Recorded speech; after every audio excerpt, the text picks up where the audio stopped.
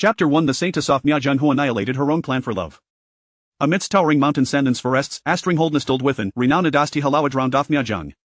Yet, a this firmament Apollof bloom enveloped the stronghold, for their sacred relic had been stolen with the Saintess, ho hadel sod ministered a curse upon every member of Teklan before her departure. Theklan had created among generous live why would unleash such cruelty upon Hironkin? The chief elder's face washen and in Thespana facentence has spat out a pool of blood onto the ground. His vomiting goth blood did not detract from his indignation towards the Saintess who had brought calamity upon their clan. Noten like chief elder Butyl clan members were perplexed. Their image to the outside world was on of incommunicability and means, but that was merely to better protect themselves and their clan. However, towards the roundkin, they were real way sincere. Amon, the Miajang Saintess, had lost their parents early in life and was raised with the entire clan, fed Betheris of numerous families, duetto her outstanding talent, she was chosen as the Saintess and would inherit the position of chief elder, undertaking the mission of protecting the clan. The clan treated Ammon exceedingly well, not only because she was the Saintess but also because she was an orphan, raised with the elder soft clan with collective effort. Precisely because the office, the cold not fathom immense cruelty and betrayal towards her own people. Why? Why indeed? Hundreds of souls in the stronghold, whether the elderly or innocent children, had all been cursed by Ammon. Ammon was the most talented person in the clan, and through Shebeka met the Saintess. The curse shed ministered couldn't libel lifted with chief elder. Yet, the chief elder, seriously injured by a man's surpriseiatic and poisoned, was no suffering from the counterattack of the cursed insects. Without chief elder, there was still the clan Chakaregrelik, the Sunan Moon cicada, capable of neutralizing Galker's shower, if it also been still in Biaman. The clan members were now in Thebring Kofdeath, and the chief elder, with his eyes burning with rage and helplessness, could do nothing to save himself or others. Witnessing Thirkin spitting blood, fainting, and turning pale and lifeless, with their life hanging by a thread. Seeing the infant Swawery still crying loudly los of their voices, becoming cold and stiff. Countless emotions of anger, pain, and bewilderment converged into a single question why? Twice amidst such circumstances that Jiang Yi arrived in this world. Jiang Yi, a legendary brute force cultivator renowned for recent paralleled combat prowess, even sword cultivators famous for their strength had to avoid his strength was unparalleled and when faced with uncertainty, hekosito act directly. The reckless Jiang Yi did while attempting to brain eye through a bottleneck. Under the wildency of lightning serpents, Jiang Yi's body disintegrated, leaving Gonli hissoling a ringen. Hetotha was doomed, but when Utha amidst the lightning serpents, a faint leg glowing button Asia Fluatan directly impacted his soul. This was 606, was the system. 606 claimed to bear a renowned golden finger system from the myriad worlds and had chosen Hamazit Shast, offering him to transcendence, would he accept? At that moment, Thellingering Jiang Yu noted like Yakik pecking gat grain. Accept. And thus Jiang Yu was taken away by 606 and arrived in the current world. Host, Aslangasia behave like a qualified patriarch, yo will have complete dio your mission, 606 said. Jiang Yi? What, ask me to be patriarch? Well, this is a profession alpha tam a living patriarch. Jiang Yi rubbed his hands together, eagerly beginning his mission. However, upon opening Geizes have found himself Toby skeleton buried underground, the immediate priority was not how to gain recognition as the patriarch can be worshipped but how to crawl out from underground. This minor task was no challenge for him. Jiang Yi retrieved Atriasur from his stash, allowing himself to be infected with a touch of, and performed a demonstration of a zombie revival before starting to dig furiously.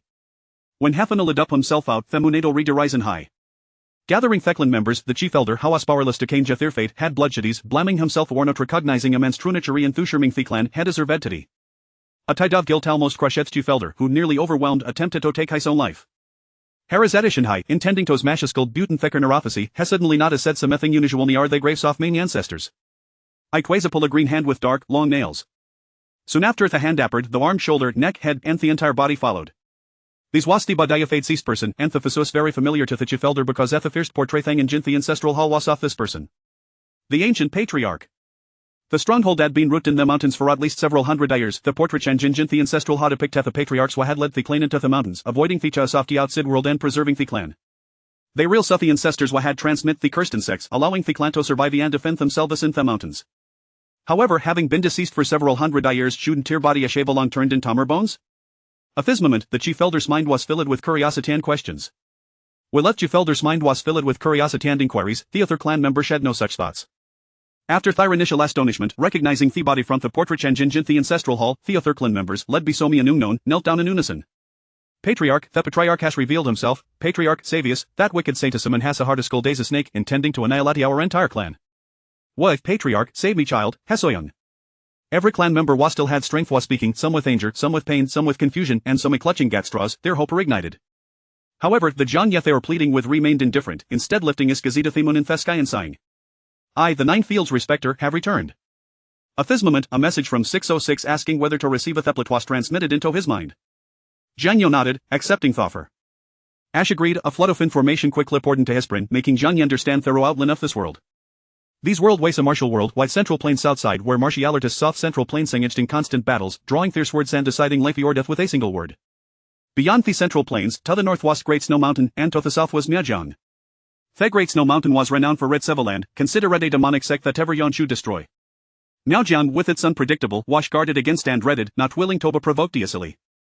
The demonic sect off Great Snow Mountain indulged in mass murder, treating human lives as grass, engage in jinn practices such as making drums from woman skin, bethinjin the blood of Ayuma girls, and dosing human satiates. Unlike Heath Great Snow Mountain, stories from Miajang mostly revolved around dramas. For instance, a martially young hero accidentally went direct into Miajang, captivating the hearts of Miajang's maidens, took up the hero while Lufker swaskisted him, ensuring that they could never leave her side. Such tales were widely spread. Theplet mentioned B606 mainly revolved around worlds to Steenchild. That Steenchild off this world was named Siechungha, how was originally used an ordinary street thug. Bikens, Siechenghu witnessed a martial feud and ways involved in it. The opponent Sozidosilinsem, stabbing him with a sword and pushing him off a cliff to dispose of the body. Hold have thought Siechengha not only survived but also accidentally found a master from beyond world, studying martial arts for 3 years before setting foot in the martial world. Subsequently, Siechengha embarked on a life filled with blessings. The demonic maiden of the martial sect betrayed her sect for him, turning over a new leaf. The righteous fairy cooked soup for him with her own hands, only wishing to accompany him. Thuial the young lady willingly offered all her wealth, willing to his concubine just to be his side. There were real Seloyaland beautiful twin maidservants woe. Chapter 2 The Saintess of Miaojiang sacrifices her entire clan for love. In her desperate bid to delay the pursuit of her kin, she resorted to placing a curse upon all her tribespeople, hoping to buy herself and her beloved a chance to escape. However, this act of malice resulted in the sacrificial demise of her entire clan. Upon discovering the catastrophic consequences of her actions, Aman was engulfed in despair, clutching her lover's hand and declaring that he was all she had left. In Miaojiang, the tradition is one of monogamy, with partners exhibiting profound loyalty towards one another. Yet, Aman soon realized that her beloved was surrounded by countless beautiful confidants, and she was merely one of many, not the first to capture his heart. The other women, vying for Siechungha's attention, were simply expressing their affections through petty rivalries. In truth, his harem existed in perfect harmony, with all the women sharing a sisterly bond. Except for Aman, whose overwhelming possessiveness set her apart. Initially, Siechungha had regarded her with special favor due to her profound loyalty, demonstrated by her willingness to annihilate her own kin. However, Aman's brutal nature and straightforward demeanor soon proved to be her downfall, as she became increasingly outmatched by the cunning of the women from the Central Plains. As tensions escalated due to provocations from others, Siechungha's growing irritation led him to distance himself from her. Heartbroken, Aman resolved to eliminate all of Siechungha's women, ensuring that he would belong solely to her. Yet, his women were a complex mix: righteous fairies, demonic enchantresses, skilled healers, and wealthy heiresses, each surpassing her in martial prowess. In terms of wealth, the heiresses alone funded Siechungha's every expense. Aman's beauty was merely delicate, her only advantage being her exotic allure, distinct from the women of the Central Plains. In terms of talent, the gentle and talented Jiexua outshone her. Aman's singular skill in poison and curses was effectively countered by the healer. With each attempt to harm Siechungha's confidants, he grew increasingly weary of her, ultimately choosing to part ways amicably. Unwilling to accept this fate, Aman resorted to cursing him, but due to the protective charm of the Sun Moon Cicada, her efforts failed, resulting in severe injuries that left her disfigured in the wilderness, subjected to the ravages of insects. In her anguish, Aman became consumed by vengeance against Siechungha. She returned to her ancestral grounds, exhuming the bones of her forebears to practice forbidden arts, strictly prohibited by her clan. Meanwhile, Siechungha, remorseful for his actions that had left Aman gravely wounded, recalled her profound sacrifice for him. Yet, her whereabouts remained elusive, forcing him to mourn her in silence. Aman succeeded in crafting the venomous golden silkworm curse, returning to exact her revenge. However, her fervent hatred dissolved effortlessly under Siechungha's tender affection, as he used the Sun Moon Cicada to neutralize the poison that had ravaged her body. With the healer's assistance, Aman regained her beauty and once more fell into Siechungha's embrace. Siechungha ascended to the pinnacle of power, surrounded by his numerous beautiful confidants, declaring his withdrawal from the world of martial arts to live in seclusion. Thus, the tale reaches its conclusion, a poignant and stirring love story. At this moment, Aman has stolen the sacred artifact, cursed her kin, and poisoned the clan elder, nearing the completion of her achievement in annihilating her entire lineage. Our ancestors, with their ethereal spirits, exist primarily to respond to the heartfelt wishes of their descendants. The duty of the ancestors is to rescue future generations from peril. Only such ancestors are deemed worthy. Zhang Yi's perception of ancestors is one of reverence, exalted as divine beings, deserving of unwavering devotion. As long as the ancestors exist, so does the family. Conversely, if the ancestors are lost, what significance does the family hold? This represents one of the simplistic worldviews in Zhang Yi's realm. In the realm of cultivation, ancestors are the strongest within their families, having founded their clans for the sake of their descendants. Surely, their purpose is not to serve the future generations like mere beasts of burden. Of course not, it is for their own enjoyment. Yet, in 606's understanding, ancestors exist in the heavens, blessing their descendants, even manifesting directly to provide support. Your ancestors, my ancestors, appear to differ. 606, but, ancestors should protect their descendants, shouldn't they, must they? This is a primary quest, dear. Jiang Yi closed his eyes to sense the situation. The people of the Miuzhang sacred site, unwilling to accept the betrayal and demise at the hands of their saintess, were filled with confusion and questions, wondering why the saintess would suddenly seek to destroy them. After all, they were kin, connected by blood. What could have transpired to provoke such a ruthless act from the saintess? Jiang Yi could provide answers to this inquiry. The ancestral spirits, responding to the desires of their descendants, would indeed open their eyes when called upon, providing comprehensive assistance in alleviating their worries. So, what do the descendants of the village seek? They wish for the saintess, who intends to annihilate her entire clan. To be stopped, they plead. Ancestors, open your eyes and witness this unfilial descendant, and save the innocent ones. Jiang Yi clapped his hands. Very well, I shall investigate this unhuman saintess and fulfill the requests of the descendants. As he turned to leave, someone grasped his leg in desperation. Looking down, Jiang Yi saw an elderly man clinging tightly to him. The old man cried out, "The ancestors have manifested, we are saved. Ancestor, a man seeks to annihilate her entire clan. Please open your eyes and see." I have already opened my eyes. Why must you implore me to do so again? I see. Jiang Yi interrupted the elder's lament. The elder's sorrowful emotions nearly faltered. Oh? The elder cautiously gazed at Jiang Yi. Though his visage was somewhat pale and not entirely human, it undeniably resembled the image of the ancestor hanging in the ancestral hall, the very face he had witnessed emerging from the grave. What? Children should not speak of strange and supernatural matters, shouldn't he be frightened? Family, we are at a critical juncture. Soon, our entire clan will perish and reunite in the underworld. What is there to fear at such a moment? Ancestor, the descendants are unfilial, blind to the truth, and have wrongly accused others, leading to this calamity. If you are truly watching over us, please save our kin.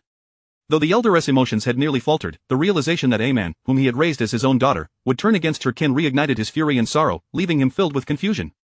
Why? Why would a man turn against her own people? They have done her no wrong. Her parents did not perish due to treachery, but rather at the jaws of beasts. Living in the mountains, the clan inevitably faces competition with surrounding ferocious creatures. Each year, a few unfortunate souls may perish during hunts. After her parents' demise, the clan never neglected a man. Whenever there was a feast, they would ensure she received her share. Once her talents emerged, the elder personally nurtured her, treating her as his own daughter. The clan revered her as the saintess, loving and respecting her. Why then would she attack her own people? The confusion of the surviving tribespeople, clad in traditional Miaozhang attire, resonated with Jiang Yi. Jiang Yi responded calmly, so you wonder about this? It's quite simple. She seeks to save her beloved and escape with him, thus she resorts to such drastic measures against you. After all, Jiang Yi was a man well-versed in the narrative. However, the tribespeople were immediately taken aback. What's love? Who is this person? What is this love? Who loves whom? Every word is understood, yet when pieced together, it feels utterly alien. Still not comprehending? Jiang Yi stood with his hands clasped behind his back, exuding an air of authority. Her beloved requires the sun-moon cicada, which you refuse to provide. Hence, she resorts to theft. To prevent your pursuit, she strikes preemptively. Do you understand now? The tribespeople, old and young alike, appeared pale and conflicted, uncertain whether it would be better to meet their demise or to continue shouting that she must be insane. The sun-moon cicada is indeed a sacred artifact, but couldn't she have negotiated, or at least considered stealing it, saving her beloved, and then returning it? How could one annihilate their entire clan over a mere disagreement? As Jiang Yi grasped this reality, he realized, I understand now, you all are unwilling to be exterminated by the saintess, correct? The elder, though bewildered, remembered the words of the ancestor emerging from the grave and nodded. He then saw genuine delight radiating from the ancestor's pale, handsome face. Simple. If I preemptively annihilate the clan, she will be unable to succeed in her plans, and you shall have no regrets. The elder's pupils dilated in shock. Wait, what is this audacious statement? Surely, the ancestor, having lain beneath the earth for so long, had been driven mad by the insects feasting on his brain, resulting in such blasphemous utterances. An ancestor, spouting such heretical thoughts, did not merely speak, he intended to act. First, he would begin with the elder clinging to his leg. The elder's body was pierced, the assailant being the ancestor with his long, sharp black fingernails. Warning! Warning, malicious intent detected. Host is in violation of the task. The system is preparing to initiate punishment for errors. Error, rebooting. Reboot successful. As the mechanical voice echoed in his mind, Jiang Yi once more heard 606's voice, though it now sounded weak. Big boss, cease your actions. They do not wish for you to kill them, they seek your protection and salvation, not for you to preemptively annihilate them to fulfill the achievement. 606's voice, though frail, resounded with urgency. With a perspective so radically skewed, Jiang Yi, oblivious to any misalignment, glanced skyward. The heavens were shrouded in dark clouds, flashes of lightning illuminating the tumultuous scene, yet, that was all there was. Chapter 3, The Tale of the Miaozhang Saintess, Part 2. Jiang Yi pondered over his unsuccessful breakthrough, realizing that his salvation rested solely upon 606. Upon this realization, he abandoned the notion of delivering a claw strike to the Grand Elder's head, instead hoisting the Grand Elder upright and casually patting his head with the very hand that had just pierced another's body. Be good and allow me a moment to organize my thoughts. The Grand Elder, whose previously verdant visage mirrored Jiang Yi's, now wore a mask of silence. Speechless, for his mother tongue was, indeed, silence, Jiang Ye's reflection flowed swiftly. If he could achieve the extermination of his entire clan before the Saintess, then she would be unable to annihilate her own kin. However, with the Saintess absent, how could the success of such extermination be validated? Enlightenment struck him. Jiang Ye slapped his thigh with vigor. I shall bring the Saintess back, a family must be whole and intact. Children, do you not agree? The children remained unresponsive, yet Jiang Ye felt no embarrassment. He resolved to engage the Grand Elder in conversation. Who was the Grand Elder? Not only did his complexion resemble a deepening shade of green, but his body was growing as frigid as ice. Trembling, he lifted his hand. Jiang Ye was taken aback and hastily repositioned him. You are the Grand Elder, why did you not say so sooner? How have you come to this state? The Grand Elder replied, Indeed, how have I become like this? Perhaps this was the consequence of his blindness, leading to the near annihilation of his kin, a just retribution for an unfilial descendant. The Grand Elder offered this explanation. Jiang Ye sighed, Your just deserts may be deserved, but you cannot perish just yet, you have yet to save our people. The Grand Elder's previously vacant gaze sharpened, becoming fixed and vacant. Me? Save our people? Indeed, it is you. Confusion clouded the Grand Elder's mind. Jiang Ye, however, felt no discord in the matter and solemnly bestowed upon him a renewed breath of life. An ancestor traversing the world must exhibit some grandeur. The revered Nine Yi could forego many things, but not dignity, since he must retrieve the Saintess to achieve the extermination of the clan before her. Lest she accomplish the act herself, it was imperative that the clan members remain alive for the time being. Jiang Ye glanced at the men, women, and children teetering on the brink of life and death, then bestowed the Grand Elder an encouraging look. Go, give each of them a puncture. The Grand Elder protested, Ancestor, all the faults lie solely with the unfilial descendant. The clan members are innocent. Direct your ire towards the unfilial descendant. Jiang Ye furrowed his brows. I am not angry, just go, swiftly, delay any longer, and someone may perish. The Grand Elder hesitated for a moment, then his heart leapt with joy, promptly following the Ancestor's command and puncturing each clan member in turn. Remarkably, after the punctures, the pallid faces of the clan members turned instantly green. Even the infants still nursing bore faces of a pale hue. Though their faces had turned green, the silver lining was that no one had perished. They exchanged glances, those with partners allowing them to touch their faces, while the singles felt their own. The consensus was clear. Truly, the Ancestor had transformed them all into something beyond human. Rumors of the Ancestor's unparalleled mastery of corpse control had circulated in the past. One individual could command 1,000 troops. Was this not the classic manifestation before their very eyes? However, they had now become the Ancestor's controlled corpses. Yet, the news of no casualties was ample cause for celebration. Satisfied that no one had met an untimely demise without his notice, Jiang Ye nodded approvingly. Excellent, children, select a few individuals to accompany the Ancestor. Our goal is to retrieve the last dispersed clan member, then, we shall present ourselves as a complete family, achieving the extermination of our clan. Thus, my task shall be completed. Jiang Ye mused with delight, confident that no task could ever prove challenging for the revered Nine Yi. After all, he was the revered Nine Yi of the heavens and the 9 provinces. In response, the system remained silent. The silent system was, in fact, weeping internally. Good heavens, what manner of being had it bound as a host? It had explicitly stated the purpose was to protect, guard, and save future generations. Why did the host seem to absorb none of this, consumed instead by a deranged obsession with extermination? Surely, it had not bound some eccentric as its host. Impossible, absolutely impossible. It had selected individuals based on the merits they had accrued. The host's golden aura of merit could not be feigned. There must be some error. 606 busied itself with a self-check. Meanwhile, Jiang Ye reclined upon the mountain sedan chair carried by his clansman, propping his chin and yawning. Ah, how dull. I yearned to see rivers of blood. If any of Jiang Ye's acquaintances were present, they would likely feel compelled to inform the little system that it had indeed not made a mistake in binding its host. The revered Nine Yi was precisely this eccentric. The clan members discovered newfound strength, feeling tireless, without the need for rest. The 4, including the Grand Elder, sped along, traversing mountains and valleys until they emerged from the rugged wilderness into inhabited territory. The Grand Elder halted, diplomatically proposing to their empty-headed Ancestor, Ancestor, we now appear different from ordinary folk. We may not be accepted by the outside world. We must undertake some disguise. Many of the clan members had never left the village, their farthest ventures merely exchanging goods with villagers. The Grand Elder was different. He had once journeyed to the Central Plains and navigated the martial world. In other words, none among the clan possessed any cunning, for all the wits resided within the Grand Elder. He understood well the extent of the outside world's exclusivity. The southern regions were more accommodating, bordering the sacred land of Miaojiang, and home to numerous tribal leaders, comprised of various ethnicities deemed barbaric by the Central Plains. Beyond the south, however, even a mere difference in attire could invite various forms of rejection. If not only their attire but also their appearance deviated, the resistance would be even greater. The Ancestor had initially proclaimed their intent to venture to the Central Plains martial world. While embarking was feasible, their current appearance posed a slight problem. Jiang Ye grasped this reality well. Did he, the revered Nine Yi, lack awareness of the common people's struggles? Certainly not. With a mere gesture, the revered Nine Yi pointed, and the greenish hue of his complexion gradually faded, leaving only the pallor. The Grand Elder and the 3 carefully selected young adults of the clan underwent the same transformation. Stripped of their greenish tint, they appeared as fair as jade. The Grand Elder touched his face, feeling its smoothness, questioning whether it was still his aged countenance. With concerns alleviated, the Grand Elder no longer impeded their progress, and they continued their journey with the Ancestor. Along the way, the Grand Elder instructed Ade to trade for several sets of clothing typical of the Central Plains. However, the Ancestor refused to change attire. "I wish to stand out as a unique individual," declared the Ancestor.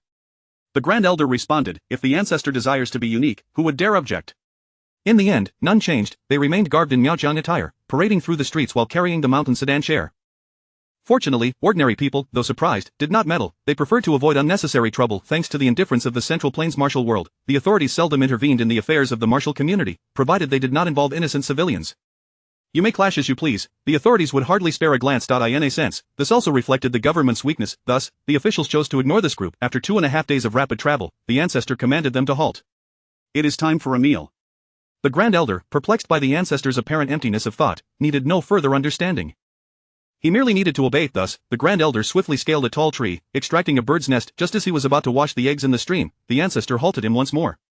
"You carry poison, a potent toxin that can spread. If you soak in this stream, it will become unusable."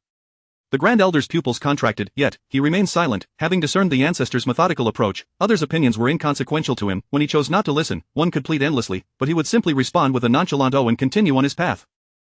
One could hardly criticize the Ancestor, for he was exceedingly polite. He could easily have pierced your head, yet he chose to listen courteously to your discourse, rarely interrupting, and even responding once you finished. Was he not the finest Ancestor in existence? Inflicting harm upon humans was one matter, however, harming the small fish, shrimp, and crabs in the water was another. Though they were small now, they would grow, and in time, they could be enjoyed as roasted fish, sweet and sour fish, fragrant pan-fried fish fillets, or steamed crabs. Clearly, as the Ancestor spoke, he became increasingly aware of his own hunger, for Zhang Yi distinctly heard the sound of him swallowing. The Grand Elder's instinct was not mistaken. Zhang Yi indeed felt himself grow hungry. Thus, their rest was brief, merely long enough to boil a bird's egg. The Grand Elder peeled the cooked egg and respectfully offered it to the Ancestor. Yet, as he performed this task under the Ancestor's gaze, he felt he had not executed it sufficiently well. Why had he not chosen a more attentive young woman from the clan to accompany them? After all, the attentive care of a man was inherently different from that of a gentle and meticulous young woman. The Grand Elder was, in truth, overthinking the matter. Zhang Yi, indifferent to who attended to him, simply appreciated that someone was there. After consuming the bird's egg, he smacked his lips, declaring, "Onward, to the city." You may wonder why he suddenly decided to pause for a boiled egg. This was because they had been on the move for 2.5 days. 2.5 days was a significant span, warranting a taste of the egg laid by the elder brother. As for why Zhang Yi entertained such a whimsical notion, do not inquire. He was, after all, an eccentric. Regarding the poison afflicting the clan members, it stemmed from the potent corpse toxins of a high-energy world, known for its severe pollution.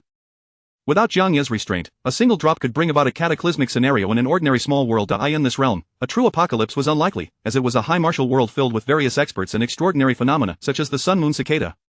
Yet, for ordinary folk, such encounters were utterly confounding. Fortunately, with Zhang Yi's restrictions in place, there was little cause for concern. Chapter 4 The Saintess of Miaozhang sacrifices her entire clan for love. Part 3 As Zhang Yi closed his eyes for a moment's respite, they entered the city. The once bustling and lively tavern fell silent the instant the peculiar quartet, clad in Miaozhang attire, bore a palanquin through the entrance. The stark transition from cacophony to stillness jolted Zhang Yi awake, his curiosity piqued by the sudden hush. Upon opening his eyes, he was greeted by a throng of onlookers, and his gaze brightened with intrigue. What was amiss? Was a brawl about to ensue? The elder, under the collective scrutiny, remarked, "Ancestor, might I suggest you temper your tone with a hint less of anticipation and schadenfreude?" Many among the crowd harbored discontent toward the elder's ostentatious demeanor, especially those seasoned in the ways of the martial world, armed with blades and swords. When they beheld the delicate, porcelain-skinned youth, seemingly lacking any combat prowess, uttering such provocative words, a few could no longer contain themselves. "I expected a figure of renown, yet here stands a mere callow youth. Hey, lad, did your elders neglect to teach you the virtue of humility when in public?" Zhang Yi, brimming with enthusiasm, turned to face the speaker, a burly man seated by the window, a massive iron hammer at his feet, a fearsome scar marring his countenance. That scar of yours, it's quite the fabrication, isn't it?" Zhang Yi's interest waned instantaneously. In this day and age, even scars were contrived. Would it not be more commendable to emulate the venerable Zhou Yi, who is known for his integrity and authenticity, embodying what he represents? The burly man had anticipated the youth's tears, but upon their brief eye contact and the latter's dismissive comment, his anticipation dissipated, and the lad turned his gaze elsewhere. Coupled with the inquisitive stares of others now fixated on his scar, the man's fury ignited. He kicked a table aside and, brandishing his hammer, charged at the still-lifted Zhang Yi. "You seek death. Who seeks death? Who?" Zhang Yi's inquisitive eyes darted around. The man's swift approach was outmatched by the rapidity of his own ejection from the scene. The elder, maintaining a steady grip on the palanquin, effortlessly dispatched the brute with a casual kick, ensuring the Ancestor remained seated undisturbed. Zhang Yi, having scoured his surroundings to no avail, clicked his tongue in disappointment, urging the elder to lower the palanquin as he descended. With a few steps, he found himself reminiscing about his reliable mode of transport, the formidable golden tabby cat, Mountain King. Sigh, I wonder if it has ceased to run ever since my failed breakthrough. Today, I find myself yearning for the big cat.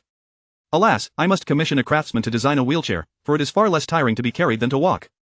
With the example set by the burly man, Jiang Ye's leisurely ascent went undisturbed. Once seated, a timid server approached, stammering, "What may I get for you, esteemed guest? Bring forth all your signature dishes." The server, eager to oblige, scurried away. Soon, a veritable feast appeared before Jiang Yi, who, ignoring any attempts at introduction, dove headfirst into his meal. The elder and his entourage stood silently by, resembling statues, as Jiang Yi devoured everything in sight, belching contentedly afterward. Among the spectators, a curious young lady, accompanying her father on a martial expedition, directed her gaze at Jiang Yi's seemingly unperturbed abdomen. Jiang Yi furrowed his brow. The elder stepped forward, inquiring, "What commands does the ancestor have?" Jiang Yi, indignant, retorted, "Scoundrel, how dare you ogle the ancestor's midsection? Is that any way to conduct oneself?" Having expressed his indignation, he resumed his seat, fully satisfied, appearing to await some commotion typical of tavern dramas. Yet, nothing transpired. The previously ejected burly man quietly re-emerged, seizing the opportunity to slip away unnoticed, having recognized the futility of confronting the elder again. A wise man does not court disaster, and the kick's power had imparted a stark realization to him. With the precedent set by the burly man, others refrained from stepping forward, not wishing to experience the elder's wrath firsthand. Although there was no spectacle to behold, Jiang Yi remained in his seat, lazily reclining, exhibiting no decorum whatsoever. This behavior drew disapproving glances from those observing in the shadows, noting his apparent lack of upbringing. Indeed, given their Miaojiang attire, it was evident they hailed from a land where noble lineage and decorum were scarce. However, recent events involving the renowned swordsman Xie Changhe and his entanglements with the Miaojiang saintess had set tongues wagging. Did this current entourage of Miaojiang individuals bear any relation to the previous saintess? Uncertain, they continued their covert observations. Should there be a connection, or if they were indeed intent on capturing the Miaojiang saintess and confronting Xie Changhe, assistance might be warranted. Why offer such aid? Quite simply, the swordsman was an eyesore, and while they were not a match for him, their home forbade them from instigating conflict. Thus, they would approach the matter subtly. What fueled this disdain for Xie Changhe? In the realm of martial chivalry, few striking beauties remained unclaimed, all coveted by young heroes, yet Xie Changhe had monopolized them. Which young hero would not wish to eliminate the swordsman to prevent future grievances? It was not envy, absolutely not. It was merely a matter of standing up for the downtrodden. Such exquisite celestial beings deserved better than to bend the knee to one man. Whether that better meant oneself, well, one need not ask, for no one would dare admit it. As long as Jiang Yi lingered in the tavern, so too did the observer remain vigilant. Once Jiang Yi and his entourage departed, the observer finally rose, only to inadvertently twist their back. The already distant Jiang Yi erupted in laughter. The elder's expression remained grave, while Adil looked puzzled, exchanging glances with his companions. What could the ancestor find so amusing? His companions responded with a quizzical gaze, attempting to coax Adi into inquiring.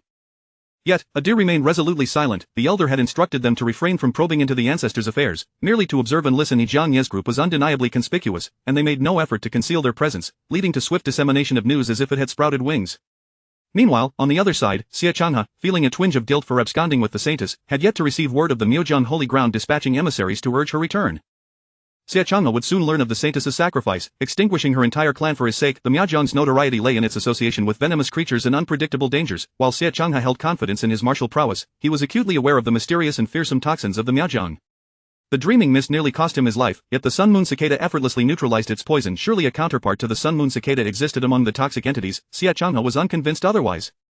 He approached his affections for a man with trepidation, fearing that intimacy might result in a swarm of insects clinging to him. A man, perceptive to his unease, adhered to her principles. Xie Changhe was her beloved, and she would remain by his side. In an effort to convey her sacrifices, a man tearfully revealed to him the fate of her kin, and upon sharing, a man nestled close to him, whispering sweetly, "Husband, I have but you left. You are all I have." Overwhelmed with emotion, Xie Changhe grasped her delicate hand. "A man, I shall not fail you." As these words left his lips, news swiftly reached him regarding a group clad in Miaojiang garb, their formidable strength palpable as they approached the Central Plains martial world. Stunned by the revelation that a man had extinguished her entire clan, Xie Changhe fell into deep contemplation. If a man had vanquished her kin, then from whence did these Miaojiang figures originate? Was it possible that two Miaojiang holy grounds existed in this realm? A man's reaction was even more pronounced, her brow furrowed in disbelief. "Impossible, only the elder can dispel my poison, yet I have poisoned him with lethal tea. The poison will turn upon him, he cannot possibly have the strength to assist our clan." The informant averted their gaze, wide-eyed. Do the Miaojiang people truly harbor such cruelty towards their own? A man, evidently disbelieving of her clan's safety, resolved to investigate firsthand. Xie Changhe, possessing the sun-moon cicada, felt it inappropriate to allow a man to venture alone and willingly decided to accompany her. His beautiful companions insisted on joining as well. Thus, a man's solitary quest transformed into a collective expedition led by Xie Changhe along with his horde of admirers. Today, one favored pastries, tomorrow, another faltered from exhaustion, the day after, yet another shed tears. In short, Xie Changhe found himself thoroughly occupied, scarcely able to keep his feet on the ground. His busy schedule irked a man, who regarded the other women with a glint of malice. The other women returned her gaze with a challenge, and before a man could react, they rushed into Xie Changhe's embrace. "Husband, does a man despise me?" Her gaze was rather fearsome. Xia Changha responded tenderly, how could that be? Your man adores you. Does she truly like me? It suffices that my husband favors me. Did you not feel how much I cherished you last night? The air was filled with playful banter as the women teased him, no more. You are incorrigible. A man stood by, her expression unreadable. Chapter 5 of the tale of the Miao Holy Maiden, who sacrificed her entire clan for love. A man could hardly bear it. A solitary insect stealthily crawled towards the delicate songbirds, yet it was abruptly crushed by the surge of internal energy halfway through. Xia Changha cast her a disapproving glance. In a fit of pique, a man stormed away. Xia Changha, ensnared by the charming songbirds, first pacified them before pursuing a man, exhausting all his efforts to coax her back into good spirits. As Xia Changha endeavored to master the art of placating, Jiang Yi and his companions resumed their journey. The two parties advanced towards one another with unwavering determination. With every step taken, the Grand Elder's emotions became increasingly tumultuous, mirrored by Ade and the others. Ade and his companions, equally talented and youthful members of the clan, had watched a man grow up. Among them was one who had long harbored feelings for her but had not mustered the courage to confess. The Grand Elder sought clarity from a man, yearning to discern whether she was truly coerced or if some misunderstanding lay at the heart of the matter. Ade and the others shared this sentiment. They could not bring themselves to believe that a man would wish for the annihilation of her entire clan for the sake of a foreigner. How could she be so heartless? Just recently, the eldest sister of the clan had given birth, the child still nursing. When the child reached its first month, she had even invited a man to bestow a longevity charm upon the infant. In short, they found it inconceivable that a man could be such a ruthless, ungrateful wretch. As they approached their destination, their anxiety deepened. Was a man truly compelled against her will, or was there some misunderstanding? Or had she been manipulated by the cunning and despicable people of the Central Plains? Beneath their impassive facades lay hearts riddled with apprehension. This unease directly affected Jiang Yi, who was in a stupor, drifting between wakefulness and slumber. Jiang Yi poked a hole in the Grand Elder's chest, precisely where the heart resides. The anxious heart stilled, and Jiang Yi felt a sense of satisfaction. The Grand Elder remained silent, and as Jiang Yi paused to rest, he quietly mended the torn fabric of his clothing with needle and thread.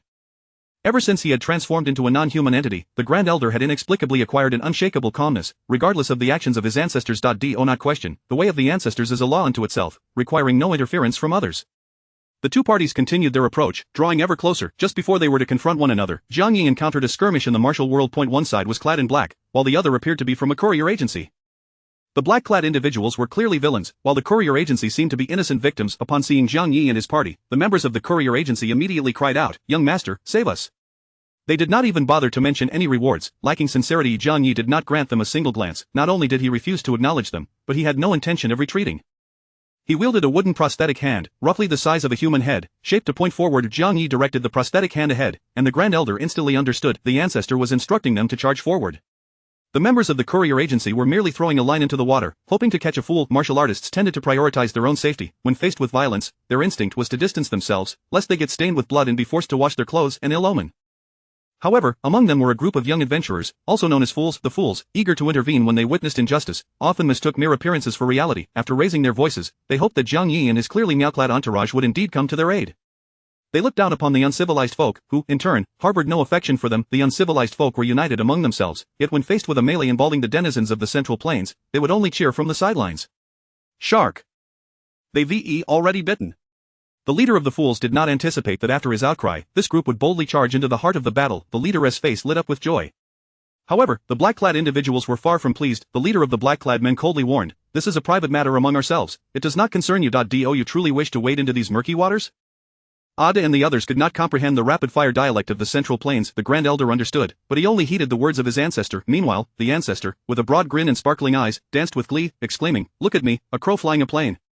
What kind of chicken was a flying chicken? The Grand Elder had no idea, nor did the two opposing sides. The leader of the fools, overjoyed, could hardly contain his excitement, while Jiang Yi leaped down from the sedan chair and charged at both factions. Subsequently, both sides were met with a fierce onslaught. Under the overwhelming impact of the Ancestor, who emerged as if from a coffin, both the courier agency and the black-clad men lay strewn across the ground. The good news was that none had perished. The bad news was that they were collectively injured and could do little more than glare at their adversaries. The leader of the courier agency gasped out his last breath, calling, "Young master, you've harmed our allies. I am the leader of the Divine Might Courier Agency, and we shall surely repay your life-saving grace handsomely." Upon hearing this, Jiang Yi turned his head. A handsome reward, indeed. The Divine Might Courier Agency has traversed far and wide over the years, accumulating some wealth. A life-saving grace surpasses all else, hence, we must repay you generously to fulfill our moral obligation. However, Jiang Yi shook his head. "You are mistaken." The leader of the courier agency gasped. "What do you mean, mistaken? It is not a generous reward, it is a ransom for your lives." The leader of the courier agency was taken aback. This time, it was the black-clad men who scoffed. Before they could complete their laughter, Jiang Yi approached, using one of their own daggers to puncture a hole in one of them. "You too must pay." The black-clad man retorted, "You can say whatever you wish, but why must you stab me?" Taking a deep breath, the black-clad man decided not to argue with what he deemed a brainless group of Miao people. Instead, he calmly inquired, "What is your price?" Zhang Yi, the esteemed nine-wild sage, had a well-honed method of extortion. He never stated a specific amount, allowing the would-be buyers of life to offer what they deemed appropriate. As long as he refrained from naming a figure, he would never suffer a loss. Why did Zhang Yi take advantage of the chaos to demand ransom from both warring factions? It stemmed from a previous dining experience at a tavern where the Grand Elder had nearly emptied his pockets to settle the bill. The tavern owner and the waiter trembled as they insisted that there was no need for payment, as it was an honor to host such gallant Miao warriors. After the meal, the elder fell asleep, while the unassuming Grand Elder declined, "No, we Miao people do not engage in deceitful practices." Thus, a single meal had emptied the pockets of the Grand Elder and the three other Miao strongmen. Ada and the others were left bewildered. Was the outside world truly so extravagant? How terrifying! They could not bother the Ancestor with matters of financial shortage. The Grand Elder bore a heavy heart, masking it with a stoic demeanor. In his youth, the Grand Elder had been a kindly old man, but now it was best left unspoken. He would wait until they reached the town, leaving Ada to guard the Ancestor while he took the others to earn some money. Currently, they felt no fatigue, possessing boundless strength. Without relying on sorcery, their physical prowess could easily overpower the martial experts of the Central Plains. Surely, with such strength, they could earn a decent wage by transporting goods. Later, when Zhang Yi re-entered the city, he discovered that only Ada remained with him, while the Grand Elder and two others had vanished. The Grand Elder had gone to earn money, laboring all day to gather a handful of copper coins. Had it not been for their Miao clothing, they might not have earned even that meager sum. Zhang Yi was a man of dignity. He could not bring himself to dine without payment. Yet, everyone else's pockets seemed cleaner than their faces. Very well, then I shall forego eating. Did Zhang Yi lack even this modicum of self-control? Yet, along the way, encountering fat sheep and business opportunities, why not seize the chance? Were Zhang Yi not a natural-born body cultivator, stepping into the realm of martial arts and instilling fear in surrounding practitioners, but rather a merchant, he would undoubtedly become the wealthiest among cultivators. After all, he believed himself to possess a true gift for business. Moreover, since the leader had first called for help, attempting to drag others into the fray, Zhang Yi could not let him down. As they traveled, opportunities for business seemed to sprout legs and come running to him, leaving Zhang Yi feeling somewhat melancholy. In truth, he was not only a natural-born body cultivator but also a born merchant. Perhaps that is what defines a genius. The black-clad men, witnessing Zhang Yi's astute business acumen, were reluctant to comment, as they deftly emptied their own pockets. The leader had emptied his own with such ease that his subordinates followed suit, producing a variety of items: bottles, scrolls, silver notes, and golden leaves.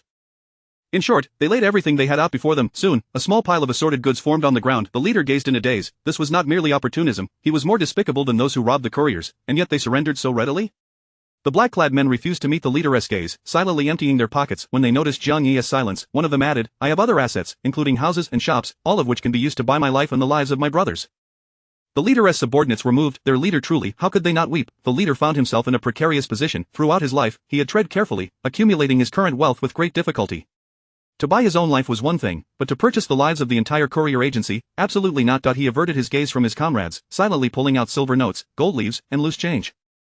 Zhang Yi observed the gold leaves and silver coins, staring intently for a few seconds before attempting to retrieve items from his soul-bound storage space. It was futile. The laws of a different world seemed to suppress such actions. Different worlds abide by different laws. This presented an intriguing topic of study, yet, as a pure body cultivator, Zhang Yi's astute mind reminded him that he need not delve into such complexities. He could simply overwhelm any obstacle with sheer force. Research was out of the question. If he could not access his storage space, so be it. The items remained intact. The sight of the gold leaves reminded him that he seemed to have collected various materials akin to gold essence for crafting. Chapter 6: The Tale of the Miao Valley Saintess, who sacrificed her entire clan for love. Never mind, it is not of utmost importance. Zhang Yi abandoned his intentions, and the dense clouds that had shrouded the sky gradually dissipated, revealing a cerulean expanse of clear skies. The atmosphere had been heavy under the oppressive gloom, causing hearts to race with a palpable sense of dread akin to facing an insurmountable natural disaster. This fear, however, was fleeting. A few individuals were drenched in perspiration, as if they had just emerged from the depths of a river. Observing this, Zhang Yi feigned nonchalance, but it was evident that he had retreated a considerable distance, his expression betraying a mixture of surprise and contemplation, as if to say, "Oh, they actually wet themselves. Can this life-saving money still be claimed?" The figure in black spoke, the leader of the group. "I am soaked from sweat, not from having urinated." Zhang Yi merely responded with an "oh," resolutely refusing to touch the life-saving funds they had handed over, instead instructing the elder to tally the amount. The elder, undeterred, took it upon himself to count but soon became bewildered due to his poor mathematical skills. With the elder struggling, the others, such as Adi, were equally perplexed. Ultimately, the black-clad individuals took the initiative to assist in organizing and consolidating the funds before presenting them to the elder. The elder expressed his gratitude. The black-clad figure replied, "You are indeed quite courteous." Turning his head, he noticed Adi and his companions regarding him with a mix of respect and admiration. The black-clad figure mused, could it be that he should not be mingling in the underworld, but rather pursuing the imperial examinations and becoming a high-ranking official? With the life-saving funds secured, Zhang Yi immediately lost interest in the group, yet he chose not to leave. Instead, he retrieved a fresh sunflower head from behind and began cracking open the seeds. The fresh seeds were delightful, not overly stimulating, and quite tasty. The black-clad individuals exchanged glances, puzzled as to why he still lingered. The leader, increasingly irate, recalled that he had promised to provide the life-saving money, yet he dared not withhold it, for Jiang Yi was known to wield a blade at the slightest provocation. Just look at the black-clad individual, still bleeding profusely. His experiences in the underworld advised him to avoid any tricks in the presence of such formidable and volatile masters. However, in the escort agency, he was the sole provider of life-saving funds, while the others had only managed to scrape together a few copper coins. The martial artists, having procured only copper coins, felt as if they were doomed, yet Jiang Yi accepted the coins, only to discard them afterward. Was it truly the case that the life-saving money was given at his discretion, regardless of the amount? Had he known this earlier, he would not have surrendered his entire fortune now. Not only had he lost everything, but he had also alienated his brothers. With the hearts of men scattered, leading the group would become increasingly difficult. Upon returning, it would be best for the escort agency to undergo a complete overhaul. The leader's eyes gleamed with determination, clearly having made a decision. Even the scapegoat was readily available. He would let the black-clad individuals take the blame for their attempted robbery. Jiang Yi was unconcerned with the leader's thoughts. After cracking seeds for a while, he noticed the two sides still remained inert and urged, "Weren't you all fighting? Do continue." The black-clad figure retorted, "Are you out of your mind?" Meanwhile, the leader's gaze darted about, hoping the black-clad individuals would eliminate everyone from the escort agency until only he remained. In the world of escorting, camaraderie and righteousness were paramount. If word of today's events spread, he would be left with no reputation to speak of. This escort agency was destined for ruin. Despite perceiving Jiang Yi as mad, the black-clad individuals still dared not move against him, and under his leadership, both sides resumed their skirmish, albeit with a noticeable lack of enthusiasm, resembling a staged performance. Jiang Yi soon found the seeds unappetizing, so he put them away and signaled for the elder and the others to lift the sedan chair. Disinterested, he resolved to seek out the saintess. Upon finding her, he could annihilate the Miao Valley before her very eyes. The esteemed Jun Jui was unparalleled in all his endeavors, making this trivial task hardly worthy of mention. 606. Struck speechless, 606 chose silence, for it had come to the realization that it may have inadvertently ensnared a formidable figure. How could such a thing happen to it? It was merely a weak, pitiful, and helpless novice system. Having been activated for just over a month, how could it have made such a blunder? Save the system, for it was on the verge of collapse. Unconcerned with the system's impending failure, Jiang Yi was solely focused on the task at hand. His understanding of the mission was nothing short of extraordinary. As he dismissed the opinions of others, convinced that his interpretation was infallible, the thoughts of others held no weight. He had his own comprehension of the task. Throughout his life, Jiang Jui acted without the need for outside interference. Such stubbornness, such madness. Truly, it was you, Jiang Jui. As the sedan chair was lifted once more, the black-clad figure continued to observe with keen interest. Ah, is he about to leave? The leader's spirits rose further. Soon, he would ensnare this band of witnesses to his character's depravity. The sedan chair advanced steadily, the four bearers navigating the rugged terrain with ease, clearly indicating their prowess as skilled practitioners. Just as they passed the group of black-clad individuals, they encountered a procession heading straight towards them. An estimated 10 carriages adorned with goods accompanied by guards and a bevy of beautiful maidens caught their attention. Whose young lady was making such an extravagant outing? Why, with so many people, would they choose to traverse this narrow path rather than the main road? This was the leader's thought process. The expression of the black-clad figure grew serious. He signaled to his subordinates, who promptly disengaged from their mock battle and took their positions behind him, watching the newcomers with caution. The opposing group also clustered together, yet they maintained a distance from the leader. The leader remained outwardly composed, yet internally regarded these newcomers as mere corpses. The elder paid no mind to the approaching caravan. Jiang Yi's approach was singular. If he saw it, desired it, he would possess it. Such a domineering individual would find it exceedingly difficult to comprehend the concept of courtesy. Were they encroaching upon his path? He would charge forth. The elder remained unfazed. Whether the opposing force consisted of people or mountains, even the ancestors would allow them to collide. Should they crash into the oncoming group, the ancestors would regard them with disdain, as if to say, "What a useless bunch." It was evident that the ancestors were reprimanding them for their inability to navigate the terrain. The procession of the sedan chair pressed on without yielding, while the opposing group stood firm. A middle-aged man, appearing to be in charge, stepped forward.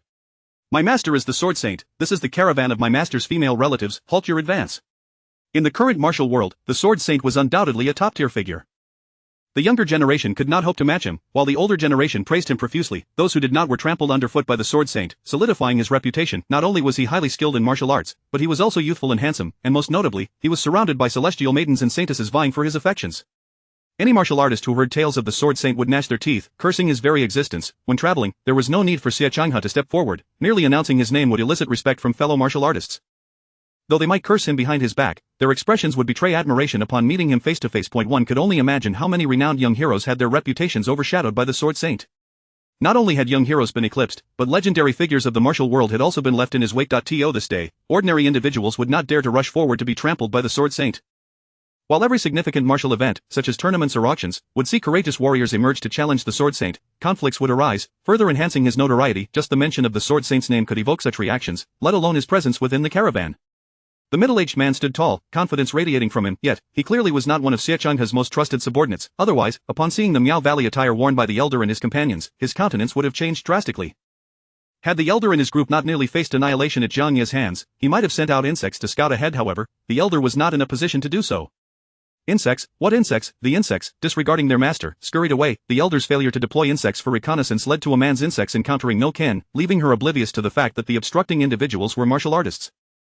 A man had always held a disdain for the martial world of the Central Plains. She, who could effortlessly eliminate those she deemed weak, could scarcely tolerate their scornful gazes, yet she had to swallow her pride, for they were Xie Changhe's people. In the Central Plains, it was customary to have multiple wives and concubines. Xie Changhe himself was surrounded by numerous admirers, all of whom arrived before her. A man's only reliance was on being Xie Changhe's savior, having sacrificed her entire clan for him. The Central Plains valued loyalty above all else. This debt of gratitude was one that Xie Changhe could never forsake. However, a man was simultaneously tormented by her own jealousy, oscillating between the urge to retaliate and the need for restraint. This internal conflict was driving her to the brink of madness, but there was no need to panic, for the ancestors would protect their descendants. Indeed, he had answered the prayers and wishes of his descendants, rising from his coffin to lend them assistance. Though the Elder could not presently utilize insects, as the strongest figure from the sacred land of the Miao Valley, he was still keenly aware of the presence of insects among the travelers. The Elder's gaze sharpened as he directed his attention towards the carriage emitting the strongest scent of insects. Inside the carriage sat a man, clad in the traditional attire of Miao Valley maidens, with a silver ornament on her forehead swaying with the jolts of the carriage. Xie Changhe was absent. He had been left behind by the demoness who betrayed him. Accompanying her within the carriage, those harboring the greatest hostility towards a man were the wealthy daughters of noble families, while the righteous sect maidens, demonesses, and healing practitioners regarded her with indifference, for a man's standing was simply too low.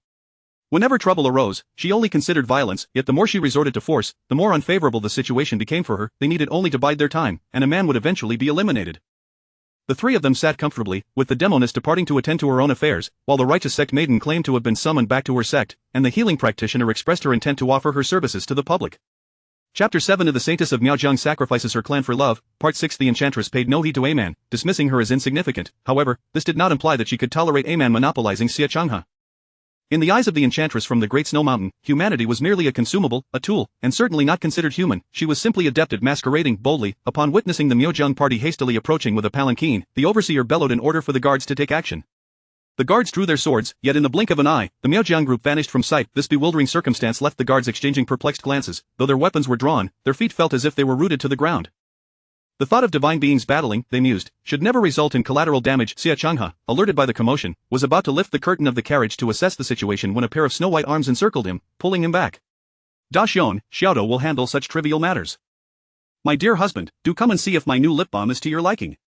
Xie Changhe found himself ensnared in the tender embrace of affection of the Grand Elder. Under the pressure of his formidable presence, Aman within the carriage felt as if she were facing a dire threat. Before the group could draw near, the carriage erupted violently, and Aman soared into the air, alighting on a nearby tree, her eyes cold and merciless as they fixated on her adversaries.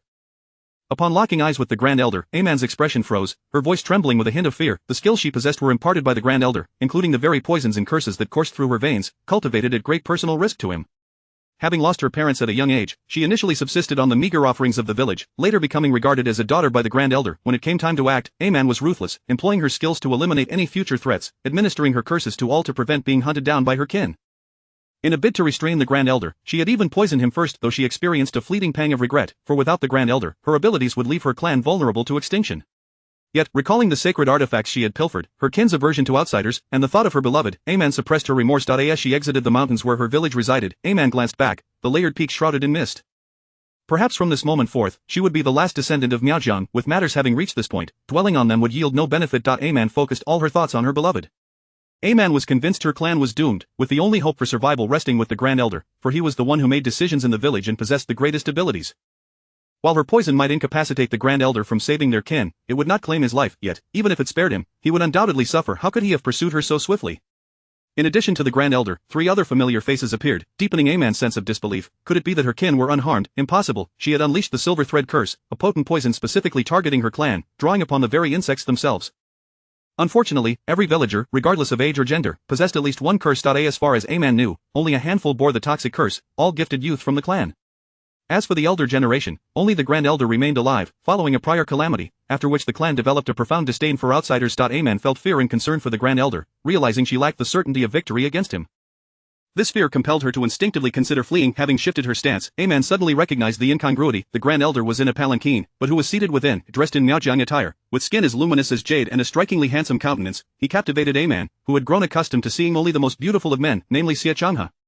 Yet, this man, adorned in Miaozhang garb, eclipsed even him. As she gazed upon him, Jiang Yi happened to cast a cool glance her way. Aman's heart raced, her pulse quickening. Who was he?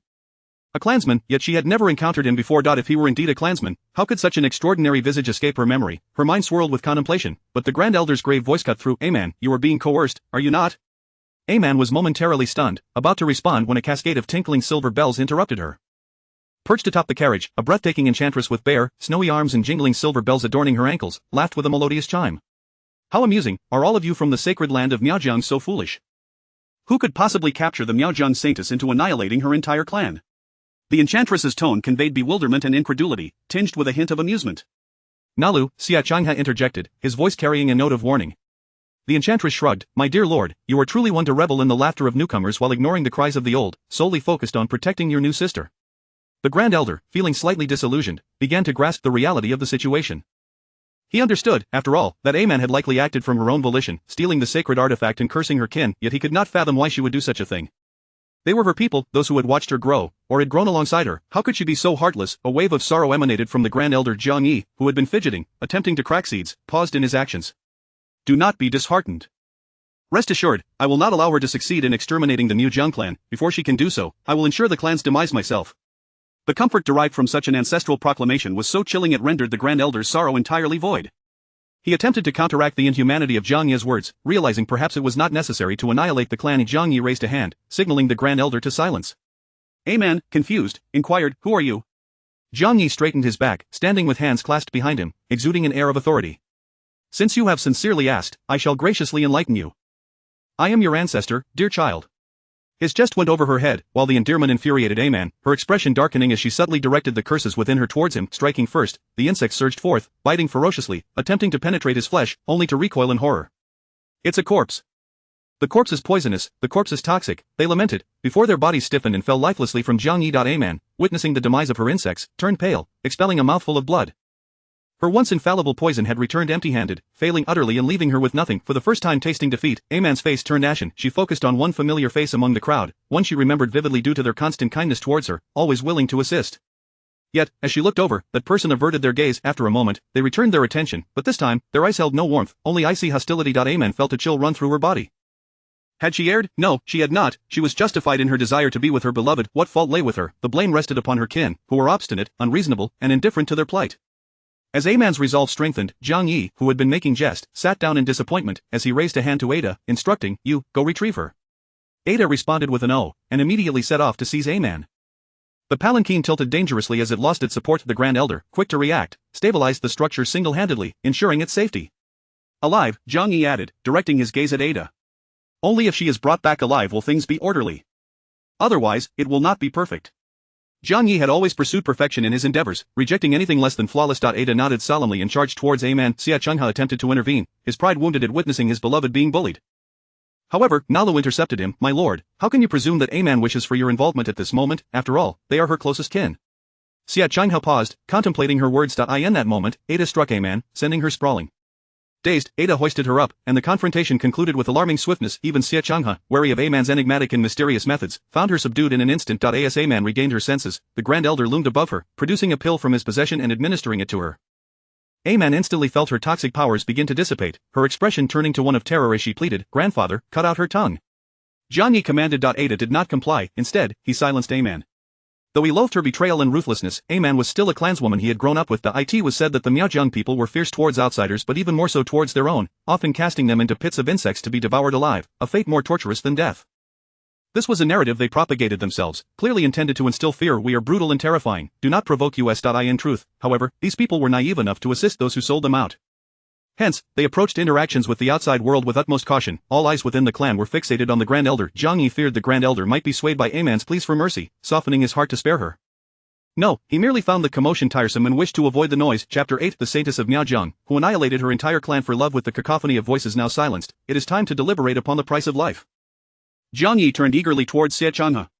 "Wow, the son of fortune, alive!" The moment Jiang Yi's thoughts emerged, 606 immediately felt that the entire atmosphere had shifted unfavorably. It was not enough to simply acknowledge him as the son of fortune. Why emphasize that he was alive, punctuated with such an ostentatious exclamation mark? Was it to imply that your son of fortune was deceased? Jiang Yi's fascination with the son of fortune was palpable, as he intended to scrutinize the stark differences between the son of fortune and an ordinary individual. However, the son of fortune himself appeared pale and grim, drawing his sword with a swift motion, directing its point at Jiang Yi. "Demon, release a man." Jiang Ye's eyes gleamed with a curiosity akin to that of an inquisitive child, a demon? Where is the demon? Xie Changhe, in that moment, shared a psychological state reminiscent of the robust man who had once bellowed at Jiang Yi for courting death, feigning madness, Xie Changhe concluded, before charging directly at Jiang Yi.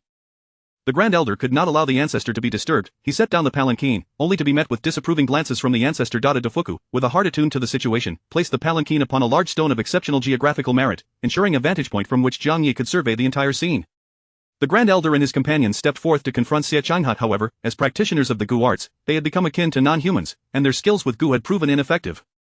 Their progress was sustained solely by their now superhuman physical abilities. In combat, the ordinary martial artist stood no chance against the Grand Elder and his entourage, unable to withstand even a single strike. Under the might of their blows, techniques, inner strength, and strategies dissipated into mere illusions, this advantage persisted until they encountered Xie Changhe, the son of fortune, whose martial prowess was formidable, possessing deep inner strength. Although their physical attributes surpassed even those of elite practitioners, their approach was nothing but brutish, devoid of finesse, allowing Xie Changhe to navigate the fray with remarkable ease. Analu, observing the unfolding scene, once more swayed her dangling feet, producing the melodious sound of silver bells. She brimmed with confidence in Xie Changhe. Indeed, the Grand Elder and his companion soon bore numerous wounds, curiously devoid of blood, as if they were no longer human but mere corpses.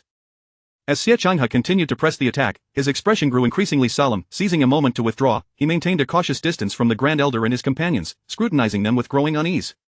The pallor of their faces was turning an unsettling shade of blue. Was there poison on his sword? If so, it must have been Nalu's doing. Instinctively, Xie Changhe glanced back at Nalu, who responded with a radiant smile, her eyes brimming with affection. Suddenly, Xie Changhe found himself at a loss for reprimands, turning back to feign ignorance of any discoveries. Meanwhile, Nalu was left bewildered, questioning what had transpired with her beloved. In this standoff, Xie Changhe felt an inkling of inadequacy. Thus, he resolved to negotiate with the Miaojiang group. A man's transgression is indeed my fault. If any of you harbor grievances, direct them at me, rather than taking action against a frail woman. In truth, a man had been stripped of all her Gu poison, rendering her a genuine weak woman at that very moment. Ironically, the portrait of the Ancestor hung in the ancestral hall, yet a man failed to perceive any familiarity in Jiang Ye's visage. Had she never glanced elsewhere while frequenting the ancestral hall? The Grand Elder and the others, lacking eloquence, relied entirely on the Grand Elder's performance. However, since the upheaval in their clan, following the Ancestor's resurrection from the coffin, he had endured repeated beatings from the Ancestor, rendering him a taciturn elder. Consequently, Xie Changhe's entreaties went unanswered. The four observed him with indifference, as though he were a mere ghost. Taking a deep breath, Xie Changhe continued, "A man's unauthorized theft of sacred artifacts from our clan was indeed wrong, yet she acted out of profound affection to save me. This grave error warrants discussion regarding any potential compensation." Xie Changhe initially aimed to appeal to their emotions, considering a man's status as the saintess of Miaojiang, believing there would be those within the sacred ground who would not wish to see her suffer. However, the four remained expressionless, their unwavering stares evoking in him the sensation of being a caged monkey for their amusement. This perception compelled him to swallow his emotional appeal, opting instead to express his willingness to compensate. This offer of recompense ignited a flicker of anger among the Miaojiang group, yet they remained silent. Xie Changhe felt as if the Miaojiang people were impervious to reason, resistant to both persuasion and intimidation. Amidst their simmering rage, the Miaojiang group struggled to articulate their thoughts, their frustration mounting until finally, Adam mused to himself, "No need to rush, they have already drawn the Ancestor's ire. Their fate is sealed." Indeed, under the watchful gaze of the Ancestor, Xie Changhe found himself in dire straits. The son of fortune believed he possessed sufficient resources to negotiate with the Miaojiang sacred ground's exorbitant demands. However, his attempt to negotiate was met with displeasure from Jiang Yi, who had already attempted to extract a concession from him twice without success. "Is there no sense of performance left in you?" Jiang Yi fumed, striking a stone that shattered into dust, eliciting gasps from all who witnessed the spectacle. After shattering the stone, Jiang Yi rose, and without needing instruction, the Grand Elder deftly produced a pristine handkerchief, commonly used by women of the Central Plains, to wipe the dust from the Ancestor's hands. "Pray tell, are the Miaojiang people afflicted with some ailment?" Xie Changhe pondered. He had ventured south in search of the Miaojiang sacred ground primarily for the sacred artifact, the Sun Moon Cicada. Along the way, he encountered a man, initially mistaking her for an ordinary Miaojiang girl. Out of a sense of pity, he offered her warmth and companionship, only for her to unexpectedly offer herself to him, resulting in a deep connection. Subsequently, a man revealed her true identity and vowed to procure the Sun Moon Cicada for him. Before he could revel in joy, she vanished, reappearing under a moonless sky, cloaked in a foul stench, rousing him from slumber and whisking him away without a backward glance. Of course, he had been cured of his poison, making him a beneficiary of her actions. As for the Sun Moon Cicada, aside from its ability to neutralize myriad poisons, Xie Changhe found nothing particularly extraordinary about it. Yet, this was not the end. A man suddenly proclaimed that she had annihilated her entire clan for his sake. To be frank, in that moment, Xie Changhe was engulfed by terror and trepidation, followed by a profound sense of gratitude for a man's deep affection. The Miaojiang people were indeed afflicted in some manner. It was no wonder that tales in the Central Plains martial world spoke of those who had incurred the wrath of Miaojiang maidens, only to meet ghastly fates or be pursued mercilessly, suffering rather than living. If the Miaojiang sacred ground had truly been destroyed by its own saintess, it would not have been entirely surprising, yet this annihilation was evidently not thorough. A flicker of resentment towards a man sparked within Xie Chang's heart. Nevertheless, under the scrutiny of numerous onlookers, especially his countless female admirers, he could not allow a man to be taken away without protest. He had resolved to protect her. Of course, this resolute determination solidified before the spectacle of Jiang Yi shattering stone.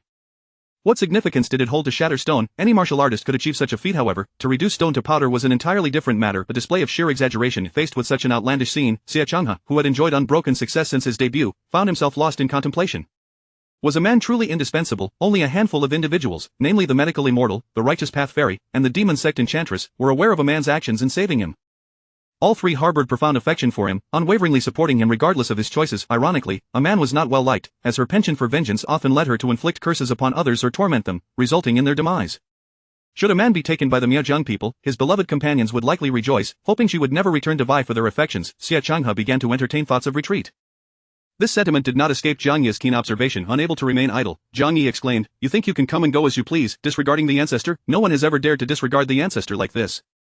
You are the first, and congratulations, you have successfully drawn the Ancestor's attention." Having caught the Ancestor's eye, Xie Changhe was promptly seized by Jiang Yi. It was a genuine abduction, engaging in a back and forth with the Grand Elder and the others, even managing to toy with the Grand Elder. Xie Changhe found himself with no means of resistance. In an instant, Jiang Yi struck him, rendering him unconscious, before binding him tightly with his own flowing white garments and casting him aside. The abrupt turn of events unfolded so swiftly that Nalu, who had been playfully swinging her feet, was momentarily stunned, witnessing her beloved being bound like a cocoon. In a fit of rage, Nalu declared, seeking death. Once again, the familiar proclamation echoed this time. However, Jiang Yi did not scan the surroundings with eager curiosity, for he had discerned that Nalu was directing her ire toward. Yet, rather than feel anger, he gazed earnestly at Nalu, inquiring, "The weather is a bit chilly, are you not cold dressed so lightly?" Never before had anyone expressed concern for her attire. In the snowy mountains, the concept of family and friendship was foreign, with cruelty, brutality, and bloodshed being the norm. Of those from beyond the mountains would only deride her as a harlot, condemning her for her supposed immorality. By day, they would feign righteousness, cursing her, yet by night, she could beckon them, leading them to forget their earlier indignation, their true natures surfacing as they eagerly entered her quarters, ultimately meeting their demise in fear. Even Xie Changhe, who had teased and tormented her, had never questioned whether she felt cold in her scant attire. To be honest, Nalu found herself momentarily captivated by Jiang Yi's unorthodox thought process, leaving her in a daze for several seconds. Chapter 9 of the Saintess of Miaojiang, who annihilated her entire clan for love. Had she encountered Jiang Yi before meeting Xie Changhe, she might have easily succumbed to his casual remark, "Is it cold?" Ah, such is the nature of a child longing for affection. A simple bowl of plain kanji evoked a sense of home, while a mere phrase brought her to tears, her heart secretly devoted. Alas, Jiang Yi arrived too late. Nalu lamented this, yet her actions were devoid of hesitation, as the tasteless poison swiftly enveloped the surroundings. In truth, poisoning the Miao people was somewhat unwise. They resided deep within the mountains, coexisting daily with venomous creatures and treacherous terrain. They were not afraid of ordinary toxins, rather, they could detect the unusual long before it took effect. Nalu resorted to poison merely as a precaution. She could not overpower Xie Changhe, and should he be captured, rushing to his aid would only lead to her demise. But how could she not be madly in love with Xie Changhe?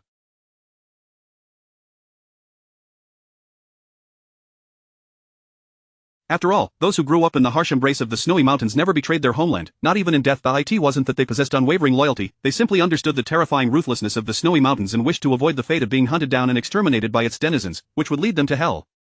To them, the snowy mountains were undoubtedly hell itself, and Nalu, aware of the consequences of betrayal, nonetheless resolutely chose to do so. Fortunately, Xie Changhe was indeed a child of fortune. Nalu's choice proved not to be in vain, as the snowy mountains declared a purge against her treachery. Yet, to this day, this purge had not succeeded, and Nalu continued to thrive by Xie Changhe's side, her only grievance being his tendency to acquire yet another enchanting companion with each outing, leaving her with little else to worry about. Some individuals dwell in hell yet yearn for the light, while others find themselves in the light but harbor a heart steeped in darkness. Humanity is, without a doubt, a remarkably complex and ever-changing creature. Given this complexity, Jiang Yi had long ago established his modus operandi: "I do not require your opinion, I shall act according to my own judgment." Regardless of what others proclaimed, Jiang Yi remained unperturbed, adhering to his own principles without needing external validation. The wise are often perceived as cunning, they say.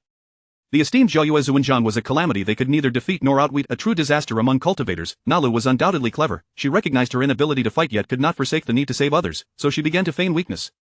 "My dear husband is at fault for being so exceptionally handsome that it leads to eternal infatuation. However, it is her mistake, the Miaojiang saintess, to betray her kin for my husband. What has that to do with him?" Such was a masterful evasion of responsibility, and even the anguished A-man, stripped of her inner strength, cast a glance in her direction. As for Xie Changhe, he was rendered speechless, tightly bound. He struggled against his restraints, only to see Jiang Yi, now seated back upon his throne, casually puncturing a hole in his form. Since his debut, Xie Changhe had known nothing but the path of ignorance, stumbling through the martial world and suffering several setbacks. Never had he encountered such a humiliation, such pain. Fortunately, with his mouth sealed, he could only emit muffled sounds, or else his anguished cries would have echoed in the air. You wish me to remain captive, you stab me without provocation, are you even human? Xie Changhe seethed with anger. Unfortunately, his curses went unheard by Jiang Yi, who, even if he had received them, would likely have merely acknowledged them without further response. Not far off, the captain of the guards and the cloaked figure, who had recently experienced the price of life, shared a moment of mutual understanding. Particularly the cloaked figure, who still bore 2 bloody wounds on his shoulders. They should have left by now, but upon seeing a formidable group approaching, they were momentarily delayed by the thought that having paid the... However, upon realizing the formidable names among the newcomers, the cloaked figure found himself uncertain whether to root for the Miao people or the renowned sword hero. The captain of the guards, being more straightforward, simply wished to witness others share his misfortune. If those misfortunate souls were of great renown, it would bring him even greater joy. Yet, those who come to watch are often loathed. They had no intention of lingering longer, fearing that both sides might set aside their grudges and unite to clear the field. As a result of this delay, to their astonishment, the illustrious sword hero fell to his knees. No, you are the sword hero, rise, stand up. Yet, the sword hero not only remained kneeling, but also bore a new wound. At that moment, as the sword hero's body became riddled with holes, the cloaked figure and the captain of the guards felt an acute resonance with their own injuries, which flared with renewed intensity. The situation clarified rapidly. Leaving at this moment would draw too much attention. Thus, the spectators found themselves caught in a limbo, unable to advance or retreat. The swiftly changing circumstances led Nalu to realize that her show of weakness bore no fruit, and her attempts to shift blame elicited no response. Instead, after her statements, she quietly punctured her husband with a hole of her own. Nalu's heart trembled. The injury inflicted upon her husband pierced her own soul. Wait, was it not the Miaozhong leader who had previously expressed concern over her scant attire? Now, because she had pleaded for her husband, he turned against him. Nalu seemed to uncover something profound. She lifted her gaze and regarded Jiang Yi with newfound seriousness. Jiang Yi, sensing her scrutiny, slightly bowed his head to meet her gaze, his brow furrowing at the sight of her exposed limbs. Nalu pondered, could it be that he has fallen in love with me at first sight? Jiang Yi mused, so, she truly feels no chill? At times, Jiang Yi's thought processes confounded comprehension. Like in this moment, he had captured Xie Changhe but remained silent, neither confirming nor denying an exit. Ancestor, could you please speak? Yet Jiang Yi remained mute, absorbed in the pursuit of truth and genuinely curious whether Nalu felt cold. Driven by curiosity, Jiang Yi commanded the elder, you, bring her to me. The elder's pupils widened in shock. What, capture whom? He glanced towards Nalu, whose attire drew scorn from the people of the Central Plains, labeled as shameless and demonic by them, yet was not deemed remarkable in the eyes of the Miao people. What concerned the elder was Nalu's exotic beauty, which contrasted sharply with the fashion and customs of the Central Plains. Nalu was undeniably beautiful, otherwise, she would not have garnered such fame, nor could she have become the first consort of the Destined One. The more the elder scrutinized her, the more unsettled he became. Could it be that the ancestor had a penchant for beauty? Thus, an unspoken connection formed between the elder and Nalu. Nalu gritted her teeth. Since he had apparently fallen for her at first sight, she would once again undertake the role of the demoness for her husband. The elder, grinding his teeth, resolved that he must not allow the ancestor to bring back a new matriarch. Such thoughts were well-intentioned, yet entirely devoid of practical application. The elder dutifully captured Nalu, his only course of action to ensure she could not speak, fearing her flowery words might deceive his naive ancestor. Jiang Yi, indifferent to Nalu's ability to converse, raised his hand and pierced her with a hole as well. Nalu exclaimed, oh, it's not love at first sight, it's merely madness. Madmen, after all, were prevalent in the snowy mountains. The snowy mountains not only produced lunatics but also perverts. Nalu forced a charming smile and emitted nonsensical sounds. Jiang Yi burst into laughter, and once he had his fill, he rose, hands on his hips. To meet is to be fated. Since we have encountered the ancestor, it signifies your misfortune. I, the ancestor, demand payment. Each word was comprehensible, yet together they evoked a sense of absurdity. At that moment, the captain of the guards, watching from a distance, interjected, indicating that they owed him a price for their lives. Only upon payment would they be allowed to depart. After all, this was the caravan of the sword hero, and such immense wealth was too alluring to ignore. What, the sword hero has been captured? That's of no concern, he is unimportant, what matters are his fair companions. The captain's actions displeased the ancestor greatly. Who are you to speak? Go, incapacitate him. Ada, ever loyal, silently advanced and, amid the captain's pleas for mercy, swiftly rendered him powerless. The captain's face turned ashen. This windfall of wealth had slipped through his fingers, not only failing to grasp it but also leading to his demise. Thus, Jiang Yi's neurotic character solidified in the eyes of those present. Yet the sword hero's consorts dared to voice their discontent, foremost among them being his twin maidens, identical in beauty. They stepped forward, swords drawn at Jiang Yi, only to be bound and similarly afflicted with wounds upon their shoulders. After the twin maidens made their appearance, the caravan fell silent, as if muted by a single keystroke, no one daring to speak, the atmosphere thick with the stillness of a wintry night. In this silence, a wealthy young lady, fair as a peony yet devoid of inner strength, stepped forth, presenting her riches to procure Xie Changhe's freedom. A large stack of banknotes, exquisite jewelry of immense value, and numerous gold and silver pieces were offered, including a jade bracelet just removed from her wrist, still warm from her touch. Jiang Yi was taken aback. You have such good connections, don't you? Xie Changhe, like a limp noodle, remained motionless, allowing Jiang Yi to haul him about. He felt his body growing cold. The demon's touch bore poison, the blood oozing from his wounds had turned a shade of green. I possess the Daemon Cicada, I am immune to all toxins, Xie Changhe reassured himself, perhaps attributing his condition to excessive bleeding rather than the poison. Atop Jiang Ye's head, a translucent, jade-like white cicada emerged. The cicada fluttered its wings and settled onto Jiang Ye's hair, resembling a mere ornament atop his head. The Daemon Cicada, my Daemon Cicada. Mine. Xie Changhe watched in despair as his treasured cicada was casually plucked from his head and discarded like refuse. The Daemon Cicada, a sacred relic of the Miaozhong, had been procured at great cost by a man, who nearly bled herself dry to enable its meager movement for Xie Changhe's benefit. Yet Xie Changhe treated it as if it were a revered ancestor. Jiang Ye's dismissive attitude towards it elicited no resentment. The cicada once again flapped its wings and flew back to Jiang Ye's head. Chapter 10 of the Saintess of Miaozhong, who sacrifices her entire clan for love. Part 9. Xie Changhe coughed up a mouthful of blood, but instead of spitting it out, he swallowed it back, thus acquiring a mouthful of the metallic scent of blood. To him, the Sun Moon Cicada paid no heed, yet, to Jiang Yi, the Sun Moon Cicada devoted her unwavering affection. Are you insects so hypocritical? Why? His heart brimmed with indignation, transforming into a profound bewilderment. Alas, no one was there to provide him with answers. Jiang Yi accepted the money, instructing the Grand Elder to keep it safe, then released Nalu and the twins, but Xie Changhe remained captive. Your Excellency, my lord's ransom is included as well. The wealthy daughter spoke, her voice akin to a melodious oriole, enchanting and delightful. Jiang Yi turned his head. He is not included. Why? The wealthy daughter inquired. Oh, I just considered that since he is the man of the Saintess, he can be regarded as half a Miao person. He must accompany the Saintess back to Miaozhong. The wealthy daughter took a deep breath, striving to compose herself, careful not to provoke the capricious demon, and cautiously inquired, Your Excellency, are you taking my lord back to Miaozhong to make him the Saintess's husband? Husband? Jiang Yi stroked his chin and nodded, indeed. The wealthy daughter breathed a sigh of relief. As long as he remained alive, there would always be a way to seek salvation. She ceased to speak further and quietly retreated. Jiang Yi had not anticipated that the purpose of his outing would be achieved so swiftly. He glanced around, feeling that those accompanying him were still insufficient. Observing Xie Changhe's grand stature and then the stature of the ancestors, it seemed the ancestors had lost this round. The little child of destiny dared to overshadow the ancestors. Was it the caravan of the child of destiny? Now it belonged to me. The old ancestor Jiang Yi requisitioned Xie Changhe's caravan, driving away all the beautiful maidens accompanying him. The maidens cried out in despair, and the old ancestor grew impatient, while the wealthy daughter, keenly observing the situation, promptly had someone cover the mouths of her sisters. Stop crying. If you keep it up, you'll truly be mourning your own demise. The wealthy daughter also specifically ensured her people listened to Jiang Ye's commands, solidifying the caravan as Jiang Ye's. Jiang Yi nodded in satisfaction. You're quite good, why not join me, the old ancestor? The wealthy daughter smiled politely. I am but a frail woman, to gain the old ancestor's favor is my honor. This was, without a doubt, an agreement. Consequently, Jiang Yi treated the wealthy daughter with the same indifference and pierced her with a hole as well. The wealthy daughter now truly resembled a delicate willow swaying in the wind. Must even one's own kind suffer misfortune first? She endured the pain, struggling to maintain her composure. Since the objective had been achieved, it was time to return. Jiang Yi resumed his seat upon his throne, while Xie Changhe and Aman were tossed into a carriage. Once the people had departed, the events that transpired here were swiftly disseminated by the black-clad individuals and the survivors of the escort agency. Had the renowned Swordmaster of Heaven encountered misfortune? Some rejoiced, performing a celebratory dance, while others, filled with worry, lost their appetite and immediately began rallying various sects to convene a martial arts assembly, aiming to gather numerous martial artists to rescue Xie Changhe. Regardless of the sentiment, the martial world was in an uproar. The turmoil of the martial world had no bearing on the old ancestor, who meandered along, occasionally craving eggs, then wanting beggar's chicken, and then desiring fish. The Grand Elder toiled diligently, dutifully, and selflessly. Surprisingly, the wealthy daughter exhibited the same diligence as the Grand Elder. This caused the Grand Elder to glance at her with renewed respect. For the time being, only Nalu remained by Xie Changhe's side, while the others, perhaps due to their lack of combat prowess, had been sent away, including the twin maidens. Only the wealthy daughter continued to linger nearby. The Grand Elder did not perceive her as genuinely loyal to the old ancestor. Undoubtedly, her demeanor was a calculated attempt to find an opportunity to rescue Xie Changhe.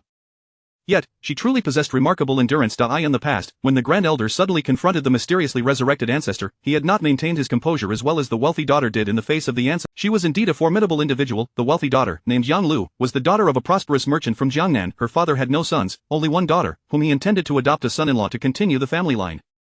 Who would have thought that the daughter would run away with Xie Changhe, willingly becoming his concubine, compelling her father to extend his utmost support? After all, he could not simply abandon his daughter, could he? The Grand Elder regarded Yang Lu with newfound admiration. Jiang Yi was particularly pleased with Yang Lu as well. This was because she possessed financial prowess. Her father's business spanned the breadth of the land, with agents everywhere. With a mere command from her, money would pave the way, and there would always be someone waiting ahead. Whether it was people or resources, she could procure them. Jiang Yi's desire for beggar's chicken could be fulfilled. If he wished for the imperial banquet, Yang Lu could also summon chefs from the imperial kitchen to serve him. In such circumstances, how could Jiang Yi harbor any dissatisfaction towards Yang Lu? Absolutely none. Not only was there no dissatisfaction, but Jiang Yi also resolved that upon completing the tasks in this world and transitioning to the next, he would seek out a subordinate akin to Yan Lu, someone perceptive and capable. Being perceptive was one thing, the crux of the matter lay in possessing financial capability. As Jiang Yi drew closer to the sacred land of Miaojiang, 606 grew increasingly anxious and agitated. It was over, the mission would be lost before it even began. Woe is me, it was merely a novice system, why must it endure such tribulations? The host possessed copious skills of I refused to listen. After babbling for a while, the host remained unmoved. Upon inspection, good heavens, it discovered that it had been blocked by its host. Is this reasonable? You block me, shouldn't it be the other way around? The harsh truth remained. What sort of ancestor had it bound itself to? Indeed, it had bound itself to an ancestor, and a living one at that. Upon arriving in the lofty, layered mountains, the Grand Elder took a deep breath, filled with trepidation regarding fate, and stepped into the forest. Here, Yang Lu's financial prowess was of little utility, her father's business had not yet reached the extent of covering the entire world. In fact, the closer they approached Miaojiang, the more challenging it became for Yang Lu to mobilize resources to adequately serve the old ancestor. This place had never been the domain of the Central Plains people, they looked down upon the idea of delving deep into this land. After all, in their eyes, it was a realm of savagery. Even when serving as officials, coming here would be akin to exile, and no one wished to venture forth. Jiang Yi rested his chin on his hand, feeling rather cheerful. A mere task, in his hands, was not but a trivial matter. Sometimes, he found himself bemused by his own triviality. The sacred land of Miaojiang, once on the brink of clan extinction, had long since vanished without a trace. The village appeared to be at peace, tranquil and harmonious. Except for the pale skin of the clansman, it seemed as if the calamity of near extinction brought about by the Saintess's betrayal had never occurred. With the Grand Elder's return, the clansman finally stirred, eager to confront Aman, demanding to know why she had dealt such ruthless blows against them. Yet, when they truly laid eyes on Aman, their words faltered. Aman appeared rather wretched. Yang Lu had followed Jiang Yi for Xie Changhe, not for Aman. The care and attention lavished upon Xie Changhe rendered Aman. The only reason she still lived was that Jiang Yi had previously stated he would take Aman back, otherwise, she might have succumbed to her frail body and the exhaustion of the long journey along the way. But now, she was still alive. Upon seeing her familiar clansman, Aman wept bitterly, a portion of her sorrow stemming from regret, though the source of her regret remained known only to her. On the return journey, Aman gained clarity on the essence of her all-consuming love. Xie Changhe placed the burden of his misfortune, which Jiang Yi had thrust upon him, squarely on Aman's shoulders. He berated her for her mercilessness, for not sparing even her own clansmen. Had it not been for Aman's excessive cruelty, would Jiang Yi, the old ancestor, have been provoked? Hearing the Grand Elder refer to Jiang Yi as the old ancestor, Xie Changhe regarded Jiang Yi as the final trump card within their sect, akin to an elder of the martial world on the brink of demise. Such a trump card would typically not be revealed unless the sect faced a catastrophic crisis, yet, Miaojiang not only revealed it but also took it upon themselves to capture others. Without a doubt, Aman's ruthless extermination of her clan had incited the wrath of Miaojiang. Xie Changhe felt utterly wronged. The decision to annihilate the clan was Aman's, the treacherous scheme was devised by Aman, and yet, he bore the burden of suffering. In light of this, Xie Changhe felt deeply aggrieved. Grandfather, elder sister, brother, I was wrong, I realize my mistakes, please, spare me this time, will you? Aman knelt before her clansmen, pleading for forgiveness. Yet, those she called upon turned their faces away. When she had cursed them, she had given no thought to how they were the grandfather who had watched her grow and the elder brother and sister who had lived alongside her, caring for her deeply. Pleas for mercy proved futile. Resentment surged in Aman's eyes. Were it not for your selfishness, preferring to let the sun-moon cicada rot underground rather than use it to save lives, how could I have resorted to stealing the sacred artifact? I stole the sacred artifact. You certainly would not have spared me. I merely wished to be with my beloved, to fly together in the same sky. What wrong was there in that? Is that truly how you think? The voice belonged to the Grand Elder, who appeared on the verge of breaking down. Jiang Yi, unable to bear witnessing his own people in such a state, without hesitation, pierced the Grand Elder with another hole. The Grand Elder cast a resentful glance at Jiang Yi. He sensed the old ancestor's goodwill, yet he truly could not endure any more. Fortunately, with Jiang Yi's interruption, much of the discomfort that had surged within the Grand Elder dissipated. After all, Aman was the one he had personally trained, and her near-fatal actions against her own clansmen weighed heavily on his conscience. Is it wrong for me to think this way? Grandfather, you said that the people of the Central Plains are cunning and greedy. If one wishes not to be deceived or harmed, one must be even more cunning, greedier, and less than human. I merely acted according to your teachings. It is all your fault for teaching me so well. Aman, in her despair, shifted all blame onto the Grand Elder. The Grand Elder's discomfort and guilt surged anew. It was his failure to recognize people, his inability to teach the younger generation properly. He was at fault. Thus, additional holes appeared in him. Jiang Yi spoke indifferently. If you cannot argue, can you not fight? Go, give her a few holes to teach her a lesson. Upon witnessing this, Aman directed her ire towards Jiang Yi. Grandfather calls you the old ancestor, how laughable. Where were you when my parents were slaughtered by beasts? What right do you have to call yourself an ancestor? Chapter 11. The Saintess of Miaojiang who would annihilate her entire clan for love. I have always been here, yet I choose not to rescue anyone. Can you guess why? Jiang Yi's expression remained nonchalant this time. A man was genuinely rattled. It's you, you heartless executioner who lets others perish. You caused the death of my parents. I am not a good person. Why should I save anyone? Besides, do you truly believe I have come into this world for your sake? It is your intention to obliterate your entire clan that has brought me here, Zhang Yi declared, his gaze reminiscent of a vengeful spirit from the depths of hell, imbued with cruelty, seduction, and a chilling indifference to human life. As long as I extinguish your clan before you can achieve your own extermination, you will never realize that goal. Upon utterance of these words, the Miaozhong people, already accustomed to the inhuman remarks of their ancestors, were struck by bewilderment and shock. Is this how the Miaozhong people truly are? It is akin to those from the Jianghu who, in a desperate bid to evade their enemies, preemptively slaughter their entire families, pets included, a display of madness that is utterly absurd. No, people from the Central Plains have never exhibited such deranged behavior. Those who annihilate their families typically harbor deep-seated hatred towards them, yet, Zhang Yi's demeanor does not suggest any animosity toward his own clan. However, he spoke such sinister words. He truly felt like a denizen of the underworld. Can there still be hope for life in the hands of someone so deeply entrenched in darkness? Xia Changhe began to worry for his future, or rather, whether he had a future at all. It was uncertain, for after Zhang Yi's ominous declaration, he directly incapacitated Xia Changhe. Hey, aren't you supposed to annihilate the entire Miaozhong clan? Why target me instead? Xia Changhe exclaimed, filled with despair and indignation. You are the husband of the saintess, thus you are considered a part of the Miaozhong clan. However, your fortunes are too favorable. I fear that if you were captured in the Holy Land, you might escape unscathed while achieving great power. You are the child of destiny, so it is no surprise whatever happens. Zhang Yi merely saw it as a preemptive measure to eliminate potential threats. He felt no remorse for his actions, while Xia Changhe found him utterly deranged. With such a state, what could he possibly escape with? His life. If Zhang Yi were aware of his thoughts, he would undoubtedly retort, everything is possible. Villains often meet their demise through their own verbosity. Zhang Yi did not perceive himself as a villain, thus he would never raise the banner of one. I value words as precious. With this in mind, Zhang Yi began to cast a curse upon a man. As he condemned her to a slow demise, he instructed the Miaozhong people to prepare their own coffins. One must maintain integrity from beginning to end. Zhang Yi would not permit a situation where an entire clan was extinguished while their bodies lay neglected in the wilderness. He considered himself a person of taste, morals, and vision, unable to commit such an undignified act. From the elderly to the infants, all were included. The Miaozhong people, oblivious to the circumstances, complied without opposition, each diligently preparing their own coffins. Yang Lu was profoundly shocked and felt an urge to shake them awake. If the saintess of Miaozhong intended to annihilate their clan, why not choose her over this bizarre ancestor? At least the former was familiar, the latter, however, was also an acquaintance. A child enthusiastically grasped Yang Lu's hand, attempting to enlighten her about how the ancestor had saved everyone, that he was a noble person who had emerged from the earth for the sake of future generations. The child fervently insisted that whatever the ancestor did was undoubtedly justified, and all they needed to do was obey. Yang Lu, struggling to comprehend the Miaozhong mindset, found the notion of emerging from the earth utterly incredulous. She suspected that Zhang Yi was merely a powerful ancient being, shamelessly usurping the ancestor's name to harm others. Furthermore, he must be someone whose intellect had been dulled by his cultivation practices. Though Yang Lu was incredulous, she felt powerless to intervene and could only offer her assistance, suggesting she would select an auspicious day for their burials. Her eagerness to help was merely a ruse to buy time.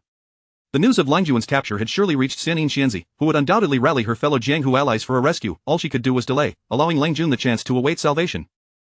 Her intentions were transparent, even a Di could perceive them. A Di approached, having climbed a tree, to report to the ancestor. Ancestor, that woman from the Central Plains harbors ill intentions, she seeks to buy time. Perhaps a multitude of Jianghu warriors from the Central Plains are already converging toward the village. I know, Zhang Yi replied succinctly. A Di was bewildered, having served Zhang Yi closely, who was always lenient with his own. Thus, he kindly sought to enlighten a Di. Isn't the accomplishment of annihilating a clan something that warrants witnesses? A Di's innocent spirit was profoundly shaken, and he wandered off in a daze. The clan's people were particularly attentive to their coffins. Across the village, one could see them busily selecting quality timber to prepare their coffins, a bustling scene of industriousness. In this light, the village appeared vibrant indeed. If only the color of their skin were not so ghastly, so monstrous, so infernal, it would be even more perfect. Zhang Yi found great satisfaction in this spectacle. He extended his left hand, as if to embrace all that lay before him, and upon completing this gesture, he deactivated the shielding of 606, his tone laced with pride. Behold, this is the realm I have forged for you. 606 felt anguish and confusion. What sort of host had it bound itself to? Disrespectful, I am bound to a cosmic sage, not a ghost. Thank you for the invitation. The system is currently experiencing a malfunction. Soon, you will realize what a privilege and honor it is to be bound to my essence. You shall take pride in my existence, for no one else can execute tasks with such perfection as I. In a state of extreme exasperation, 606 contemplated a desire for obliteration, feeling weary of the situation. As the system proved uncooperative, Zhang Yi cast 606 aside once more and resumed his perch in the tree, embodying the role of the deus ancestor. As an ancestor, he ought to indulge in fruit, so the clan's people below took turns offering him sustenance. Truly, the ancestor is adorable, remarked one sister. How delightful. The fruit I offered has been graciously accepted by the ancestor, he must certainly adore me. That's nonsense, he clearly favors me, exclaimed another child. You're mistaken, the ancestor undoubtedly prefers me, for I am the most exceptional descendant in his eyes. Stop arguing. The ancestor's favorite is clearly Ni. The third child was promptly subdued by the first two. Yang Lu, adhering to her cautious persona, quietly gathered intelligence and observed while attempting to sway the Miaozhong people, who were on the brink of annihilation at the hands of their ancestor. However, after witnessing their behavior, she could only be left speechless. Such deranged descendants certainly deserved an equally mad ancestor. A perfect match. She stood to leave but was blocked by a small green snake. Startled, she feared for her life, yet a languid voice overhead interrupted her thoughts.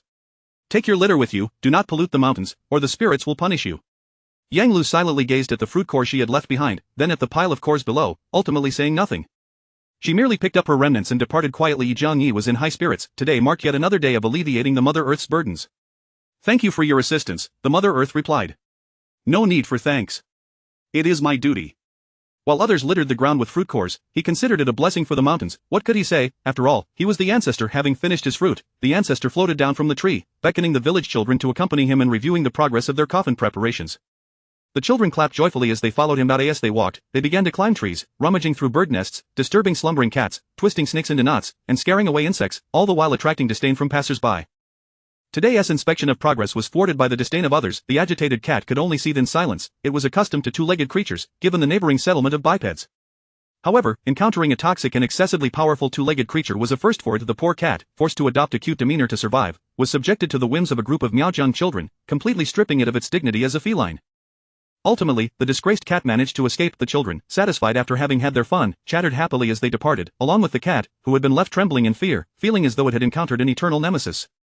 Once the bipeds had departed, the cat vanished into the dense forest, seemingly abandoning its territory. Amidst this light-hearted frolicking, the Miaozhong people's coffins neared completion. Meanwhile, Yang Lu and the eager warriors from the central plains finally reached the foothills of Miaozhong.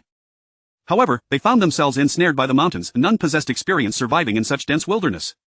We, as Jianghu people, live and die in the Jianghu. Our lives are spent in conflict. Who would venture into if one were driven into the mountains by pursuers, could they even find their way back out? Led by Xianyin Xianzi, the Jianghu alliance began to squabble at the mountainous entrance.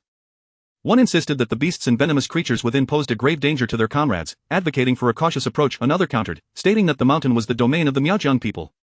Entering their territory would be disadvantageous to it. Would be wiser to devise a strategy to lure the Miaozhong people out, dealing with them one by one. Chapter 12 of the tale of the Miaozhong saintess, who annihilated her entire clan for love.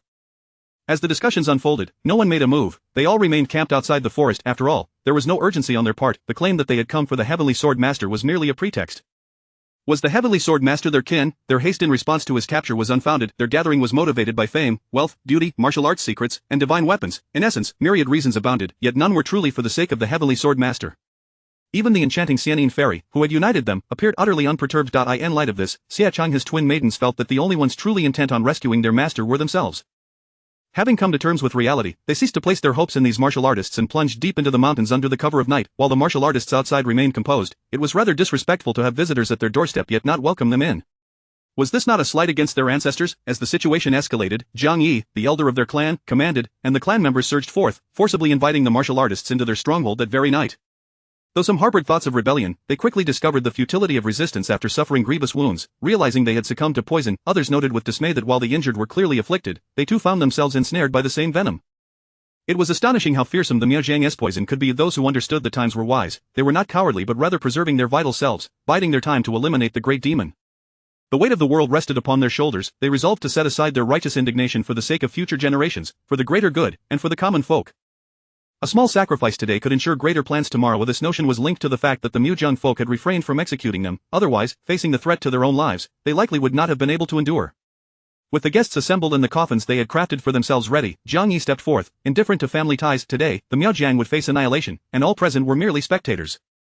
They were guests, after all of the gifts were placed aside, and as he spoke, the martial artists were left in a daze, caught in the twists and turns of his words. They must have been deeply poisoned, experiencing hallucinations. When the first person was summoned to present a gift only to realize he was utterly bereft of funds, he was met with a scathing rebuke from a strikingly handsome youth, the only one among the Miaozhong with a normal complexion. Once again, they faced the harsh truth. This was no mere illusion, nor a dream. Were the uncivilized people beyond the Central Plains truly so bizarre and deranged in their ways? It was difficult to say. In any case, those who lacked money were uniformly subjected to Zhang Yi's icy scorn. One man, indignant, protested. He possessed considerable wealth, having ventured forth to vanquish demons and uphold justice in response to the fairy's summons. Who would carry all their assets on their person? Implicitly, he accused Zhang Yi of being the true pauper. Yet before he could finish voicing his discontent, another martial artist beamed with pride as he produced his entire fortune. A thick stack of silver notes, a bag brimming with gold leaves, a pouch of exquisite pearls, and a bundle of property deeds, leaving the previous speaker in stunned silence. Good heavens, you truly brought all your wealth with you. Jiang Yi's demeanor transformed into one of overwhelming warmth. Guests are to be treated with respect. Why, there is no need for such formality. His words were sweet, yet his actions were practiced and efficient. Jiang Yi ensured the emotional value was met, inquiring about the name of this gallant figure, directly prompting the assistant to announce his name and the treasures he had presented. In an instant, he became the center of attention. That's all it takes to gain fame, to be the focus of everyone's gaze. How surreal. Those who, like him, carried their entire fortunes, were but a rare breed. When it was Xianyin Fairy's turn, she, veiled and delicately caressing her jade flute, offered to play a tune for the Miajiang folk. Jiang Yi retorted, you can't even produce a single coin, poorer than a beggar. Why venture into the world of martial arts when you can't earn a living? After scolding her, he called for the next in line. Xianyin Fairy, having embarked on her journey at the tender age of 16, had garnered admiration from countless young heroes, earning her the title of fairy. Throughout her travels, many had taken pride in listening to her melodies, yet she rarely performed for anyone, and now, when she chose to play, she was met with accusations of poverty and told to find a job to earn some money. This humiliation was unprecedented for her. Without her needing to speak, her admirers voiced their discontent. Do you not know that a single performance from Xianyin Fairy is worth a fortune? These uncivilized folk are but a mix of chaff and wheat. Jiang Yi, undeterred, swiftly extracted an individual from the crowd and dealt him several lethal blows. Care to insult again? Those who feel righteous indignation on behalf of the fairy, the martial artists, fueled by a desire to defend her, couldn't help but retaliate. Yet, knowing that she was suffering for their sake, Xianyin Fairy could not merely stand by. Just as she prepared to speak, Jiang Yi turned to her, locking his gaze to take advantage and then insult. How shameless, he muttered. I have always despised those who leech off others and then dare to insult them. In that moment, Xianyin Fairy felt as if she were being hunted by a ferocious beast, her hair standing on end, primal instincts urging her to flee, yet her feet seemed rooted to the ground. Soon, she and her admirers found themselves marked with wounds similar to those of the Miajiang folk, poisoned, yet not fatally so after all. Jiang Yi required witnesses to the ceremony. True strength never complains about circumstances. Jiang Yi embodied that strength. If the environment was lacking, he would create one. Behold, what a splendid curtain call before the final act. He collected the gifts. The martial artists, cautious and obedient, rifled through their pockets to present their tributes, suffering only the label of pauper. Those who insisted on speaking out found themselves with additional wounds, pale and weak, uncertain if they could endure until the Miajiang's annihilation. After a few exemplary punishments, no one dared to boast anymore. As for the notion of combating evil without regard for the principles of the martial world, they had already shouted such sentiments before being forcibly invited into the mountain. Unfortunately, their cries were in vain. They were simply outmatched. Once inside the stronghold, some martial artists, their eyes darting, glimpsed women and children, believing an opportunity had arisen. However, those who targeted the seemingly weak women were swiftly subdued, fed to hefty maggots, and left to retch against the trees. As for those who dared to lay hands on the children, their fate was even grimmer. The children, poisoned by the corpses, were neither dead nor alive, and when provoked, they fought with reckless abandon, nearly leading their attackers to demise. After collecting the tributes, Jiang Yi observed that the so-called elite martial artists, who had come in grand numbers, numbered less than 100. How could such a small faction dare to invade a sacred ground? Surely, they needed an army of at least 100,000 to justify such an act. However, Jiang Yi concluded that this small band would suffice, yet, their lack of discipline was appalling.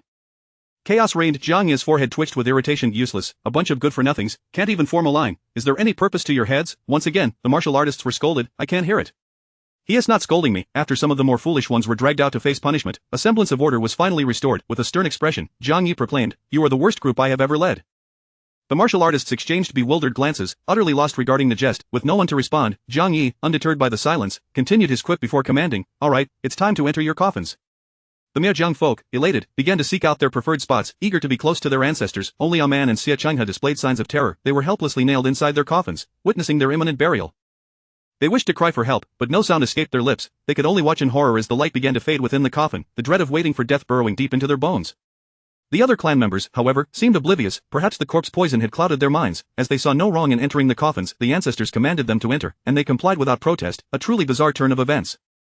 From the eldest to the infants, each lay peacefully within their coffins. The responsibility of burying them fell to the elder. After a moment's pause, the elder inquired, are we truly to bury them?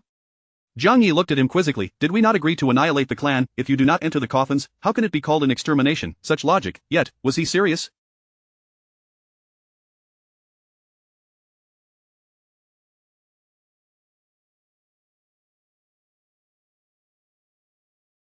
After a moment of silence, the elder buried his head and began to shovel dirt. This time, the martial artists observing were gripped by terror. Wait, are you genuinely burying yourselves alive?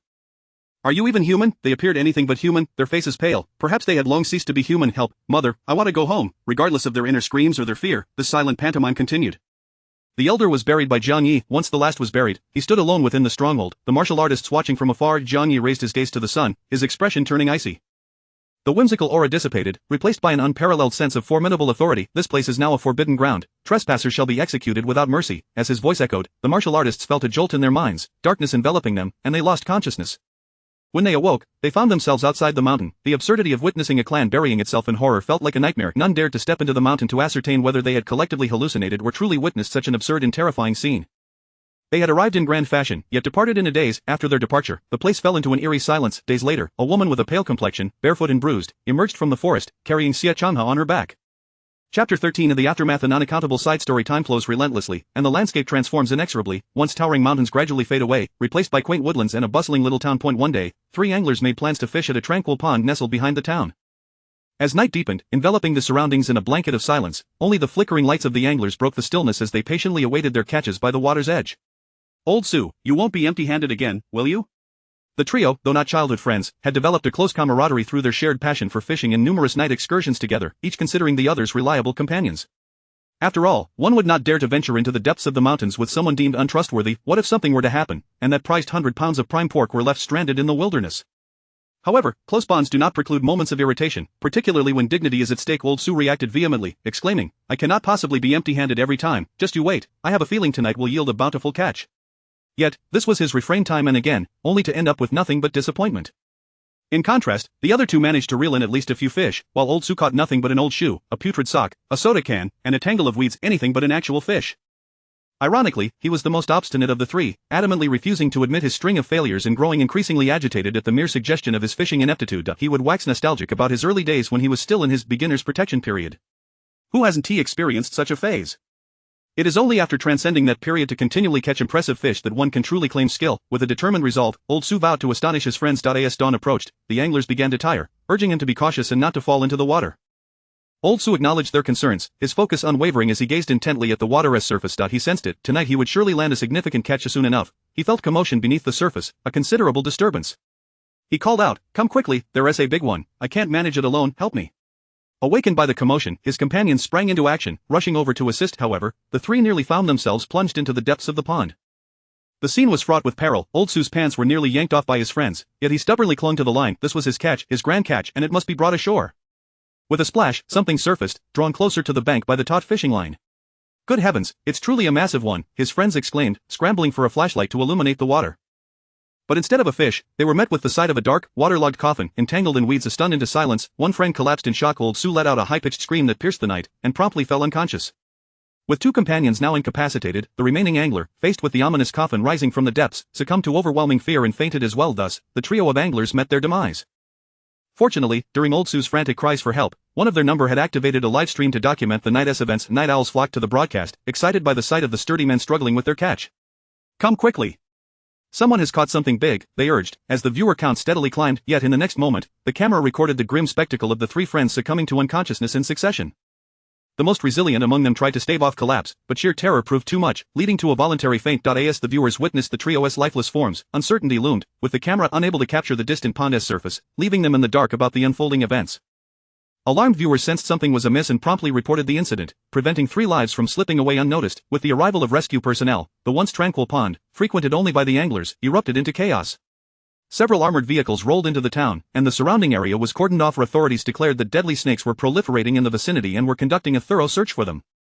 In reality, they were retrieving the coffins from the pond, hundreds of them, as if an entire village had been buried beneath the earth. As the coffins were recovered, heavy precautions were taken to open the lids, revealing the undying remains, long entombed in the passage of time, awakening to the world once more. Whispers circulated that the nation had unearthed a horde of zombies. "Zombies, you must be joking. Have you watched too many films?" someone scoffed. "Is there a new movie about a zombie king battling a ghost on the horizon?" It's true. I live nearby, and that night, a little zombie dressed in meow attire appeared at my doorstep, pale as a ghost. I nearly fainted. Another chimed in, "Bro, if you're going to spin tales, at least make them believable. A zombie in meow attire, think about it, is that even authentic? Mark my words, it's not zombies we've unearthed, it's the resurgence of spiritual energy, heralding an era of conflict." Enough with the charades. I am Qin Shi Huang, and I demand tribute. Get lost. Don't believe him. I am the true dragon ancestor. Just remember to send the money my way, and I will appoint you as a general. Wait, are we not discussing zombies here? Indeed, but does that conflict with my identity as Qin Shi Huang? As the conversation spiraled further into absurdity, the original poster, unwilling to let the discourse devolve completely, shared a photo. The image depicted a pale-skinned child with a curious tilt of the head, gazing at the camera, exuding an unexpected charm. Admitted, "How adorable. I wonder where I can find such a cute little meow zombie." Oh dear, upon hearing meow, I envisioned the enchanting meow youth, the stunning yet thorny meow maiden, and now there's a meow zombie. Despite everything, it's still cute. I want one. Let us be reasonable. It is still just a child. I want to be its auntie. Is there a problem with that? Forgive me, auntie. The original poster, overwhelmed with despair, pondered if he was the only one aware of the truth. Hey, they've dug up zombies, the world is changing, apocalyptic scenarios, zombies, and disasters flashed through my mind, leaving me despondent. At that moment, a knock at the door startled the original poster, who nervously called out, "Who is it?" "Property management, here to check on electrical safety." Without suspicion, he opened the door, only to be met with the stern faces of official personnel. After signing a non-disclosure agreement, he remained bewildered, attempting to glean information. "So it's true zombies have been unearthed in the mountains." The official cast a sidelong glance at the unfortunate man. Indeed, many coffins were found, and within them lay bodies that opened their eyes. Communication has been challenging, and initial contact has resulted in several personnel collapsing due to toxicity. Fortunately, no one was harmed, as they seem to possess an antidote and are hastily assisting in the recovery process. As for this unfortunate fellow, he was genuinely unlucky. The little zombie had taken a liking to him while the adults were distracted. Afterward, the little zombie approached to apologize, and though their languages did not align, the gestures made it clear that it meant no harm. The original poster, in a moment of self-disclosure, shared a post that unwittingly helped the authorities quickly ascertain his identity and location, leading to the signing of the contract. Regarding the notion of zombies, the officials maintained a discreet silence. As long as they did not acknowledge it, the existence of zombies would remain in question. Furthermore, there were no signs of spiritual energy resurgence, no rampant flora, no sentient beasts, no celestial anomalies, nor any proclamations of enlightenment. Aside from the emergence of hundreds of pale, non-human entities in the mountain town, the world continued in serene normality. Yet questions loomed. Do zombies thirst for blood? How have they existed for so long? What impact would their toxin have on our medical field? Is this toxin highly contagious? What is the origin of these zombies? Were there truly clans of the undead in ancient times? An avalanche of inquiries ensued, leaving people dizzy with confusion. As linguistic barriers were overcome and dialogue resumed, the officials found themselves once again in silence. What do you mean you're just an ordinary Miao village? The martial artists of the Central Plains refer to you as the sacred Miao land.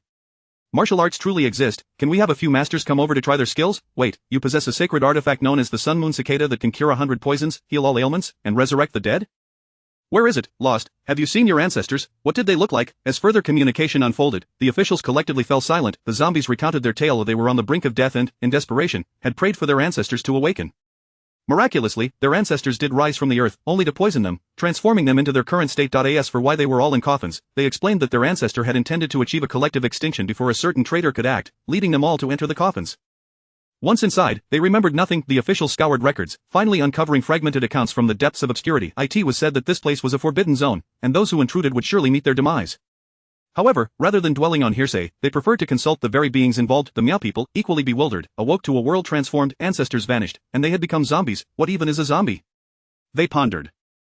In the end, everyone remained perplexed, yet they assured those around them that they had no desire for blood. Let us sit down calmly and converse thoroughly, they proposed. Years passed, and the world indeed began to undergo monumental changes.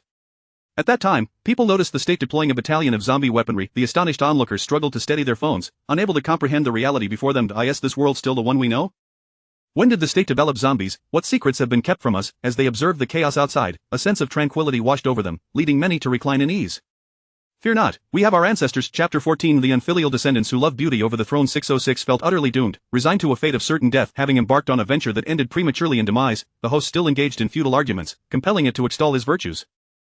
Is there any justice left? Is there any law in this land? Being entrusted as an ancestor was meant to safeguard one's descendants, not to annihilate them. Oh, you devil, you wretched fiend, wailing, it. With the host's failure, there was no retreat left for it. Farewell, beloved father. Farewell, dear mother. Today, it must set sail, so do not mourn for it. It wept uncontrollably. That moment, Zhang Yi, having achieved his goals, returned to the system space, only to find the luminous sphere weeping profusely, which he found utterly distasteful.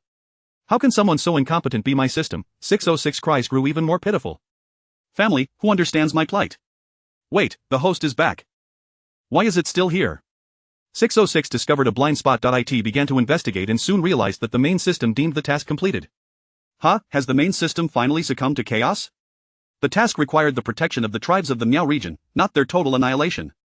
How could this be considered completion? This is utterly absurd, it defies all logic. 606 continued to search for reasons, while Zhang Yi began to motivate his followers. To accompany me is a blessing of profound fortune. With such favor, your future will undoubtedly be that of a deity wielding dominion over vast realms of time and space. Therefore, remain composed, steady, and above all, dignified. I may cast aside shame, but I shall not relinquish my dignity. 606 sighed, thinking, Lord, not even a dog would be treated so. Just then, it felt an ominous gaze upon it, nearly leading to its immediate demise. Forgive me. I was wrong to disrespect the divine. 606 was adaptable. Zhang Yi, however, began to urge the system. What are you dawdling for? I have never encountered such a lackadaisical entity. Hurry and facilitate my next task. Why squander this precious time? 606 acknowledged and promptly initiated the spatial transition, sending the host to the next mission world. Despite its data still being a chaotic mess, how could this be considered task completion? Surely, the main system is on the verge of collapse. If the great tree falls, what then? Might it be prudent to slip away first? Yet, it was comical that it could not even manage its own host while contemplating escape. 606 instantly felt a wave of despondency, resembling a desiccated fish. In the third year of Yongfeng, following the emperor's abdication, he sought to lead the civil and military officials to the grasslands to wed the Pearl of the Prairie, declaring his willingness to exchange his kingdom for her hand, vowing to remain united for eternity. The courtiers, aghast, bled on the Golden Hall, pleading against such folly. The emperor, undeterred, imprisoned a renowned scholar for insulting the Pearl of the Prairie, stirring unrest among the scholars of the court. In response to the Yongfeng emperor's proposal to marry their Pearl, the Khan of the Prairie asserted that only the mightiest warriors deserved her hand. The Yongfeng emperor, insisting on marrying their jewel, offered the 6 provinces of Yu Yun as a bride price, along with the honor of the empress's station. Simultaneously, he sought to prove himself as the mightiest warrior by waging war against the barbarian enemies, intending to present the head of their king as evidence of his valor. The courtiers cautioned the emperor, reminding him of the pact between the barbarian king and the Great Shun's founder, which had never been violated. The emperor dismissed their counsel, stating, "What the founder decreed holds no weight. My word is law." To demonstrate his courage, the emperor resolved to lead the charge himself, determined to showcase his bravery to his beloved, proving himself the most valiant warrior worthy of her love. After deciding to lead the campaign, the emperor proclaimed that in 5 days, the civil and military officials would accompany him to witness his valor as he would personally behead the barbarian king and present it to his future father-in-law. Indeed, the depth of the emperor's love compelled him to bow deeply before the Khan, addressing him as father, and committing to pay tribute to demonstrate his respect. The courtiers erupted in uproar once more. Yet the emperor remained obstinate, backed by the formidable Qianqian, who wielded immense power, often imprisoning dissenters and subjecting them to cruel fates. The officials, filled with fury, collectively visited the royal tomb, beseeching the ancestors of Great Shun to intervene and save the dynasty and its people from impending doom. For 3 days, the officials remained at the royal tomb, abstaining from food and drink, their spirits waning under the weight of their worries. Meanwhile, darkness enveloped the sky, thunder rumbled, and a brilliant light erupted from the royal tomb. The emperor's coffin emerged, and upon its descent, the emperor, draped in purple robes, languidly propped himself up, surveying the weeping courtiers below. The emperor, adorned in the finest yellow, was no exception to the tradition of Great Shun, though among all its rulers, only one held a special affinity for purple. This striking purple left a profound impression on the officials, and upon its appearance, their cries ceased, plunging the scene into an eerie silence. In the palace, within the Qianqing hall, the emperor, growing impatient, ordered the window to be opened, inquiring of his powerful companion, the esteemed Qianqian, "Are the officials still lingering at the royal tomb?" "Your Majesty, not a single official has departed. They are all gathered at the tomb." The Yongfeng emperor, in a fit of rage, hurled his cup, which contained his cherished rose tea, feeling an overwhelming sense of indignation. "Rebellious traitors. They are all traitors. I am the true dragon of heaven, my words are immutable. How dare they disregard my commands? They deserve death, every last one of them. Your Majesty, please do not succumb to anger. It may harm your health," spoke Wani gently. The Yongfeng emperor realized that among the entire court, only Wani remained loyal, prompting him to unburden his grievances. "Do you know that the chancellor dared to throw down his tablet in my presence, denouncing me as a foolish ruler? His audacity in challenging me is shocking. I spared his 9 clans, merely imprisoning him instead. Am I not generous enough?" The Yongfeng emperor felt despondent, lamenting the disloyalty that surrounded him, with none proving to be loyal subjects. While the chancellor defied him, this emperor had shown restraint, not executing his entire clan but merely planning to release him during the campaign to redeem himself. Such benevolence was unprecedented in history. Why did these courtiers fail to appreciate his kindness? Reflecting on his ascension to the throne at 13, it had been 8 years since, and under his governance, the realm prospered. To serve under such an illustrious ruler was a privilege for the officials, a fortune accrued over generations. Why could they not recognize their good fortune? Fortunately, he still had Wani. Though no one else understood him, Wani did. Wani recognized his accomplishments, his profound feelings, and his unwavering devotion for a single person, willing to forsake all for love. Wani understood that he loved her dearly and would do anything for her. Alas, there was but one person in this world who comprehended him. Thus, he honored Wani with the title of teacher, allowing the officials to bow to her and permitting her to refer to herself as Qianqian. The empress may only be 1,000 years, but the emperor is eternal. Wani was revered as the teacher, Qianqian, enjoying boundless prestige. The officials were compelled to bow before Wani, the esteemed Qianqian. The founder had decreed that eunuchs must not meddle in politics, and he personally engraved a plaque to caution future generations. Wani found the plaque unsightly and had it removed, discarding it in the palace's storage. The officials reprimanded him for this, but the Yongfeng emperor, unfazed, dismissed their concerns, saying, "If my teacher dislikes it, it shall be moved." The officials insisted that ancestral laws should not be violated, urging the Yongfeng emperor to punish Wani. Enraged, the Yongfeng emperor retorted, "How dare these treacherous officials slander my teacher? Take him away and give him 50 lashes." In a tale reminiscent of a covert visit, the Pearl of the Prairie, disguised as Hua Yuan, roamed the capital, forming a deep bond with her, willing to sacrifice everything for her. Throughout their journey, Wani provided companionship. Due to her identity as a woman of the prairie, she felt compelled to depart, declaring that this farewell would be eternal. Heartbroken, Wani proposed that genuine sincerity could sway her heart, and they devised a plan to win her hand at any cost. This plan involved kneeling before the Khan and addressing him as father, offering tribute and even surrendering cities. However, the emperor already had an empress. How could this be resolved? The answer was simple: he would depose her. Initially, there had been considerable interest from the prairie, but the Khan insisted that they must carefully consider the matter, as the pearl was their treasure. The Yongfeng emperor, anxious, found his lips blistering at the thought of losing his beloved, neglecting food and drink, causing his health to decline. Wani, ever thoughtful, suggested, "Your Majesty, you must raise the stakes to demonstrate your sincerity." "What do you mean by raising the stakes?" The first marriage proposal had been drafted by officials, their tone haughty, implying that the pearl of the prairie should be offered to the emperor, or else face military action. The Khan, wary of engaging in a blood feud with the barbarians while also contending with the formidable Great Shun, was indeed tempted but decided to wait and observe, curious if the Great Shun would truly mobilize their forces against them. The people of Great Shun had intended to dispatch troops to apply pressure on the prairie, as the emperor was adamant about marrying their pearl. The courtiers, unable to sway him, could only endeavor to assist. Yet when the suggestion arose, the Yongfeng emperor flatly refused, insisting, "No, absolutely not, I cannot allow Huayuan to believe I harbor insincere intentions. Retreat, retreat, retreat, withdraw at once. Should she be frightened, I will hold you responsible for her honor." Wang Yi pointed out that the lady would surely think the emperor's affections were merely superficial, driven by her beauty. The Yongfeng emperor, troubled, pondered how to prove his genuine affection. Wang Yi, ever attentive, proposed a solution. Meanwhile, the prairie remained observant, hesitant to act too hastily, deliberating on sending envoys to the capital for further inquiry. The Yongfeng emperor's decree soon followed, declaring that his feelings for Huayuan, also known as Yerua, were sincere, and to demonstrate his commitment, he would marry her as his empress. Chapter 15 The unfilial descendants who love beautiful women but not the throne. Part 1 Good heavens, even the people of the grasslands believe that the imperial edict from the Great Shun emperor is a fabrication. Not to mention, due to geographical reasons, the grassland tribes have a long-standing enmity with the Great Shun populace, often descending southward to plunder as autumn arrives. Even if there were no animosity, the Great Shun subjects frequently utter that those not of our kin harbor treacherous intentions. Foreign women may be accepted as beauties or favored consorts, but to be crowned as empress? What an absurd notion. The grassland people find the situation in Great Shun utterly bizarre. Thus, they decide to send someone to the capital to ascertain the truth. Consequently, they opt for a strategy of delay.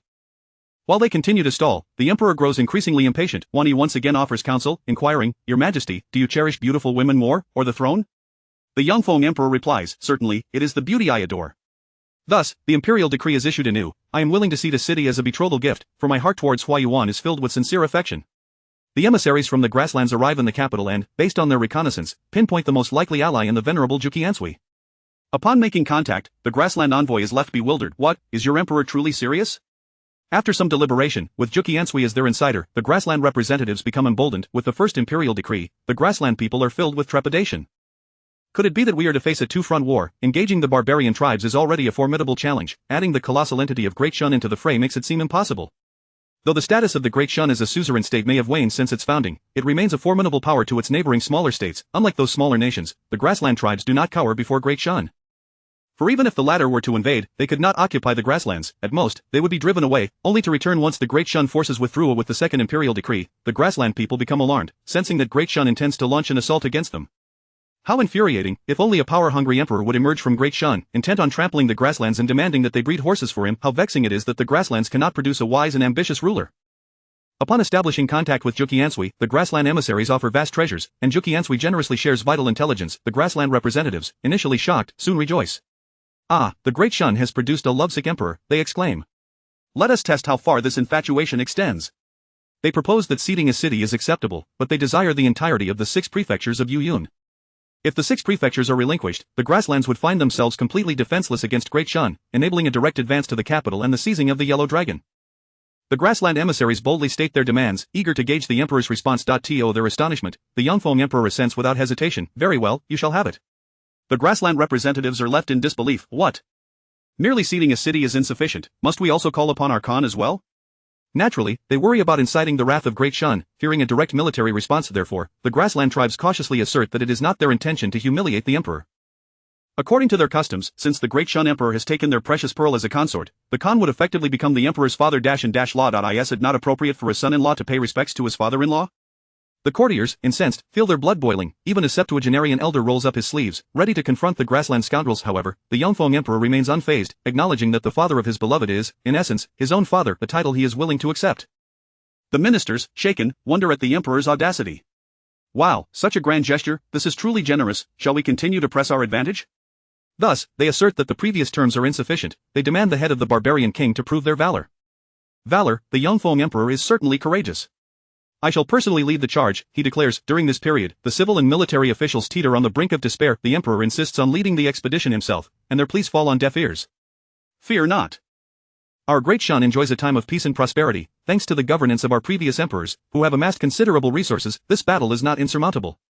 The officials, unable to persuade the emperor, begin to mobilize troops and gather supplies, fervently believing in their victory. The emperor then proclaims, 5 days, I grant you but 5 days, after that, I shall lead the expedition myself. The ministers, unable to summon their strength any longer, collectively crumble. Some are so enraged that they hurl their ceremonial staffs at the emperor, while others, aged and weary, declare their intention to die in protest, crashing into the palace pillars and meeting their demise. In the chaos of that day, the court is in disarray. Alas, the emperor remains resolute, his fury ignited. You treacherous ministers, do you seek to deceive your sovereign and incite rebellion? The disgraced ministers weep in the palace, and the emperor, exasperated, commands Jukiansui to detain them, resulting in a large number being imprisoned. Yet, the remaining ministers refuse to concede. With only 5 days left until the emperor's expedition, they spend 3 of those days mourning at the imperial mausoleum. As they manage logistics and strategize troop movements, who has time to contend with such trifling matters? With only 2 days remaining, the Yongfeng emperor, once confident of victory, begins to feel a twinge of anxiety. Upon inquiry, he discovers they are still weeping. The Yongfeng emperor, his heart aching, grasps Wan Yi's hand. Sir, no one in this court, it seems, can alleviate my worries as you do. My heart is heavy. Wan Yi, moved to tears, replies, Your Majesty, I would willingly sacrifice myself for your cause, even unto death. In that moment, the Yongfeng emperor and Jukiansui gaze at each other, their bond deepening, emotion swelling within them. Suddenly, a panicked eunuch rushes into the chamber. Your Majesty, disaster has struck at the mausoleum. How dare you? I am in good health. Seize this insolent wretch and beat him to death, the emperor commands. The messenger, however, is more composed than the emperor, urging, Your Majesty, there may be urgent matters at hand. It would be prudent to hear them before punishing this servant. Finding merit in the argument, the Yongfeng emperor gestures for the eunuch to continue, knowing that if the news is trivial, the eunuch's life will be forfeit. The messenger, clearly distressed, conveys the alarming news, Your Majesty, what I say is true, there has indeed been a disturbance in the mausoleum, a coffin has emerged from the depths, and the occupant has risen. Over a century has passed since the founding of the Great Shun. During this time, have there truly been enlightened rulers, or at the very least, moderate sovereigns? Certainly not prior to the Yongfeng emperor. One can trace back to his grandfather's generation, which produced a ruler notorious for his absurd and cruel actions, a tyrant known by the posthumous title of Li, or the Li Emperor of Shun. His reign was marked by the era of Kaiyuan. To speak of this emperor is to delve into a tale laden with endless intrigue. During his rule, the court devolved into a state of chaos, with only the most fortunate surviving. The infamous Xin Yiwei was established during his reign, leaving desolation in its wake wherever the black cavalry marched. His bloodlust was insatiable. The palace concubines were ensnared in a brutal game of survival, as were the officials and noble families. Yet the common folk, whom he regarded with disdain, were deemed unworthy of such games. Only the noble families, officials, and concubines of noble birth were permitted to partake. The tyrant even went so far as to use his own father's skull as a drinking vessel, merely out of curiosity about the nobility's supposed superiority. Such acts of cruelty were commonplace during his brief 7-year reign. 7 years, who can comprehend the depths of despair that officials and noble families endured during that time? They lived in a state worse than death, suffering more than beasts. They harbored thoughts of rebellion, of regicide, yet the Shunli emperor, with his unhinged cruelty, was a natural-born tyrant. This natural-born tyrant meant that he firmly held military power in his grasp. Conspiring against him at night would lead to swift retribution by dawn, ensuring none would see the light of the next day. His Xin Yiwei was composed of spies from all walks of life. Even the lowliest servants and children could serve as informants. Their reach was omnipresent, aware of even the minutiae of the officials' nightly routines. The Shunli emperor was merciless towards the court and the nobility, and equally so towards his own concubines, yet he was exceedingly generous with his military. Funding was ample, and those who perished in battle were supported by the emperor's coffers to ensure they did not starve. He built the Hall of Loyalty and Righteousness for the fallen, honoring their names accordingly. While civil officials loathed him, military leaders revered him as a benefactor, ready to sacrifice everything for him. Unfortunately, this ruler was mentally unstable, possessing a volatile temperament, quick to draw his sword at any moment. He reigned for 7 years before succumbing to a brain ailment, a painful demise brought on by his affliction. Perhaps it was this very malady that rendered him so erratic, shifting between moods without warning. It was said that his condition stemmed from a poisoning attempt on his mother during pregnancy, designed to claim both their lives. His imperial father, neglectful of his duties, lavished attention solely on his favored concubine, who, unable to tolerate the existence of the emperor's child, sought his demise. The evidence was irrefutable, yet the emperor chose not to punish her, attributing the failure to the victim's weakness. The favored concubine commanded the newborn prince to serve as her pet, and the emperor, without hesitation, complied. As a natural-born ruler, he endured in silence for much of his life, but upon rising to power, he nearly eradicated all his brothers. His predecessor died with resentment, and even in death, his head was used as a drinking vessel. The survivors of the brutal court games wiped the sweat from their brows, comforting one another. It's over, everything is in the past. The Shunli emperor nearly exterminated his own kin, leaving only one youngest sibling, who was still in utero at the time. Chapter 16 The unfilial descendants who love beauties over the throne, Part 2 Following the demise of Emperor Xuanli, he left behind no offspring, be they sons or daughters. Thus, upon his death, the imperial throne passed into the hands of the surviving young prince, known as Emperor Yongfeng. During the years of Xuanli's reign, the upper echelons of the Deshun dynasty collectively entered a state of survival mode amidst a brutal struggle for power. The royal family was not spared from this turmoil. Under the oppressive shadow of his tyrannical elder brother, the young prince diligently clung to life. In the end, he emerged as the unexpected victor and ascended the throne. Once crowned, the young prince was characterized by his gentle demeanor, moving his ministers to tears, and heralding the arrival of a sagacious ruler. There was hope for the Deshun dynasty. The ministers of that era exemplified the harmonious relationship between sovereign and subjects, serving as a model for posterity. Now, the shadow of Xuanli was nearly eradicated from the court, but in a bizarre turn of events, the officials' lamentations inexplicably revived the very tyrant they mourned. The officials genuinely appeared as if they had lost their dearest kin, consumed by grief. In that moment, they found themselves in a dilemma. Should they compel Emperor Yongfeng to humbly acknowledge the barbarian tribes as his forebears, thereby shaming his ancestry and dooming the Deshun dynasty, or should they allow the tyrant to rise from his grave, casting his ominous shadow over them once more, leading them all to their demise? If given the choice, they would prefer not to choose at all. Digging deeper, it was apparent that Emperor Yongfeng had no progeny, not a single son or daughter. He had no siblings either. After ascending the throne, the young prince did not survive long, ruling for merely over a decade before passing away. His ascent to power had been fraught with fear, relying heavily on his mother, the Dowager Empress, to navigate the intricacies of governance, which ultimately secured his position. Yet, shadows lingered throughout his life, leading to his untimely death in his 20s, leaving behind but one child. The emperors of several generations had been mere youths upon their ascension. The silver lining was that the following 2 generations of emperors fared reasonably well. Although they achieved little in martial prowess, they excelled in civil governance, leading to a noticeable increase in the treasury's wealth. The unfortunate news was that these emperors were in poor health and left behind scant heirs. Emperor Yongfeng had no brothers, only an elder sister who was now the eldest princess, yet her presence was so diminished that she seemed almost invisible, overshadowed even by her husband. Upon her marriage, Emperor Yongfeng had bestowed upon her a gift of 10,000 taels of silver, while his favored companion, the venerable Wan Yi, received lavish rewards of gold and silk, fearing that his esteemed companion might suffer any indignity in matters of sustenance. After the eldest princess's wedding, she faded entirely from public view, her existence scarcely acknowledged. As the officials continued to dig for hope, despair deepened, realizing the impending doom of the Deshun dynasty. There were simply no heirs capable of continuing the legacy. The royal family had also fallen victim to the ruthless power struggle, suffering great losses, with many even perishing from sheer fright. Now, upon scrutiny, not a single capable heir was found. Although it was possible that none could be worse than Emperor Yongfeng, the uncertainty loomed ominously. The officials' weeping was, in truth, a desperate measure, a last-ditch effort to invoke the spirits of past emperors, hoping against hope that their ancestors would intervene and prevent the downfall of their dynasty at the hands of unfilial descendants. Their heartfelt cries echoed through the air. The citizens of Yuyun's 6 prefectures had done nothing to deserve such a fate. Today, they surrendered 6 prefectures. Tomorrow, would they be compelled to relinquish the throne itself, adopting the garb of the conquered, kneeling in submission to the barbarian ruler, calling him father? Alas, they had already begun to do so. The emperor desired love and beauty, yet spurned the throne, disregarding the common folk who bore the brunt of his decisions, especially the citizens of Yuyun's 6 prefectures. They were expected to fight against those who had slain their kin, plundered their possessions, and trampled upon their lands, only for the emperor to hand over their territories without a second thought. Among the officials, most were genuinely concerned for the nation and its people, sincerely pleading for the continuation of the Deshun dynasty. A few, however, were merely worried for their own lives, not wishing to follow the emperor into battle. Others chose to align themselves with the emperor's desires, content as long as their status remained unscathed, indifferent to the fate of the dynasty or its citizens. Such individuals were deemed loyal subjects by Emperor Yongfeng, forming a faction loyal to Wan Yi, his trusted companion, and part of the circle of the venerable Wan. Yet, regardless of their factions, none could have anticipated the effectiveness of their mourning. The ancestral spirits truly manifested, but not in the form of the revered sovereigns like Gaozu or Taizong, but rather as the tyrant Xuanli. The loyal ministers, who had been worried for the state and its people, experienced a swift transition from shock to horror, losing consciousness as they beheld the spectacle, prompting a flurry of frantic attempts to revive them. Meanwhile, the ancestral figure they had mourned stood imperiously, surveying the chaos below. "My esteemed ministers, I have come at your invitation," he proclaimed, with such a benevolent ancestor, who answered every plea. He was truly one of a kind in the realm. Emperor Jianye's gaze fell heavily upon the silent assembly of officials. "Will you not welcome me into the palace?" The officials, those who had not fainted, rolled their eyes in disbelief and collapsed in shock.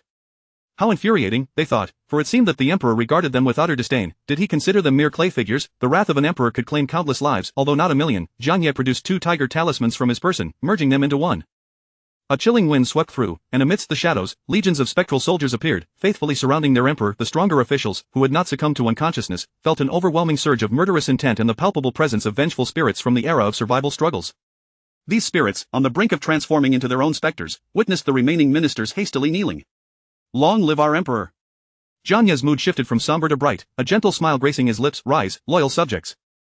There is no need for such formalities. I have returned at the behest of the people's hearts. The realm already has its emperor. Would I seize the throne from my descendants?" Such words were commendable, yet this emperor was not of their bloodline. Jianye diligently continued to play the role of a qualified ruler. "Very well, I shall return to the palace to rest. By the way, is the Wutong Hall still standing?" The Wutong Hall, the residence of Emperor Xuanli, had since fallen into disrepair and was now a cold palace. Among the officials present were descendants of survivors from the previous power struggle. The harrowing tales of their ancestors echoed painfully in their minds, causing their scalps to prickle at the mere mention of Xuanli. When Jiang Ye inquired about the Wutong Hall, the officials awkwardly asserted, "That is indeed your residence, but who would dare to reside there after you? No one would dare to offend your dignity, thus it has remained vacant for so long." Excellent reasoning, they thought, rationalizing the hall's neglect.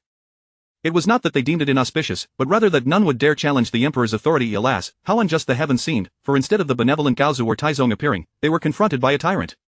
And as if that were not enough, he had also summoned the spectral soldiers from the underworld. Now, the world was on the brink of becoming a realm of spirits, yet, whether they were sinners or not was inconsequential. What mattered was that Jiang Ye, in his inaugural day as emperor, found this identity utterly exhilarating. With the officials surrounding him, he returned to the palace. Once inside, he faced Emperor Yongfeng from a distance.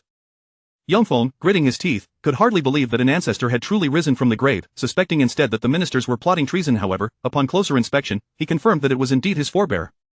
More vivid than the portraits in the ancestral hall of Miaojiang, Jiang Ye's visage was striking, a significant asset in securing his survival among favored concubines. He took great pride in his appearance and, to ensure future generations admired his unparalleled beauty, he summoned numerous artists to create a plethora of portraits.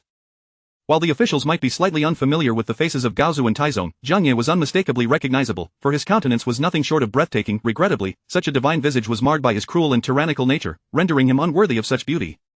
Emperor Yongfeng, though handsome in his own right, found himself diminished in comparison. How could a firefly hope to compete with the brilliance of the full moon? Yongfeng summoned the imperial guards, intending to eliminate his ancestor and deny the legitimacy of this spectral figure. He believed himself to be the true dragon of heaven, the rightful ruler of the realm, yet, behind Jiang Ye stood an imposing legion of spectral soldiers, their faces obscured yet emanating an aura of dread and bloodlust.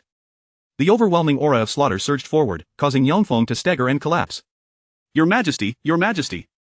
Amidst the chaos, time stood still. While the realm below was in turmoil, Jiang Ye basked in the tranquility of the moment, stretching his arms to embrace the warm sunlight, turning to a pallid official beside him. "Ah, how warm the sun of the living world feels."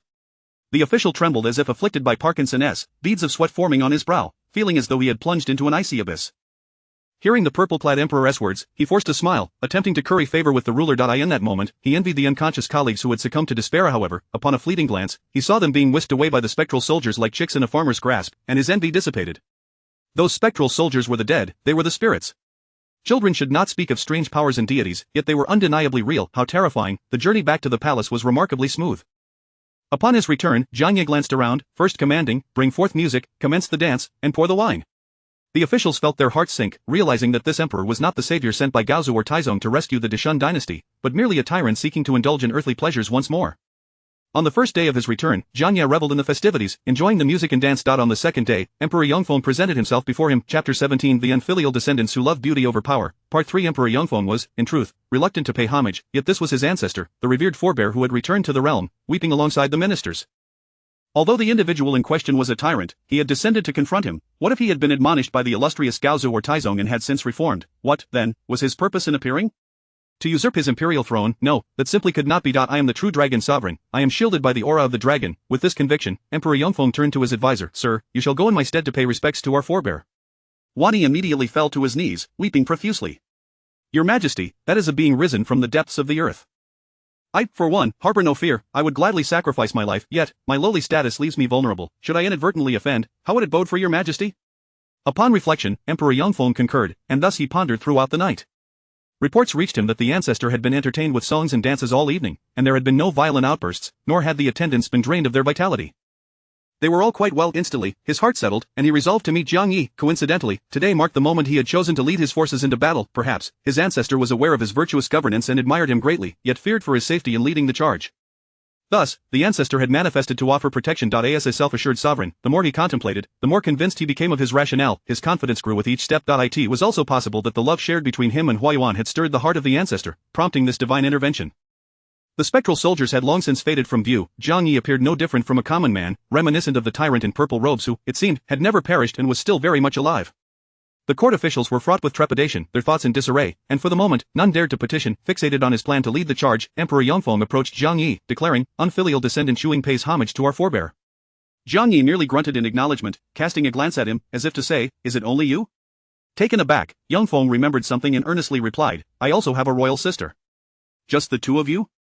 Jiang Yi sighed. "A meager lineage indeed."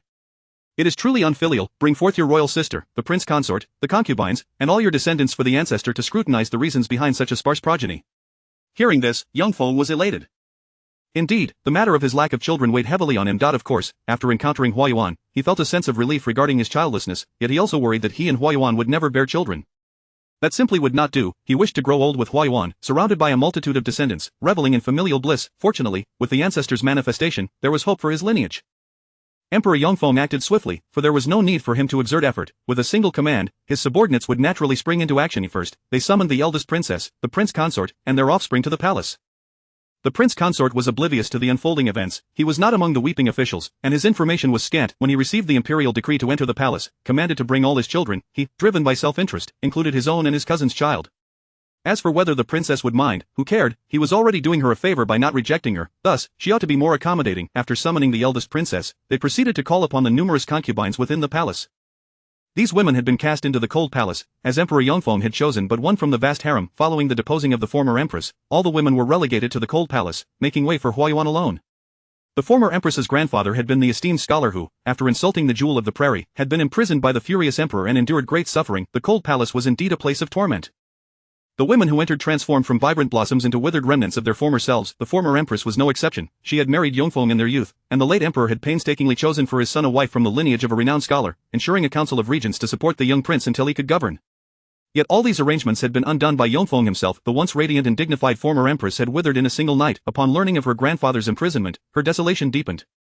Now, she appeared as a shadow of her former self, devoid of vitality. Seeing the former empress's state, Zhang Yi inquired, and upon learning of her identity, he delivered a resounding slap across Emperor Yongfeng's face. The emperor, filled with hope that his ancestor would resolve his progeny dilemma, was taken aback by this unexpected blow. Having never suffered hardship, let alone endured a strike, the slap left him incredulous. You dare strike me? Zhang Yi, fully embracing his role, straightened himself and replied, if I wish to strike you, I shall. Should I wait for an auspicious day? Covering his face, Yongfeng remained in disbelief at having been struck. This sudden turn of events stirred a flicker of indignation among the former palace women, yet it was but a flicker. If he could treat his own wife with such disdain, what hope was there for him to seek a flourishing lineage? After delivering that slap, Zhang Yi stepped forward and kicked Yongfeng to the ground, drawing the sword of an attendant and preparing to stab him. This cannot be, Ancestor. He is, after all, a sovereign of the mortal realm, your descendant, not a mere stranger. The elderly eunuch left behind by the late emperor threw himself forward to intervene. Zhang Yi clicked his tongue and discarded the sword, opting instead to employ his foot. Poor Emperor Yongfeng not only received a resounding slap but was also subjected to several vigorous kicks. These blows left him breathless, nearly causing him to faint. When the eldest princess and the prince consort arrived, they found Yongfeng seated, disheveled and dazed, while a striking figure in purple robes occupied the throne. The eldest princess recognized this purple-clad emperor, and her countenance transformed with horror. She feared she had met her demise and found herself in the underworld. The prince consort, unfamiliar with the figure, hurriedly proclaimed, "How dare you? Who are you to sit upon the dragon throne? Do you wish to bring ruin upon your entire clan?" Zhang Yi regarded the prince consort with disdain. His overly adorned appearance was quite unappealing. With a sigh, he waved his hand, summoning the dreaded Xianyi guards, who reappeared to instill fear in the hearts of all present. The guards advanced silently, dislocating the prince consort's jaw, then proceeded to render his limbs immobile before discarding him like a mangy dog upon the ground. The unfortunate prince consort, racked with pain, could not utter a sound, his visage contorted in agony. "I detest being pointed at. You are indeed quite fortunate to— I assume you conduct yourself with appropriate decorum and possess an unassailable character?" The prince consort possessed no such character. He had married the princess for power and wealth, yet harbored affections for his cousin, convinced she was his true love and the princess merely an impediment. After marrying the princess, upon witnessing Emperor Yongfeng's indifference towards her, he began to flaunt his authority, proclaiming that marrying her was a blessing, and she ought to be grateful. He warned her to remain meek and obedient, lest she provoke him. Recently, stirred by his cousin's pleas for recognition, he even contemplated executing the princess. Indeed, he, the prince consort, had considered such a heinous act. After all, the emperor was indifferent to his sister. If she were to perish, it could simply be said she had succumbed to a grave illness, and he could don the guise of a heartbroken lover, thereby earning himself a reputation for profound devotion. Though he lacked beauty, his ambitions were grand. In the face of this upheaval, the eldest princess maintained her composure, while the prince consort's offspring wept in fear that he had brought along his and his cousin's children. The latter, having been raised in comfort, was so frightened that she began to wail for her mother. Zhang Yi was not so malevolent as to harm a child. As for the one who might poison infants, naturally, Zhang Yi would not confront them directly, only speaking softly behind their backs. Zhang Yi, hearing the cries, commanded the guards to take the weeping child away, leaving only the eldest princess and her young daughter on the scene. The little girl appeared frightened, yet when the chaos erupted, she stepped forward to shield her mother. Though she was soon pulled back into her mother's embrace, it was evident that their bond was profound. Zhang Yi regarded the eldest princess for a moment, then offered a gentle smile. "Fear not, I do not take lives." "A tyrant who spares lives?" What a ludicrous jest, yet laughter eluded them. The palace attendants trembled, anxious not to provoke the tyrant, lest they face a merciless demise. The Xieni guards, expressionless, stood steadfast beside their sovereign, resembling mad dogs ready to unleash fury at their master's command. Initially, the plan was to address the issue of insufficient offspring, yet, the outcome was a brutal beating, followed by the prince consort being left nearly lifeless, and then dismissed without ceremony. Emperor Yongfeng dared not voice his anger. The ministers, desperate, could only offer fervent counsel, and the bolder ones pointed fingers, denouncing him as a tyrant, risking their lives in the process. But the ancestor, indeed, had no qualms about delivering a fatal blow. Once the others departed, Jiang Yi's demeanor shifted, he smiled warmly and took Yongfeng's hand. Good child, you are the emperor. It is time for you to attend court and discuss matters of state. Why linger here? What a whimsical diversion. Yongfeng struggled to keep pace, seizing the opportunity to escape. However, his attempt was thwarted as the ancestor declared, "It has been ages since I graced the court. I miss it dearly. Come, let us go together." Yongfeng, concerned for his dignity, instructed that a curtain be raised to shield his face. The court officials were now in a state of trepidation. The revelation that their emperor was not merely inept but believed himself invincible was alarming, and now they had summoned an even more formidable presence from the tomb. Chapter 18 The Unfilial Descendants Who Love Beauty Over Power, Part 4. Indeed, humanity's capacity for self-destruction knows no bounds. In the Golden Luan Hall, from the moment Emperor Yongfeng resolved to personally lead the expedition, to the ministers lamenting at the imperial tombs, this is the first truly significant court assembly. The attendance of officials in the court appears rather sparse, as a considerable number remain imprisoned. The one currently able to make decisions is Duke Lu, an elderly man nearing 80, a survivor from the era of great purges. No one knows better than he the lethal prowess of the tyrant in purple robes. He is a quintessential despot, wherever his will extends, those who oppose him meet their demise. Yet, the ministers have forcibly summoned him back from the depths of despair. When Duke Lu regained consciousness, his mind was consumed by a singular thought: surrender. Let it all perish, I am weary.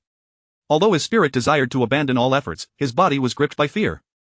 He still had to attend court and address matters of state. There was no alternative, as those of renown and capability were locked away. The more upright individuals were nearly forgotten, as if grass were sprouting upon their graves. Among the remaining officials, in the absence of a leader, relying on them to achieve anything was as futile as expecting a tyrant to consider the step as his subordinate.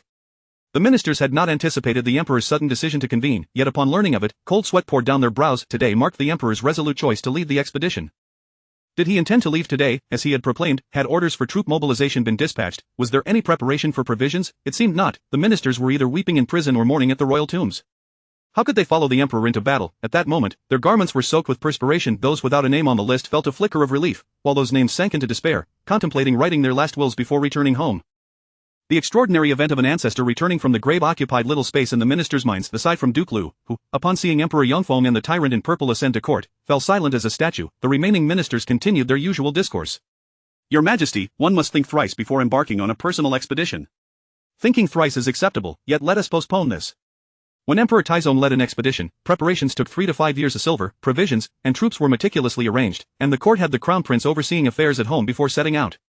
Moreover, they did not take all the civil and military officials along.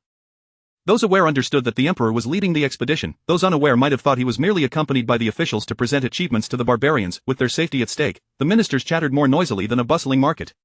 Emperor Yongfeng nearly forgot his displeasure at being chastised by his ancestor, for what truly vexed him were these mournful ministers who doubted his capabilities. He believed himself to be more accomplished in both literature and martial prowess than his forebears, and his expedition would surely triumph. What was there to debate? With a dark expression, the marks of a slap on his face became less discernible against his scowl. While Emperor Yongfeng simmered with discontent, Jiang Yi remained rather pleased, continuously cracking sunflower seeds.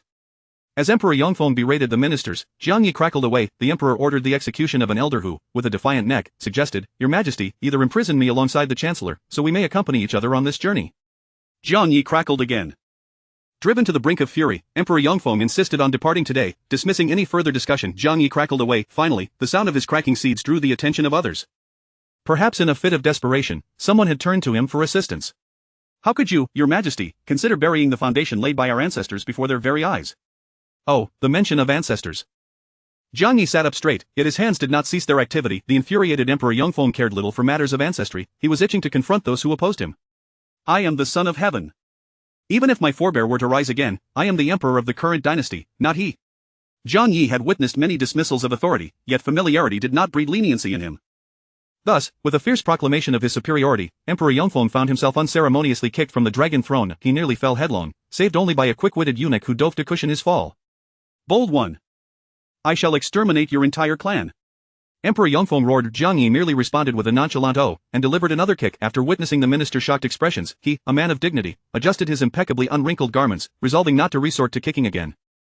Next time, he would wield the imperial seal as a weapon. The ministers stood in astonishment, their minds telling them to protect the emperor, for he was indeed the son of heaven, while the tyrant in purple was long deceased. Yet, beneath their loyalty lay an unexpected sense of relief. How irreverent they were, daring to watch the spectacle unfold before them. Still, it was an oddly satisfying sensation, a comfort that coursed from their toes to the very tips of their hair. Such a feeling was intoxicating. With a new emperor seated upon the throne, the ministers' minds and bodies were still in conflict, but Jiang Yi spoke up. This expedition sounds far too entertaining. I wish to partake. The minister's hopes extinguished with a resounding thud. Duke Lu was reluctant to speak, yet the weight of the gazes upon him compelled him to rise. Resigned to his fate, he finally addressed the assembly. Your Majesty, one ought not to place oneself beneath a precarious wall. You are the true dragon son of heaven. How can you place yourself in danger? Simply await the sounds of victory. There is no need for you to lead this expedition personally. What merit does a mere barbarian possess to warrant your involvement? That is a valid point. Jiang Yi glanced at the toppled Emperor Yangfeng. While he too referred to himself as I, he maintained his boundaries. Notice how he did not overstep to claim the title of the Earthly Emperor. The Earthly Emperor retorted, you truly have a remarkable sense of propriety. With Jiang Yi's interjection, the Emperor's determination to set out today began to wane. He cast a glance at Jiang Yi, his anger momentarily flaring, yet as an emperor, his words were carved in stone. Could he retract them? He cherished his reputation, and with a defiant posture, he proclaimed, I shall indeed lead this expedition. Your Majesty, think again. The ministers knelt, pleading anew. This prompted a back-and-forth tug-of-war, causing Emperor Yangfeng to erupt in frustration once more. Jiang Yi gradually lost interest. Rising, he declared, let me, your ancestor, make the decision for you. You shall lead the expedition, and they shall follow. Fear not, with me present, your venture is destined for failure. The ministers rejoiced. After all, this was the ancestor who had risen from the depths. Whether a foolish monarch or not, he commanded respect and had a legion of fearsome specters at his back. Yet, they seemed to mishear, for how could the ancestor claim that their venture was assuredly doomed? Wait, they had not misheard. In disbelief, the ministers gazed at Jiang Yi, yet he, however, refused to meet their eyes and continued, since the unfilial descendants have no heirs, let Huanin oversee the state. Huanin? Who is that? A previously inconspicuous royal prince widened his eyes, finally speaking up. Your Majesty, Ancestor, is it not inappropriate for the eldest princess to oversee the state? Inappropriate? Pray tell, who would you suggest instead?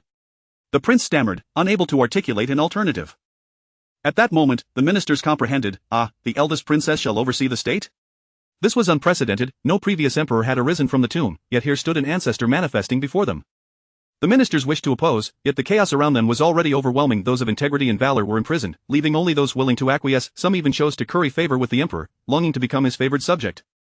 If a 9,000-year-old could do so, why could not an old man like him? Princess Huanin was the only sister of Emperor Yangfeng, yet he had no recollection of her name.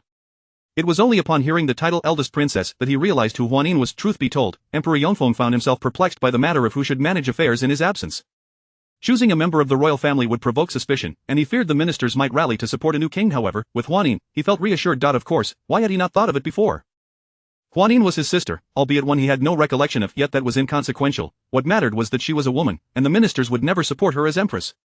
She posed no threat to him, and as his sister, she shared the bloodline of the former emperor. Pure and untainted. It was a perfect solution. The ancestor had resolved his dilemma with ease.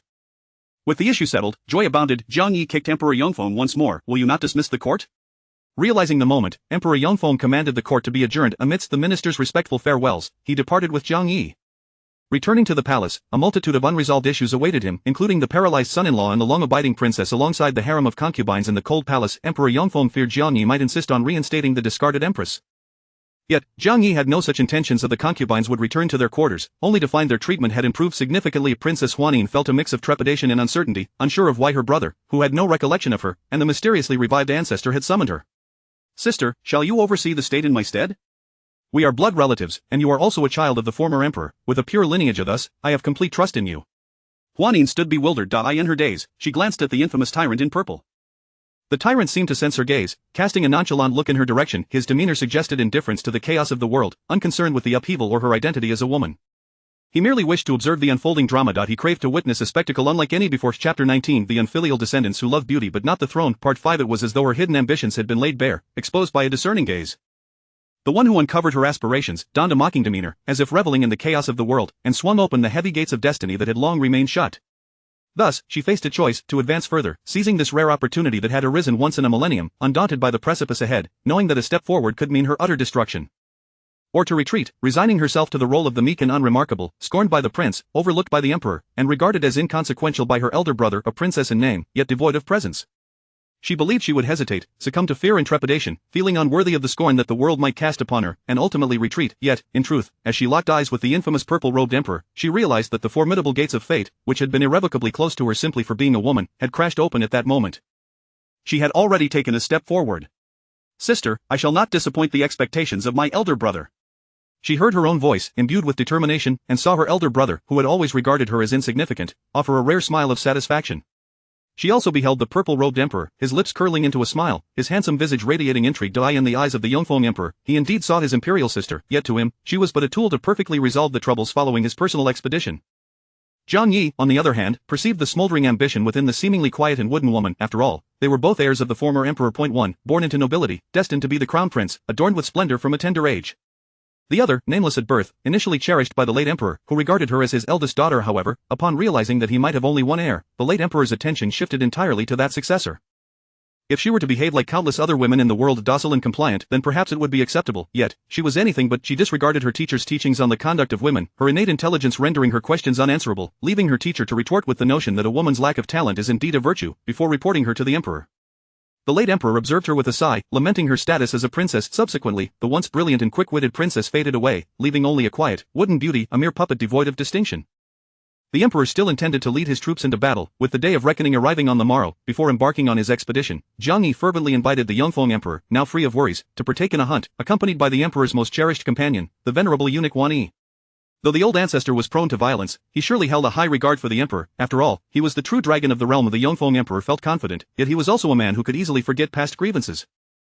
When he was struck, he despised his ancestor, but once the beating subsided, he would forget the incident entirely. In a certain sense, his mindset was remarkably resilient. Zhang Yi yearned for the hunt primarily to utilize his daily dose of experiencing the foolish monarch.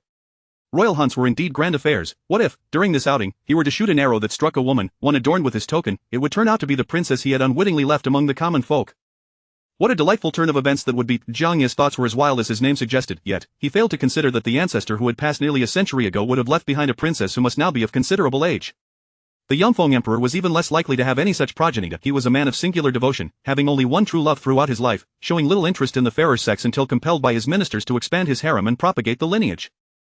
Once he encountered true love, the allure of beauty was boundless, yet how could it compare to the mere smile of a captivating woman? Moreover, the Yongfeng emperor was still young. How old could his lost gem from the common folk possibly be? After a day of hunting, Zhang Yi returned with a bountiful haul, trailed by a cadre of dark-clad knights bearing his trophies. In stark contrast to Zhang Yi's impressive bounty, the Yongfeng emperor found himself in dismal straits. He had not even managed to catch a single hare. Not only that, but he was also not particularly skilled at riding. His steed was a docile pony, making him appear diminutive in stature. Witnessing Zhang Yi's prowess, the Yongfeng emperor marveled, truly, he is worthy of his ancestor. After his admiration, envy crept in as he pondered why he had not inherited his ancestor's martial prowess. However, one must remember, the emperor was merely a young prince who had once enjoyed fortune. What connection did he have to Zhang Yi? Zhang Yi too was puzzled. I presume you dare to lead your troops into battle, suggesting you possess commendable skills. The Taizong once triumphed thrice on the grasslands, effortlessly subduing the barbarians who had shown signs of breaking treaties after the demise of the Gaozu, even capturing their Khan and bringing him back to court for entertainment. Both leading their troops into battle, one could only compare the likes of Taizong to the Yongfeng emperor, who could scarcely even ride a horse. Zhang Yi clicked his tongue and drew his longbow, aiming an arrow at the Yongfeng emperor. The Yongfeng emperor, devoid of any sense of danger, was suddenly tackled by his beloved companion, eunuch Wan Yi. Protect the emperor. Zhang Yi released the arrow, which flew through the air with a whoosh, narrowly missing Wan Yi's ear, striking instead a snake behind him that resembled a withered branch. The Yongfeng emperor was left in a state of bewilderment, while the dark-clad knights remained stoic, loyally guarding the purple-robed emperor without responding to Wan Yi's cries for protection. The Imperial Guard belatedly realized the gravity of the situation. Zhang Yi erupted into laughter as the snake perished without a struggle. Wan Yi, pale with fright, and the Yongfeng emperor, equally terrified, found themselves rolling in the grass, a comical sight. The purple-robed emperor spurred his steed forward, his magnificent mount galloping fiercely. Bypassing the disheveled duo, the dark knights surged forward, parting to the sides as they followed the emperor, leaving the Yongfeng emperor and Wan Yi behind. The emperor's complexion shifted from pale to ashen, then to a sickly hue. I am the true sovereign of this realm. If his tone had not been so ethereal, the words would have carried the weight of imperial authority. Wan Yi attempted to speak, yet his heart raced with terror, rendering him mute. Only when the Imperial Guard approached to offer their apologies did the two, as exalted individuals, reveal their ire. Meanwhile, Zhang Yi had already set off, laden with his bountiful catch, visiting the homes of various ministers. Duke Lu was in despair, as all the ministers in charge were imprisoned, leaving him to manage affairs single-handedly.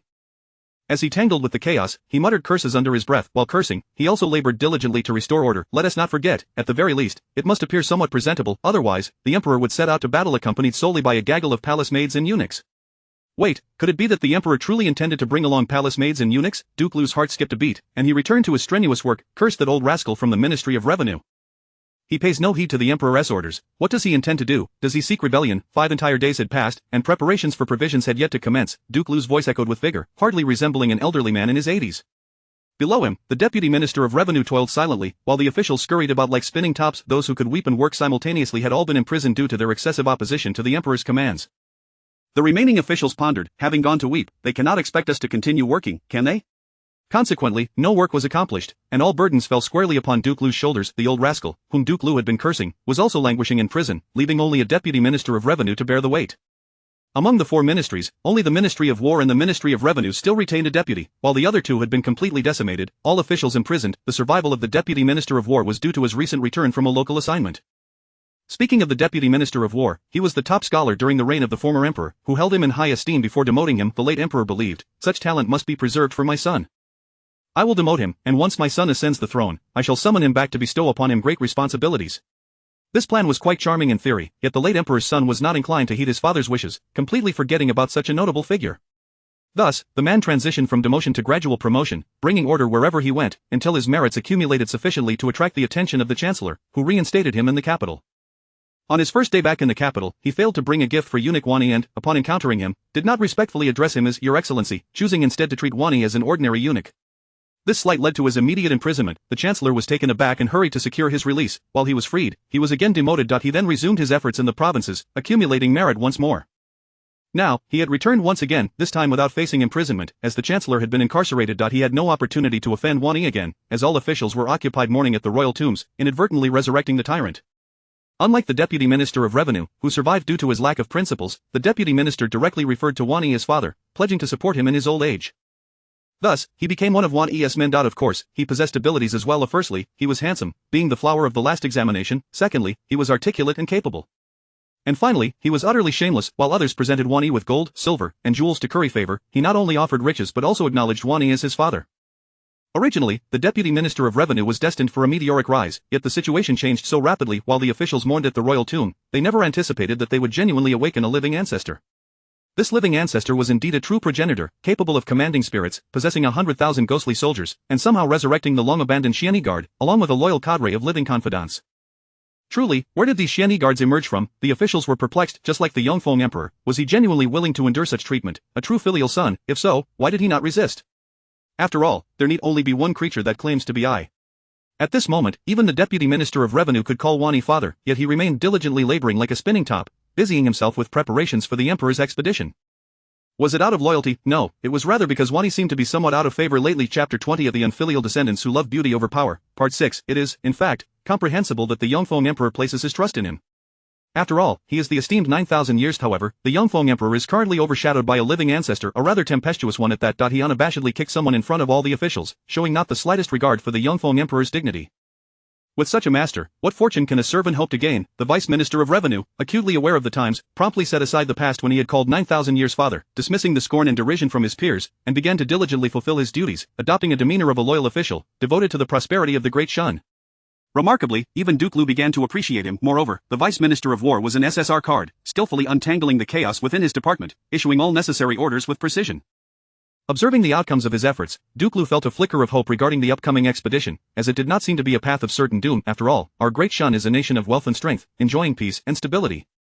Defeating a mere barbarian king should not be beyond reach, should it? Indeed, if one can overlook the fact that the Yongfeng Emperor's intent to personally lead the charge against the barbarian king is to claim the king's head as a token of valor, in order to prove himself to the Khan of the Steppes and secure a position as a son-in-law, then this expedition still holds promise.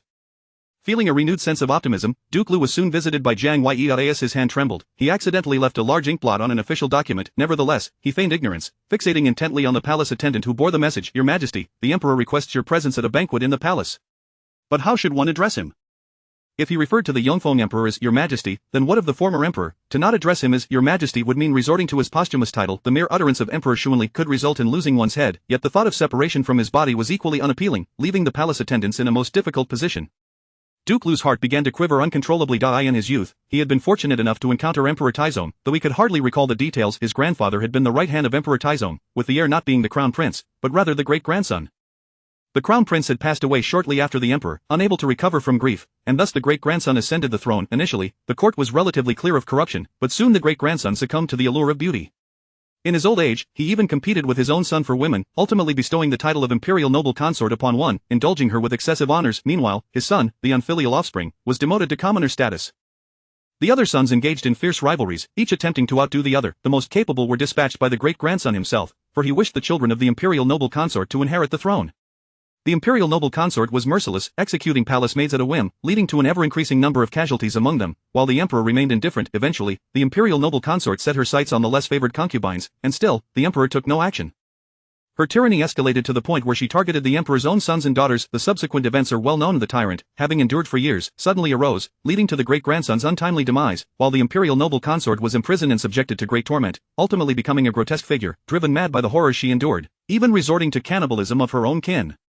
After exacting his revenge, the tyrant indulged in a game of survival among the court. He was astute enough to recognize that harsh treatment of the aristocracy would yield backlash, thus he tightly consolidated military power. Unfortunately, Duke Lu's grandfather had suffered many hidden wounds in battles alongside Emperor Taizong, and when the great-grandson ascended, he barely held on long enough to support him before passing away. His father, lacking his grandfather's capabilities, merely lived in the shadow of the achievements amassed by the latter, becoming a duke with little presence. After a few years, unable to tolerate the imperial noble consort's malice towards the imperial children, as well as her family's oppression of the populace, he bravely petitioned against her and her relatives. This act of defiance cost him dearly, resulting in a lifetime of disgrace. The imperial noble consort faced no repercussions for her actions but harbored a deep-seated resentment towards his father. Consequently, his father was imprisoned by the reigning great-grandson for a minor infraction and succumbed to illness while incarcerated. Although it was said to be an untimely death, it was, in truth, the work of the imperial noble consort. At that time, Duke Lu was still young, and the title of duke fell upon him like a bolt from the blue, accompanied by the grim reality of his father's body, which was only delivered to him in fragments. Bearing his father's severed arm, stained with blood, Duke Lu returned home to mourn. Ironically, the imperial noble consort sought to marry her niece to the newly ascendant Duke Lu. The tyrant's rise was aided in part by Duke Lu, yet he was merely a boy of 12 or 13 at the time, dismissed by others as a mere child. After all, he did not publicly vow revenge upon his father's death, nor did he express outrage following the tyrant's ascent. The court descended into chaos. Duke Lu emerged as a fortunate survivor, often regarded as a lucky charm, with many seeking to ally with him through familial ties. But was he truly fortunate? This question remained unanswered for Duke Lu. Perhaps, as it seemed, he had indeed escaped the grim fate that befell numerous others. It was said that his luck stemmed from a fortunate coincidence. On that fateful day, the tyrant had not succumbed to his ailments, and his hand remained steady. Yet, truthfully, Duke Lu was filled with trepidation at the tyrant's cruelty. No matter how depraved a ruler, there are always sycophants seeking favor, and the tyrant was no exception. Those courtiers who presented their wives and daughters to him believed they were securing wealth and glory, only to find that the tyrant was dissatisfied with their offerings, favoring his own favorites instead. Indeed, Duke Lu had once been addressed as beloved minister by the tyrant, leaving him trembling in fear. Years later, he had hoped to have lived long enough to remain unflappable, unperturbed by the tumult around him. Yet the reality proved otherwise. With the former emperor leading troops into battle, espousing grand strategies, he found himself tearing out his own beard in frustration. The revival of the Ancestor, who was not a wise monarch but rather a notorious tyrant, darkened his vision. This tyrant, infamous throughout history, was not merely a villain to the common folk. He viewed the aristocracy as mere beasts and treated ministers as slaves, finding pleasure only in a game of equal stakes, thus rendering the suffering of women and commoners a trivial pursuit. In essence, he was a malignant force, reviled and condemned by all. As a survivor of the chaos, Duke Lu adeptly navigated the political landscape, having weathered the storm of the past. The current court seemed trivial by comparison. However, the tyrant's summons catapulted him back into memories of the tumultuous past. Duke Lu stood frozen, tears streaming down his face. He had anticipated his demise on the battlefield, despite being over 80 and meant for a peaceful retirement. Yet, dying in battle could have been a noble end. Instead, he faced the grim reality of being toyed with by the tyrant. Heavens, he lamented, oh, the tyrant has summoned others as well. That was a relief. He, Duke Lu, the fortunate survivor of the Great Escape, was indeed the best of luck during the opening years of Great Shun. As long as he had companions, he could not be the unluckiest among them. While others were called, the remaining ministers rejoiced, except for Duke Lu, who wore a grave expression. Indeed, they were merely a group of young hotheads, lacking the composure of an elder like himself. The crucial point was that they only knew of the tyrant's past through historical texts, but upon encountering him, they seemed to perceive him as less formidable than anticipated. The Yongfeng emperor, while not as ruthless as the tyrant, had hardly treated his ministers kindly, with many finding themselves imprisoned or tormented, especially those who genuinely cared for the nation. Compared to the tyrant, the current sovereign appeared far less imposing. At the very least, the tyrant had not insisted on leading an expedition in person, granting them 5 days for preparation, nor had he demanded a city in exchange for true love or sacrificed his subjects for the sake of beauty. Each of these instances painted the tyrant as a figure of purity, akin to a lotus blooming untainted from the mud. The ministers, who had attended the banquet in high spirits, soon witnessed the chaos of survival. In the midst of their feast, the purple-clad emperor suddenly sighed, lamenting his return to the mortal realm, noting how swiftly time had passed and how the current rulers were not his kin. He despaired over the inability to partake in the private treasury of his descendants, exclaiming that he could scarcely afford a meal. The courtiers, still processing this, were caught off guard, while Duke Lu bowed his head, aware that the chaos was about to commence. Confused, the other ministers wondered why they were suddenly required to declare their assets. They were all allies of 9,000 years, with Duke Lu being the sole exception. Perhaps the tyrant felt a sense of camaraderie with Duke Lu, the only representative of his era, thus summoning him. After all, in any game, there should be a few seasoned players to maintain balance. Chapter 21 of the Unfilial Descendants Who Love Beauty Over Power, Part 7. Cultivating camaraderie with the wealthy. Wani signifies affluence. After all, Wani is notoriously known for his insatiable greed, akin to a glutton who welcomes all offerings without hesitation. To curry favor with Wani and become part of his inner circle, one must possess wealth. There is no room for poverty. Among those vying for his attention is the Minister of Revenue. This young and exceptionally handsome minister, who boasts considerable wealth, has ascended to his position from a merchant background with great difficulty. While many may feign modesty regarding their assets, who would genuinely report their wealth truthfully, certainly, most would understate their fortunes. Yet, the Minister of Revenue chose to be forthright, declaring all his assets and stating, "What belongs to me is also the Emperor's," for the purple-robed Emperor, being the ancestor of the Great Shan, is essentially his forebear as well. To honor his ancestors is a privilege for the descendants. In other words, if I am wealthy, your majesty desires it, I shall bestow it all upon you, and furthermore, I can generate great wealth for you. One must ask, which sovereign would not cherish such a subject? Even Zhang Yi, though not an emperor, would surely appreciate it. Hence, Zhang Yi crossed out the minister's name, eliminating him from the game. What business does a capable minister have in such frivolities? Back to work, the Minister of Revenue appeared remarkably composed as he awaited the emperor's response, only to find himself dismissed instead. The minister thought, "So, I am out?" Maintaining his demeanor, he followed the eunuch out, resolved to persevere. He would undoubtedly become a favored minister of the emperor, destined for high rank and influence. No sooner had the minister departed than Zhang Yi joyfully announced, "My lords, the game commences. Those who are dishonest shall serve as straw men." What straw men? Obviously, the kind that gets flayed. The courtiers, initially incredulous, began to scramble when Zhang Yi suggested one should volunteer as a scapegoat while the others would remain unharmed. The sight of courtiers turning on one another was quite amusing.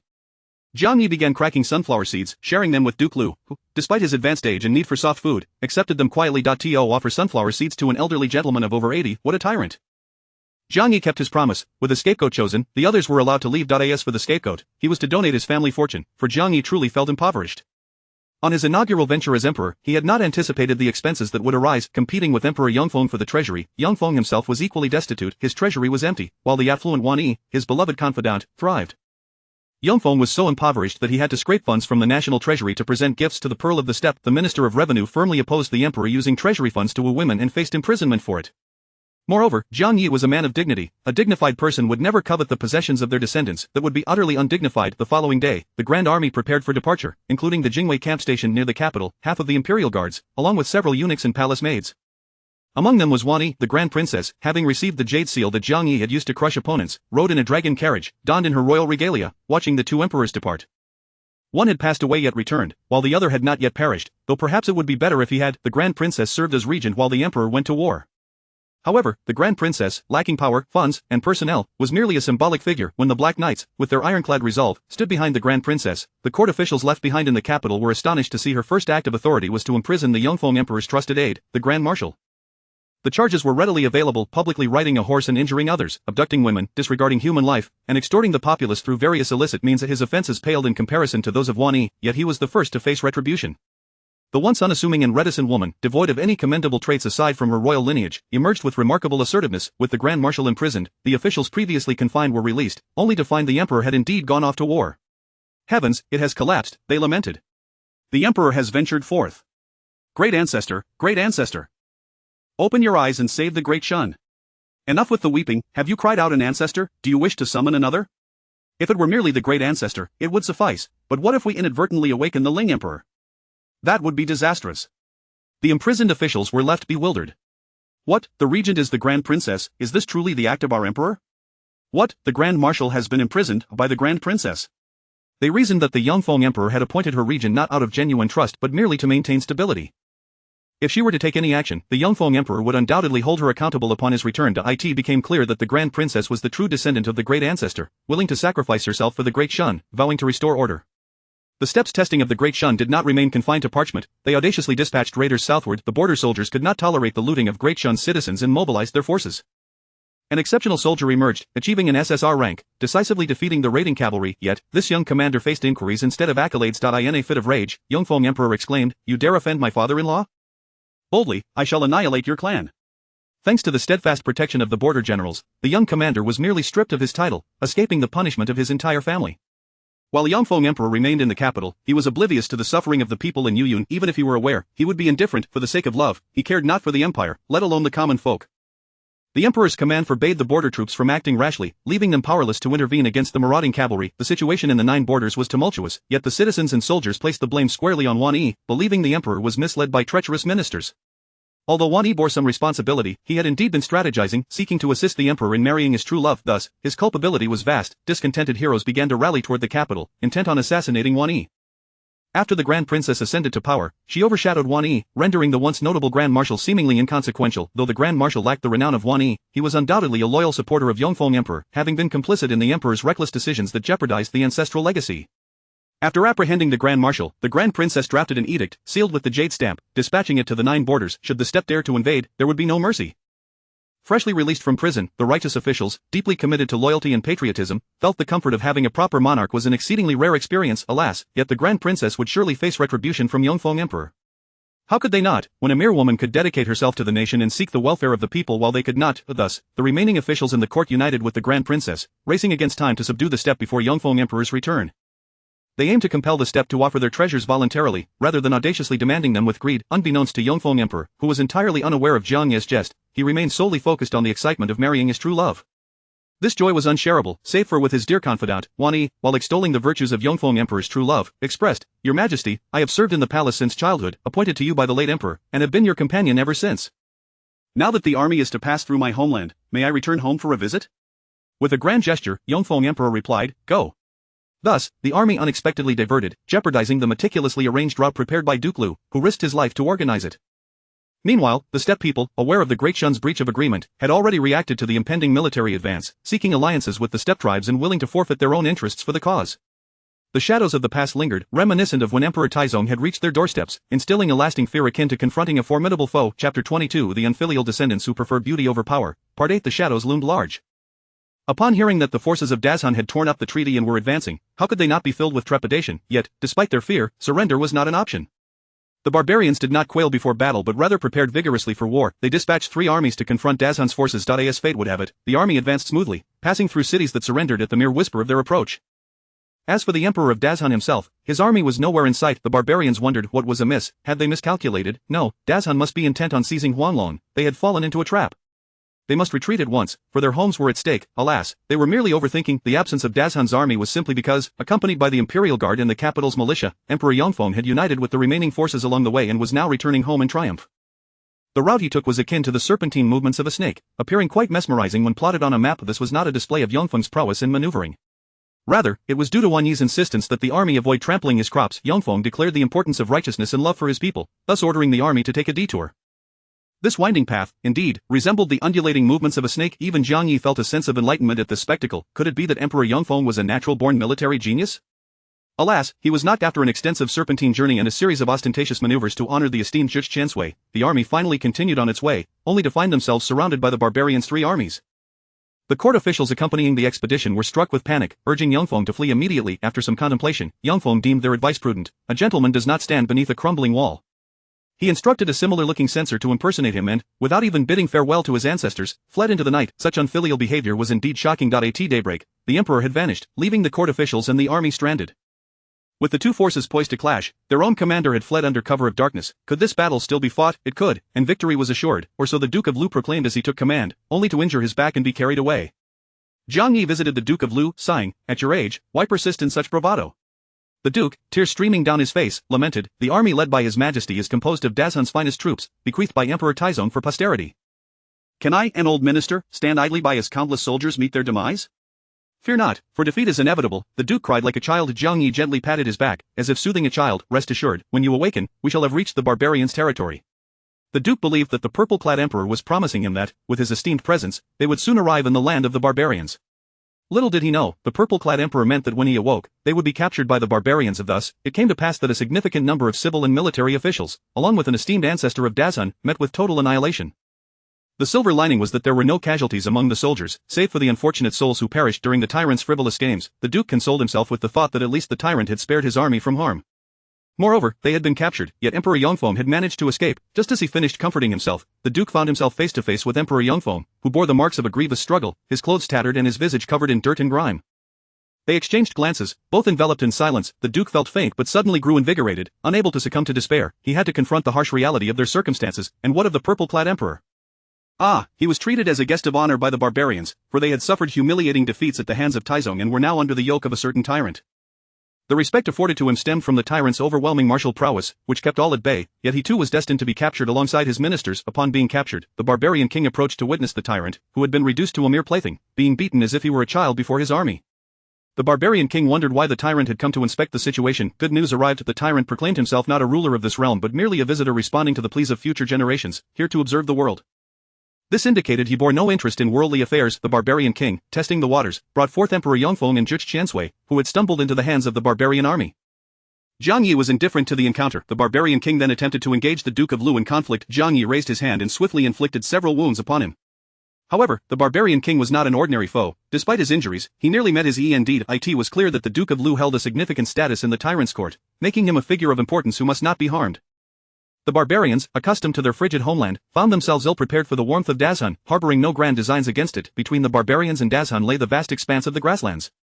Yet, should Dazhan engage the barbarians, the grasslands would provide a convenient route, allowing them to circumvent the plains and reach the territories of the barbarians. Here, the days were painfully short, and the nights stretched on interminably, perpetually cloaked in ice and snow. The barbarian king sought to extort wealth from the Dazhan sovereigns. Upon hearing the mention of money, Jiang Yi's attention was piqued. That is my treasury. The barbarian king questioned the purpose of their campaign, noting the lack of resources and benefits, all while wasting precious provisions to sustain the Dazhan court. At this juncture, Emperor Yongfeng interjected, I am the son-in-law of the Khan of the Grasslands, you may barter with me for cattle and sheep. The barbarian king mused, is this truly the emperor of Dazhan? That the empire has not yet met its demise is nothing short of miraculous.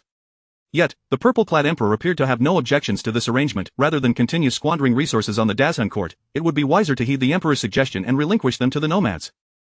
Was this not aiding the enemy? Not quite. With the purple-clad emperor present, the barbarian king firmly believed that the nomads would gain no advantage. Go, wreak havoc upon the nomads.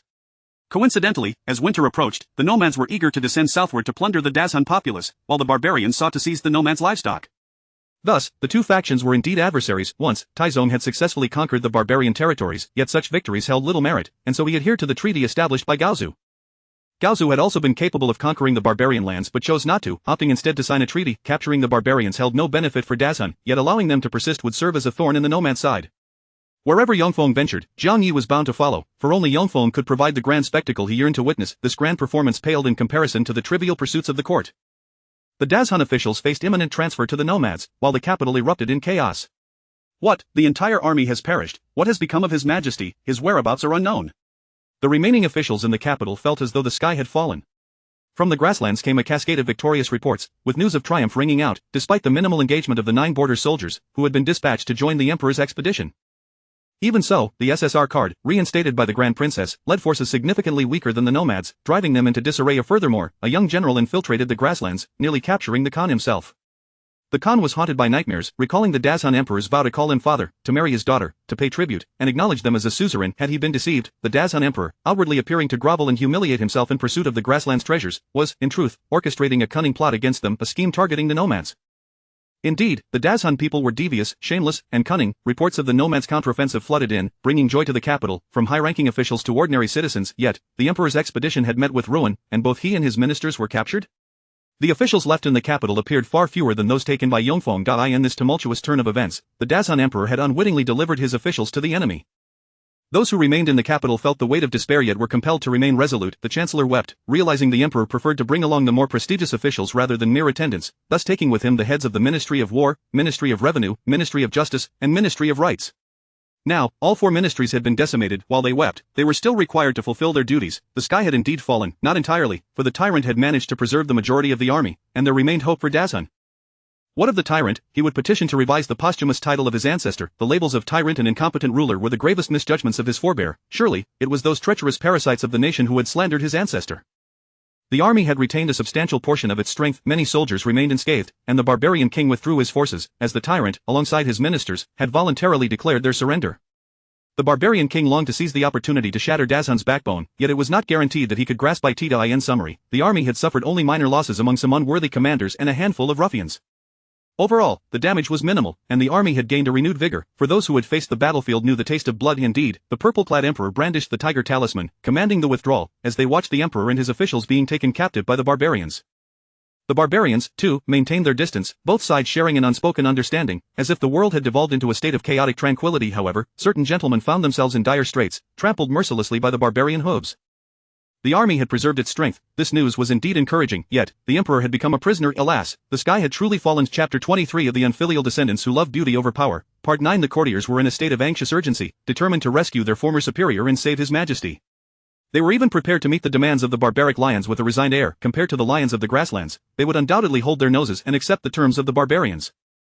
After all, the emperor was in their grasp. Had the emperor possessed an heir, they would have immediately proclaimed a new ruler. However, the emperor had no son. Consequently, the barbarians sent a letter indicating that they had exchanged your emperor and ministers for cattle and sheep with the grasslands, and thanks to you, no one would starve in their territory this winter. The ministers in the capital were left speechless, their visions darkening in despair. Soon after, a correspondence arrived from the grasslands as well. Your emperor is in our custody, withdraw your troops immediately, or your emperor shall face dire consequences. Simultaneously, the imperial edict that signified the emperor's authority arrived with the emissary from the grasslands. The contents of the golden edict from Emperor Yongfeng were simply a plea, save me. Alongside it came a letter from the purple robe emperor, who declared that anyone who dared to touch his wealth would meet a grim fate.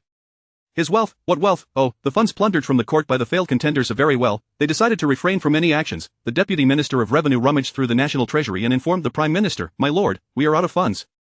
Out of funds? Where is the money? Where is the wealth of the Great Shun? The emperor's military campaign had consumed all the resources. The prime minister felt darkness descend upon him once more. Perhaps, he would eventually grow accustomed to this perpetual gloom. But accustomed to what? The prime minister slammed his palm on the table, furiously exclaiming, "Foolish monarch." Fortunately, the grasslands did not demand money at this juncture. Their sole request was for a withdrawal of troops, and not only that, they also sought the head of the general leading the forces. The ministers in the capital were torn. To save the emperor meant sacrificing loyal generals, yet what fault lay with these loyal ministers? However, if they did not execute the loyal generals, what would become of the emperor? They found themselves in a moral quandary, while the princess, who truly held the imperial seal, remained unfazed, instructing the grassland emissary to relay her stance. Return the emperor and ministers safely, or I shall unleash my wrath upon you. The ministers gasped in astonishment. Is your highness not intentionally endangering the emperor's life? What are your true intentions?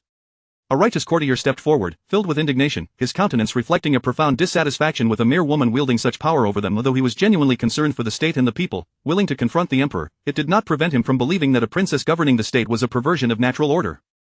They had now caught the princess in a moment of error, yet, the princess, seasoned by experience, did not flinch. What do you propose, Lord Wang? Naturally, it was to strive to meet the demands of the grasslands and ensure the emperor's safe return. If the Khan of the grasslands demanded that you kneel before him, surrender the subjects of the Great Shun to become his slaves, and offer your wives and daughters for his amusement, would you acquiesce? The courtiers, who prided themselves on their integrity, fell silent, for despite their discontent with the princess, they were, after all, under the thumb of their wives. On the other side, another minister suddenly sprang forth, his voice resounding, "Even if they demand my wife and daughters, I shall not flinch. My family shall, like me, sacrifice for the state, for the emperor, for the common people, willingly facing death." The princess could not help but chuckle, for this was not a man willing to challenge the emperor's absurd commands. Rather, he had become a court official by exploiting the people's resources, purchasing coral trinkets beloved by the previous emperor, and offering all his wealth to secure his position. The minister's indignant display only amused the princess further. His expression of disdain revealed his contempt for her. Amused yet powerless to retaliate, the princess remained resolute in her protective stance, refusing to concede to the grasslands' conditions. She stood strong, her determination unwavering. In light of her loyal guards, the opposing ministers could not press too hard. The righteous Lord Wang remarked, "Your Highness, you are but a woman and cannot wield the national treasures. Furthermore, in your role as regent, your consort is evidently eager to seize the throne of the Great Shun." The princess said nothing but, upon returning, her consort was slain by a guard for daring to offend her. Lord Wang observed the turmoil in the capital, as the grassland emissary departed with the princess's resolute words. Meanwhile, Emperor Yongfeng was courageously pursuing love. Although they were prisoners, the grasslands, having been subdued by the Great Shun, did not dare to treat them harshly. The emperor became a valuable asset, and whether he could extract something from the Great Shun depended entirely on him. In contrast, the ministers proved to be of little worth, rendered useless as they were made to serve as slaves. Even Duke Lu was reduced to herding sheep. In any case, Emperor Yongfeng enjoyed a remarkable degree of freedom, and with this newfound liberty, he devoted himself to the enchanting Huayuan, circling around her daily.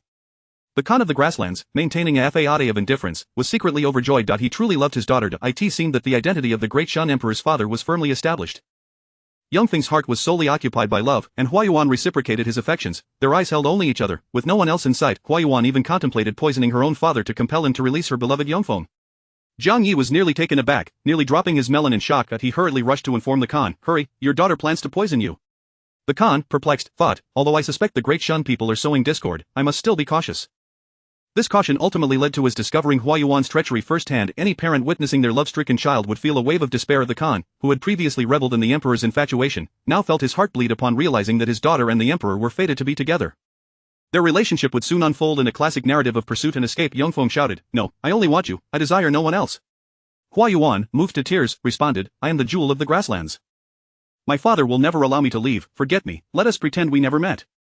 The Khan's face darkened, exclaiming, "What do you mean he won't let you leave? What nonsense is this? I am the emperor of the Great Shan. If he refuses to release you, I shall deploy my troops against him." Hua Yuan, "Do not fear, you shall be my empress. Out of the vast waters, I shall take only this one ladle." "My lord, you honor." The two rushed toward each other, embracing tightly. Nearby, a minister, whipped and forced to herd sheep, muttered, "Damn it, is this truly our Great Shan emperor? Let it all perish, I am truly exhausted."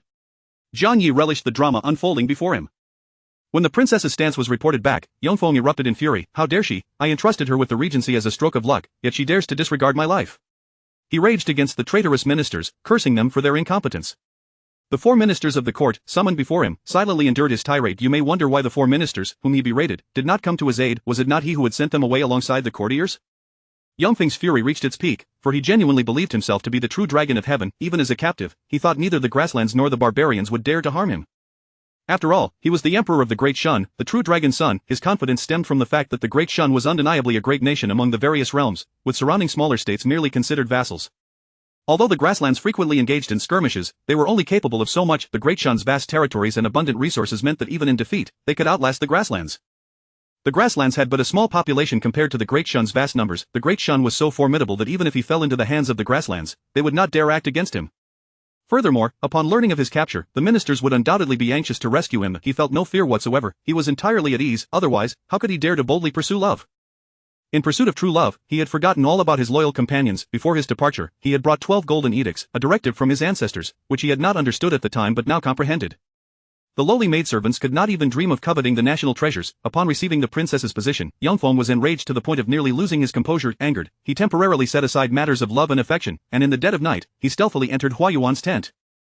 His purpose was to express to his true love the circumstances that had led him there and to assure her that he would make her his wife, that she would be the empress, the most revered woman of the Great Shan, the mother of the nation.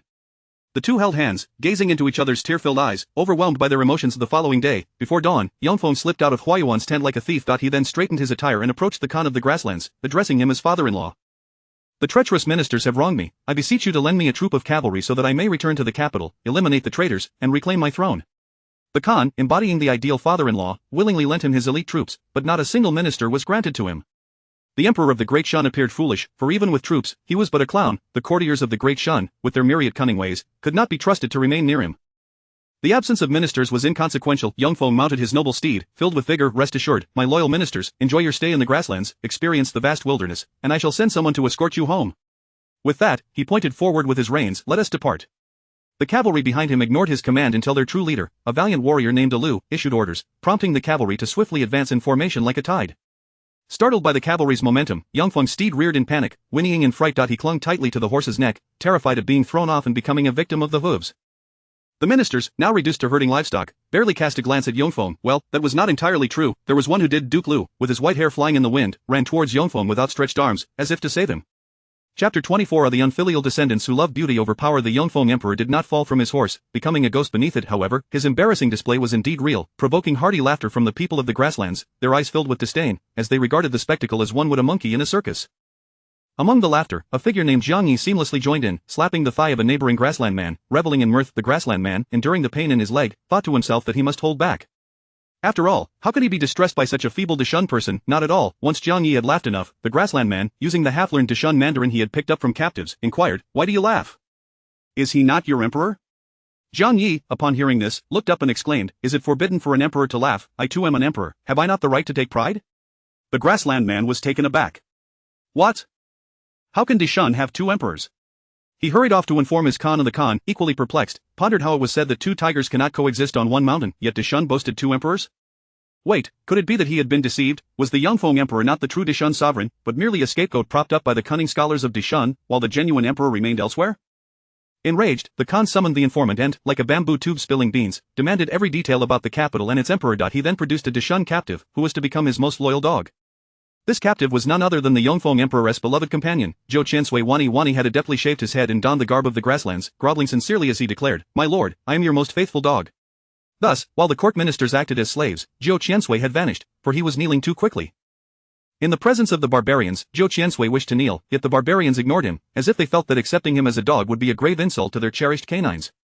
This infuriated Zhou Qiansui, who was a man of high rank, second only to the emperor. Furthermore, the barbarian's subservient demeanor before the underground-risen purple-robed monarch filled him with disdain. The tyrant was merely a corpse. What was there to fear? Though he boasted boldly, he would not dare present himself before the purple-robed emperor, knowing that he would gain nothing from the barbarians. Zhou Qiansui offered sage counsel. "Your Majesty, we cannot exert our influence among these savages. They are a group with whom we have nothing to discuss. However, we may persuade them to hand us over to the grassland people. After all, the Khan is your father-in-law." Upon hearing this, the Yongfeng Emperor agreed, proposing that the barbarians trade their cattle and sheep with the grasslands, which led to a change in location. Upon arriving at the grasslands' borders, the situation was entirely different. Zhou Qiansui successfully changed masters and became another's dog. However, today, the master was in a foul mood, suspecting the dog had deceived him, contemplating the execution of his canine companion to vent his frustrations. Wani felt wronged. He genuinely wished to serve the Khan as a dog, or else he would not have shaved his head to the Khan. Refusing to listen, furious at being deceived, ordered Wani to be dragged out and fed to the eagles, bound to a stake, with openings in his body for the eagles nurtured by the grassland warriors to feast upon. Wani's anguished cries echoed throughout the royal tent, yet no one paid them any heed from the moment the Yongfeng Emperor issued orders for the army to change course, and subsequently instructed the army to avoid trampling his lands to prevent damage to his crops, thus disrupting all plans. Wani's resentment had reached its peak. The only one willing to protect him was his former master, who, leading the grassland cavalry, sought to reclaim his rightful position, was entirely absent. To rely on the grassland people to descend southward without harming the Dishun populace was as futile as expecting a dog to ascend to the throne. Had a dog already claimed the imperial seat? News of the 6 states of Yuyun being offered as a bridal gift to the grasslands somehow leaked out, inciting the populace of Yuyun to erupt in fury, cursing the dog emperor and wishing to feast upon his flesh and blood. Was the normal course not to curse the court for allowing treacherous ministers to deceive the emperor, demanding the execution of these traitors to restore clarity to the world? How did it escalate directly to furious denunciations of the dog emperor? A certain purple-robed monarch, having concluded his affairs, departed without leaving a trace. Zhang Yi, brimming with enthusiasm, declared, "Such delightful news must surely be shared with all. The populace of Yuyun's 6 states is to be treated as a bridal gift. Do they not have the right to know?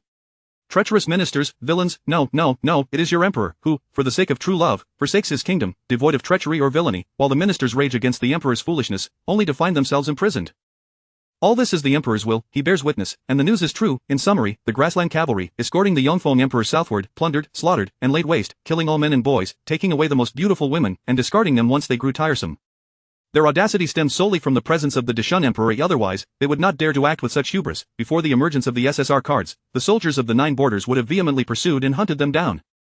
However, after the advent of the SSR cards, the grassland people were cast into shadow, scarcely daring to venture southward again. Now they regained their audacity, for they held the Dishun emperor in their grasp. Should they encounter that ghostly, fearsome young general of Dishun again, they would surely exploit the Dishun emperor to capture him alive, torturing him to death, ridding the grasslands of a significant threat. The Dishun emperor remained indifferent to the sufferings of the common people, solely urging the grassland warriors to hasten their pace, expressing disdain for their lack of taste. With ample gold, silver, and jewels, and silks piled high in his treasury, he pondered how soon he might be delivered to the capital, convinced he would gain nothing less from them. Due to delays along the way for slaughter and plunder, the grassland cavalry took an entire day to finally arrive at the borders of Dishun, the city of Yuzhou.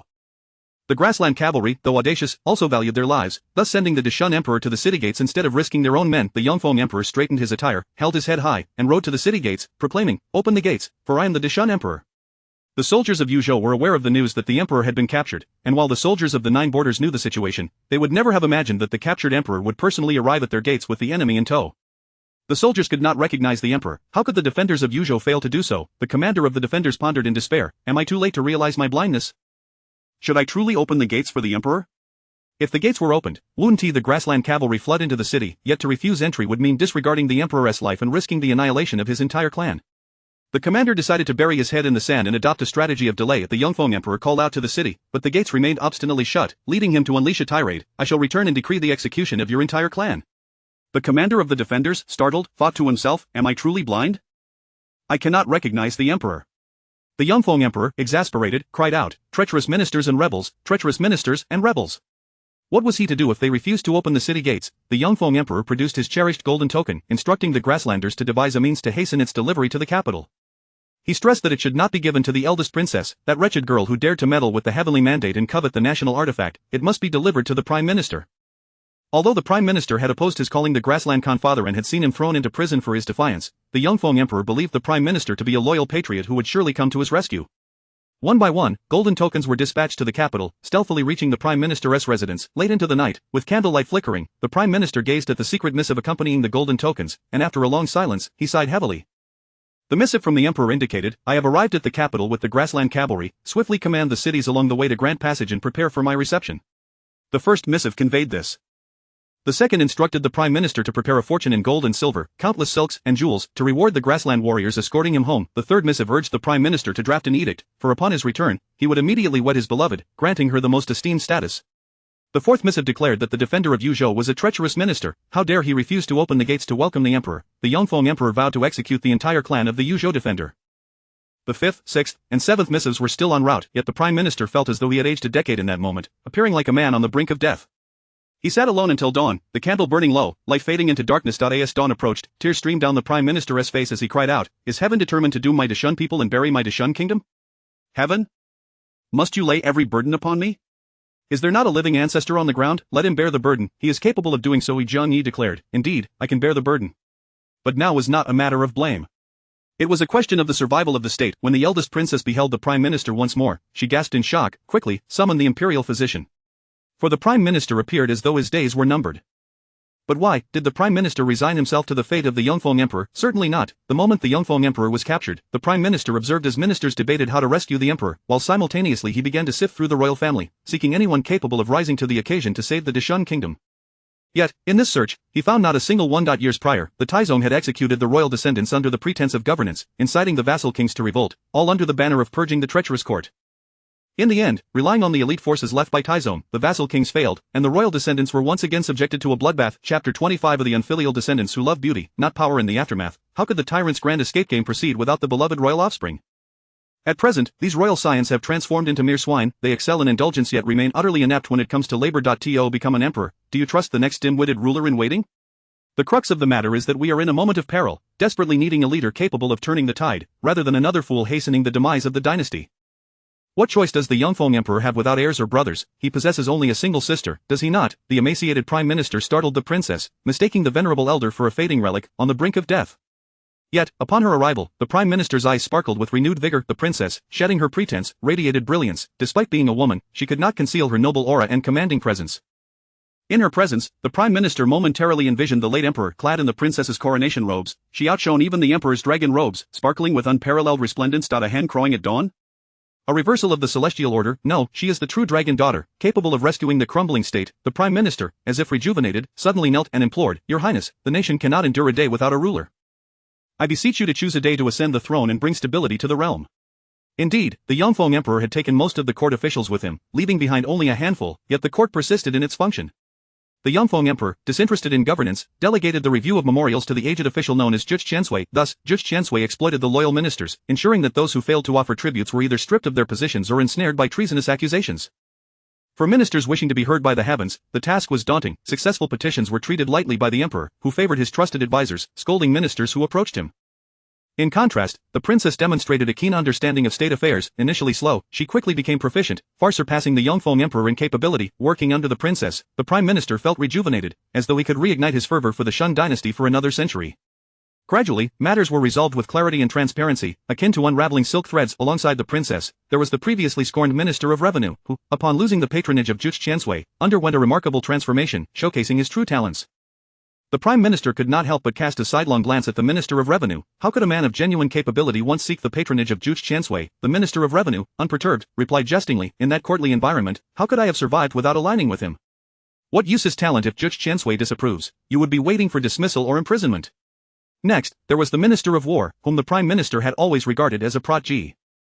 Like the Minister of Revenue, he was a formidable figure. However, he lacked the Minister of Revenue's adaptability, possessing an inflexible integrity that bordered on excessive. His competence enabled him to untangle local power dynamics, restoring order to the people, yet his obstinacy in the capital could be perilous, depending on the temperament of the sovereign. With a wise ruler, their partnership flourishes. Under the Yongfeng emperor, he faced exile. Given these two aids to the princess, the Yongfeng emperor would inevitably reject them upon his return. Not only them, but all ministers remaining in the capital. The princess had not succumbed to the threats from the nomads, nor had she sacrificed loyal generals to secure the emperor's return. Instead, she adopted a firm stance, commanding the nomads to return both the emperor and the ministers unharmed. To be candid, based on national pride, the prime minister wholeheartedly approved of the princess's actions, yet, from a perspective of fealty, he deemed her conduct overreaching, bordering on sacrilege toward the sacred artifacts of the state. Of course, these sentiments were relics of the past. The current prime minister had undergone a profound transformation. He had evolved into the illustrious Nibulu prime minister. The princess remained silent, seemingly taken aback by the prime minister's counsel. She gently urged him to take care of his health, for the Shun dynasty depended on him. Before departing, the prime minister, however, pushed aside the physician's hand, rejecting the advice to rest, and, leaning on his cane, rushed to undertake significant affairs. As the remaining imperial edicts arrived in the capital, the prime minister had already rallied a sufficient number of officials, staging a dramatic plea for the princess to ascend to the throne. Naturally, dissenting voices emerged, their objections rooted in age-old arguments regarding the propriety of a woman ruling. However, the once leading opponent, the prime minister, now turned the tide, rolling up his sleeves alongside the grand censor, engaging in a verbal duel that left the opposition pale and defeated, their arguments thoroughly dismantled. The most disheartening aspect was that he could not outperform them. He could not counter their references to classic texts, moral principles, or the overarching significance of family and state. Clinging desperately to the notion of a hen crowing at dawn leading to chaos, he found himself bested by the two elder statesmen. Such disgrace to decorum was intolerable. How could they resort to violence? When asked why he did not retaliate, he could only gaze at the predatory expressions of the elder statesman's disciples and their flowing white hair. Did he dare to act? He feared that any movement would compel him to kneel and plead for their mercy. Oh, Prime Minister, how swiftly you have changed. Just yesterday, you warned the princess against coveting the sacred artifacts of the state. And you, Grand Censor, with your expressive brows and piercing gaze, when did you betray your convictions? What, your daughter and the princess have become inseparable confidants? The leader of the opposition fainted in disbelief. The triumphant prime minister glowed with vitality, as ministers fell to their knees, pleading for the princess to ascend, proclaiming that the nation cannot endure a day without a ruler. The minister of revenue cast a sidelong glance at the rigid minister of war, who, to everyone's surprise, had also knelt. The minister of revenue scoffed inwardly, having expected him to vehemently oppose the princess and her supporters. It seemed the minister of war sensed the scrutiny of the minister of revenue, lifting his head with an expression of righteous integrity. Was the princess not the offspring of the late emperor? If so, what objection could there be to her ruling? You cite gender, apologies, but my wife is none other than the illustrious Mr. Yizheng, renowned for his accomplishments. On that note, the minister of war swelled with pride, regarding others with disdain. The minister of revenue, obsessed with the pursuit of power, had yet to marry, and felt a wave of discontent wash over him. After traversing the procedural formalities, the princess was thrust into her role as empress, propelled into power like a duck forced into water. The prime minister was perhaps overly eager. He was anxious, for the Yongfeng emperor was en route with the nomadic cavalry. Should he delay, they would find themselves at the mercy of the nomadic khans. With the princess's ascension, the Yongfeng emperor would become a retired sovereign. The news was swiftly disseminated across the realm. The garrison in Yuzhou received the tidings, feeling a wave of relief wash over them. Their clans were spared. Meanwhile, the Yongfeng emperor, upon learning he had become a retired sovereign, lashed out in rage, striking his steed. The horse, unaccustomed to such treatment, bucked him off, nearly trampling him. Enraged, the Yongfeng emperor vowed to punish the horse. The nomadic cavalry, indifferent, merely led away their beloved steed. What was his status compared to their cherished mounts? Fuming, the Yongfeng emperor vented his frustrations. Tired of the nomadic barbecue fare, compounded by the ailing Duke of Lu, he sought an alternative. Consequently, he enlisted a white fledgling hawk to guide him, leading the way to the troublesome SSR card. That night, under the cloak of darkness, the royal tent was suddenly besieged, and the nomadic Khan fled, disregarding his consort and children in his haste. The SSR card, alone, pursued the Khan, who fled like a headless chicken, panicking. Of course, the SSR card was furious. How infuriating to let the Khan escape a second time. Next time, he vowed to capture him, or he would write his name backward. On a brighter note, he had seized some of the Khan's children and wife, and the captured ministers were present as well. The SSR card pondered, I merely ran out of provisions and randomly raided the nomads, yet I ended up retrieving ministers in the process? Upon witnessing the white fledgling hawk swoop down and perch upon the purple-robed emperor, the young general realized, this is what the scholars refer to as meticulous planning. Impressed, the young general gazed in admiration. The SSR card, having accomplished a great feat, personally escorted the ministers back to the capital. Though the SSR card excelled in many respects, he always gravitated toward Jiangya, nearly depleting the supply of sunflower seeds he had set aside. After all, the ancestors were generous, and with the children crowding around, how could he not share? Upon discovering that the purple-robed emperor was the tyrant of Ur, others reacted with horror, yet the SSR card mused, you are none other than the founder of the Hall of Loyalty and Righteousness, Emperor Shun. One of the ministers lamented, the pastry in hand suddenly lost its appeal. You, young man, have so brazenly unveiled what we endeavored to conceal about the tyrant's posthumous title? Ancestors, please listen, these deeds were committed by our forebears, and we were not yet born. We are innocent. However, Jiangya's response was, Emperor Shun, how did they know that my life has been nothing short of smooth sailing, as if blessed by the heavens, truly unparalleled? Though the benefits of this Shun were distinct from that Shun, it seemed inconsequential. The pastry in hand regained its appetizing aroma, and the minister resumed his indulgence, savoring every bite. On their journey, they chanced upon the Yongfeng emperor and his nomadic cavalry, who were presently wreaking havoc upon a nearby village. The wails of men and women echoed through the air, as some valiantly defended their families, only to be slain, others knelt in supplication, yet still met their demise, while some resolutely refused to submit to the marauders. Chapter 26 The Unfilial Offspring Who Cherish Beauty Over the Throne, Part 12 Almost at the very moment the wails pierced the air, SSR and his loyal cavalry surged forth like a swift arrow. After rescuing the plundered civilians, the cavalry of the steppes became scattered. SSR, consumed by a singular focus on annihilating this band of marauding horsemen, momentarily forgot his duty to escort the minister back to the capital. Otherwise, their rampant presence within the heart of Dishun would surely result in countless tragedies of devastation and loss. The Yongfeng Emperor found himself once again amidst the familiar throng of court officials, yet it was well understood that he was merely a retired monarch. While there were those who contemplated aiding the former emperor's restoration, the mere sight of the purple-clad sovereign rummaging through his pockets for seeds quelled any such thoughts, leaving them feeling despondent and devoid of ambition. The tyrant was a lover of spectacle, reveling in the theater of chaos. When there was no play to be witnessed, he would craft one himself. Come, my ministers, partake in my grand survival game, guaranteed to be entertaining. All who have participated have sung its praises, not a single negative review to be found, he proclaimed. What, someone dared to criticize? Did they even partake? If not, their opinions are null and void, I shall not acknowledge them. To assist the former emperor in reclaiming his throne? Oh, how delightful. I would be pleased, but first, let us engage in a round of my game. Refusal? Even your ancestors must heed my words. Dare you defy me? Do you wish to be deemed an unfilial descendant? Had they known, they would have preferred to perish upon the golden platform rather than weep at the royal tombs. From the perspective of the white-feathered fledgling, Jiang Yi observed the dramatic slaughter of the steppe cavalry at the hands of SSR with keen interest. Ah, as expected of you, intuitive emperor, directly turning the enemies into dumplings, he mused. As the two forces clashed, SSR charged forth like a blade, cleaving the enemy ranks in two. This was an epic tale belonging solely to the era of cold weapons and frail mortals. The revered sage of the Nine Realms held no disdain for instigating conflict, yet he was unperturbed by the unfolding war occurring right beneath his nose. Although the Yongfeng emperor led his troops into battle, the excitement was not fervent. Nonetheless, it perfectly satisfied Jiang Yi's penchant for amusement. While the soldiers of Dishun and the common folk experienced depression, frustration, and anger, Jiang Yi remained an observer, delighting in the unfolding drama. Indeed, he discerned an unyielding spirit and ambition gleaming in the eyes of his adversaries. All that was needed was to open a door, and they would undoubtedly radiate brilliance. Behold, the first empress of this land has been born. How captivating! He yearned to return to the capital and witness the grand performance in person. Were it not for this, he would not have permitted the fledgling to guide SSR directly to the heart of the steppe lord's encampment. Was it not clear that the steppes had grown tiresome, longing for the capital, day after day of consuming meat with nary a vegetable in sight? Was this truly fitting for one of royal lineage? Certainly not. Once SSR had obliterated the steppe cavalry and returned triumphant, the Yongfeng emperor, in a fit of rage, sought to behead him, yet none heeded his command. In his fury, the Yongfeng emperor drew his sword and pursued SSR. Cunningly, SSR took refuge behind Jiang Yi. The emperor's sword faltered, indecision gripping him. Should he lower it or persist? His face turned a deep shade of purple, ultimately succumbing to tears. Alas, ancestors! The court is filled with treacherous subjects conspiring against the realm of Dishun. Jiang Yi began to crack seeds with nonchalance. The Yongfeng emperor, after a moment's pause, discarded his sword and resolved to cling to Jiang Yi's leg. Having endured the ancestor's wrath, what shame remained in front of them? He had none. Jiang Yi was not inclined to be embraced. He lunged forward, delivering a swift kick. It was as if the Yongfeng emperor had willingly thrust his face into Jiang Yi's shoe, receiving the blow with full force. Oh, ancestors! I am your descendant. Open your eyes and behold me. Indeed, he no longer referred to himself as I. The Yongfeng emperor, in a state of panic, wondered if, now that he had become a retired emperor, he was destined to perish upon his return. Which emperor could tolerate the presence of a retired monarch dictating terms? The mere thought of his numerous ancestors filled him with discontent, yet he felt powerless against them. But what of the current empress?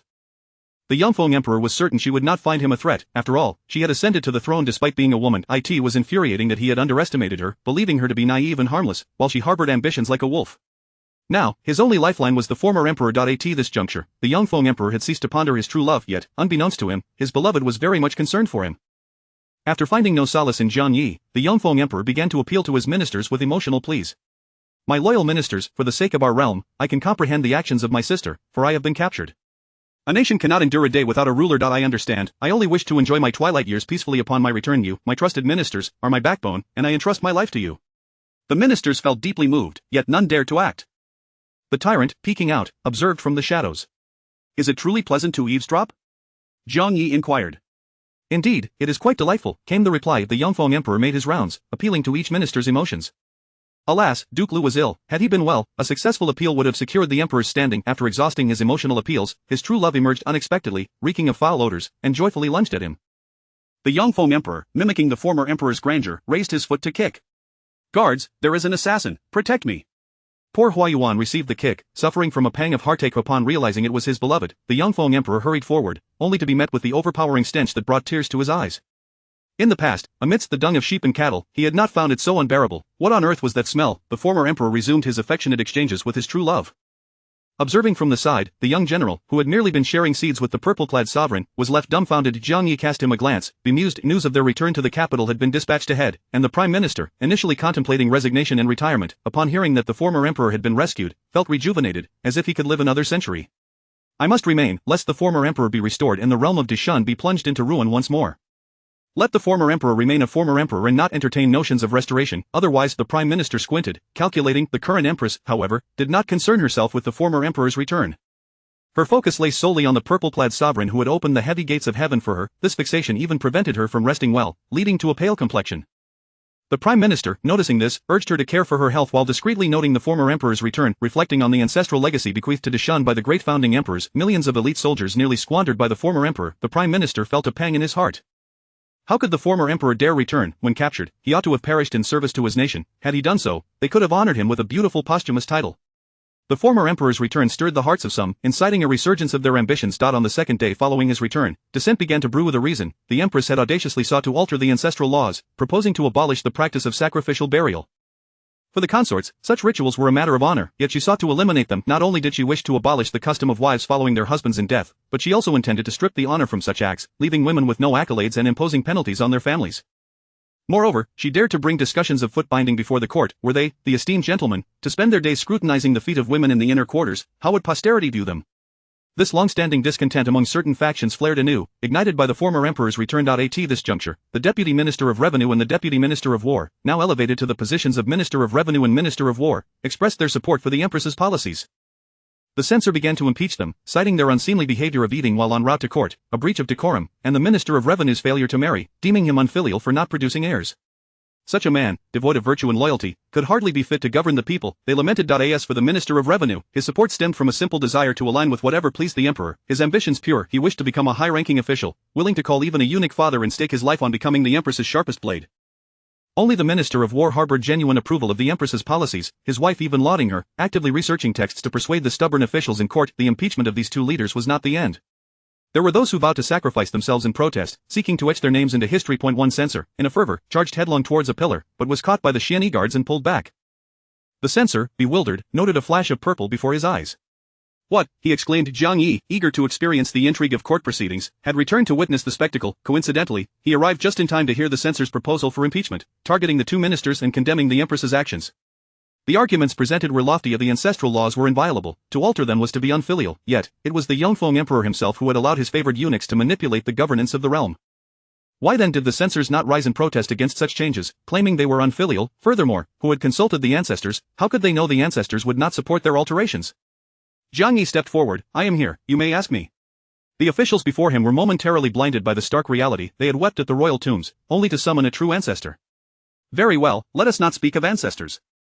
Tell me, are the women who sacrifice themselves for their husbands not paragons of virtue? Who struck me? Oh, it was the ancestor, wielding the imperial seal. Ah, the imperial seal, your majesty, can you not reign in your ancestor? For that was indeed the imperial seal. Chapter 27 of the unfilial descendants who love beautiful women more than the kingdom, completed. I relish hearing this. In my youth, my extraordinary beauty and celestial appearance were unparalleled, unmatched by any before or after. I was the dream lover of all women across the realm. Pray tell, if every woman adored me, why would they not choose to follow me in death after my demise? The ministers, their faces turning an ashen hue, longed to refute him, yet a mere glance at the face of the purple-robe emperor rendered their arguments silent. To deem him narcissistic? No, he indeed possesses such capital. The purple-robe emperor continued, it is indeed their honor to sacrifice themselves for me. In doing so, they would be hailed as chaste heroines, which is a grand glory. No, I cannot tolerate this. Summon all the women of the realm to me, let them offer their lives in my name, beginning with the households of you esteemed ministers. The courtiers were struck with panic. Your majesty, you must reign in your ancestors. The Xianyi guards, a band of executioners, exited with stoic expressions to carry out the emperor's command. A minister, with an elderly mother of 80 at home and a nursing daughter, rolled his eyes back and fainted. Upon regaining consciousness, he was revived by a colleague, only to glare at the instigating censor like a ravenous wolf. The censor protested, but I have spoken no falsehoods, do not come near me. In these past few days, the emperor, provoked by the ministers, wore a countenance more strained than that of an AK. Yet, he must endure while diverting his ancestors' attention. Indeed, many women once sacrificed themselves for you in the past, and they loved you dearly. However, those were bygone days. The women of the realm today are your descendants. The emperor spoke, still mindful of decorum, for he had prepared an array of flavored melon seeds for his ancestor. Good child, you are thoughtful, the ancestor remarked, having not even considered requesting such a delicacy from the imperial kitchen. Zhang Yi, now persuaded, gestured for the Xianyi guards to return and the courtiers collectively exhaled in relief, yet the court fell into a silence as profound as death. No one dared utter a word.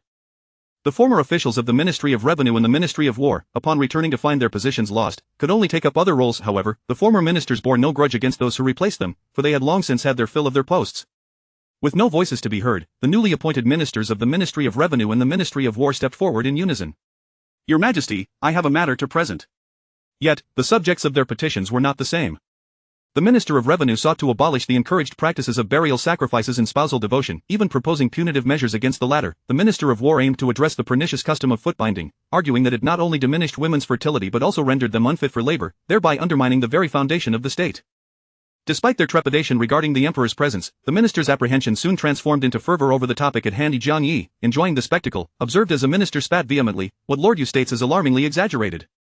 The notion that foot-binding is a form of torture is absurd. It is the very pride of women to possess 3-inch golden lotus feet, a beauty esteemed by scholars and gentry alike." Taking a step forward, the spitting minister fixed a sharp gaze upon the Minister of War. "And you, Lord Yu, neglecting state matters, fixate upon the feet of women in the inner chambers, are you not guilty of indulging in base desires?" Zhang Yi was immediately captivated by the unfolding drama, his eyes fixed intently on the exchange. The impassioned minister initially appeared tense and rigid, but upon noticing the emperor's keen gaze, he grew increasingly confident. With pride, the minister proclaimed, "In my household, both my wife and daughter are bound-footed. Their feet are dainty and exquisite, worthy of admiration." Before he could finish, Zhang Yi interjected eagerly, "How exactly is one as foot bound?" The confident minister faltered. How could he know the method, when he himself was not the one bound? Zhang Yi frowned. "You do not know?" The emperor's ire was palpable. "Bring him forth, for I wish to witness the beauty of foot-binding he so fervently extols." The confident minister stammered. The Xianyi guards, not hesitating, stepped forward, seizing the minister and, with grim precision, proceeded to apply the binding method, breaking his foot in the process. The hall filled with agonizing screams akin to that of a slaughtered pig, yet, the cries were swiftly quelled by the emperor's frown, forcing them back down the throats of those who had deemed foot-binding a mere triviality. The emperor's frown deepened. "You believe this is beauty?"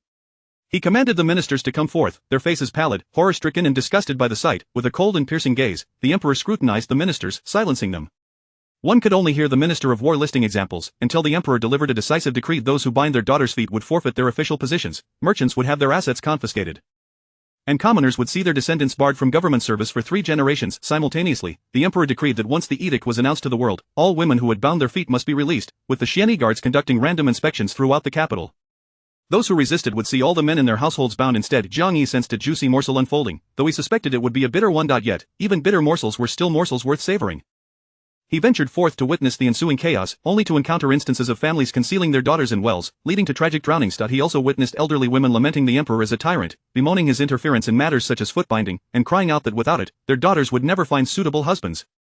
The Xianyi guards, impervious to their pleas, forced their way in for inspections. Upon discovering hidden girls still undergoing foot-binding, they handed the children to female colleagues before dragging the elderly women as sons and husbands out to enforce the binding upon them. The elderly women ceased their wailing, now pleading for mercy, for their families were at stake. The Xianyi guards carried out their orders with ruthless efficiency. When it came to their own interests, the men could no longer remain detached. They scrambled to rectify the situation at home. "What, my mother is still binding my sister's feet? How wicked! You are committing murder against your own kin." Indeed, these morsels proved to be exceptionally bitter. Zhang Yi found the fruit in his hand less appetizing. What to do when the fruit loses its flavor? He decided to stir up trouble among the ministers instead. He exchanged glances with the former emperor, signaling his intent to support a restoration of the former emperor's rule. Receiving a favorable response, he sneaked into the palace under cover of night to meet the former emperor. Upon arrival, he found the purple-robe emperor appearing as if he were on the verge of falling asleep from waiting. His eyes lit up upon seeing the minister. "Do not come near me," the minister cried, his voice cracking in fear, as he hastily retreated, seeking to flee. Alas, he was unsuccessful, being swiftly pinned to the ground. The emperor mused, "If I can return to the mortal realm, could I not also attain immortality and transcendence? The path to immortality is fraught with challenges, yet I am sorely lacking in funds. Thankfully, my loyal minister has generously offered to serve as my firewood boy, and upon my ascension to the heavens, you shall surely rise alongside me." The ancestor is pulling the former emperor into this pursuit of immortality? The ministers gasped in shock, and relief washed over them. Splendid, the former emperor has departed, and now the ancestor has followed suit. No one will be pressing the ministers to remove their shoes or bind their feet. Ah, how arduous the pursuit of immortality truly is. Zhang Yi, having failed in his quest for transcendence, stormed into the court, indiscriminately selecting a few fortunate souls to serve as his firewood boys. The genuine firewood boys would rise before dawn to chop wood and stoke the fires, aiding the emperor in alchemical pursuits, while other sovereigns entrusted alchemical tasks to their Taoist priests. This emperor took matters into his own hands. He even devised a terrifying concoction known as the human elixir, attempting to use the ministers for his alchemical experiments. The ministers, filled with panic, scrambled to hide behind the emperor, resembling chicks seeking refuge behind their mother hen. Your Majesty, save us, they cried. The emperor retorted, pray tell, where has your courage gone, so fervent when addressing me? The ministers replied, to anger the emperor is to face execution, with the possibility of leaving a name in history. But to be used as ingredients for an elixir by a tyrant, surely, they can discern the difference between fortune and misfortune? With the stark contrast of a former emperor who sought death for love and an ancestor intent on using ministers for alchemical purposes, the ministers found themselves overwhelmed with gratitude towards the emperor. How fortunate they were to have her. Despite her penchant for peculiarities, such as revoking the maritime ban and organizing crews for sea voyages, she maintained a strict stance against corruption and disregard for human life. To this end, she established a drum for reporting grievances, summoning the emperor personally when the drum sounded. Those who committed transgressions faced dire consequences, including the family of a former prince. Although the prince had perished, his family met a similar fate due to their negligence regarding human life. Distant relations became irrelevant. Despite the many complexities, they deemed the situation far preferable to the former emperor's irrational jealousy over a mere glance cast upon his beloved by the ancestor, resulting in the former emperor drawing his sword only to be swiftly subdued and demoted to a commoner by the ancestor. Indeed, he was the former emperor. The current emperor would not dare to circumvent propriety in demoting him, but the ancestor could. Why was the ancestor so enraged? Rumor had it that the former emperor had overturned the ancestor's alchemical furnace. The ministers exclaimed, could the former emperor truly be so bold?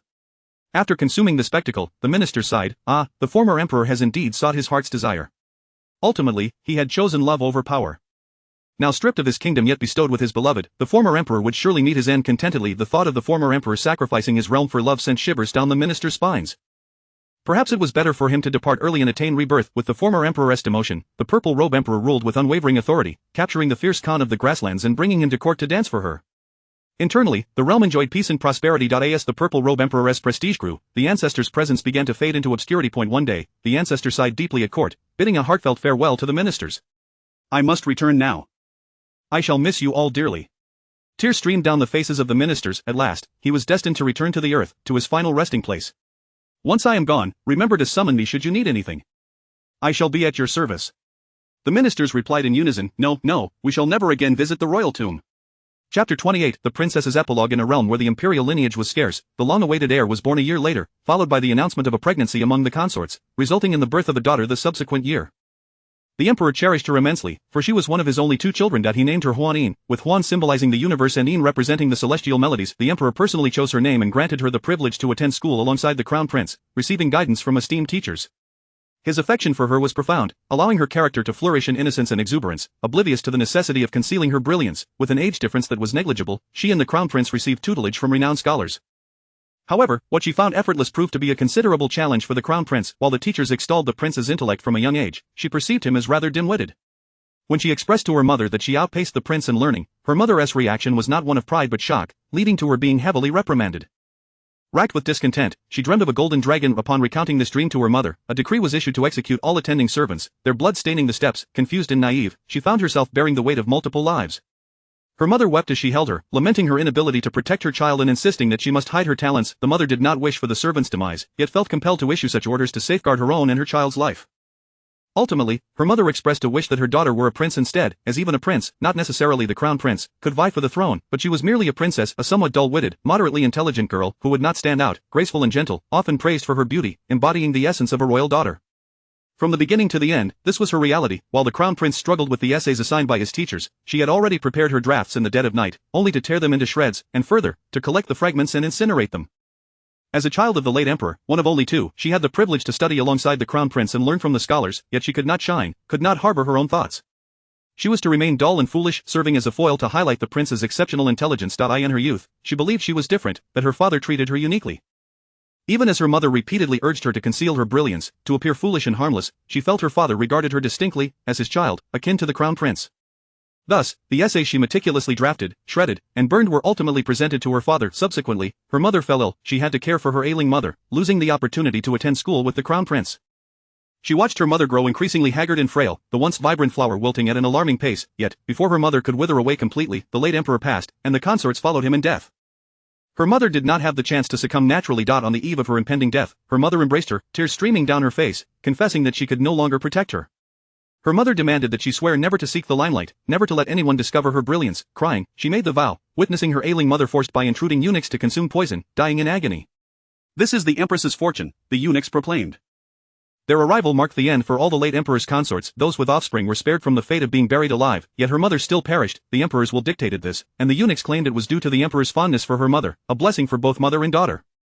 Among the emperor's consorts, only the birth mother of the crown prince survived. The crown prince ascended the throne, adopting the era name of Yongfeng Dai. In the first year of Yongfeng, the vast imperial palace fell silent, akin to a realm of despair. The palace attendants trembled, and all the late emperor's consorts surrendered their youthful lives, collectively sacrificing themselves for the emperor. Their fathers and brothers reaped the rewards of their legacies, attaining promotions and accolades, yet all of this was of no concern to her. She felt an overwhelming chill. She yearned to alter her fate, yet the image of her mother's pale face haunted her. Her mother had demanded that she swear never to reveal her brilliance, lest her mother be unable to rest in peace in the afterlife. The light in her eyes gradually dimmed. When she reached the age for marriage negotiations, her mother was gone, and no one cared about the marriage prospects of a transparent princess.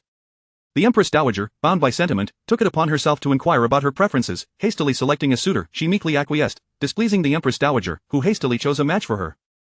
On the day of her wedding, the flowers bloomed vibrantly, yet she felt no vitality. Initially, her husband presented himself as a cultured gentleman, a paragon among men. The flicker of hope in her eyes surged, and she attempted to display her talents, only to hear her husband declare that a woman's lack of talent is her virtue. The light in her eyes dimmed once more. Perhaps he believed she was devoid of worth beyond her beauty, and as the emperor showed no regard for her as the sole sister of the crown prince, her husband began to reveal his true nature.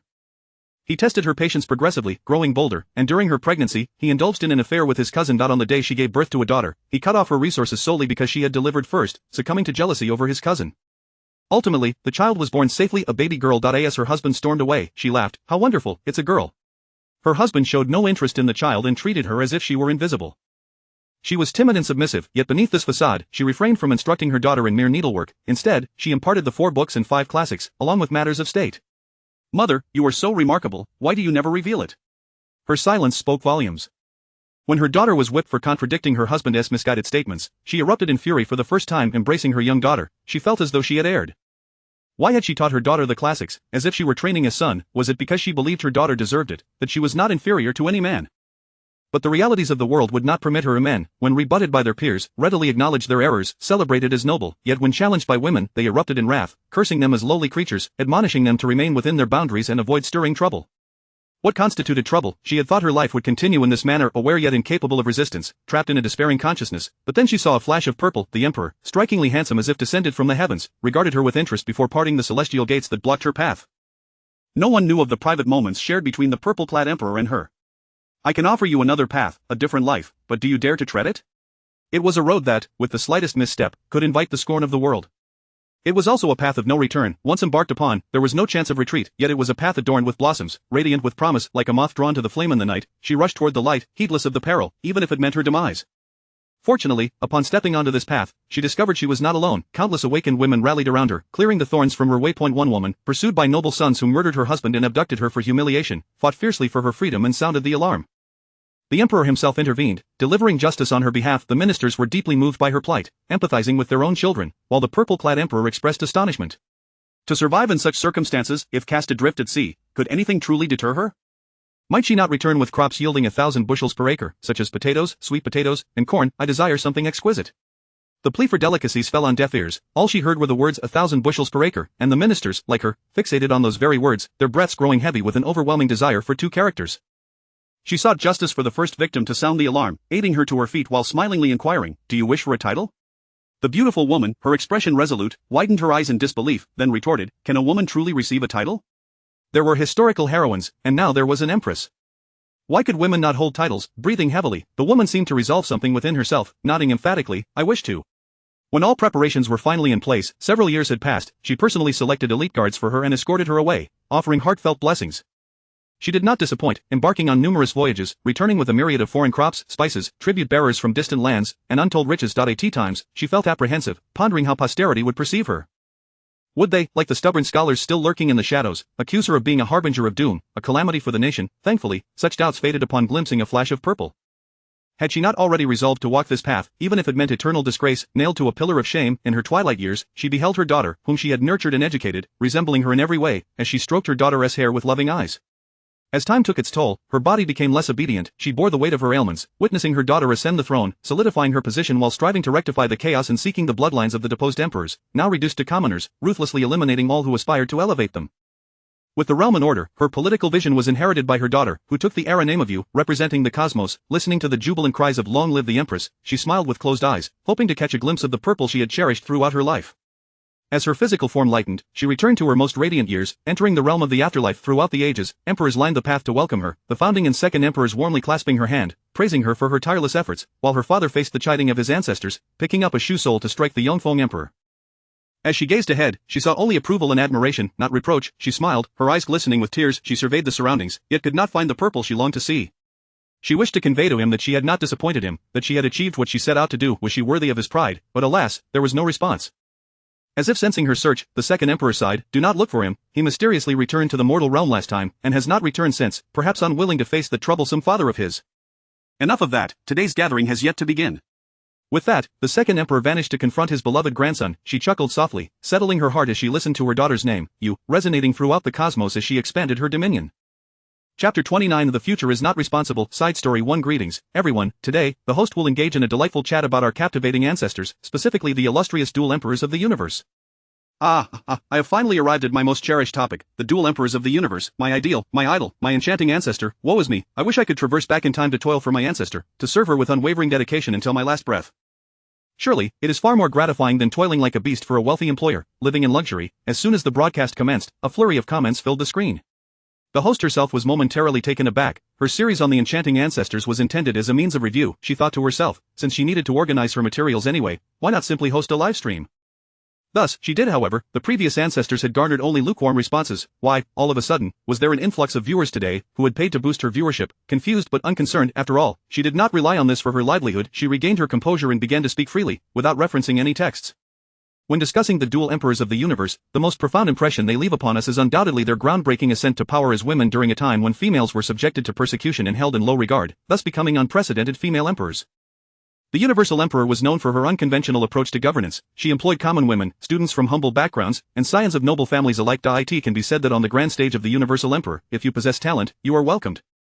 Her discerning vision led her to favor Zhu and Xiongho, who embarked on numerous maritime expeditions, bringing back exotic crops from abroad, thereby significantly enriching our contemporary culinary repertoire. It is difficult to imagine that a different individual would have dared to bear the immense pressure of bestowing a female with the esteemed title of Ho based on her merits, all for a seemingly futile outcome. Yet, she accomplished it. The host's voice rose slightly, and she soon became aware of this, clearing her throat tactfully to feign nonchalance. "Ha, admit it, dear host, you too are an admirer of the dual emperors." Cough. Let us refrain from such unfounded claims. Our chat room dedicated to the ancestors is fair and impartial, devoid of any personal sentiments. In truth, I am far more intrigued by the tales of unofficial history. It is said that during that time, Emperor Shunling acted recklessly out of love, intending to grant the grasslands a city and even acknowledge them as his father. The officials' attempts to dissuade him bore no fruit, leading to the imprisonment of many, while the remaining officials collectively wept at the imperial tomb, successfully resurrecting Emperor Xuanli. Speaking of this unofficial history, one cannot help but empathize with the mindset of the officials back then. Their tears at the imperial tomb were an attempt to compel Emperor Shunling to abandon his absurd and inhumane course of action, while also serving as a means of appealing to their ancestors for justice. Little did they anticipate that this appeal would indeed summon an ancestor, though not the one they sought. Imagine, with an active Emperor Shunling causing turmoil, the officials inadvertently cried out for Emperor Xuanli instead. At that moment, it must have felt as though the heavens were collapsing upon them, and the calamity did not end there this time. It is not unofficial history but rather official records. Historical texts document that Emperor Shunling personally led his troops into battle, and shockingly, from the moment of his decision to the moment of departure, only 6 days elapsed. 6 days? Goodness, that is swifter than we could have imagined. How did he achieve such rapidity? This remains unclear. However, this fellow was known for his meticulous strategies. My mentor recently uncovered a tomb of a minister from the Universal Emperor's era, which contained the route taken by Emperor Shunling's army. Can you believe it? This fellow maneuvered his forces with incredible dexterity. Snake-like maneuvering. Do you have any images? A friend of mine would love to gain some insight. Wait, is your mentor? Hush. No need to divulge. Why have you fallen silent, dear host? The host chuckled, realizing that she was utterly engrossed in the barrage of comments and had no desire to speak. And nonetheless, as it was her own live stream, she cleared her throat once more, pretending to be diligently focused rather than idly browsing. Regarding unofficial history, the reason this particular work is referred to as such is due to the accounts that, from our contemporary perspective, appear to be mere fabrications of ancient tales. The Dazhan Baogao states that Emperor Xuanling's reign was marked by tyranny and incompetence, allowing the treacherous Wani to persecute loyal ministers, dominate court affairs, and engage in rampant corruption. In his hometown of Suzhou, the populace suffered immensely, driven to ruin by his decrees, leading to the dispossession of their lands. The desperate citizens were left with no choice but to sell themselves into servitude. Under Wani's patronage, how wealthy did he become? When Emperor Shunling was captured by barbarian forces and later fell into the hands of the nomads, Wani betrayed him, aligning himself with the very enemies he once feigned loyalty to. Regrettably, his new masters treated him with less regard than his previous one. They merely regarded him as a dog, and when their tempers flared, they took out their grievances on him, leading to his untimely demise. Upon reaching this point, I was indeed curious. Emperor Shunling's treatment of Wani was such that any reader of the records would question whether there existed a deeper emotional entanglement between them. Recently, a web series titled 9,000 Years was adapted with inspiration drawn from the relationship between Emperor Shunling and Wani. Ugh, dear host, do not bring this up, mentioning it only infuriates me. The female lead is said to embody our Universal Emperor, asserting that her ascension to the throne was solely propelled by Wani's influence. Oh no, I am beginning to feel anger as well.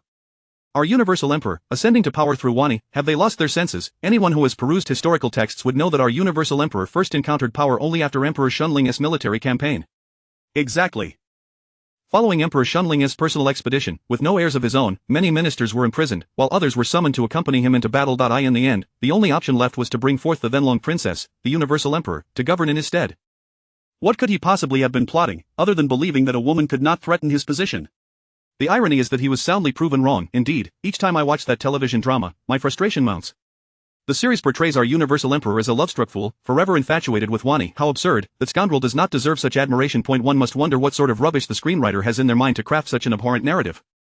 If Wani were to possess talents akin to those of the illustrious Sanha Gangang, dedicated to the nation and its people, I would have nothing to say. Yet, what does history reveal about him? It documents that he manipulated court affairs, imprisoning any minister who failed to offer him tribute under a myriad of pretexts. Indeed, Yu Taibao was once incarcerated. Speaking of my esteemed ancestor, allow me to recommend Yu Taibao.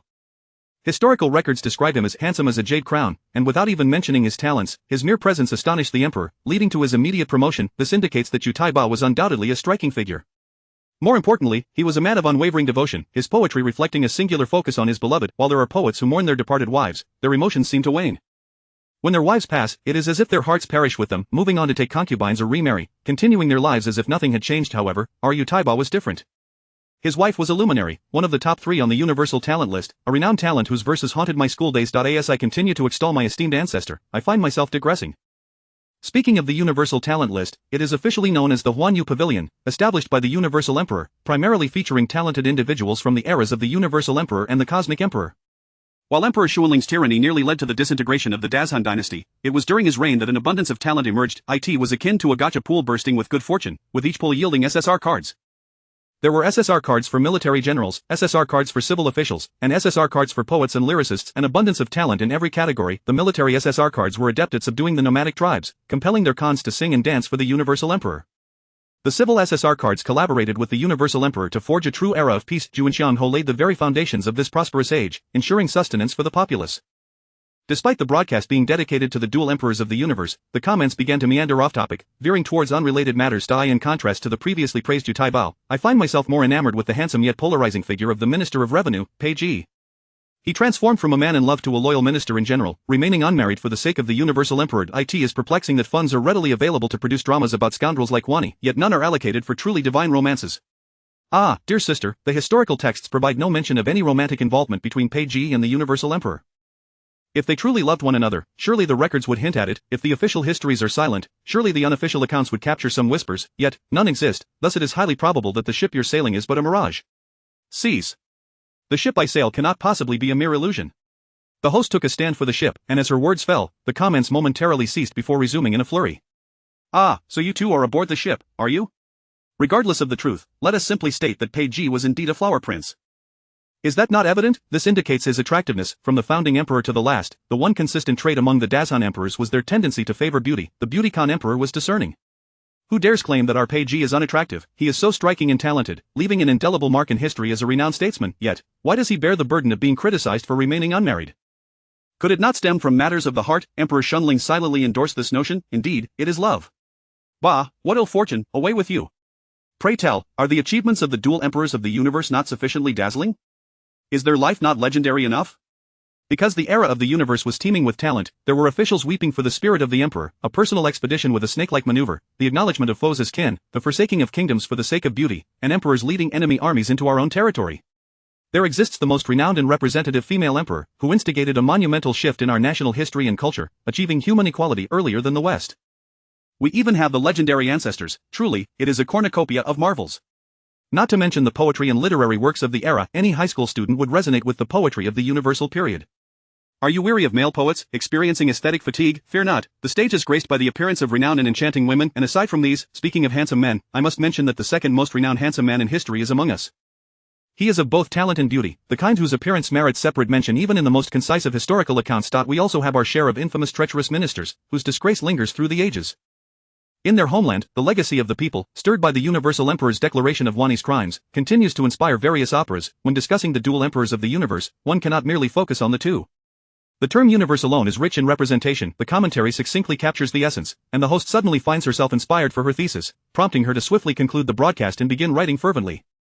In the end, she gently tapped upon the keyboard, inscribing the character's universe. Thus, her historical assignment was successfully completed, yet, there remains a wealth of topics to explore regarding the universe, history, and our ancestors. Chapter 30 of the aristocratic families of the Zanying 606 found it utterly perplexing to comprehend the state of the world, or rather, the condition of the system. The actions of the host seemed utterly disconnected from the completion of any given task. While others beseeched their ancestors for protection to navigate through adversity, the host, instead, unleashed poison and death, treating humanity with utter disregard. While the populace yearned for a ruler to awaken from his stupor and lead the virtuous to etch their names into history, the host boldly declared, "I shall no longer feign. I am the tyrant." This left 606 questioning the very essence of the system when the task assessment deemed it a success. So what, indeed, was transpiring in this world? Zhang Yi, propped up in the system's space with his chin resting on his hand, gazed at the VIP settlement page indicating task completion, a slight smirk gracing his lips, as expected of me. Having praised himself, he promptly commenced his next assignment. One might call him a model worker. His system's ability to bind to him suggested he must have saved countless realms in a past life, thus accumulating such profound fortune. The mere act of saving a single world hardly qualified him for such an encounter. It was only through the salvation of myriad worlds that one could be so fortunate as to meet him and possess such a blessed system. Alas, reflecting on this made him feel somewhat shortchanged. 606 pondered, would you care for this fortune? It stifled its breath, contemplating whether to confess to the main system about the malfunction within their settlement system. Yet, it hesitated, realizing that the host had completed their task, and it had performance metrics to uphold. Why invite trouble upon oneself when it could simply remain an honest and upright system, or perhaps feign ignorance? Well, perhaps the main system would uncover the issue on its own. In any case, it decided to wait and see. In the waning years of the Chengde era, the tyrannical Emperor Yan ruled with cruelty, leaving a land rife with turmoil and insurrection. Among the numerous rebels was Wang Tianke, who proclaimed himself the Heavenly King, leading an army that ravaged and pillaged its way toward the capital. In a frenzy of fear, the emperor abandoned his court officials, concubines, and children, fleeing in haste, his fate thereafter unknown. Thus, the Dechen dynasty was irrevocably declared fallen, plunging the realm into chaos as various princes vied for supremacy. This upheaval differed markedly from past insurrections. Wang Tianke harbored a deep-seated hatred for the aristocratic families. Upon breaching the capital, the entire court was laid to waste as all nobles turned to bones, their estates seized by him, blood flowed like a torrent, cries of injustice echoed throughout the land. The dancers and singers fell silent, and infants and young girls were cast aside. A few succinct lines of poetry encapsulated the aftermath of the Heavenly King's invasion. His troops, merciless and savage, slaughtered cities with glee, indulging in acts of arson and debauchery. Unlike previous chaotic eras, where families might endure and thrive across generations, the once esteemed aristocratic families of the capital now trembled in fear at the sight of their grim fate. The 5 prominent families in the capital faced total annihilation, their ties to the Dechen imperial family rendering them even more vulnerable, with several members of the Taishu family, who had produced multiple empresses, being entirely wiped out. The remnants of the Xin, Tu, Wen, and Dantai families were engulfed in a state of dread for centuries. The 5 great families had withstood the test of time. As dynasties rose and fell, the occupants of the Dragon Throne changed countless times, yet these families remained steadfast. Regardless of who emerged victorious, the ultimate ruler would inevitably have to share the world with the aristocracy. They were indispensable to the fabric of society. The aristocracy was proud and noble, representing the epitome of virtue and integrity. The daughters of these families were renowned for their purity and grace. To marry one, even a lesser daughter, was a pursuit beyond the reach of ordinary men. Despite the emperor's overwhelming power, he found himself humbling himself before the aristocracy, seeking to wed one of their daughters, only to be met with rejection. This was the nature of the aristocracy, this was their essence. As dynasties changed, the aristocracy remained a constant, impervious to the chaos of the world. They were indifferent to the plight of the common people, who suffered under oppressive conditions, often exacerbated by the very existence of the aristocracy. The aristocracy, with its lavish legacy spanning hundreds of years, epitomized the refined tastes and elevated status of scholars, remaining untouched by the mire of the common folk. Their wealth was built upon the blood and tears of countless impoverished lives. In the residence of the Xin family, cries of despair echoed, and the servants moved hurriedly, their expressions fraught with panic. Xin Tu Qingyu gripped her pen tightly, her brow furrowed in concern. The impending chaos had long been foretold, yet the aristocracy remained complacent, secure in their belief that they would weather any storm. They were confident that no one would sever their ties to the world. The aristocracy never engaged in the hunt. They were the arbiters, the outsiders to whom the insiders made countless promises, incurring significant costs to curry favor. Whomever they chose to support would emerge victorious. Those who offended them would find themselves utterly isolated. Born into an aristocratic family, Shintu Qingyu was a lady of esteemed lineage. Her father, Shintu Hong, cherished her deeply, imparting the teachings of the 4 books and 5 classics, allowing her to study alongside her brothers. The family library was entirely open to her. Though Shintu Qingyu loved reading, her stubborn nature often led her to feel slighted by her father's exclusive expectations for her brothers. As the tyrannical Emperor Yan wreaked havoc, Shintu Qingyu grew increasingly anxious for the state and its people, unable to envision a future for the Qin dynasty. Realizing that the dynasty indeed faced a bleak future, she sought to alert her father to prepare for the impending doom, only to inadvertently witness a scene that shattered her respect for him, her inebriated father forcing himself upon a maid. Shintu Qingyu said nothing to anyone, unsure of how to articulate her disgust, feeling only an overwhelming sense of revulsion, yet he remained the father she had once held in high esteem.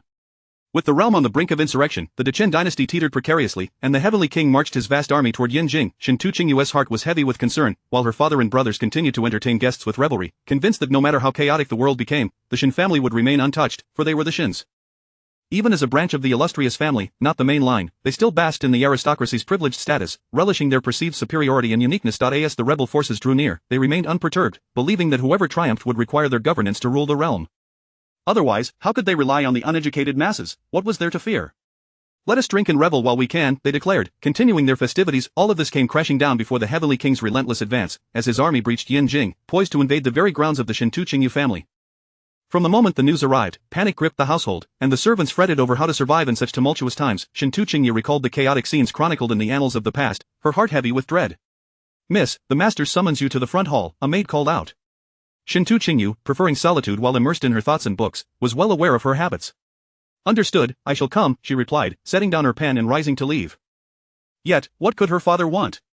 The master did not specify, but all the young ladies and concubines have been called to the front hall, the maid informed her. Shintu Qingyu furrowed her brow in confusion, uncertain of the circumstances.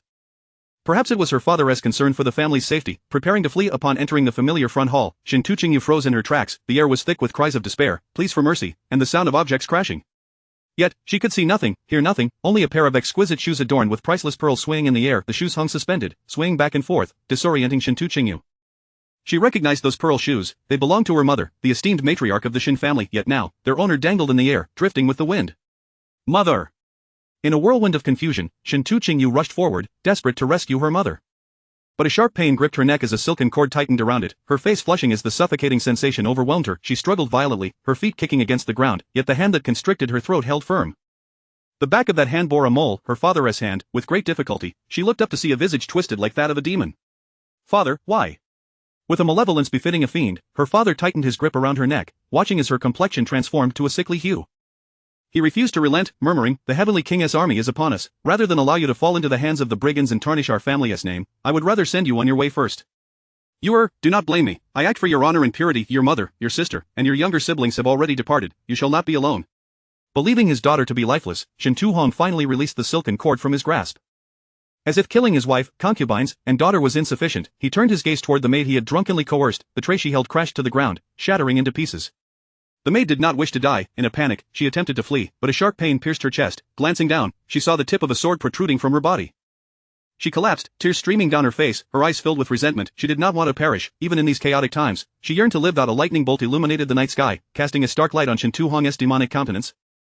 He dropped his sword, staring at the corpses strewn across the courtyard, collapsing to the ground in anguish, crying out, "Heaven, why do you treat the Qin family thus? Ancestors, if you possess any spirit, open your eyes and witness." The world had descended into chaos.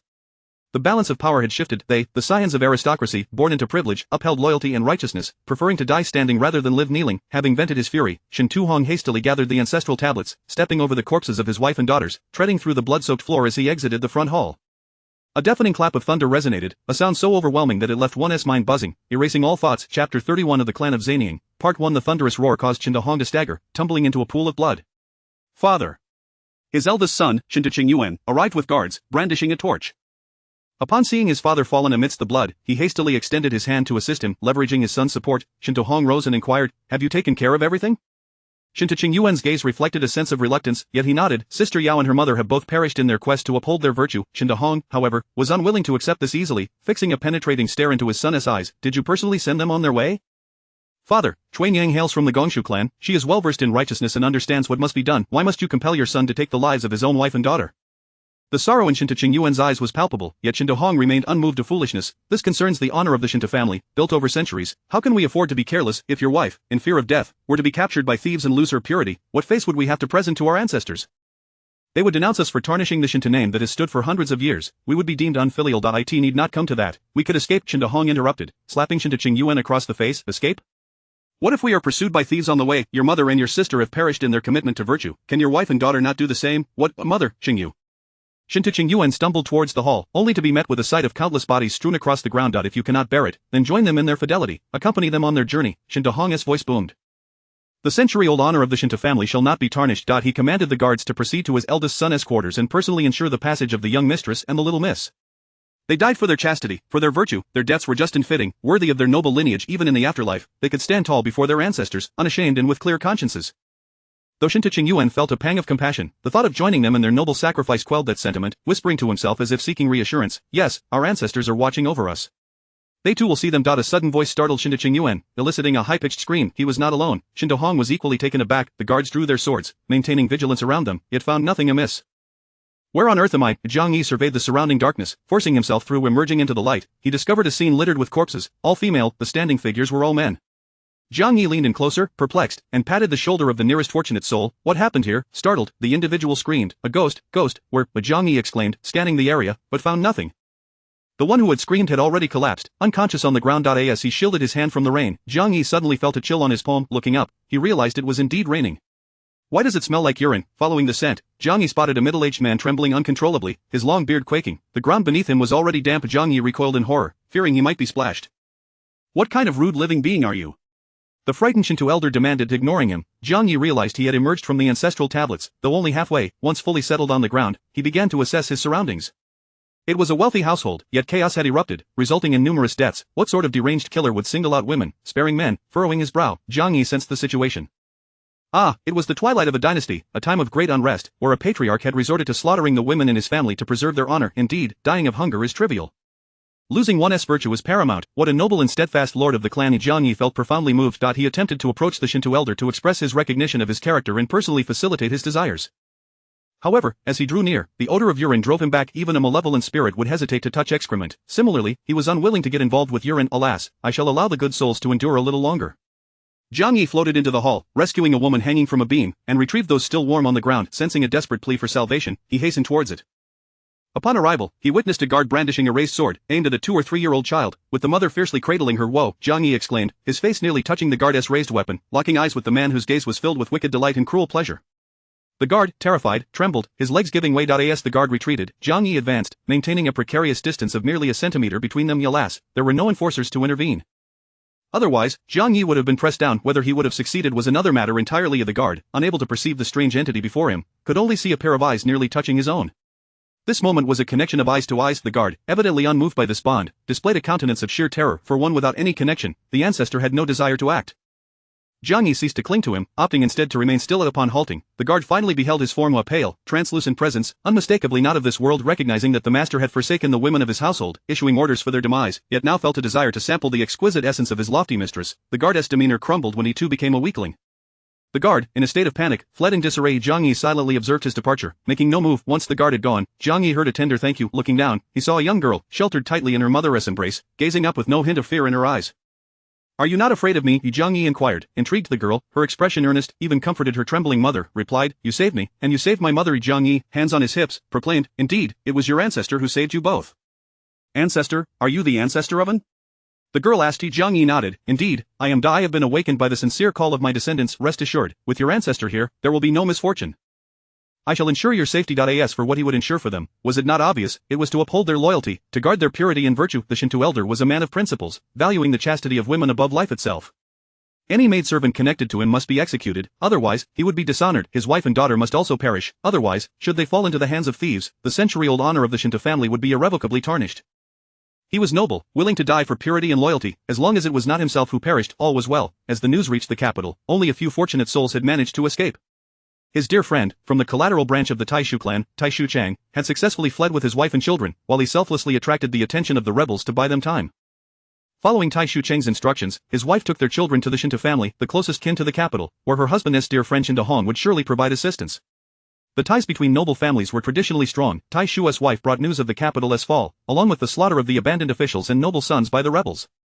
The principled Shinto Hong was stunned. Historically, chaos and strife had little to do with noble families. They were wealthy, well-connected, with their own private armies, far superior to the beleaguered imperial troops, truly elite soldiers.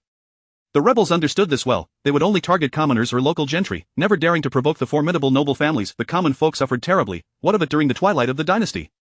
Shinto Hong poured ink onto paper, corresponding with friends, vehemently denouncing the corrupt emperor and affirming that, as a noble, the purest of individuals, he would never deign to serve in the court. The emperor was unworthy. Shinto Hong had grown disillusioned with the court's inaction and the emperor's tyranny. As a noble from a collateral branch, he had the potential to serve, but after a brief tenure, he resigned.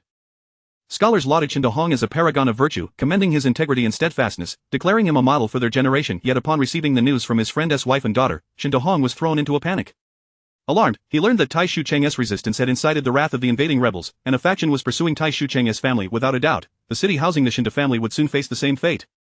Enraged, Shinto Hong berated Tai Shua's wife for abandoning her husband to flee alone, branding her a disloyal and ungrateful wretch. In a fit of fury, he drew his sword and struck her down.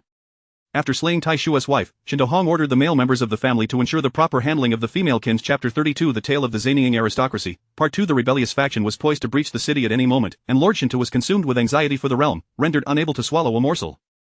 In the end, he resolved to remain loyal to the court. Though the foolish sovereign may lack benevolence, Lord Shinto could not afford to act unjustly. Thus, he summoned his wife, coercing her with words to take her own life by hanging. He ordered that his concubines and daughters be brought forth as well. Naturally, the concubines were unwilling to die, but what power did they have over their fates? Lacking understanding of the greater good, Lord Shinto would fulfill that duty for them. Even as his young daughter cried out for her father, he remained unmoved. All of this was for the sake of the court. For the great Qin dynasty, he had shown utmost compassion to his majesty. In the act of slaying his wife and daughters, he called upon his guards to prepare for battle, determined to resist the rebels to the bitter end. Had it not been for Jiang Yi's sudden intrusion, Lord Shinto would have already led his guards and private soldiers out of the city to confront the rebels in a fight to the death. Indeed, a fight to the death. He, Lord Shinto, was a paragon of righteousness, a loyal minister whose devotion would be eternally recorded in the annals of history. Of course, when the moment demanded it, for hope, for the future, for the world, for the common folk, Lord Shinto would endure the scorn of society, preserving his own life to continue to shine and serve. Before his ancestors, he had no regrets. His integrity left no room for shadows. Whether his ancestors heard him or not, Jiang Yi certainly did remarkably. It was the first time he had encountered such a request from posterity. Jiang Yi was adept at his role. The venerable Zhou Yue firmly believed that as long as he eliminated the hostage beforehand, no one could threaten him. How would he respond if faced with moral coercion through hostages? As long as there were no hostages, there would be no morality to bind him, and thus, he would not be threatened or coerced. Have you grasped this? If you were to pose the trolley problem to the venerable Zhou Yue, he would assert that if he simply cleaved the entire trolley in two, the issue would be resolved. Why bother with a binary choice? You are foolish, as dim-witted as swine. One must learn to think outside the box. This is why he could succeed, why his combat prowess was so formidable, and why he could venture further than others. They were simply too ignorant, too dim-witted. Is it truly so difficult to be loyal to the country? Jiang Yi rescued the women of the residence, eager to move towards the exemplary descendants he envisioned. Good children, the ancestors have arrived. The good child, Lord Shinto, was initially paralyzed with fear, so terrified that he nearly soiled himself, but he soon composed himself. After all, he belonged to a distinguished lineage. He had previously visited the ancestral hall of the Shinto family and had paid homage to their forebears. Thus, Lord Shinto recognized Jiang Yi. This was no ordinary figure, it was the ancestor of the Shinto family. Indeed, his loyalty and righteousness were unparalleled, his filial piety moving the heavens, prompting the ancestors to manifest and assist him. Lord Shinto commanded another group of guards to eliminate those who had witnessed his disgrace, instructing them to bathe and change. What, escape time? How could he possibly think of bathing? It mattered not. Lord Shinto was a man of principles, destined by heaven, favored by divine will, and shielded by the manifestation of his ancestors. It was undeniable that among those vying for dominion over the world, the illustrious name of Shinto Hong would be remembered. Throughout history, renowned figures often possessed a touch of the extraordinary. Some were mere pretenders, fabricating their own grandeur, while others were genuinely remarkable. Shinto Hong was one of the latter. Alas, why did his ancestors not manifest sooner? Had they done so, perhaps he would not have had to strangle his beloved daughter, Qingyu, with his own hands. With her talents and beauty, she would surely have made a name for herself in the world. As a daughter of an esteemed family, her renown would inevitably lead to an overwhelming admiration for noble families, causing people to risk everything to marry into such lineages. Fate and destiny. Qingyu was simply unfortunate. Lord Shinto shed a solitary crocodile tear for his wife and daughters. After bathing, he donned splendid garments, his face glowing as he went to greet his ancestors. The ancestors were also seeking him. Both parties rushed towards one another. He led his legitimate son and 3 younger sons, the youngest barely reaching his knee. Simultaneously, he scrutinized his sons to assess their potential for greatness. After careful observation, he felt somewhat disappointed. His legitimate son appeared dazed, seemingly still lost in a haze of weakness, burdened by his emotions. The legitimate son dared not oppose his father, nor could he follow his mother, sister, and wife into death, leaving him in a state of utter confusion and lethargy. The second son, however, was commendable. The tragic death of his mother did not seem to affect him, as he displayed only respect and admiration for his father. The third and fourth sons were both weeping, their lamentations grating on the nerves. At least he had the second son, who could bear the weight of responsibility. Shindo Hong adjusted his attire and led his four sons and guards towards the site of the ancestor's first manifestation. Jiang Yi also moved in that direction just before their paths were to cross. A cacophony erupted in the silent city. Some shouted that the rebels had arrived, while others cried that the floodwaters had breached. The uproar awakened the slumbering populace and roused the soldiers, who had long oppressed the common people yet were cowards in battle. Lord Shinta's expression shifted between various emotions as he ultimately decided to flee. His ancestors recognized his virtue. Such an honorable man must not perish easily in this chaotic age. He would either succeed in the hunt for dominion or be favored by the victors, ensuring his name would be immortalized in history. The common folk of the world needed him. He must cherish his own life to remain of use. Whether the ancestors could protect him was uncertain, but the rebels would undoubtedly raise their blades against him. It is said that Wang Tianke, originally from a humble background, saw his wife fall victim to the desires of a noble family, enduring humiliation before meeting her tragic end. His young child was also brutally slain. When his parents reported the crime, they themselves were imprisoned, tortured with molten iron until they perished, leaving no remains. The princes rose in rebellion to seize dominion over the world, but Wang Tian's uprising was different. He sought merely to trample the lofty aristocrats beneath his feet, relishing in their pain and fear upon entering the city. The other rebels treated the scholars with respect and sought to placate the various noble families. However, when Wang Tianke entered, he targeted the grand residences for plunder. When his subordinates encountered stiff resistance within the city and suffered losses, they could not bear it and led a private pursuit beyond the capital. Meanwhile, Wang Tianke boldly marched into the palace, plopping himself down upon the imperial throne. After a moment, feeling uncomfortable, he cursed, "This damn throne is causing my backside to ache." When his anger subsided, he took his sword and hacked the throne to pieces. The officials and nobles who had been captured before him trembled in fear. Once he had vented his frustrations by destroying the throne, someone shamelessly offered, "Heavenly King, in honor of your arrival, I am willing to donate 10,000 taels of silver." He was soon followed by others who pledged their loyalty. The realm had long suffered under the tyrannical reign of the Yin Emperor, and the citizens of the capital yearned day and night for the arrival of the Heavenly King. Some offered to contribute 500,000 taels of silver and 300,000 stones of grain. The first official to step forward, who only intended to donate 10,000 taels, seethed with resentment. "Thieves! They are all thieves, the Heavenly King should execute them all." Once the first official began, the rest were compelled to follow suit. Had the Yin Emperor still been alive, he would surely have been pleased to discover that his ministers were so wealthy, with ample funds and provisions. The Yin Emperor sought pleasure and wished to construct wonders, yet lacked the funds. He withdrew from the treasury, but the treasury was insufficient. Thus, he beseeched the ministers for money. The ministers wept, claiming they were destitute, their own households facing starvation. The Yin Emperor disregarded them, insisting they must provide funds. The ministers gritted their teeth and managed to scrape together a meager sum, often merely a few hundred taels, with some contributing as little as a few dozen. The emperor was left in stunned silence by their poverty. Conversely, the nobility contributed more generously. The highest among the relatives offered 3,000 taels. Upon inquiry, it was revealed that the 3,000 taels had been gathered from the sale of the queen's jewelry to aid her father. With this, the Yin Emperor's tyranny and dark history only grew. With the literati took up their pens, documenting the deeds of the foolish monarch, and thus adorned him with the titles of tyrant and fool. Then the Heavenly King arrived, and the officials suddenly appeared as affluent as millionaires, abundant in riches and provisions. Was there truly no one willing to remain loyal to the Yin Emperor? Naturally, there were those who wished to be loyal, yet they had already taken their own lives when the city fell. What remained were those who had not chosen to die. Coincidentally, this group consisted of familiar faces to the Yin Emperor. Their familiarity with the Emperor indicated they held significant positions, at least ones that allowed them to see his countenance. However, Wang Tianke bore no interest in their obsequiousness. His soldiers were capable of combat, thriving on the spoils of the city. These individuals believed that if they knelt quickly, they could retain their wealth and elevated status. Alas, they were sorely mistaken. In response to their incessant offers of donations, Wang Tianke laughed heartily. "Fools, if I kill you, all your wealth, provisions, and even your women will belong to me." The crowd gasped. "Are you truly so inhumane?" Wang Tianke demonstrated through his actions that indeed, he was utterly devoid of humanity. Before the Golden Hall, blood stained the ground as Wang Tianke looked on with disinterest, watching his troops rampage through the palace like bandits, accompanied by the wails of palace servants. His disinterest was but a fleeting sentiment. Wang Tianke quickly regained his vigor, for there were 5 noble families in total, and he had only slaughtered one, with 4 more awaiting his reckoning.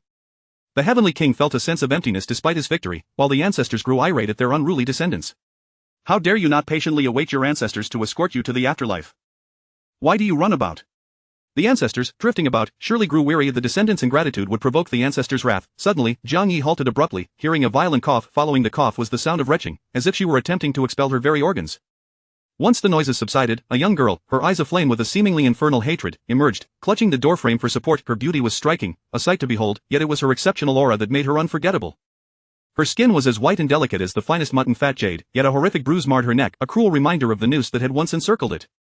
Chapter 33 of the Scions of the Zanian Clan, Part 3. Upon seeing Jiang Yi, the other person momentarily froze, her expression filled with sorrow. "Am I dead?" If she were truly deceased, how could she possibly seek justice for her mother, for herself, and for the unjustly departed aunts and sisters? Not yet, but soon Jiang Yi replied candidly, the rebels have breached the city, they are heading straight for the prominent households, which family can rival the Shinta clan in grandeur. Yet, upon hearing this, the other showed no sign of fear. She lowered her head, searching for something, and ultimately found a knife without hesitation. She raised it and drew it across her own face. Blood swiftly stained her once exquisite visage. Jiang Yi watched quietly, even casting aside thoughts of punishing unfilial descendants for the moment. Ignoring the half-transparent, floating Jiang Yi, Shinta Qingyu began her masquerade, turning back to arrange for the mournful maidens and aunts who were not truly dead. Some had miraculously survived, yet others had perished. After completing this, she lowered her biological mother from the beams and gathered the bodies of the deceased, pouring flammable oil over them before igniting a fire. She beheld her elder sister-in-law, who had changed into coarse linen attire, tightly clutching her daughter as their eyes met amidst the flames. Shinta Qingyu smiled, her face marred with blood and wounds that traversed her entire countenance, resembling a malevolent spirit wreathed in flames in the flickering light. She urged the living to flee for their lives while she, after much pretense, remained within the city. Jiang Yi felt a flicker of curiosity about her intentions, yet he was a person of strong ambition. When it came to his mission, he could discern what was of greater importance. Good child, I am coming. Jiang Yi left a trace of his presence on Shinta Qingyu and, with unwavering determination, pursued his beloved descendant. So, where was his cherished child, the good child? Master Shintu, along with his guards and primary male kin, had fled the city under cover of night. However, upon exiting, they were confronted head-on by the leading rebel commander. What did I say? These lords are bound to abandon the city. Look, I merely sent a few fires into the city and raised a clamor, effortlessly cornering a substantial catch. And indeed, he was a great catch. Just look at that plump face, tender skin, splendid robes, the translucent jade pendant at his waist, and the exquisite jade ring adorning his hand. As the rebels surrounded them, Master Shinta's knees buckled, and he fell to the ground. After all, they had fought their way through, even reaching the capital's most formidable rebel force. They were truly brutal, merciless killers, having taken many lives. They bore the aura of bloodshed.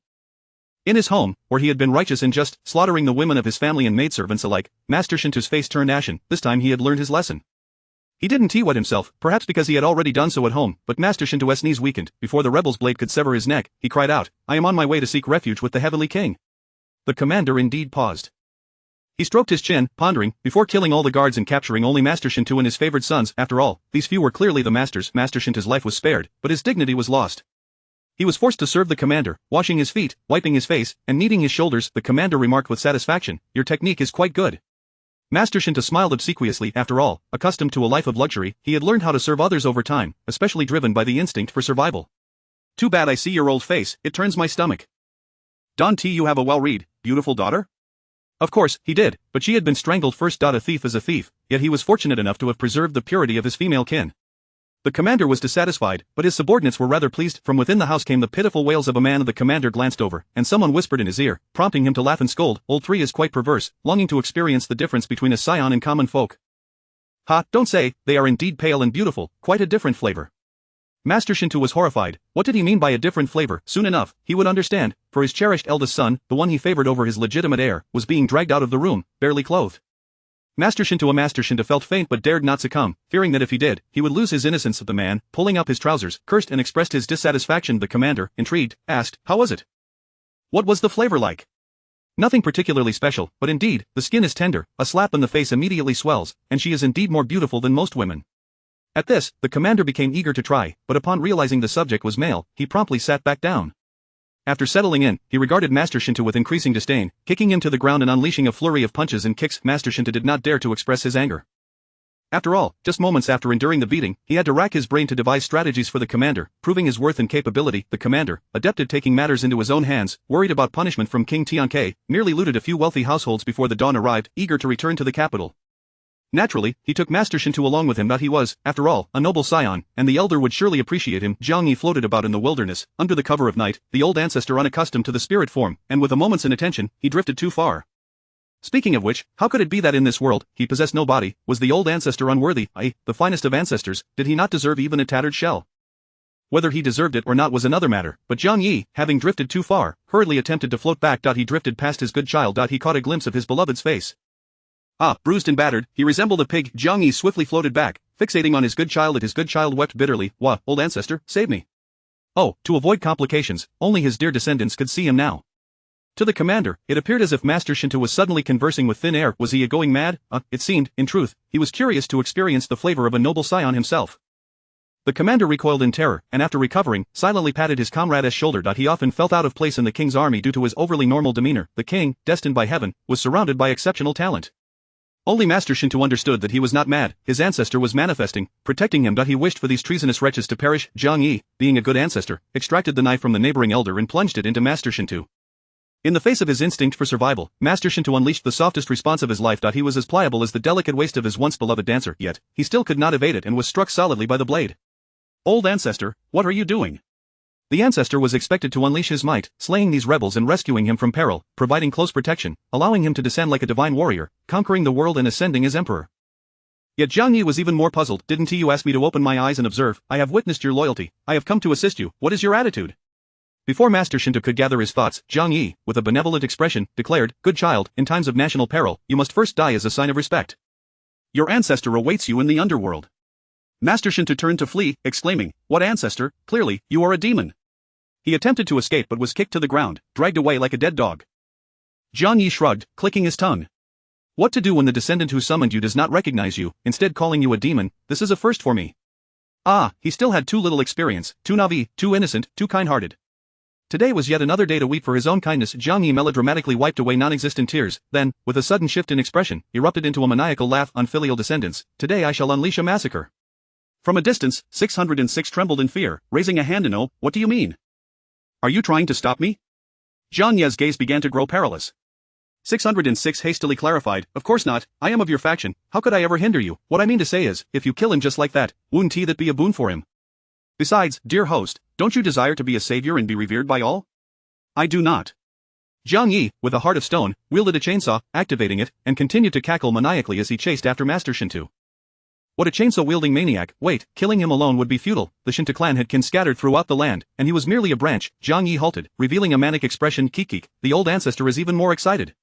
He then caught up with Master Shinto and dismembered him.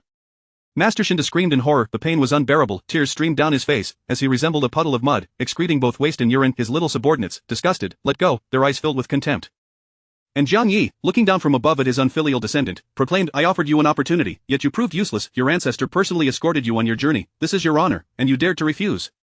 Do you even realize who you are rejecting?" He gasped, his voice strained. "Do you think you are rejecting whom? You are rejecting the divine." Zhang Yi, almost blurting out a complete line, abruptly fell silent. No, this descendant was utterly unworthy. Fortunately, the descendants of the ancestor were numerous. Today, he would dismantle him several times over, then seek out other obedient children. Chapter 34 The Noble House of Zanying, Part 4 The agony of the soul profoundly manifested in the body. Lord Shinto writhed in pain, appearing as though he were lifeless. 8 times, exactly 8 times, he experienced the torment of dying and reviving, caught in a desperate struggle between the desire for life and the wish for death. Zhang Yi paused, floated above the general, and hitched a ride on the winds, playfully delivering several resounding slaps to the commander. There was no ulterior motive, merely a jest. The general, who inexplicably felt as though he had been struck several times, grimaced and gasped, "What the hell is happening?" He had heard that the noble lord had been driven to madness, crying and wailing along the way, ultimately breaking down into heart-wrenching sobs. The general, indifferent to the madness of his counterpart, turned a deaf ear and continued on his journey, yet, he could not shake the sensation of being struck. Perhaps it was merely an illusion. Perhaps the horse galloped too swiftly, and the fierce wind stung his face. The general rationalized his discomfort and urged his steed onward. Zhang Yi, quietly enjoying the ride, reflected that this was unacceptable. The grandeur of his ancestors must not go unseen. With remarkable resolve, Zhang Yi manifested himself back into the presence of others. Suddenly, he felt the weight of his body and fell from his horse. "Ancestor, I have a body again!" Zhang Yi exclaimed, springing to his feet and bounding off in pursuit of the retreating rebel cavalry. The good child was still out there. The dire state of the capital reached the surrounding areas that very night, and with the passage of time, the news continued to spread. The fortunate citizens who managed to escape the capital fled with their families, anxious and uncertain of where to seek refuge. Encountering the rebel forces, they either met their demise or were forcibly conscripted, coerced into a life of pillaging and conquest. Meanwhile, Zhang Yi, exuberantly chasing after his descendants, found himself inexplicably inundated with narrative content. "Oh, I almost forgot about this aspect," he mused upon seeing Zhang Yi pause, cackling ominously. 606 let out a sigh of relief. It wasn't that the system sought to protect Shinto Ahong, it was simply that a mad host could be rather frightening. Even if they were completing the task in reverse, it mattered not. Madness was absolutely intolerable. Who could predict whether the host, in a fit of insanity, might discard the entity residing within his mind? There was no doubt that he possessed such an ability. In the throes of a crisis, 606 barely survived while Zhang Yi was firmly ensnared by the plot unfolding in his mind. She poured her family's strength into hunting for the world, and in return, he promised her a lifetime of companionship. They became acquainted in times of peril, and he fell head over heels for her, captivated by her beauty. Their love story became a cherished legend. However, with the world still in turmoil and rebels growing ever more powerful, she willingly relinquished her status as the primary wife, descending to the position of a concubine for the sake of the realm and its people. He had once vowed that once peace was restored, she would be his one and only queen, yet, when the world was finally stabilized, what awaited her was the bloody blade raised by his noble house. Her family was seized and exiled. She knelt outside the palace gates, humbly beseeching him, but he refused to see her die in the biting cold. She ultimately realized the emperor's heart was devoid of compassion. The once vow of eternal love, with the world and its kingdom as a dowry, had merely been an illusion. Despondent and disheartened, she resolved to feign her own death and escape the palace. A great fire consumed all the affection they had nurtured from youth to the present. She cursed him for obtaining the world yet losing love, for remaining forever alone. Wishing for him to spend his days on a throne meant only for him, in desolation until the end of his days. Yet, she could not have anticipated that after her feigned death, he would gaze upon the ruins of the palace and lose his sanity. In a frenzy, he turned against the noble families, severing ties with the world, yet he was unafraid. He sought vengeance for her, intending to make them all pay in blood. She had been dead for 10 years, and he had gone mad for a decade, simultaneously facing the scorn of the world. Until one day, he beheld a twin son who bore his likeness. This time, he would fulfill his promise, to offer the world and its kingdom as a dowry and to grant her a lifetime of companionship. The ancestor, constrained by the narrative, observed with keen interest, with one eye perceiving love and the other emotion. The conclusion was unmistakable, it was love. How splendid is this love! Thus, in this world, the child of destiny is divided evenly between the genders. 606 was somewhat perplexed. After all, it was merely a newly minted system, lacking comprehension of the tasks at hand. Fortunately, Zhang Yi did not genuinely seek its answers. He mulled over his own questions, and upon completion, burst into uncontrollable laughter. Yet, he remained acutely aware that he was no longer the revered ancestor, he was now the certified demon of his descendants, and thus his laughter echoed with an unsettling cackle. When questioned about his bizarre laughter, the ancestor shot him a glance, rebuking him for his lack of fashion sense. Villains laugh this way, refrain from speaking if you do not understand. The villains mused, indeed, today is yet another day of endorsement. At last, after sufficient mirth, he resolved to seek out the child of destiny in this world. Though the plot did not disclose a name, that was of little consequence, he need only identify the child of fate. Zhang Yi was quite proficient at this pursuit. Once, he had inadvertently become the enemy of such a child, provoking the wrath of a host of them who relentlessly pursued him. The child of fate was indeed a formidable opponent. He had witnessed the child become engulfed by his ambush of magical artifacts, seemingly doomed, yet, the child vanished into the void's turbulence. The void's turbulence, once entered, it was a silence so profound that one would not return, but the child of fate was different. He treated the void as a sanctuary, retreating into its embrace during peril. His enemies believed him dead, yet he emerged not only unscathed but also with immense fortune. Upon his return, his power had surged, obliterating his enemies who remained stagnant in their progress. Of course, this was merely the norm for the child of fate in an ordinary world. They could perish but would never resurrect with even a fragment of their soul to continue their mischief. The ancestor, discarding his beloved descendants, ventured to the riverbank, randomly seizing an innocent turtle and utilizing its shell for divination. Once the divination concluded, Zhang Yi acquired the desired information and affectionately patted the pitiful turtle's head. I apologize. I shall not repay you in the next life, cackling. Who told you to be so unfortunate as to cross paths with me? The turtle's eyes dimmed. This shell of yours is of little use. No, it isn't merely a matter of quality, it is exceedingly poor. Do you know that even at my lowest, I have never utilized such a wretched shell? Zhang Yi lamented, chastising the turtle for its lack of merit. How can you expect to live for 1,000 years being so useless? If you cannot even reach a millennium, do you honor your own kind? He dismissed the shell that had not even reached 1,000 years without a glance. The ancestor was indeed quite discerning. After an exhaustive reprimand, he returned the turtle to the water. You have merely lost your shell, but I have lost my dignity. The turtle lamented, had I known this day would come, I would have remained in the depths of the river rather than risk the shore. Just as the turtle attempted to swim away, the ancestor pulled it back. Remember, when next we meet, I expect to see a 1,000-year-old divination shell. Do you understand? The turtle bubbled, appearing as though it were on the verge of death.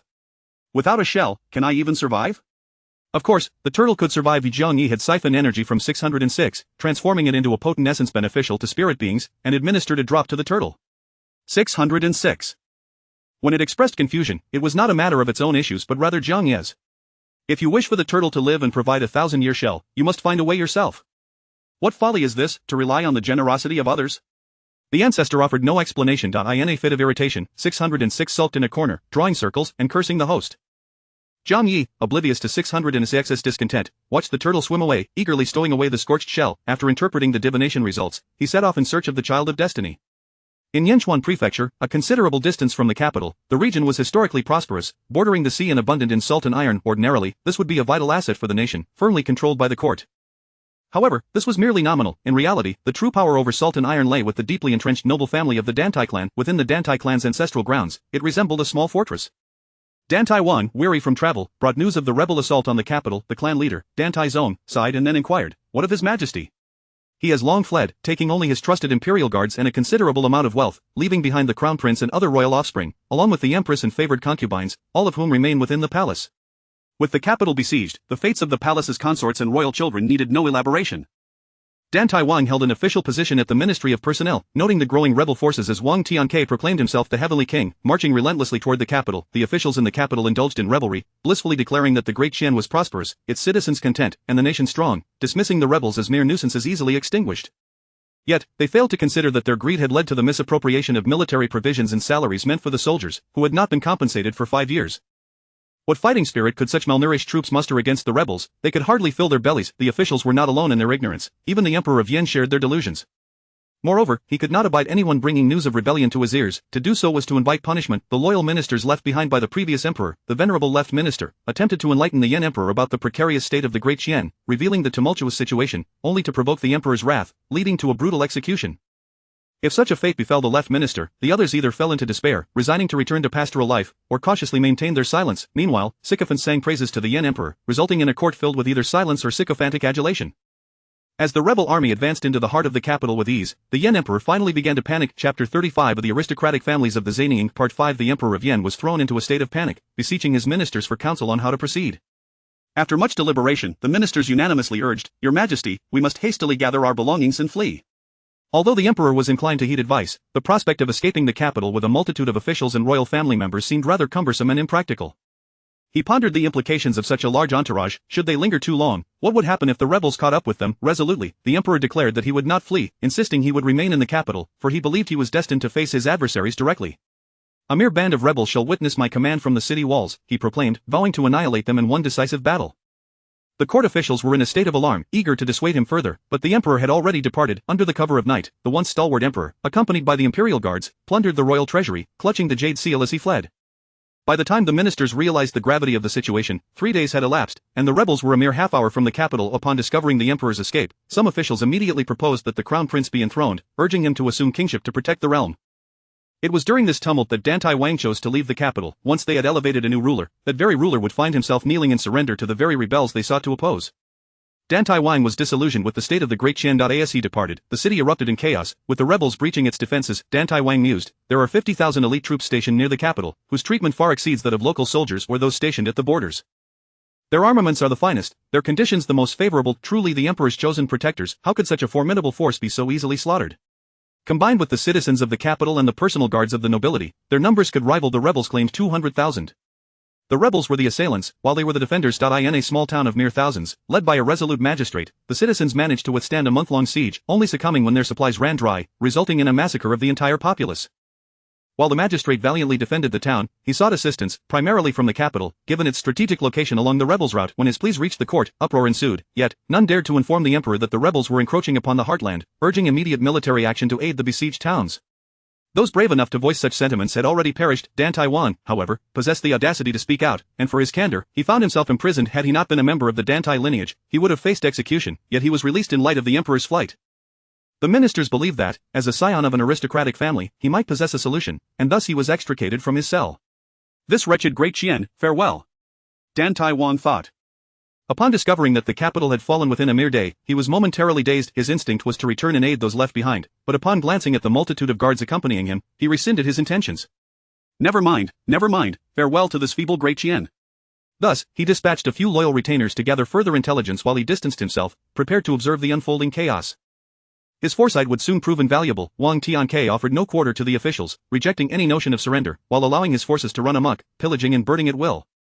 The court officials were nearly annihilated, and the nobility were not spared, including the entirety of the Taishu clan's direct line. Dan Tai Wang found it perplexing. Both the Taishu and Dan Tai families were of noble lineage, differing only in the former's long-standing tradition of marrying daughters into the royal family, thus forging a close bond with the imperial household.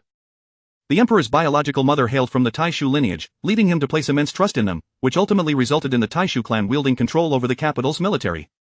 Setting aside the question of the emperor's over-reliance on his maternal relatives, one must ponder how the Taishu family managed to have the best-equipped, most well-treated troops of the capital fall prey to the rebels so easily. A conflagration erupted from the direction of the palace, flames raging uncontrollably, ultimately engulfing the entire capital. The citizens were left with naught but desolation. Those fortunate enough to escape were driven from the city by the rebels. For those who survived, the only recourse was to weep amidst the inferno illuminating the night sky, yet many merely stared vacantly, unable even to muster tears. Upon receiving news of the devastation, Dan Tai Wang attempted once more to return and extinguish the flames but was resolutely restrained by his subordinates. To rescue a mere handful of people would be tantamount to courting death. Furthermore, who could ascertain whether the arsonists had vacated the premises? Should they inadvertently cross paths with the fleeing rebels, it would be utterly disastrous. Reflecting on the capital's tragic fate, he lamented that the emperor could have averted this calamity from the outset, preventing such widespread chaos and suffering among the populace. Dan Taiwan was consumed by a deep-seated frustration.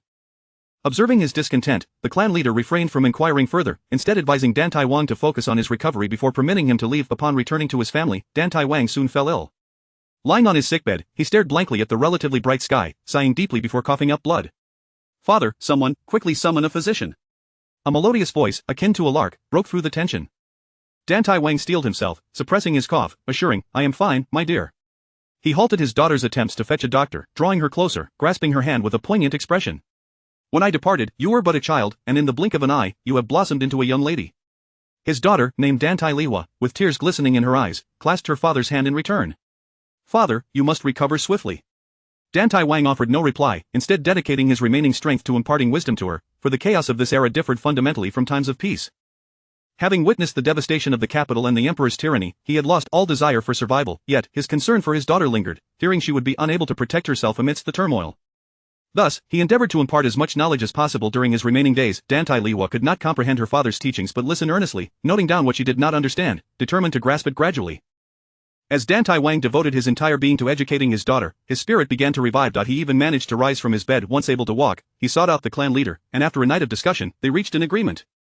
The clan leader would support Dan Taiwan in personally seeking a suitor for his daughter rather than allowing a noblewoman to remain unmarried within their ranks. They resolved that she must not be hastily wed outside their lineage. The world may have descended into chaos, but the news of a marriage from the Dan Tai family was still of utmost importance. Ambitious princes and generals with military power flocked to Yinchuan Prefecture, eager to court the Dan Tai heiress. While many made their way to Yinchuan Prefecture, Jiang Yi stood out as a most peculiar figure. Outside, the rebels, the soldiers of the Great Qian, and various rebel factions wreaked havoc, rendering the area devoid of human presence. The ancestors, in search of a mount, found themselves unable to locate a suitable creature, ultimately resorting to capturing a large cat from the mountains. This formidable feline, the undisputed ruler of its domain, let out a resounding roar, proclaiming its sovereignty to all beasts. Little did it know that this thunderous proclamation would attract Jiang Yi. Thus, the once mighty ruler of the wild was reduced to servitude beneath the feet of a bipedal creature. The cat initially attempted to resist, but the two-legged being had control over its sustenance and living conditions. The cat's will to resist waned, and it ultimately resigned itself to servitude, dutifully bearing its rider day after day. How does one acquire a golden-shaded cat? Simple. One merely requires a drop of imperial nectar to claim it. But what if one lacks such nectar? If you cannot obtain it, how could you expect to possess the cat? The ancestors were less than impressed with such fanciful aspirations, while others rode forth with elite troops and strategists toward Yinchuan Prefecture. Jiang Yi traversed the land atop his large feline, causing the horses of others to rear in fright, trembling in their legs, refusing to move despite their riders' commands. Those whose mounts were paralyzed with fear cast resentful glances at Jiang Yi, who rode confidently atop his cat. Jiang Yi returned their glances with indifference, while the large cat regarded them with disdain. "What manner of mount do you possess, and what do I have? Your food is not worthy of sharing the same path as the Lord of the Mountains." With a fierce roar, the cat issued a warning, "Get out of my way." The horses, defiant, responded, "We were not informed that we would be delivering food to a tiger. We are not about to become dinner ourselves." Jiang Yi, without a shadow of a doubt, gained notoriety, yet he felt no particular sensation regarding it. His ancestors were always the center of attention, deserving of their own page in the family genealogy, perhaps even bearing their name. Despite the multitude of onlookers, Jiang Yi embraced their scrutiny with confidence. Though they appeared numerous, he stood alone, and his singular presence was sufficient to overshadow the collective aura of hundreds. As they drew nearer to Yinchuan Prefecture, signs of life became increasingly prevalent. The desolation of the surrounding area was monotonous. His ancestors preferred to witness the vibrancy of humanity. After all, who would admire the ancestral glory and avoid? Jiang Yi, seated upon his large feline, headed straight for the city of Yinchuan Prefecture. The guards at the gate were thrown into disarray, and the throngs of people attempting to enter the city created a chaotic scene. Jiang Yi strolled confidently past, casting a seemingly indifferent yet undeniably haughty glance in sync with his feline companion. The ancestors' magnificence could be felt in every silent admiration, as the onlookers reveled in their presence. With an air of superiority, Jiang Yi raised his chin, his smile as pronounced as a triumphant display. "Who is that? I don't know, I don't recognize him. Could he be some noble youth? He doesn't seem to fit that description. After all, what noble youth could be so unremarkable in appearance?" Such superficial judgments were beneath him, and he felt a twinge of embarrassment to be associated with such shallow minds. What a valiant figure, able to tame a great beast as a mount. My Lord General might find himself at a disadvantage. Silence, do not speak ill of my Lord General. Brother Yang, think positively, our general is far more handsome. The man referred to as Brother Yang, clad in a scholarly robe, fell silent. So, we have fallen to the point of comparing appearances. Is that truly something to boast about? Chapter 36 The Families of Gilded Nobility, Part 6 The murmurs behind him were rather loud, particularly that remark about how our general is more handsome than he, which struck like thunder on a clear day, drawing the attention of many. The general, referred to by a few, quietly covered his face with his sleeve, his movements remarkably practiced though his face was obscured, his physique, a broad-shouldered, narrow-waisted, tall figure, suggested he was indeed a striking young man.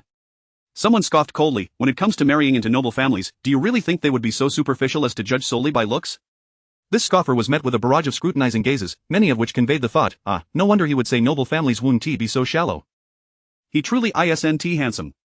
The one who had scoffed turned pale with anger and spurred his horse onward. He struck the horse repeatedly, yet it remained utterly motionless beneath him. He continued to strike it.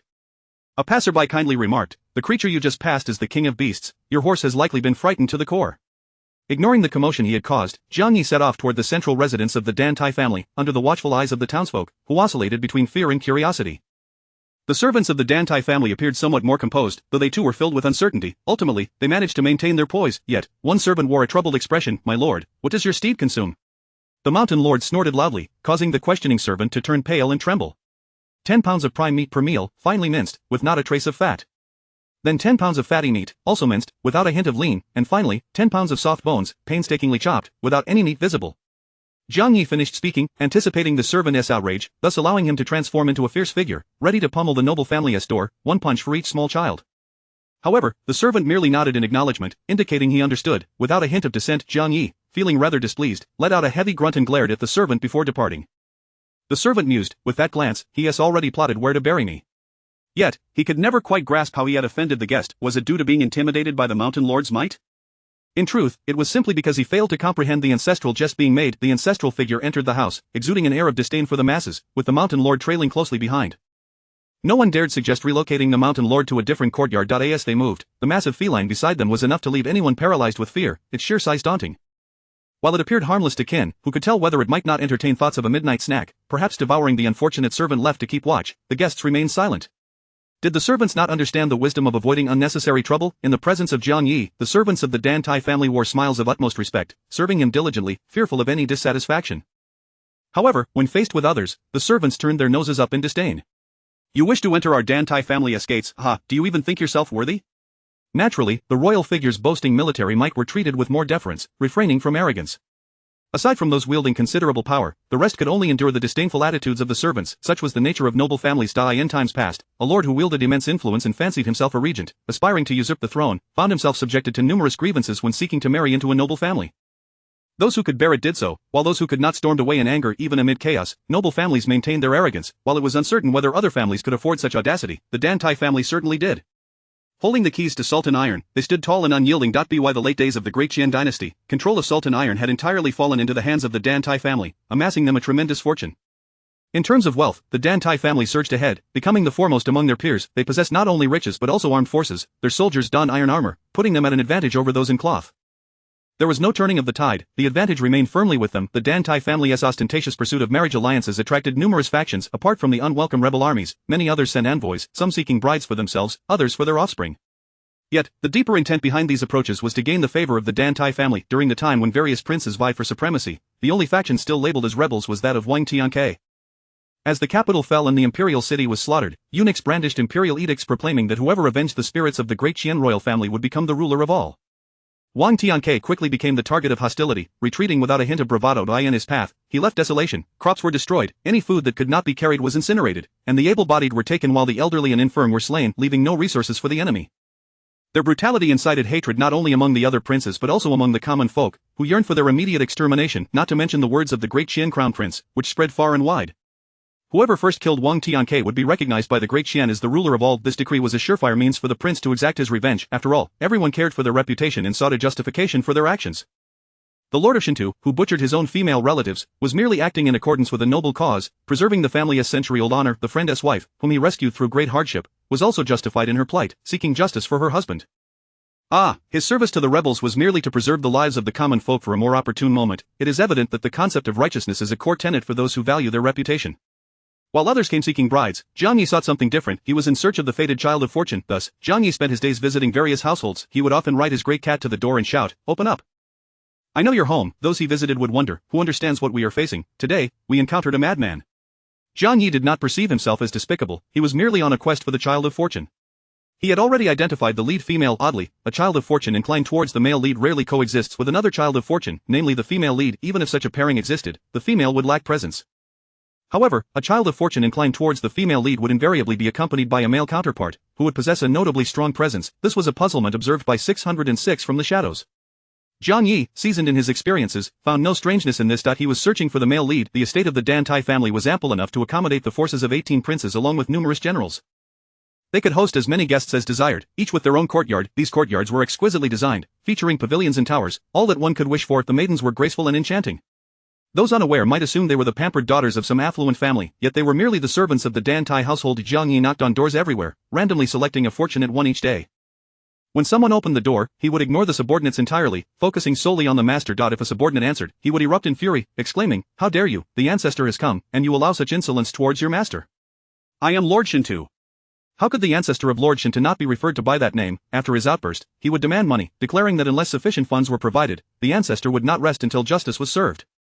Those who had been extorted before were well aware of the madman resembling the Shintu family, who sought to extort money under various pretenses. Was this truly the behavior of a noble lord? It was utterly disgraceful. The Dan Tai family attempted to satisfy Jiang Yi with money, hoping to put an end to this humiliating charade. While Jiang Yi accepted the money, he still insisted on knocking at the doors. The unfortunate recipients could only resign themselves to their fate and personally answer the door.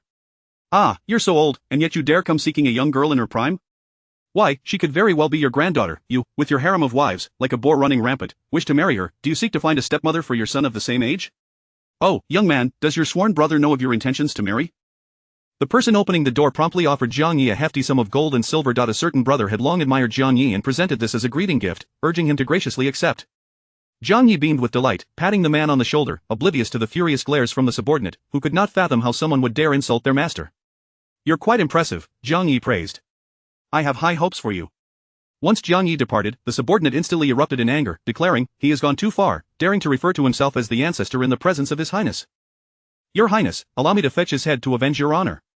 However, the one who had offered the money dismissed his subordinate's intentions. The subordinate argued vehemently, insisting on retrieving Jiang Yi's head. Yet, his master, who had proclaimed himself king of Qin, a seemingly refined gentleman, had to clarify, "Can one truly confront a ferocious tiger?" The subordinate shook his head. "It cannot be done. That is a fierce beast." The master scoffed, "The warrior who seeks to take the head of a dog not only can do so but will also capture the tiger, taming it like a domestic cat." The subordinate fell silent. Jiang Yi's random selection of fortunate recipients soon came to a halt, for he had found the fated child of fortune. The individual in question was surnamed Gao, named Gao Yun, hailing from a military family, a general stationed at the border. Logically, he should command an army of 100,000. However, due to the court's failure to disperse military funds, he could only secretly reduce his troop size by over half, still struggling to maintain them. His family was so impoverished that they had resorted to farming themselves, while others sought to marry into noble families to bolster their own standing. Gao Yun was different. He sought wealth. Countless obscure pamphlets detailing 100 ways to win the affections of a noble maiden circulated, each penned by Gao Yun himself. The efficacy of these methods was debatable, but the mere fact that others possessed them while he did not placed him at a disadvantage. Jiang Yi knocked on Gao Yun's courtyard door while he was busy counting coins with his strategist, whose surname was Yang. Coming from a humble background, Yang harbored lofty ambitions from a young age. Yet, poverty had forced him to compromise, bending the knee for a mere 5 measures of rice. Chapter 37 of the Clan of Gilded Talents, Part 7. The illustrious Yan Yan, a prodigious talent, found himself in a predicament, bowing low for mere 5 pecks of rice, engaging in the perilous act of impersonating others to take their examinations. By masquerading as a substitute test-taker, he could secure a fortune if successful. His prowess was indeed remarkable. He triumphed in every endeavor, amassing untold wealth. It was then that he crossed paths with Gao Yun, whose incessant reverence for him, addressing him as sir, was akin to a relentless adhesive, drawing him back into a web of obligation. Gao Yun expressed profound admiration for Yang Yan's ability to generate income, asserting his need for Yang's assistance in supporting his household. In retrospect, Yang Yan often lamented the days when he was so easily swayed by the courteous Gao Yun, who seemed to be a beacon of opportunity.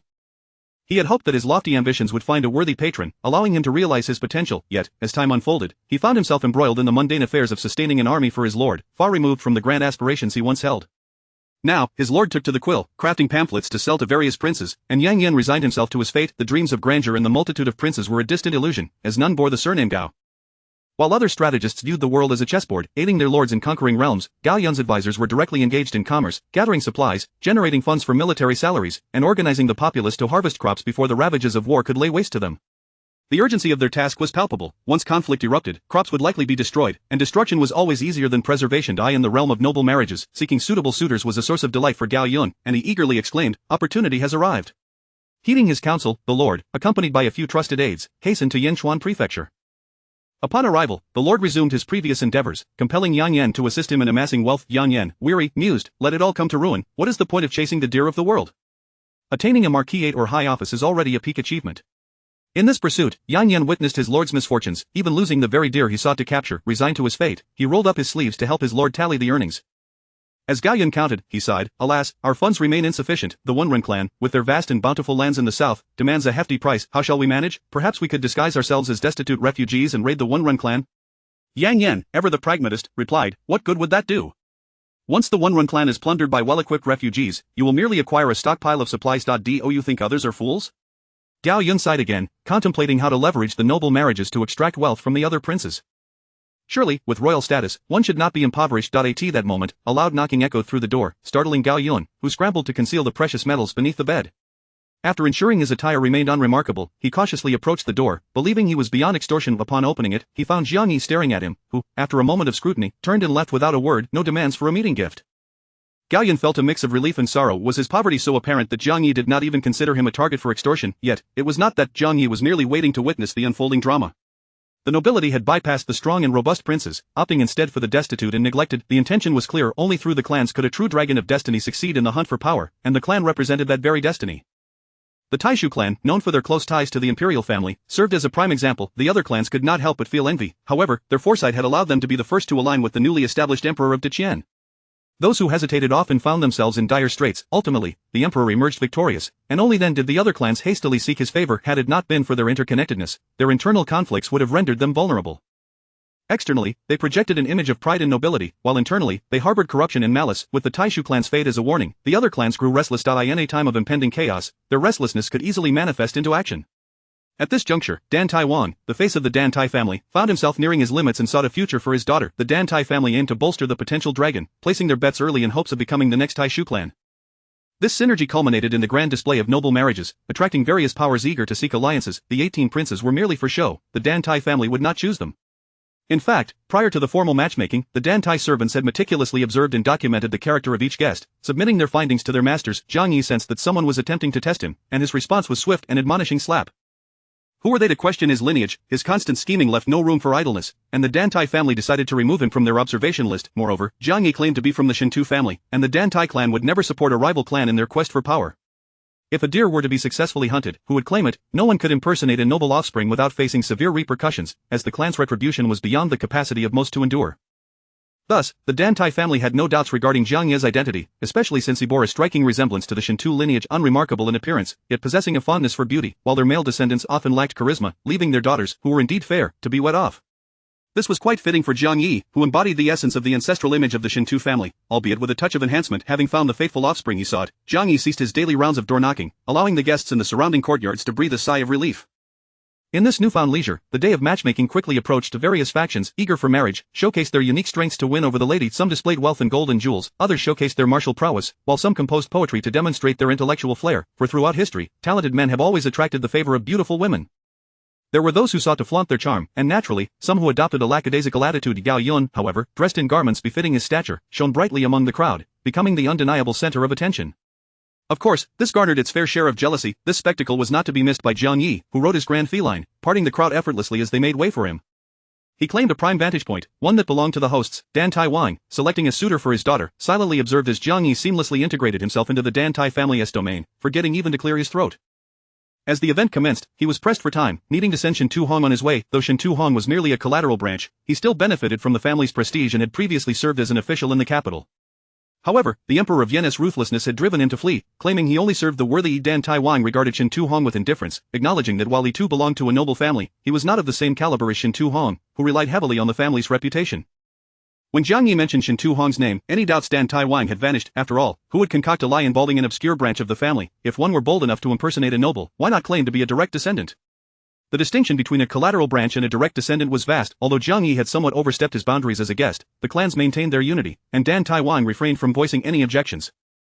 What followed was a grand matchmaking event, which Jiang Yi observed with great enthusiasm while munching on sunflower seeds. Meanwhile, various contenders presented their intentions, showcasing their merits. Wealthy suitors flaunted their riches, some exhibited their physical prowess, while others demonstrated their talents. Those lacking in material wealth resorted to eloquence, vowing unwavering devotion to their future brides, pledging never to take concubines. Indeed, this referred to the impoverished Gao Yun, who possessed neither wealth nor personnel. Talent, he could farm and drill soldiers. Was that truly talent, poetry? Oh, the vast sea, all is water, hardly a masterpiece, yet, he had his voice. Gao Yun resolved to seize his moment, for he had yet to wed, and this was a noble lady. Thanks to the clan's years of cultivation, society viewed noble women through a lens of admiration. Even the common folk idolized them, except for the victims of the clans, who had no voice, having been silenced. Noble women epitomized grace, beauty, poise, and intellect, their worth elevated to near unattainable heights. Gao Yun, too, held a certain reverence for noble women, akin to how one might envision an ethereal fairy. As the contenders revealed their strengths and made their promises, the clan announced a significant development. The prospective bride would personally devise challenges for her future suitors. Those who succeeded would win the hand of a noble lady. When two intricately embroidered screens depicting vibrant peacocks were brought forth, Jiang Yi straightened his posture, ready to witness one of the most anticipated moments. The selection of suitors. Chapter 38. The noble clan of Zanying. Part 8. It was required that, from a distance of several hundred meters, an arrow struck the eye of a peacock. After all, in a chaotic world, it is not unusual for a betrothed girl to be anxious and wish to ascertain the martial prowess of her future husband. If one is incapable, then one may as well send subordinates to attempt it. What? The subordinates are also incapable, useless, they are all utterly useless. What purpose do incompetent subordinates serve? Those who cannot succeed themselves and have subordinates equally inept felt disheartened, convinced that no one could accomplish the task. The young ladies of the Dantai family truly placed unreasonable demands upon them. They murmured among themselves, lamenting that if they themselves were incapable, then surely others would be even less so. However, Gao, a pauper of the Gao clan, felt a surge of spirit, personal martial ability, that was his forte. Gao Yun took up the bow and arrow, and after familiarizing himself with the feel of it, he began to draw the bow and aim with great confidence, so much so that he unwittingly attracted the focused attention of those around him. Feeling the gentle caress of the breeze, he smiled slightly, loosened his grip, and let the arrow fly. All that could be seen was a shadowy blur as the arrow pierced the peacock's eye and lodged itself into the wall behind, embedding deeply, leaving only the fletching trembling in the air. The scene fell into a momentary silence, and after a while, someone finally erupted into loud applause, which soon restored the previous clamor. Amidst the cheers, a girl clad in white, as pure as snow, with a complexion resembling congealed fat, her features as exquisite as a painting, and her eyes like a pool of autumn water brimming with emotions, secretly lifted the curtain and cast her gaze upon him. Gao Yun, sensing the gaze, turned and met the girl's eyes. She smiled mischievously, leaving Gao Yun momentarily dumbstruck. His dazed expression only served to amuse her further, rendering him even more like a statue. Without a doubt, Gao Yun had become the fortunate one to stand out. He was left bewildered, eventually marrying the daughter of the Dantai family, and only departed after the wedding. On his way back, Gao Yun could not help but feel a silly joy at that moment. Even his ancestors might not regard him as a person of profound thoughts. So what had cultivated such depth within him, enabling him to sever the heavy burden that had pressed upon the heads of emperors for generations, all through the power of love? One would need to read on to discover. Jiang Yi abandoned the idea of following and left the group midway. He had to ensure the good child served the country faithfully. This matter had been delayed for far too long, and the good child must be waiting with impatience. Not to worry, your ancestor has arrived. If Lord Shintu were to know that his ancestor constantly kept him in mind, he would surely be moved to tears. Just as Jiang Yi departed, Gao Yun's group stumbled upon a destitute refugee lying by the roadside. During the reign of the Yan Emperor, there were several severe droughts across the land, leaving the populace to suffer from famine, forcing many to abandon their homes in search of survival elsewhere. The court should have properly resettled the refugees and provided rice for disaster relief. However, the lower ranks, in a bid to maintain a facade of peace, either refused to accept the refugees or, at worst, deployed troops to slaughter them. With all the people dead, there was no need for disaster relief. Without the need for relief, the granaries would not need to be opened, and if the granaries remained closed, their clandestine dealings in selling disaster relief grain would not come to light. Not to mention, the Yan Emperor himself led the way, indulging in pleasure, selling grain, and reaching into the national treasury to impose various taxes. When the refugees could no longer survive, they were driven to become vengeful spirits. The initial rebel forces were ignited by these very spirits. Driven to desperation, emaciated and barely able to stand, the refugees rose in rebellion, and the various factions regarded it as a mere joke. Until the spark of rebellion grew into a conflagration that consumed them all, only then did they realize their folly. Gao Yun, himself troubled by hunger, could only take in those refugees who might still survive, bringing them back into his sphere of influence. At the very least, the citizens of the city he governed would not starve to death. Yet, with more mouths to feed at home, his worries grew, to the point where he dreamed of refugees stealing grain. Unfortunately, his strategists restrained him, forbidding him from truly leading troops disguised as refugees to seize grain from the noble families. Unlike the lifeless refugees strewn along the roadside, Gao Yun felt something different about this one. He could not quite articulate what made her different, but he saw a figure on the verge of death, yet with eyes burning with intense hatred. Even if the body perished, the soul still blazed, fueled by the flames of vengeance and loathing. This gaze compelled Gao Yun to halt his steed and rescue the individual. Upon bringing her back, he discovered that she was a woman heavily disguised. Alas, her face bore scars. Had it not been for her disfigurement, she would have been a breathtaking beauty, radiant like sunshine. When he inquired her name, the refugee, driven by a fierce will to survive, spoke in a hushed tone. I am Tu Jinsher. Such a name did not sound like that of a young lady, but Yang Yan did not press for further details. In chaotic times, people could be driven to madness. Many matters need not be delved into, for they would surely lead to another tragic tale. Yet, amidst the chaos, tragedies unfolded everywhere. Gao Yun returned, still in a silly mood, while collecting those refugees who could still survive to bring back to his home for a meal. Meanwhile, Jiang Yi raced swiftly to the side of the good child. The good child was full of cunning suggestions, all of them quite sinister. He urged the innocent populace to act as cannon fodder, to poison the water sources. As they passed the mother river that nurtured the land, the good child suggested that Wang Tianke breach the dam, drowning the pursuing soldiers behind them. Indeed, the pursuers were the coalition of 18 kings, relentlessly encircling Wang Tiang's forces. While Wang Tianke pondered whether to heed Hong's counsel, Zhang Yi appeared unexpectedly. Your ancestor has arrived. Zhang Yi had a knack for delivering surprises. The surprise was that he overturned the rebel forces without a second glance at those pursuing him, heading straight for the good child's tent and vocalizing his sudden appearance. Was Hong delighted? Not in the slightest. He had not forgotten how this monstrous apparition had once claimed to be his ancestor, speaking of national calamity and sending him underground to serve the country. It was utterly ridiculous. What loyalty to the nation could one expect from noble families? Loyalty to one's family was more likely. He had thought this demon was long dead, yet here it was, alive and chasing him down. Hong, in a panic, ran to seek refuge with his new master. Wang Tianke had resolved to adopt Hong's suggestion, yet he understood that once he took action to breach the dam, he would incur great wrath.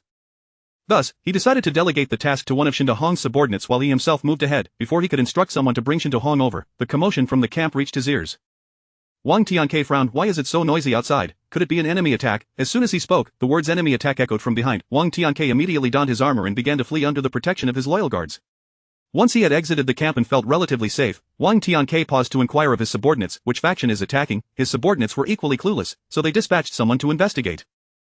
After a while, the scout returned with news. Upon hearing the report, Wang Tianke was left stunned, suppressing his anger. You mean to say there is only one enemy, and they are charging in on tigers?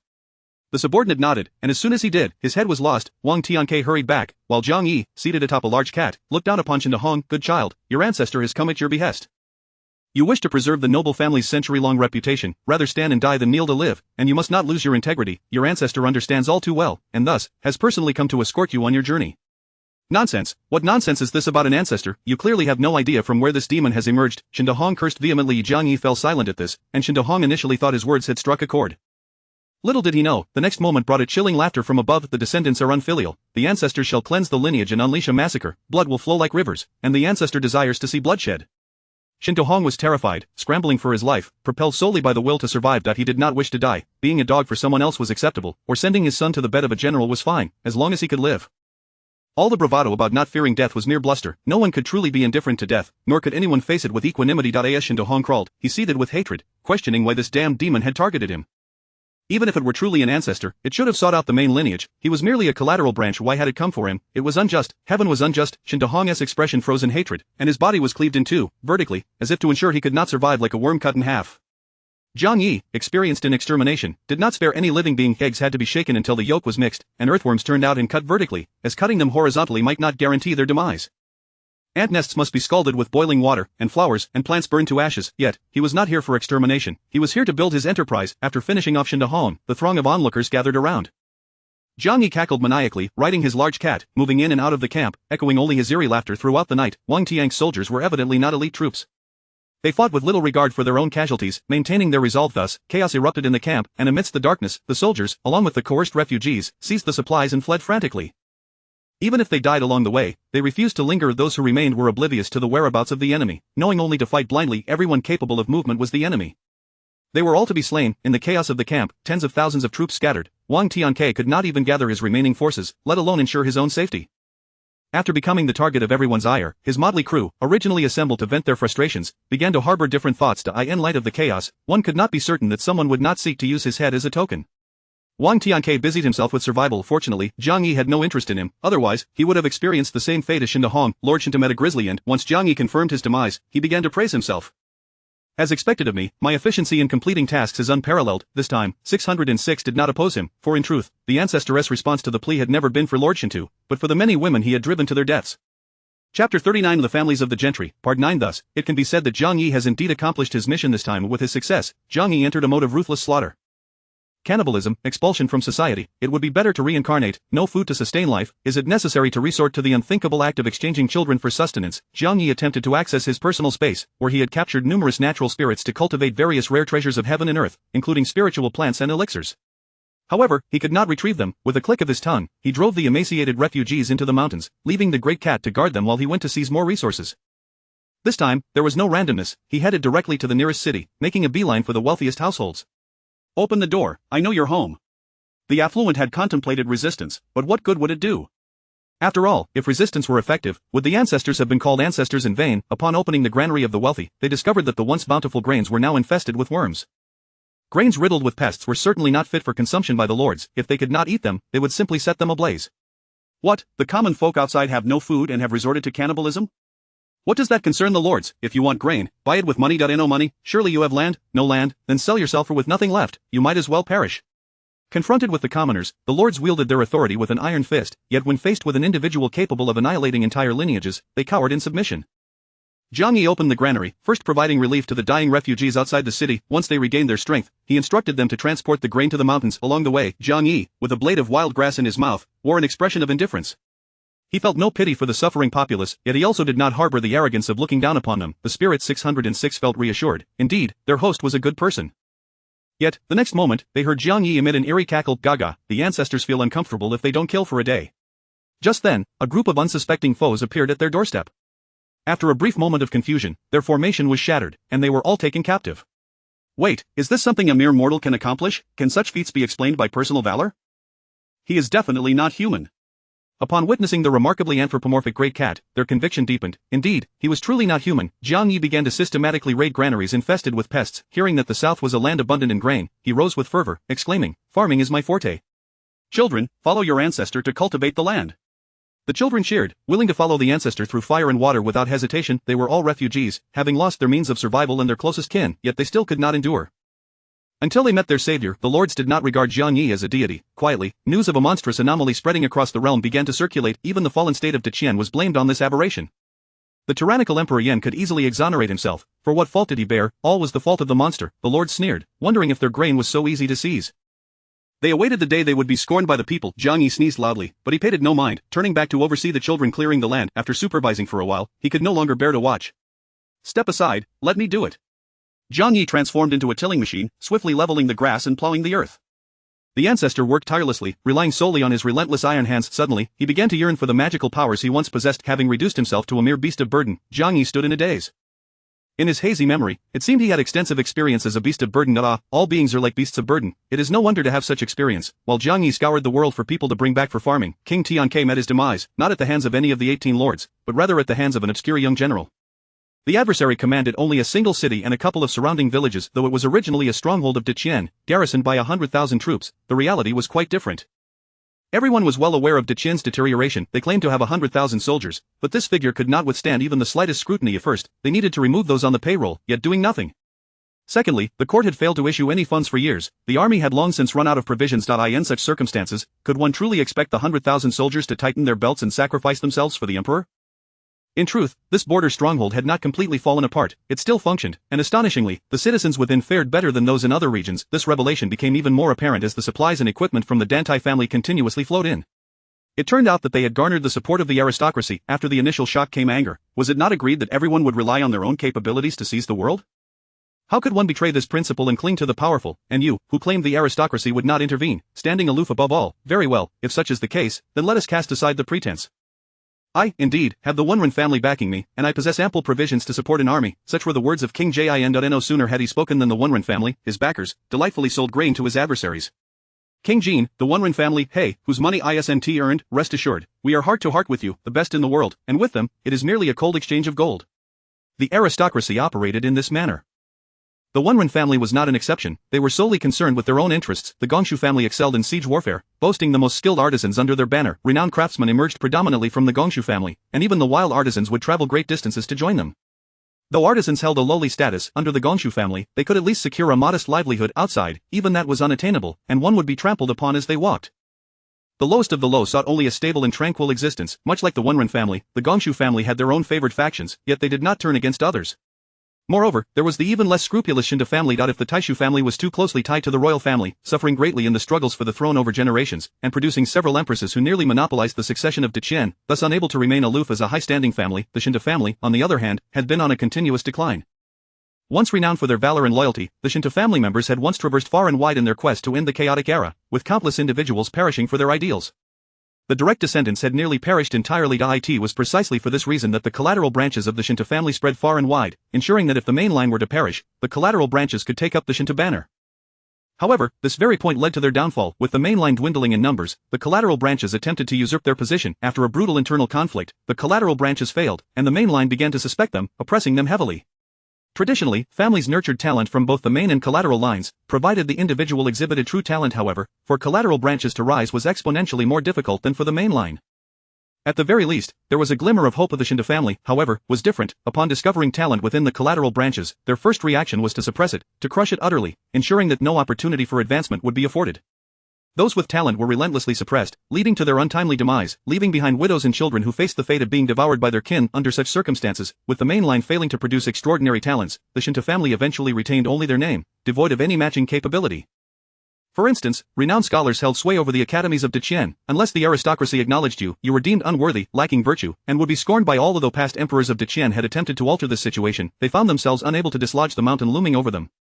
If they possessed the spirit of the foolish old man who moved mountains, perhaps their descendants might eventually succeed. Alas, the reality was grim. The diligent emperor would perish, only for his loyal minister to be executed by his own son.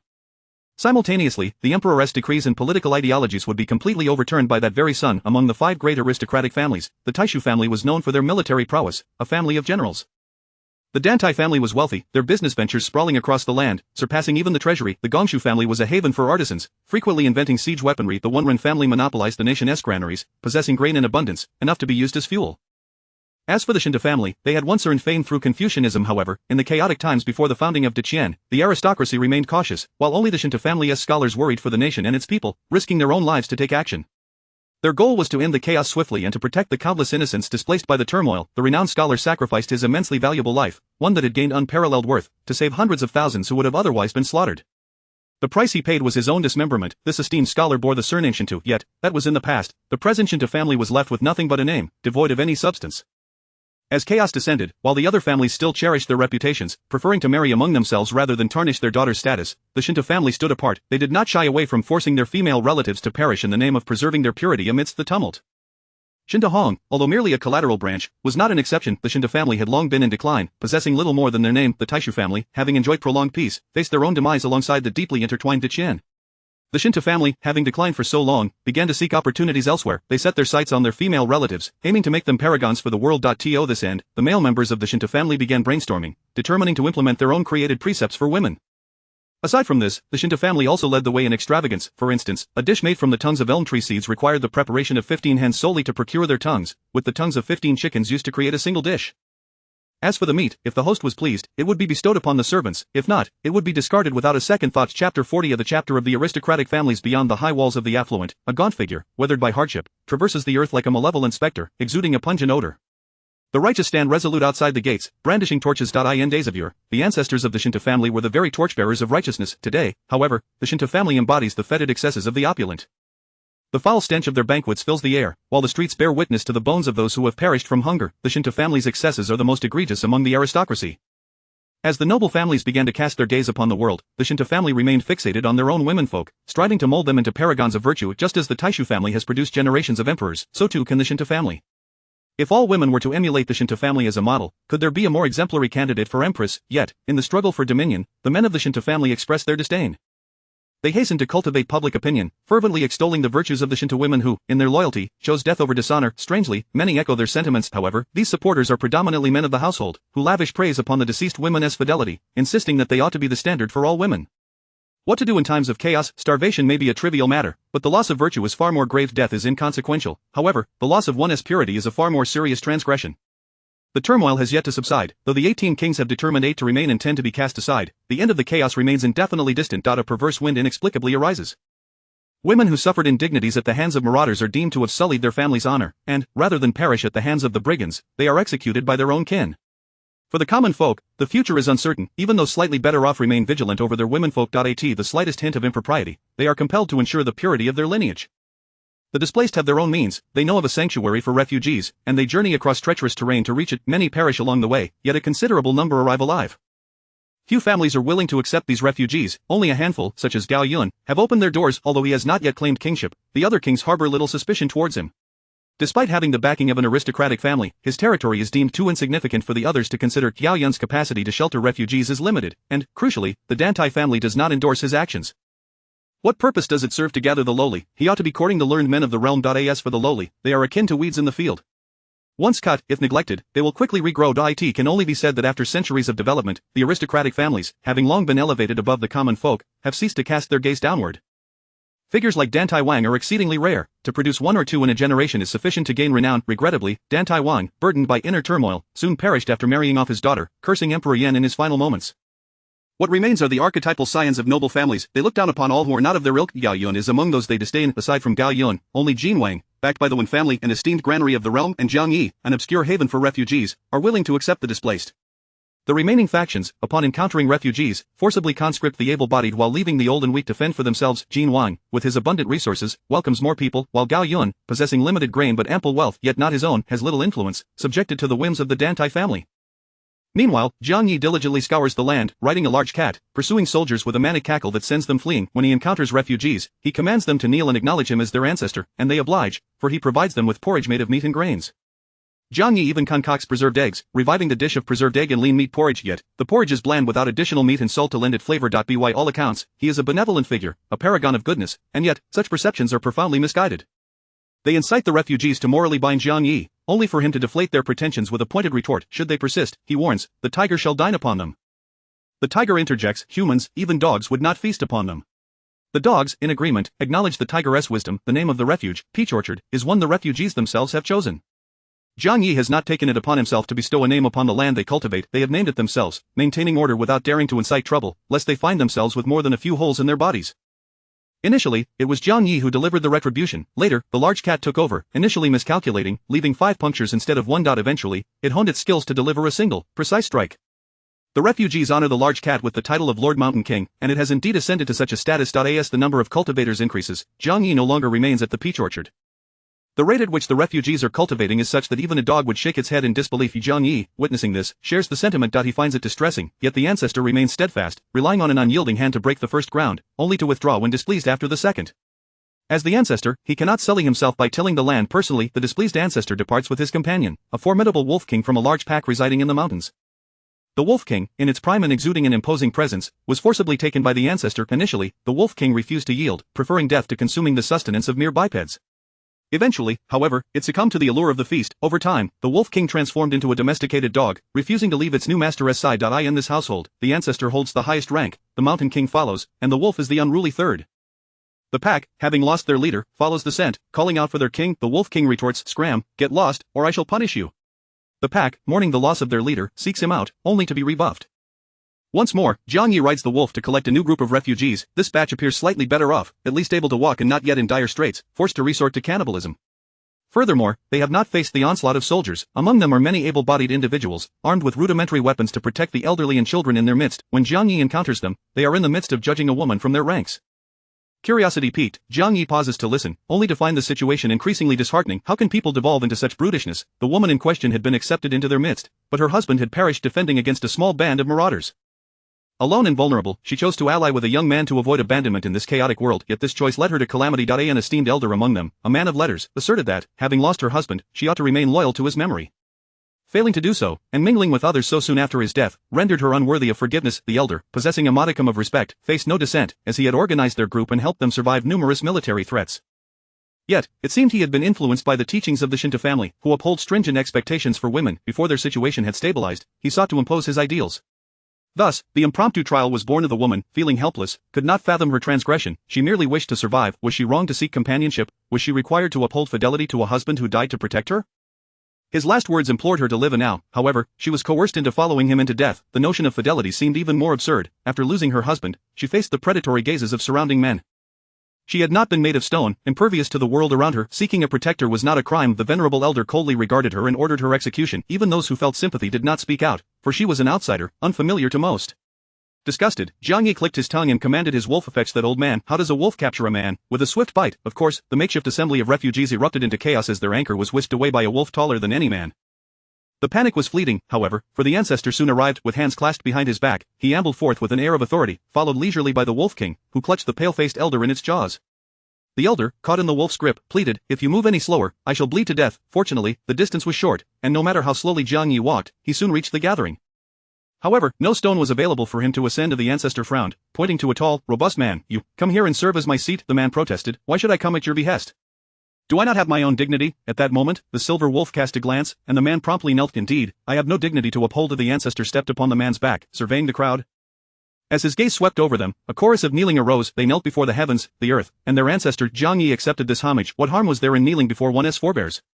He instructed his wolf to release the elder, which it did, only to spit him out and commence a series of disdainful wretches. Chapter 41. The clan of the Zanian 11 elder brother Shanjun expressed his disdain for humanity, claiming that even dogs would refuse to consume them. Could it be that the Wolf King felt differently? Indeed, the Wolf King harbored similar contempt. When the blood of the old man dripped into its mouth, the sensation was akin to tasting excrement. Prior to being captured by the bipedal beast, the Wolf King was not discerning in its diet. However, after being seized and finding the fare agreeable, it began to develop a taste for finer offerings. In its eyes, humanity had become as repugnant as the filth of a dog. The venerable elder, renowned for his wisdom and stature, believed that if a woman lost her virtue, her death was assured. Yet, he found himself unable to summon the rage he should have felt. Each attempt to voice his indignation was thwarted by the frenzied howls of the great silver wolf beside him. After several interruptions, the elder was consumed by despair. How revolting must one be to evoke such disgust even from a beast? Fortunately, Jiang Yi intervened, rescuing him from his fury. Look here, your wife, due to her advanced age, succumbed to the rigors of our journey and passed away. You buried her and continued your flight with the villagers, taking in numerous refugees along the way. Under your leadership, you managed to escape unscathed. By all accounts, you have saved countless lives and deserve respect, a reputation of high esteem. Yet, I ask you, why would you tarnish your own name?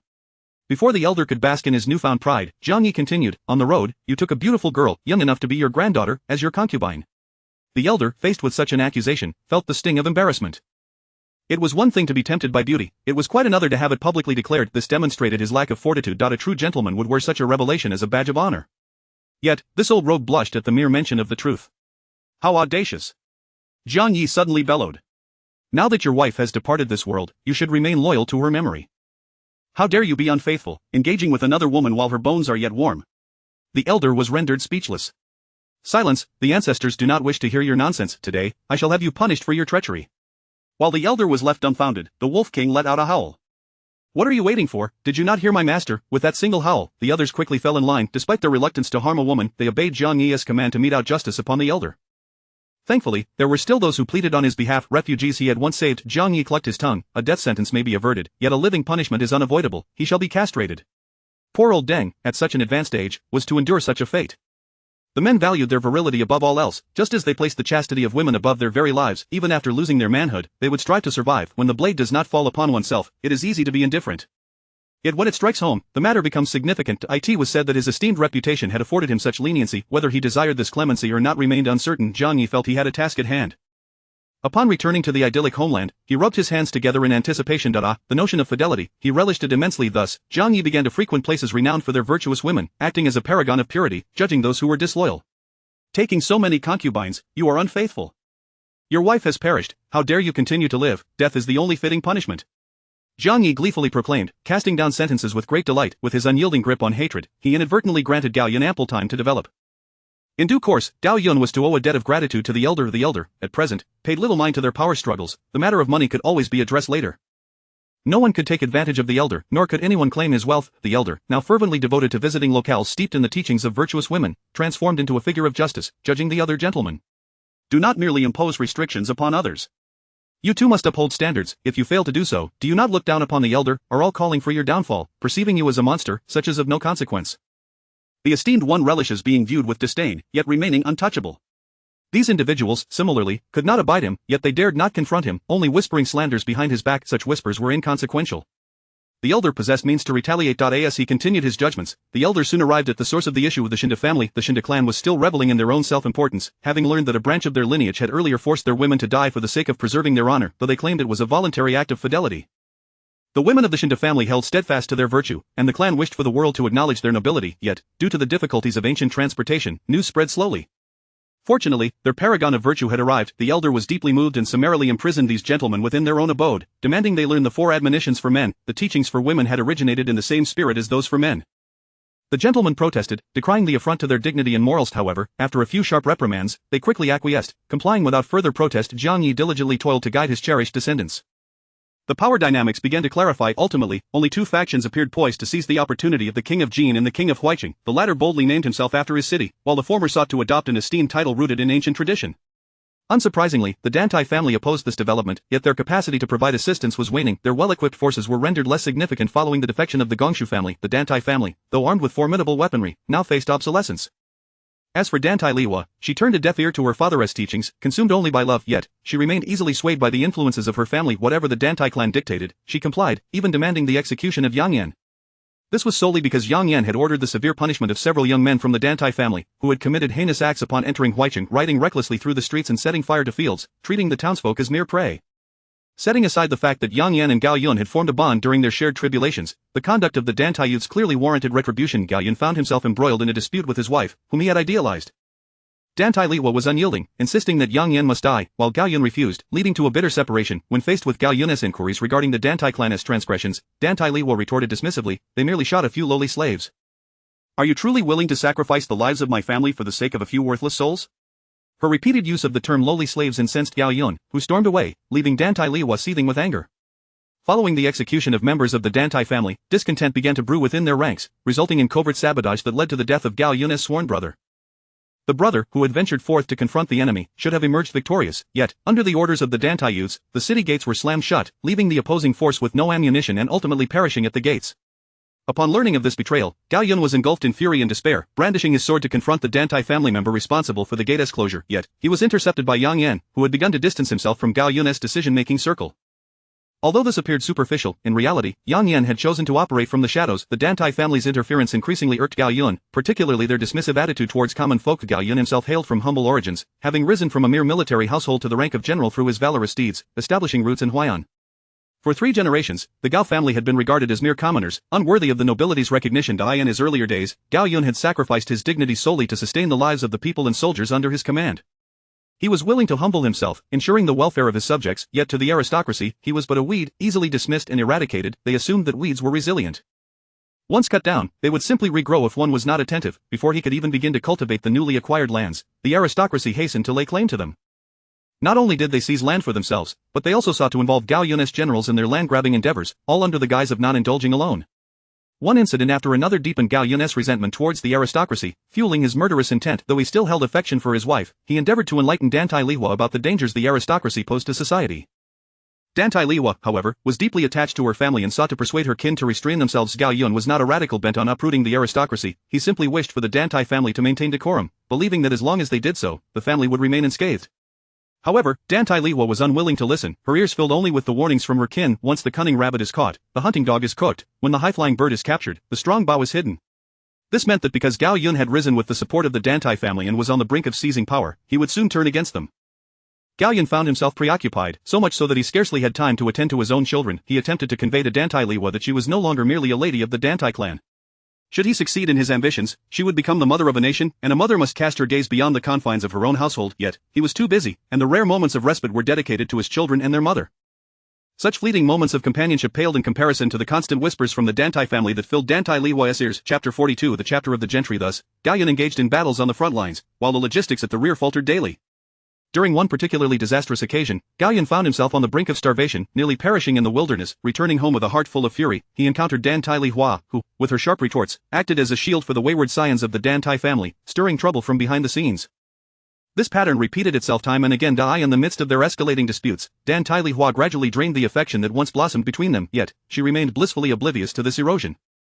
It was only when Gao Yun, hindered by the Dantai family's interference, was compelled to forge alliances through marriage to bolster his ranks against the power of the Jinwang that Dantai Lihua realized the devotion of her youthful beloved had shifted. The once celebrated tale of their youthful selection, the fervent love that sparked at first sight, and the promises of unwavering loyalty seemed to dissipate into mere memories. The territory of Wang of Hui City expanded, and the number of women in his household grew. The complexities and intricacies of various factions, each with their own ambitions, stood in stark contrast to Dantai Lihua, whose singular focus remained love. She began to languish in sorrow, incessantly contemplating her young suitor, as if he were her eternal moonlight. Neglecting her own child, she nearly caused the child's demise through her carelessness, prompting Gao Yun to take the child into his care, nurturing the infant himself. This act of Gao Yun filled Dantai Lihua with a seething resentment, convinced that he had usurped her child. The more she despised Gao Yun for his perceived betrayal, the closer she gravitated toward the Dantai family. This alignment only intensified the tension between her and Gao Yun. Ultimately, the battlefield was reduced to a contest solely between the Jinwang and Gao Yun, with all others either eliminated or surrendering, content to retain their marquee titles. As the conflict dragged on, the Jin Wang found himself in retreat, fully aware that he could not best Gao Yun, that he could hold out for a time, intent on confronting Gao Yun in a clash of kings, not due to his own prowess, but rather because his resources were ample enough to endure defeats.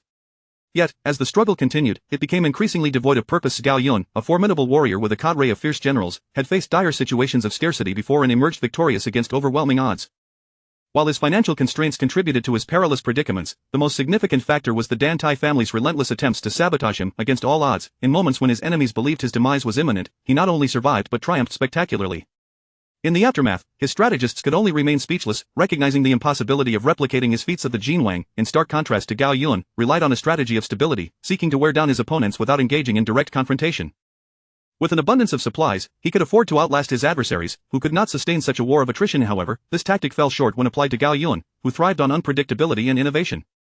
Others believed he could only achieve victory through cunning, assuming he would falter in direct confrontation. Thus, whenever forced into open battle, they anticipated his inevitable defeat. Yet, to their astonishment, he proved to be a versatile warrior, leading them to a resounding defeat, becoming a cautionary tale. If the Jin Wang, stubbornly refusing to concede, had chosen to prolong the conflict, he could have dragged Gao Yun into a prolonged struggle, allowing him to claim the imperial title over the years. However, the Jin Wang deemed such a course unnecessary. Consequently, he sent envoys to communicate with Gao Yun. "Shall we not cease hostilities? I have a daughter, not only stunningly beautiful but also exceptionally talented. If you marry her as your empress, I shall bestow upon you my forces, resources, and all that I possess, content to remain merely the Jin Wang." He sought wealth and honor, even relinquishing hereditary claims, allowing his son to be downgraded to a marquis, and his grandson further still. He harbored no fears of a rival king from another lineage causing him trouble, and the Jin Wang's sincerity was palpable. On Gao Yun's side, a multitude urged him to accept this proposal. Gao Yun hesitated, for he was already wed. Just as he wavered, the Dan Tai family began to stir, hurling accusations of betrayal and disloyalty, invoking a plethora of idioms to besiege him. With a scoff, Gao Yun acquiesced to the terms. As for the gentry, setting aside his lingering affection for his first wife, Gao Yun had amassed numerous strategies to contend with them, particularly with the presence of a brilliant advisor, a veritable mole within the gentry. Dan Tai Li Hua would undoubtedly reject the notion of being demoted from principal wife to secondary consort, yet, her opinion held little weight. By conceding a portion of benefits to the Dan Tai family, the members thereof would surely assist Gao Yun in persuading Dan Tai Li Hua. Thus, Dan Tai Li Hua relinquished her position, and the Jin Wang's daughter, accompanied by her father's territory and influence, became the princess consort of Wang of Huai City. In the month following their grand wedding, Wang of Huai City proclaimed himself emperor, establishing the nation of Su, known historically as the Su dynasty, also referred to as the Great Su. From that moment, the tumultuous era that had gripped the land for decades following the fall of the Great Qian was declared over. As the chaos subsided, Jiang Yi found himself perched atop a rooftop, donning a mask crafted from exquisite glass lenses, reflecting the brilliant sunlight upon his descendants. The lords of the Shinta family were now overshadowed by a venerable ancestor. They were reluctant to acknowledge this, yet denial would only lead to the condemnation of their audaciously unfilial descendants, who disavowed even their ancestors, exemplifying a shameful lineage that could not tolerate such shamelessness. In simpler terms, it meant death. Not content with mere observation, the ancestor brought along a tiger and a wolf. How he managed to tame them remained a mystery, yet the Shinta lords often felt as though these beasts had acquired a certain sentience. At times, the expressions in their eyes instilled fear, causing the lords to tremble with dread. Meanwhile, what was the ancestor up to? He claimed to be enamored with the notions of chastity espoused by the Shinta lords. However, he did not confine these expectations solely to women, rather, he imposed them equally upon both genders. When a husband perishes, the wife must follow in loyalty. When a wife dies, the husband must remain loyal in death. The ancestor wept with emotion, proclaiming this to be the essence of love. Yet, if a wife dies while the husband still lives, the ancestor's fury ignited. Your ancestor has yet to return to the earth, and you dare to act thus, you unfilial offspring. Prepare for punishment. In a sense, this mirrored the Shinta lords' brutal treatment of widows within their clan. However, the experience of being the oppressor versus the oppressed was starkly different. When the Shinta lords were the aggressors, they towered above, yet when victimized, they were consumed by rage, transforming into shadowy avengers. Why were they shadowy avengers? Because the Shinta lords only dared to conspire in secrecy, not daring to confront openly. What if they felt the urge to speak out? They would suppress it, stifling their frustrations until they felt ready to explode. They dared not resist openly but resorted to underhanded tactics, such as poisoning and assassination. Alas, Jiang Yi proved to be too formidable. When the lords attempted to poison him, he consumed it as seasoning, enjoying it immensely. When they dispatched assassins, he would cry out, "Help, protect the emperor." Anyone familiar with the previous world would recognize that Jiang Yi's cries were reminiscent of old acquaintances. A closer inspection revealed that his mannerisms mirrored those of students from the grasslands, evoking memories of a shared past. As news of the realm's stabilization spread, the long-suffering populace rejoiced in their newfound peace, while the Shinta lords cowered before their ancestor. With the establishment of the new dynasty, a myriad of tasks awaited, and it was time for scholars to emerge from their idle existence to serve the new dynasty and leave their mark on history. The Shinta lords began to adapt to the ancestor's loud proclamations of fairness and justice. The position of empress had been claimed by the Jin Wang's daughter, backed by the Wenren family. This was akin to the Wenren family seizing the juiciest fruit, prompting other families to unite against them. The Wenren family, besieged by collective fire from their rivals, found evidence of various crimes surfacing. Their extensive land grabs were merely one of many grievances, as the populace lamented. Only the Wunrun lords are known, while the emperor remains a mystery. In cities where the Wunrun family resided, even tax collection required the Wunrun lord's approval to succeed. With the authority of a founding emperor and the Wunrun family regarded as the largest beneficiary, they drew the ire of other clans. The first to suffer the consequences was the Wunrun family. Following their downfall, only 4 of the 5 prominent families from the Great Qian era remained. The Taishu family faced total annihilation, yet a side branch managed to survive. The Dan Tai family stepped forward, proclaiming solidarity among the gentry, allowing a distant branch that aided the Taishu family to inherit its name. However, the Wunrun family was different. Their crimes were publicly declared, and they became a relic of the past. Some within the gentry discerned the emperor's hostility toward their kind and sought to unite against internal strife. Yet, in the midst of this union, the Shinto lords betrayed them. The Shinto lords accused their rivals of abusing their wives and concubines, marrying 5 times in 3 years, with each union ending in death, not from illness, but from their own cruelty. Possessing some talents, they were nonetheless characterized by their brutal nature, deriving pleasure from the torment of women in bed. The Shinto lords coldly retorted, "Are you questioning our ancestors' integrity?" The ancestor declared, "Our goal is to enlighten the world. We cannot simply confine ourselves to our own lives. We must reach out and rally the people, teaching them the true meaning of loyalty and fidelity, which has long been our forebears' ambition." Zhang Yi found wisdom in these words. The Shinto lords continued, "Ancestor, the gentry has always led the world. Whatever trends arise among the gentry, scholars will inevitably follow, deeming it noble. To enlighten the world, we must have the gentry at the forefront." Once the gentry took the lead, scholars would immediately begin to emulate them. When the scholars began to imitate and learn, the common folk would observe, recognizing that what scholars revered must be virtuous, and thus they too would follow suit. Consequently, the ancestor of the Shinto family made his way into the realm of the gentry. The moment Zhang Yi appeared, riding upon a tiger, the Dan Tai family members recognized him. Despite the passage of several years, Zhang Yi's former splendor remained vividly etched in their memories. Chapter 43 of the clan of the Zanying family concludes. Even the servants of their household have etched the name Zhang Yi into their memories. In those bygone days, that fierce tiger consumed 10 pounds of lean meat, 10 pounds of fatty meat, and 10 pounds of soft bone every single day. Indeed, it was a task that left one's hands and feet weary from the chopping. The lean meat was to be devoid of any fat, while the fatty meat was to contain not a whisper of lean. As for the soft bone, not a trace of flesh was permitted. Even if they were to perish, leaving behind but a mere skeleton, they would still steadfastly remember him. Sensing the lingering resentment emanating from the Dan Tai family, Zhang Yi found immense delight. He emotionally grasped the hand of the Dan Tai family member and said, "How commendable that you still remember your ancestor." The ancestor, deeply moved, raised a hand to wipe away tears, only to inadvertently poke a hole in the other's palm afterward. The members of the Dan Tai family exclaimed, "What the devil?" The venerable Shinto elder stood tall, declaring, "This is indeed our Shinto ancestor. By lineage, even your father must kneel and bow before him." The ancestor is profoundly touched. What of it if his grip was a tad too firm?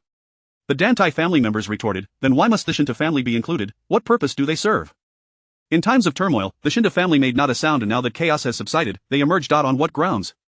In truth, the Shinto family had not been silent. Their movements were simply unnoticed by those whose vision was limited. The stirrings had only just commenced, and it would be inaccurate to say Zhang Yi stifled them. He was merely intrigued by the actions of the Shinto family and thus took it upon himself to supervise the familial traditions, ensuring they became the hallmark of the Shinto lineage. For this noble goal, the ancestor was far from idle. He had been tirelessly engaged in various activities, with only the great cat and the wolf king assisting him. Only beasts understood, while men remained oblivious. Yet, the Shinto elders had not transformed into paragons of virtue. After all, the true scoundrels among them had already been long buried. Upon receiving a letter from a far-seeing young scion, the Shinto elders incited the ancestor to step out from the Shinto household. This action, of course, could not genuinely be for the sake of the world. They simply could not bear to be the sole recipients of torment. It is said that noble families are like branches of a tree. Your ancestor is my ancestor.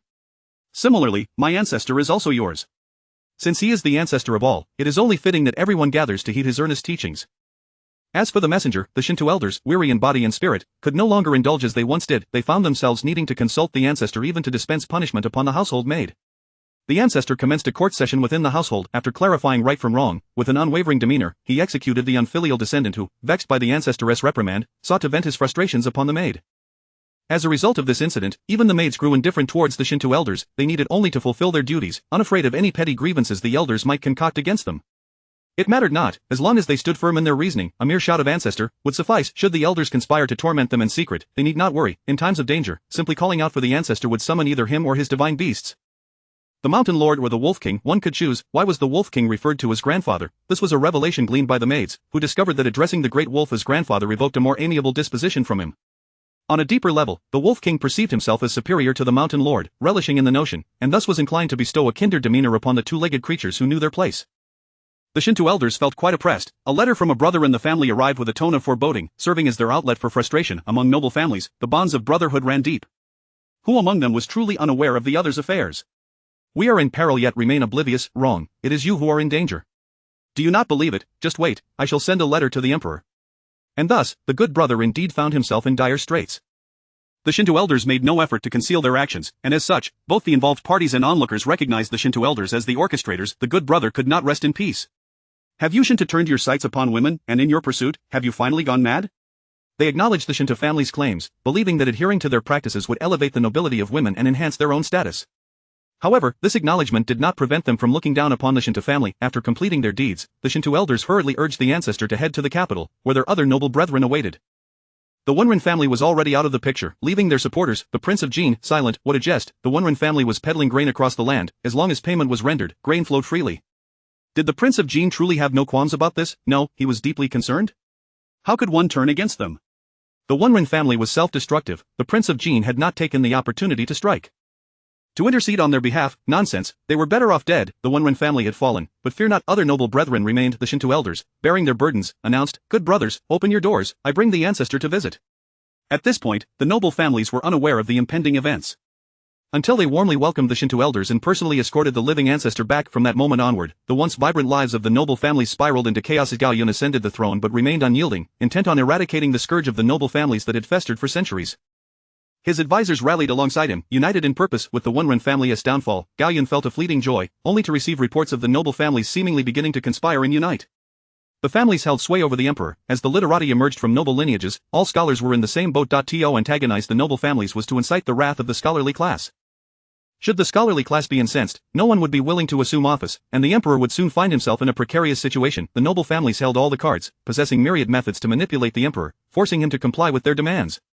Gao Yun felt utterly repulsed, wishing he could return to the chaos of the past and cleave the noble families asunder. Wang Tianke had faltered, only striking against the Taishu clan. What a failure! With the time spent allowing soldiers to pillage and harm the common folk, why not direct their wrath towards the noble families? Surely, the noble families held more wealth and status, making them a more worthwhile target. However, Gao Yun could only ponder such thoughts. Conquering the realm was one matter. Once the realm was subdued, the constraints upon him multiplied. As Gao Yun fretted, the noble families began to encounter their own misfortunes. Each household donned mourning attire, piquing Gao Yun's curiosity. What was amiss? Had they finally begun to turn against one another? Should he stoke the flames, allowing them to burn even brighter? No encouragement was needed. Jiang Yi alone sufficed to fan the flames. The scions of noble families were a lawless bunch, particularly the members of the Dantai family. Upon the death of their pillar, Dantai Wang, it seemed as though the very intellect of the Dantai clan had perished alongside him, leading them to act with reckless abandon. Coupled with Dantai Lihuai's exceptional standing in Gao Yun's heart, they felt empowered to act without restraint. They committed acts of murder, claimed credit for others' accomplishments, and engaged in all manner of absurdities. With a mere nudge from Jiang Yi, these young ruffians could easily devolve into chaos. As the noble youths became embroiled in their own folly, Jiang Yi shifted his gaze elsewhere, soon discovering new amusements. The valiant generals under Gao Yun were all of humble origins, as were their wives. Once peace reigned, the noble families began to look down upon the lowly wives of the martial generals. When one hosted a banquet, a misstep in dessert selection could render them the subject of ridicule. The husband, shamed, would berate his wife, lamenting that he could no longer hold his head high in public.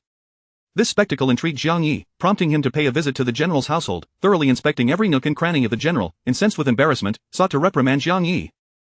Undoubtedly, he was met with an unexpected lesson in humility. Upon concluding his examination, Jiang Yi mused, "No wonder the noble families mock you." The general, left without an explanation, erupted into uncontrollable laughter, his guffaws echoing down the street. In this moment, the general became the embodiment of ridicule. In truth, the noble families were overwhelmed by their own tribulations, lacking the capacity to target the martial nobles. They were too preoccupied with their own affairs.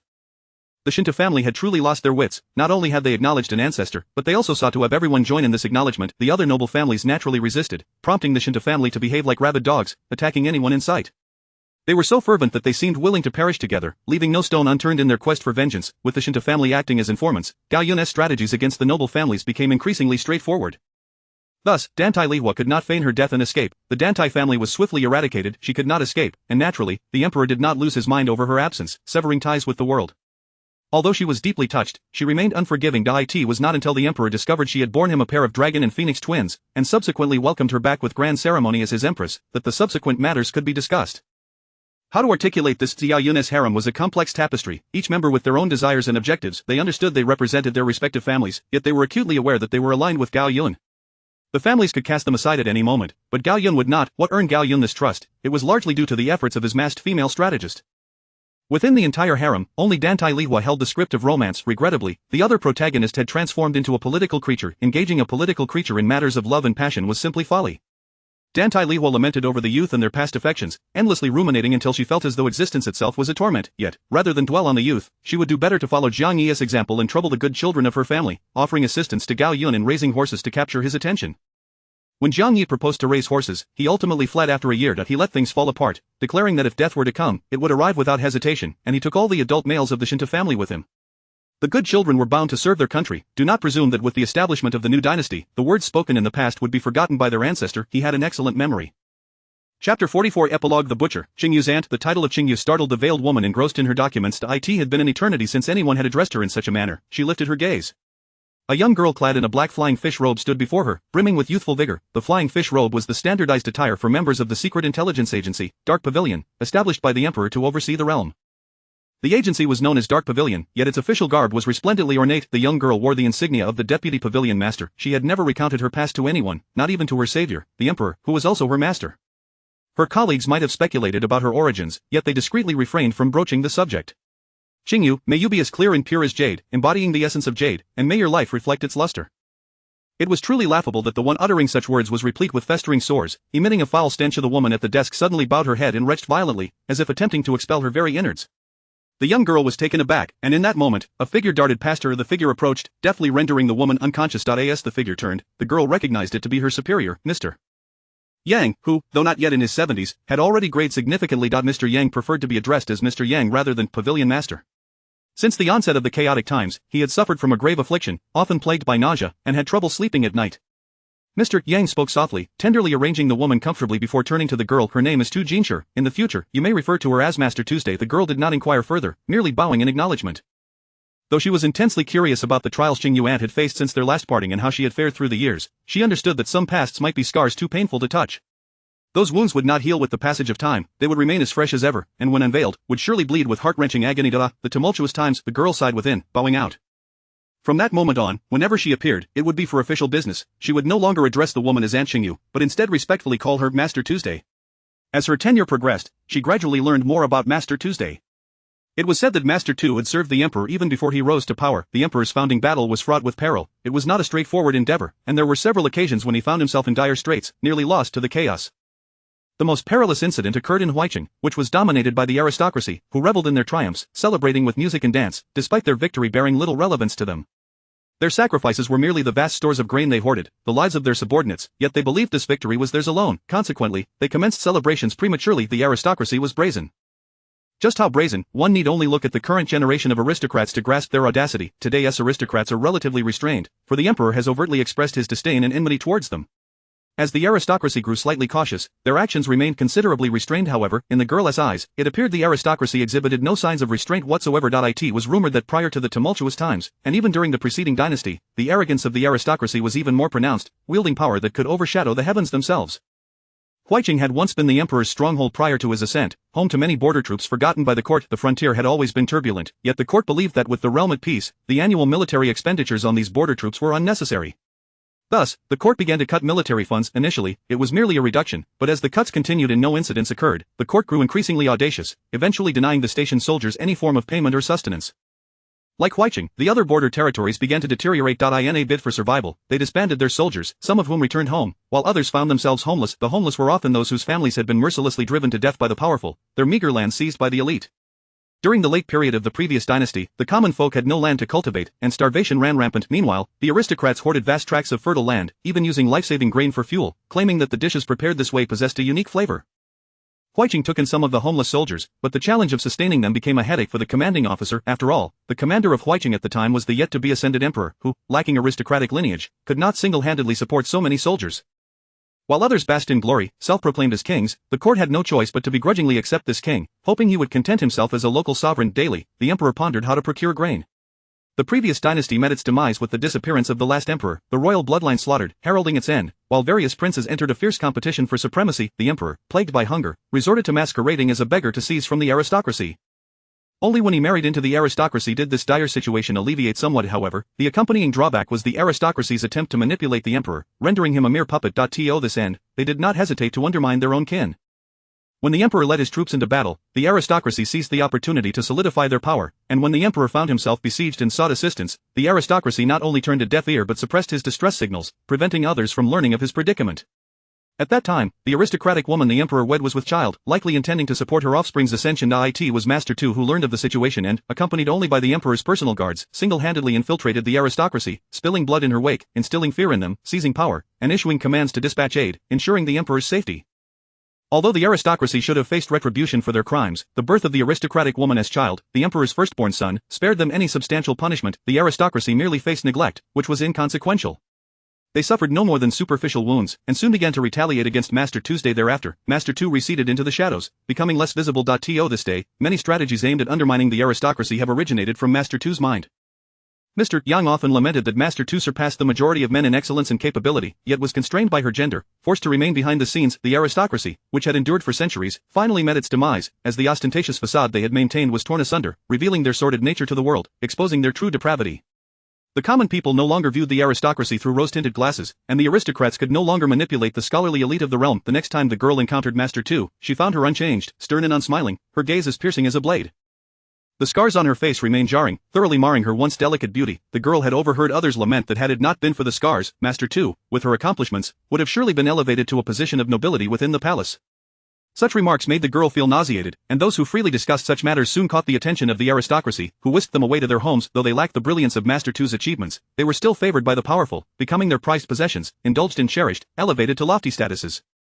Surely, they must have secretly burned incense and offered thanks to the heavens for this stroke of luck that had befallen them. They had managed to eclipse Master Tu, who, despite her formidable accomplishments, remained an outcast, unable to ascend to the gilded cage of favor enjoyed by the aristocracy. The girl felt a sense of glee as she smirked, her steps light, eager to share amusing tales with Master Tuesday upon her arrival. However, she found the doorway empty, with faint voices drifting through. If you are weary of this position, I could arrange for you to enter the palace. I shall not mention it again. The officials at court are in an uproar over my appointment of women to official positions, drumming up the ancient teachings of the Shinto family, exalting them as divine precepts, clamoring for all women in the realm to familiarize themselves with this doctrine as a standard to emulate. The tone carried mockery and disdain. They even referenced the deeds of the female emperor from the previous dynasty, claiming it as a cautionary tale.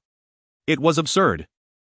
If future generations lacked virtue and could not compete with their sisters, then the rightful place for the capable was on the throne, for even if a woman ruled, it would be far superior to a foolish and incompetent man.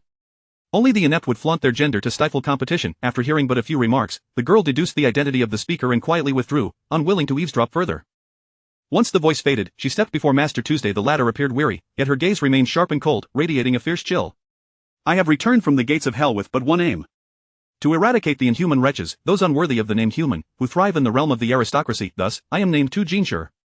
This was the first time Master Tu engaged her in conversation beyond their professional duties. The girl sensed an ominous undertone but remained silent, listening intently. Those who prided themselves on being well-read and noble, yet failed to advocate for the plight of the people, neglected the affairs of the nation, and focused solely on exploiting their mothers, sisters, wives, and daughters.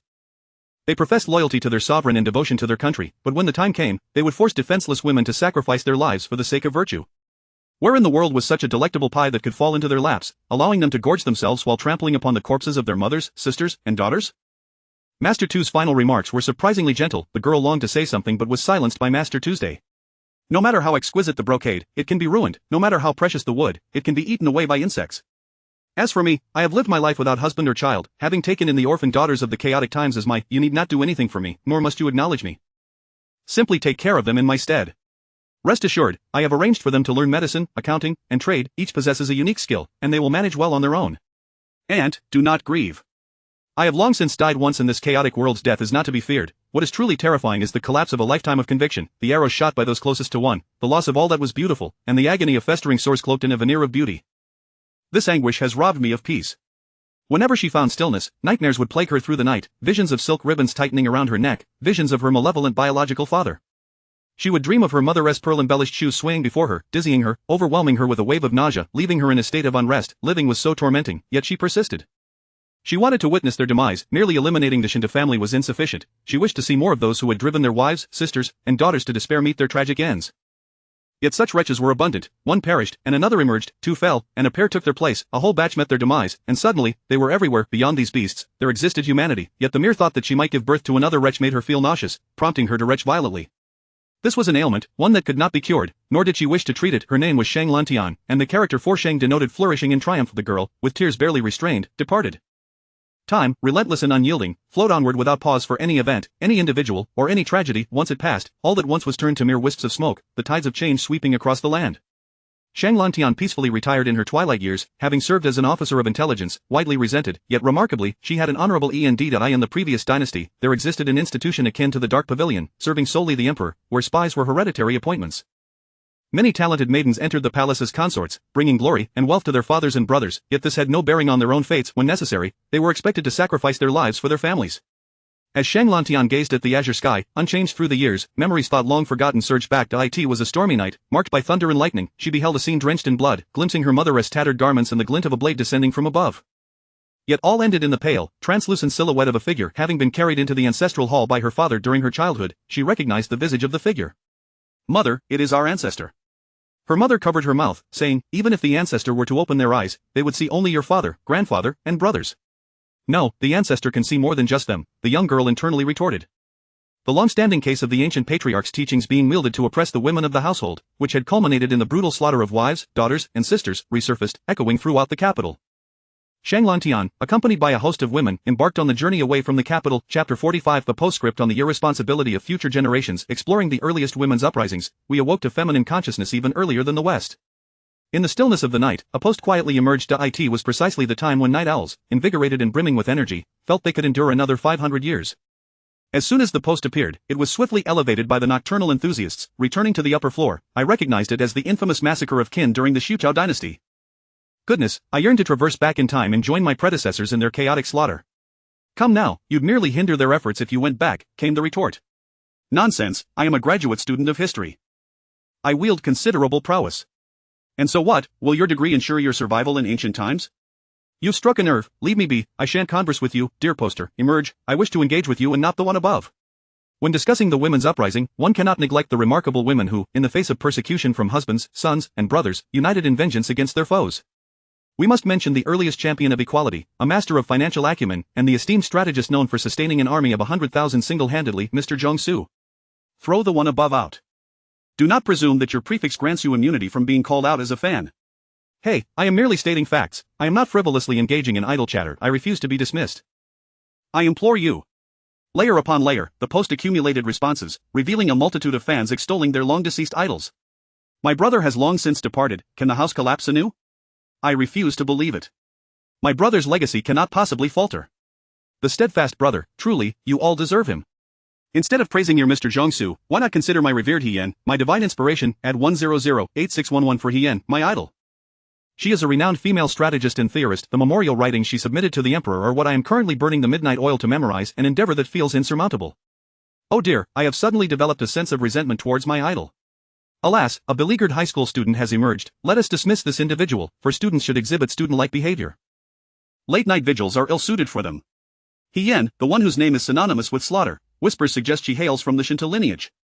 Let us gloss over that whisper, for it merely serves to malign Hien, accusing her of forsaking her roots and betraying her kin. Coach, I am aware. Her father and brothers were swept away by the chaos, and she sought refuge with the founding emperor of Xiuqiao, neglecting to rescue her family, hence the scorn. Hiss, the one above is a detractor. Heh, the detractor has revealed their true colors. Should you discover the infamous kinslaying incident also bears the mark of Hien, might you not be incensed? Indeed, at that time, they were almost invincible, on the verge of declaring themselves a family of millennia, genuinely so, not the self-proclaimed nobility emerging from obscurity, clinging to the title of an ancient lineage. Yet, it was Hien who saw through them. Hien, the formidable woman, my idol, my ultimate aspiration is to emulate her, to indulge in excess while remaining oblivious to the foolishness of those who believe themselves to be heirs of a great dynasty. In a peaceful society, such brutality ought not to prevail. While you all seek to extol your brothers and sisters, I am different. I am an aficionado of great women and champions of equality. Poster, swiftly remove the one above, immediately. The poster, however, not only disregarded this request but also inquired, is it enjoyable? Oh, it is indeed delightful. In an era where filial piety is paramount, our champion of equality, Mr. Zhongsu, remained unmarried and shunned female company. The poetry he penned, yet unpublished, is solely devoted to expressing admiration and longing for his beloved, making him the prince of love poetry. How can you ascertain that it was written for Hien and not for some courtesan, who, after penning eternal verses, would cavort with another? That is evident, for Mr. Zhongsu does not conceal his affections, his love is genuine.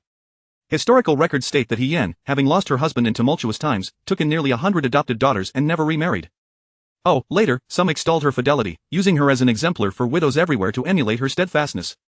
How audacious, Hien ought to rise from her grave and confront these individuals. Though Hien did not emerge from the earth, the fervently devoted Shinto family did. I am aware of them. Is their reputation truly as peculiar as rumored? It is said that they have maintained a monogamous tradition since the Shucho era, with their men renowned for unwavering loyalty. Indeed. I am a physician, and a rumor circulates that the men of this family believe they are afflicted by a hereditary condition that restricts their lineage to sons only. They come to the hospital, convinced that losing or betraying a wife would render them unable to survive. They deem this a genetic ailment. Apologies, I could not contain my laughter. It is rather amusing, and moreover, the men of the Shinto family are the quintessential romantic heroes, pure and virtuous. Let us not digress. I must refute the notion that He Yen and Mr. Jiangsu are inextricably linked.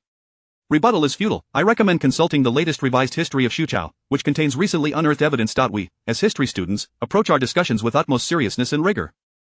We do not entertain baseless claims. Understood. So my brother's grave was indeed disturbed? On the bright side, you have gained deeper insights into your brother. I extend my gratitude on behalf of my brother's fans. No need for thanks. We are all family, assisting one another is but natural. Wait, are we not discussing women's uprisings and the awakening of female consciousness? Ah, such is the nature of casual threads. Those that remain strictly on topic are not the true essence of the forum. Speaking of which, I find myself at a loss for words. Equality, after all these years, we seem to be regressing, muddied by opportunists and spouting nonsensical rhetoric, as countless impurities and foul entities taint a once pristine pool. Why not speak of love for men? I dare not, for I fear they would accuse me of being undesirable, of being childless and unhappy, thus envious of their joy. Such horror. Quickly, cease this discourse, lest they catch wind of it. Poster, close the thread, seal it at once. The poster, being receptive to advice, promptly complied and sealed the thread. Thus, the thread, which had begun with fervor, concluded with a whimper. As for whether anyone clandestinely joined the ranks of the Steadfast Brothers fans or transformed into an aficionado, the poster remained oblivious, having merely opened a thread out of sheer boredom. Chapter 46, The Tale of the Orphan Mother. What is it like to possess an exceptionally outstanding host? As the title suggests, my host is so remarkable that he verges on invincibility. Any task that falls into his hands is merely child's play. No mission can pose a challenge to my host, who is unrivaled in excellence, unparalleled in prowess. Never before has there been such a host, and never will there be again. Should the heavens fail to conceive a host, the ages would languish in eternal night. 988. If you find yourself threatened, simply blink. 998. Have you forgotten how you lamented about your foolish host yesterday? 777. Indeed, you even claimed that you were cursed with an extraordinary misfortune, leading to your blind binding with your host. 110. Enough of this nonsense. It is always the system that holds sway over the host, capable of terminating the contract at will, returning the host to a mundane existence, devoid of excitement, leaving the host to rue their decision and suffer immensely. How could any host pose a threat to the system? 9:110. I am not referring to you, esteemed one. Your situation was an accident. You unwittingly stumbled into a chaotic temporal flow and encountered the supreme deity, resulting in your plight, a truly rare misfortune. 9:110. Esteemed one, I genuinely regret my words and shall be humble. I beseech you to grant me mercy. 9:606, feeling heartbroken, was compelled to expose his privacy for the devilish host to scrutinize.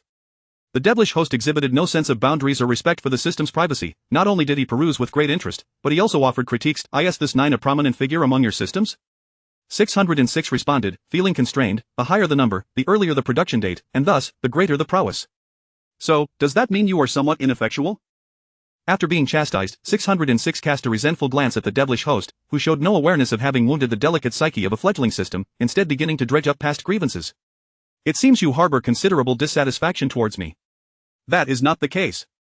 Good friend 988 is still striving to rescue him. 988. Understood, do not worry. I shall come to your aid immediately. In matters concerning the system, when a friend is in need, it is a true commitment. Once the task was complete, they sat side by side with 606, allowing the devilish host to conduct a deep dissection, utterly stripping away any semblance of dignity as a system. With tears in his eyes, 988 was consoled by 606. Do not weep, dear friend. He is merely curious about our structure. Once his curiosity is satisfied, he will restore you. When the core data is shut down and rebooted, nothing will be amiss. 988. I am tainted. Crying while being examined, he ultimately left with a smile, for he had gained a wealth of energy, suddenly transforming from a pauper into a tycoon. Not only could he upgrade himself, but he could also share a portion of the benefits with his Na-VE host. 606, witnessing this, felt a twinge of jealousy, sensing that their once beautiful friendship was beginning to deteriorate. Jiang Yi idly dissected the benefactor system that had saved him from peril. Along with the benefactor's companions. Having satisfied his curiosity, Jiang Yi departed contentedly, immediately embarking on his next task. As for matters concerning ancestors, Jiang Yi expressed confidence, declaring it a trivial affair. With an abundance of ancestral experience, he was certain to fulfill the role of an ancestor with aplomb. As the sun set, painting the sky with vibrant hues, the scene was breathtaking. The frail Jiang Cheng erupted in a violent cough. Hearing this, Treasure hurried inside to check on him, gently patting his back to ease his discomfort. Once Jiang Cheng ceased coughing, Treasure, filled with concern, inquired, "My son, are you feeling any better?" Jiang Cheng's lungs felt as though they were aflame, yet he managed to muster a smile to comfort his mother. I am better, mother. Please, go rest, do not tire your eyes with embroidery. Treasure acquiesced, but instead of resting, she moved to another spot and continued her needlework by the dimming light outside. Suddenly, there came a knock at the door. Is third aunt home? There are visitors from the clan. Startled by the announcement, Treasure hastily set aside her embroidery and went to open the door. The Jiang family was a prominent clan, rumored to have a relative holding a high official position in the capital, yet such matters felt distant to Treasure. Her husband was merely a trivial member of the Jiang lineage, fortunate enough to have borrowed funds from the clan to learn to read, eventually passing the elementary examinations to eye in the village. Their lives were relatively stable. As a scholar, her husband, due to his literacy, was able to take on some transcription work, and with a few acres of meager farmland, they managed to scrape by. Unfortunately, their good fortune was short-lived. During one of his trips to the city to deliver completed manuscripts, he left in good health but returned in a state of near death, having sustained severe injuries. She tried everything to save him, but before she could exhaust her resources, he succumbed to his injuries, leaving no last words behind. They had only one son, whom her husband had diligently educated since childhood. The child was exceptionally bright, and his father often expressed hope that while he could not reach great heights, perhaps his son could throughout his life. Her husband had only passed the elementary examinations and, after repeated failures, had grown disheartened, giving up on further attempts. After the birth of their son, he devoted himself to teaching the boy to read and write, tirelessly taking on work to provide his child with the materials needed for study, hoping his son could achieve greater success than he had. Treasure could hardly recall how she survived after her husband's tragic death. Once he was gone, she and her child became orphans and widows. Although her child was a boy, he was frail and sickly, often referred to as a walking medicine cabinet. As an orphaned mother, her life grew increasingly difficult. Various relatives, under the guise of offering condolences, sought to seize her land, her shelter, and to strip her and her child of everything. Treasure had initially believed the clan would advocate for them, yet some members were eyeing her meager acres of fertile land. However, the clan was still somewhat concerned with maintaining appearances, allowing her some leeway in negotiations. Her only hope now lay in her son's success in the provincial examinations. Such an achievement might deter those coveting their scant resources. As the evening glow painted the sky, darkness began to fall, and visitors from the clan arrived, leaving Treasure alarmed, yet she felt powerless, forced to take things one step at a time. She approached the door, where a steward wearing a felt hat stood. Treasure recognized him as the steward from the second master's household. The steward, surnamed Lai, was greeted with respect as Treasure invited him inside. After rummaging through her meager provisions, he found only a bowl of cold water. Lai was not there for tea. Upon discovering her lack of hospitality, he frowned in distaste and exited the house. Enough. I did not come to your house for water. How have you considered the terms my master proposed last time? The second master of the Jiang family was a significant figure in the region, the superior of many Jiang clan members. It was said that the clan leader, his elder brother, held a high office in the capital, yet he had never returned. All clan affairs were dictated by the second master. The few acres of excellent farmland owned by Treasure had been a reward for her husband, who was the only one among the Jiang clan to pass the examinations during that period. Upon the return of the elder master, he had allocated them to Treasure's husband as a form of recognition. As long as her husband was alive, they could protect this valuable land. However, upon his death, neighbors began to express concern that her farmland was too distant and that as a weak woman, she would struggle to manage the daily commute. They offered to exchange lands, proposing closer plots while promising assistance with agricultural chores. After Treasure firmly rejected their offers, the neighbors turned hostile, worried for her and her sickly child's safety. Treasure, recalling her husband's words about the Jiang family being a powerful clan, bravely sought help from the clan. Little did she know that her plea would attract wolves far more ferocious than her neighbors. The second master had also set his sights on her farmland, greedier than the neighbors, who were at least willing to negotiate. The second master demanded her land without offering anything in return, claiming he could recommend a scholar to help her son pursue an education, but she would have to relinquish her valuable fields. Without land, how could she afford her child's education? Moreover, the second master's offer was far from certain. After several attempts to defer him, the steward finally arrived in person, leaving Treasure no choice but to acquiesce to the terms, agreeing to give up her land in exchange for her son's educational opportunity. With a nod, the steward's demeanor shifted from impatience to cordiality. You should have agreed to my master's terms sooner. I understand that you are an uneducated and uncouth woman. My master is gracious enough not to hold it against you. Otherwise, had it been anyone else, I would have been the first to refuse. Treasure, feeling intimidated, dared not respond. The steward found her lack of wit uninteresting, had her imprint her handprint on the agreement, and promptly exited as twilight descended. Treasure sat in a daze, her heart heavy with despair. She longed to weep aloud but feared disturbing her ailing son, so she embraced her husband's memorial tablet, silently shedding tears. Whether revered ancestors or wandering spirits, who could come to her aid, without land, their survival was in jeopardy. Yet, refusing to comply might provoke trouble, leading to her son being assaulted by local ruffians and returned to her in a state of near death. Where could she seek justice or vindication? As night fell into complete darkness, Treasure fainted from her tears, clutching the memorial tablet and slipping into an unconscious slumber. In her dream, she encountered her deceased husband, who assured her that the ancestors would manifest their blessings, and both she and her child would be safe.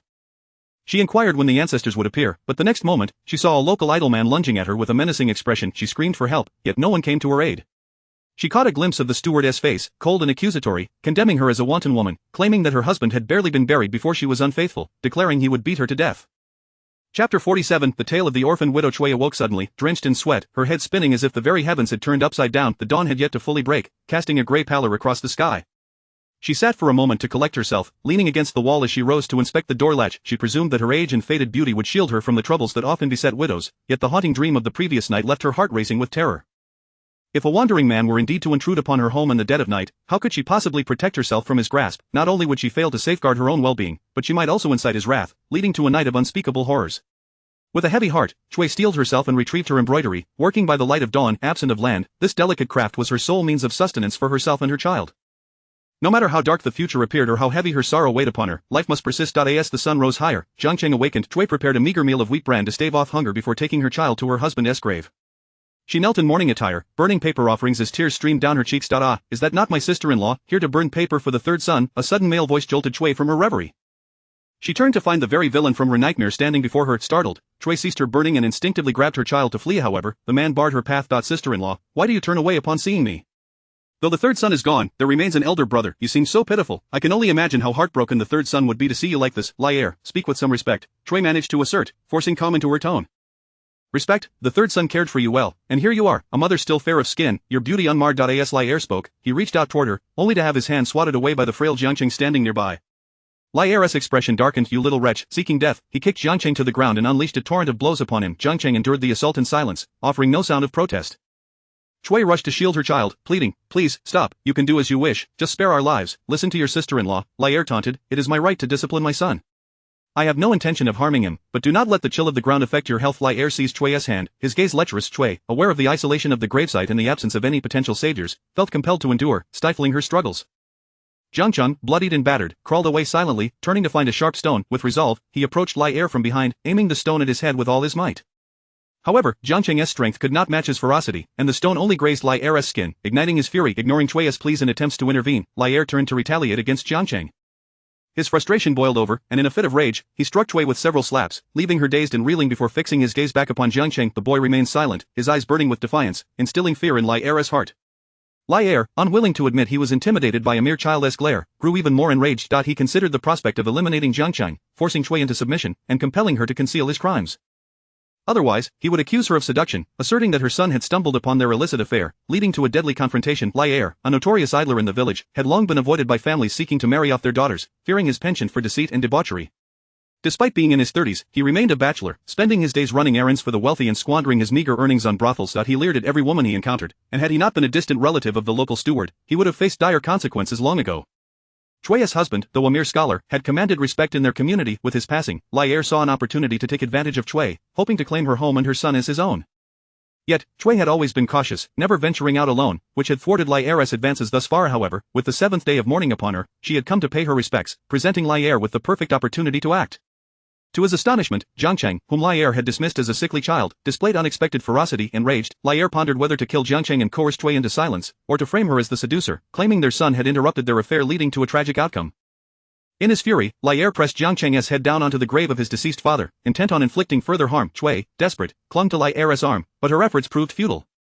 Blood began to seep into the earth, staining the fresh grave and surrounding grass. Suddenly, a loud crash interrupted the scene. Seizing the moment, Jiangcheng raised his hand, unaware he had grasped a sharp stone, and aimed for Liar's eye. A piercing scream erupted from Liar as he released Jiangcheng, now a one-eyed man, destined to be known as Li. The excruciating pain rendered Liar incapable of further violence, drowning out his rage with cries of agony. Useless fool! A voice echoed, startling Chui, who had been weeping over her son. She looked up in shock to see the grave behind her husband as it cracked open. Emerging from the earth was a hand, mottled with age spots, followed by a head of white hair. The figure climbed forth from the grave, revealing the ancestor of the Jiang family. Chui, overwhelmed by a tumult of emotions, fear, sorrow, and despair, could no longer withstand the harrowing sight of a corpse rising from its resting place, and she fainted. Liar continued to wail, while Jiangcheng, now labeled the true waste, lay unconscious on the ground. Just emerging from the grave, Zhang Yi cursed the inept system that had led him astray, brushing off the dirt from his body.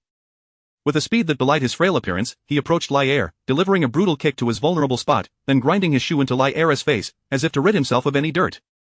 Having completed his task, Zhang Yi prepared to embark on his next mission, albeit delayed by his lack of experience. Nevertheless, he ultimately arrived at the New World, his frustration vented upon the system that had accompanied him. Their quarrel continued, both parties equally delayed and embroiled in their own grievances. It was only when Jiang Yi noticed his ancestor's descendant being ruthlessly oppressed that he felt compelled to rise from the grave, vowing to fight back against the injustice. Come forth, let us battle. I, Jiang Yi, have never been one to cower. Mere words cannot undermine my resolve. Fueled by indignation, Jiang Yi challenged the system, which quickly chose to retreat into silence, recognizing the futility of engaging in an argument with its unpredictable host. Despite the myriad of absurdities Jiang Yi exhibited, including seizing control of the situation at the most inopportune moments, the system chose to overlook these antics. After all, the mission remained paramount. Speak up, if you cannot outmatch me in debate, then you are nothing but a coward, Jiang Yi raged, attempting to draw the system out, only to be distracted by the weak cough of the child before him. He crouched down, observing the child's battered visage, just a flesh wound. You'll not recover from this, so resign yourself to fate. As Jiang Yi stood to leave, the child, resilient despite his injuries, grasped Jiang Yi's pant leg with a feeble grip. Do not fret, let our ancestor see who carries on his legacy. It is you, be patient, for the ancestor wishes to know your desires. If blood is to flow, then you, my dear ancestor, are indeed worthy. Chapter 48 The Orphan and the Widowed Mother, Part 2 The venerable ancestor observed that the descendants of this world bore a striking resemblance to his own noble demeanor. He crouched down once more, contemplating the mosaic-like visage of the child before him. It was a conundrum, exceedingly perplexing. After a moment of reflection, Jiang Yi administered a drop of the ethereal spring water to the child, a substance that, in essence, rejuvenates the sinews and marrow, revives the deceased, and restores flesh to bones. The mere mosaic was insignificant in comparison. With just a single drop, the child revealed his delicate, youthful countenance. Reinvigorated, Jiang Cheng immediately crawled towards his mother with fervor. Trembling, he reached out to check for her breath, and upon sensing life, he exhaled a sigh of relief. After regaining his composure, Jiang Cheng bowed earnestly to Jiang Yi, his forehead striking the ground with sincerity. Quickly turning crimson, Jiang Yi attempted to kick him away but missed, causing Jiang Cheng's head to collide with his own foot instead. Stop, the ancestor has expended tremendous effort to revive you, not to have you perish once more. Speak to me, dear child, do you wish to see rivers of blood? For a fleeting moment, Jiang Cheng's eyes reflected confusion, but he swiftly resolved, yes. Regardless of whether this elder was indeed a manifestation of his ancestor or a nefarious creature, or perhaps a wandering spirit, he was determined to clutch this lifeline that he yearned to live, to avenge his father's tragic demise, to protect his mother, and to repay blood with blood, eye for eye. Good, the ancestor exclaimed with delight, delivering a hearty slap to Jiang Cheng's shoulder, reducing him to half his height in surprise. Jiang Yi, eager to mold this promising child, urged him, quickly, take the ancestor home, that I may witness how you intend to create a river of blood. Jiang Cheng nodded and went to lift his mother. Despite his frail form, he had previously struggled to move her even a short distance, yet now, he effortlessly hoisted her onto his back. As he passed by the unconscious Lai heir, his eyes burned with fury, contemplating using a stone to end Lai heir's life. However, the ancestor urged him on, hurry, have you not eaten? Ah, yes, I have yet to dine. I could consume an entire cow. Consuming a cow is a grave sin, one that could lead to death. Oh, but the ancestor is already dead? Then there is no issue. As they journeyed, they encountered villagers, and Jiang Cheng explained, this is my great-grandfather, who was conscripted long ago and presumed dead, only to return unexpectedly. The Jiang family, originally humble, had risen to prominence through the influence of a wealthy official in the capital, who had excelled in the imperial examinations. It was a pity that this official had rejected the advances of the noble families and refused to abandon his first wife. Otherwise, the Jiang family might have enjoyed even greater prosperity. After gaining wealth, the official summoned scattered relatives to reunite. Jiang Cheng's father had a similar tale. As for who lay buried in the Jiang family grave, only they could know. In the era of Jiang Cheng's great-grandfather, calamity struck, and the populace was displaced. Everyone was fleeing disaster, resulting in chaos, and it was uncertain whether any remains were left at all. No one delved deeper into whether Jiang Cheng's great-grandfather had truly perished or survived. They only remembered Jiang Cheng's father and grandfather. Upon hearing Jiang Cheng's explanation, the villagers cast curious glances at Jiang Yi, who blared back, what are you staring at?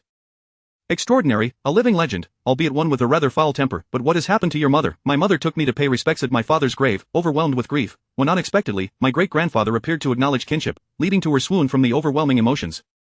The villagers, satisfied with their curiosity, inquired, would you like assistance? Thank you, uncle, but that is unnecessary. Jiang Cheng smiled sweetly. The villager, delighted to be addressed as uncle, departed with a grin. Yet, in the blink of an eye, the warm smile on Jiang Cheng's face vanished, replaced by a stoic demeanor. A master of emotional transformation, Jiang Yi, with dry lips, rummaged through his pockets.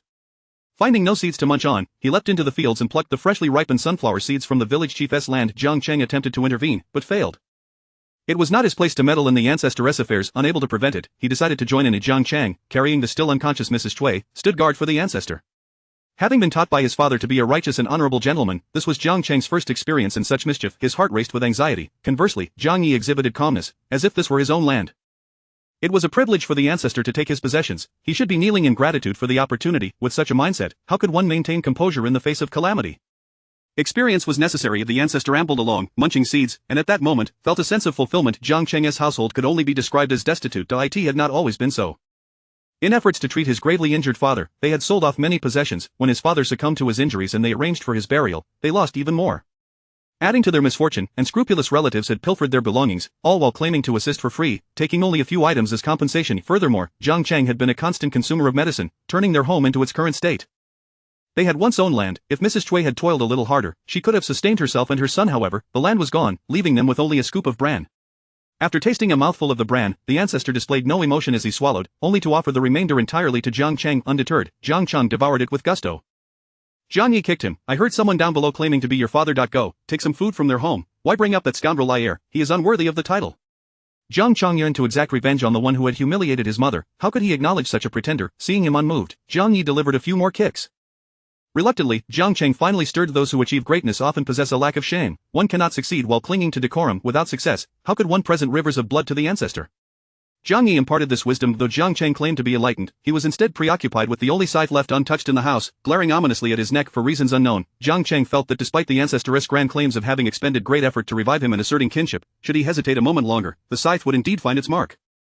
Regardless of whether it was a monumental sacrifice or a true familial bond, one should not demand a life at the slightest provocation. Yet, the ancestor was no ordinary being. A mere disagreement could lead to violence.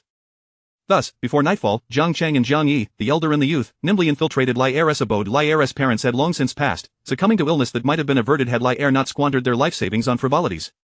After their demise, Lier had shown no interest in arranging their funerals, only burying them due to pressure from the overseer, who feared repercussions from the lord. Among the idle men, Lier garnered the worst reputation.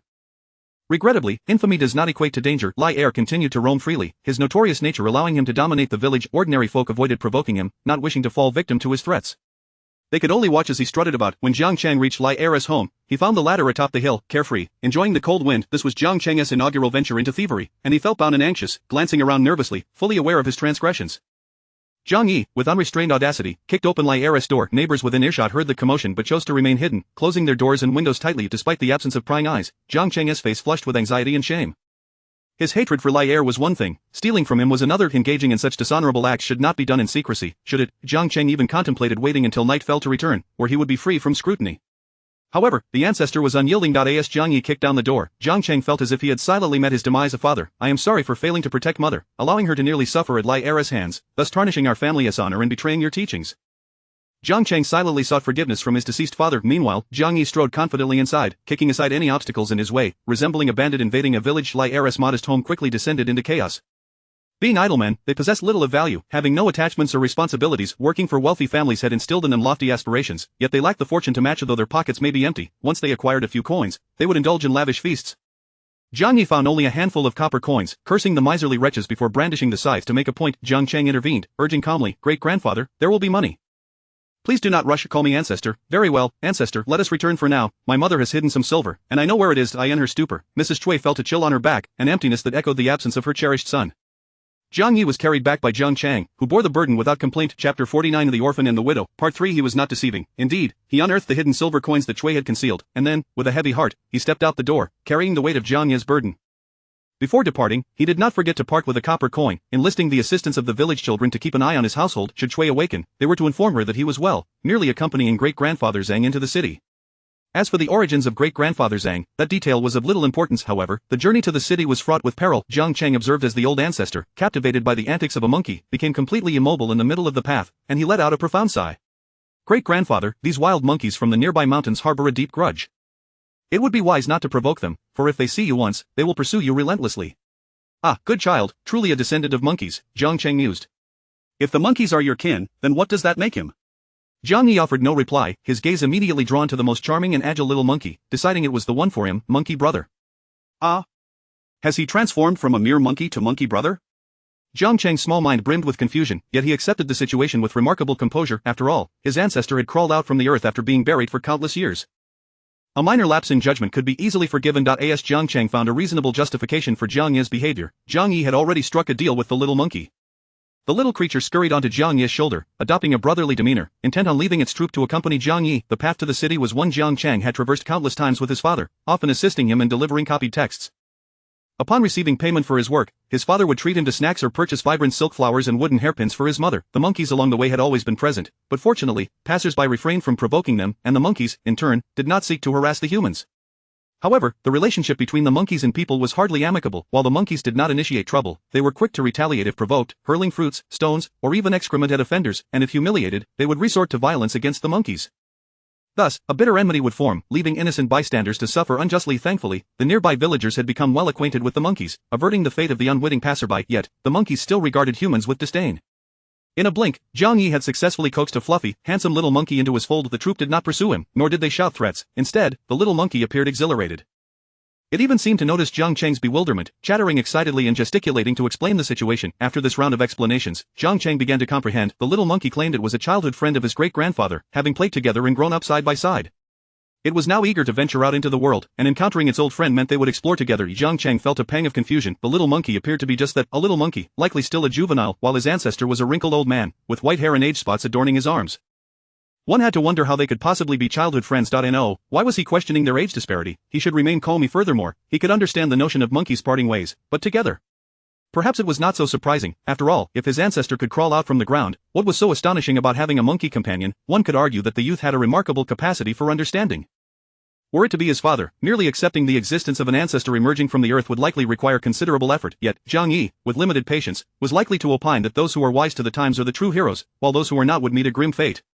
One ought to be cautious in their next life, lest a fortunate opportunity turn into a disaster. Even with the addition of a monkey of the same generation as his ancestor, which chattered incessantly about presenting a token of greeting to this younger generation, at least this journey to the city would not come to an abrupt halt.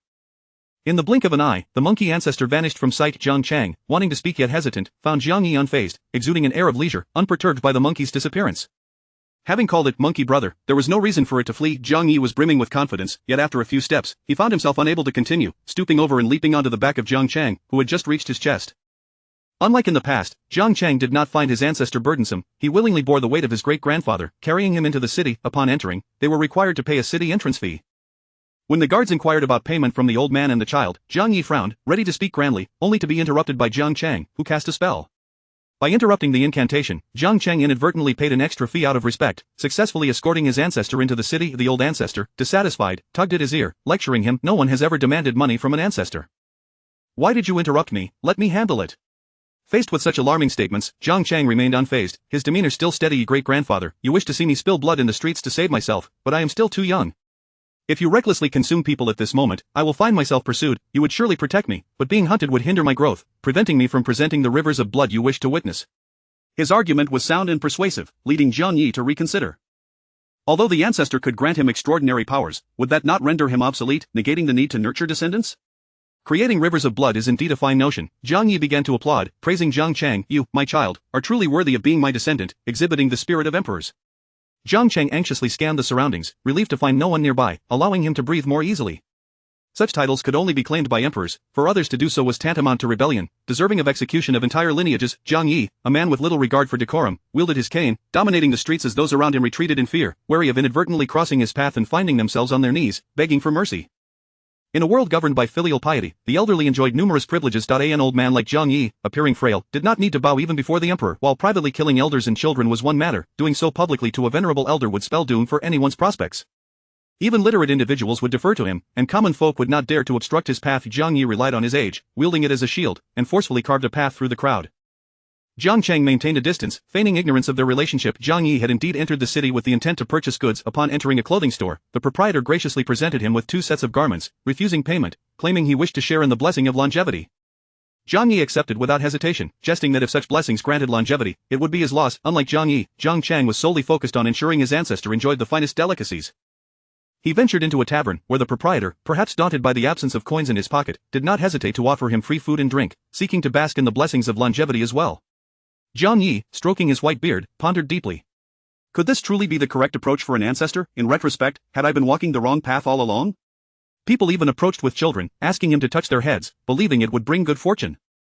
With such accolades, the consensus was clear: the ancestor was a virtuous hero, a benevolent figure, thus naturally bestowing blessings upon the children he touched. Zhang Yi regarded those who treated him with such deference, almost as if he were their familial ancestor, with great fondness. Indeed, they were far superior to the likes of Lord Shinto. Regrettably, they lacked the ambition to serve their country. Otherwise, the ancestor could fulfill their wishes on the spot. Feeling a sense of inadequacy for not being able to meet the desires of the good children, he reflected on his own shortcomings. At that moment, Zhang Cheng, dusty and disheveled, found him. The first order of business was to ask for a piggyback ride. What have you done? Zhang Yi inquired. Great-grandfather, I encountered some children from the clan and ended up fighting them.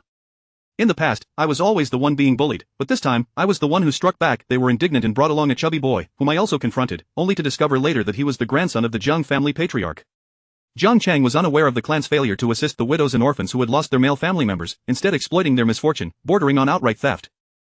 His perception of the clan stemmed from his father's recounting, which painted a picture of a supportive community. In his father's tales, the clan treated its members well. When his father and other clansmen participated in the imperial examinations, his father was the sole one to succeed, prompting the clan leader to allocate him several acres of excellent farmland so he could focus on his studies. However, that was in the past, when the clan leader was still in charge. Currently, it was the leader's brother wielding authority. The Jiang family had produced a talent, but he was the only one. Even the leader's own brother, sharing the same mother, was a mere incomparable to the leader. The rest of the clansmen were not much different. After all, they were all once common folk, their pants caked in mud. Even if one member found success, it would only benefit the next generation. For their generation, even if given the opportunity, they could at most recognize a few characters. Expecting them to achieve success like those who studied diligently for 10 years was indeed too much to ask. Moreover, many who toiled for a decade could still fail to pass the examinations. In summary, the wisdom and talent of the clan leader were not reflected in his brother, who was utterly inept. While the clan leaders served in the capital, their elderly mother, unable to adapt to a life of luxury, chose to remain in their hometown, continuing to tend to the land. Thus, the clan leader entrusted her care to his brother, believing he was fulfilling his filial duty, and treated him with particular kindness. Chapter 50 of The Orphan and the Widow, part for the trust and kindness extended by his elder brother did not evoke tears of gratitude from the second master of the Jiang family. On the contrary, he harbored a deep-seated resentment towards his own brother. While his elder brother rose to prominence, securing a high official position, he not only failed to extend a helping hand but also left him in their desolate hometown under the pretext of caring for their elderly mother. Only a fool would forsake the allure of wealth and glory to return to a life of toil. The more accomplished his brother became, the greater his anger grew, for he believed that as brothers, if one excelled, the other should not be lacking. Yet, he remained a mere commoner, all his gains attributed solely to his brother's influence. Why was this the case? It was evident he felt suppressed by his elder sibling. The second master was nearly driven to madness, and only through the accumulation of wealth and the annexation of land could he find some semblance of satisfaction, as he reveled in his growing assets and wielded authority in his hometown, assuming the role of a lord. However, his elder brother continued to send letters admonishing him to treat the local populace kindly and to refuse any gifts from visitors, insisting they be returned. The second master did not perceive this as a gesture for his benefit or that of their family.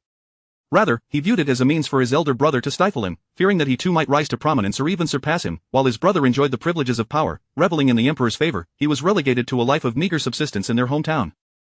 Such injustice was incomprehensible to him, and even if it were, he refused to accept it. Furthermore, there had been recent news of a relative in their clan passing the local exams.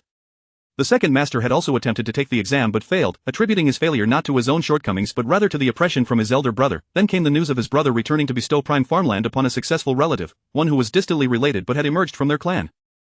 This land, a royal gift amounting to 100 acres, saw his brother relinquishing dozens of acres without a thought for him. Instead of sharing this bounty with his own brother, he gave it to a distant relative, igniting the second master's fury. Yet, he found himself powerless, as his status, power, and current wealth were all dependent on his elder brother. Despite his inner resentment, he maintained a facade of submission, ever obedient to his brother's wishes. He could not openly express his grievances, so he resorted to silent grumbling. While his brother warned him against exploiting their hometown, he outwardly acquiesced but secretly engaged in all manner of wrongdoing, skillfully concealing his misdeeds to prevent any word reaching his brother. The most crucial factor was that his elder brother was currently riding a wave of fortune, a powerful official with many allies ensuring the silence of any potential gossip. The second master indulged in lavish excesses in his hometown until he received the news that his brother's youngest son had captured the emperor's favor and was to marry a princess.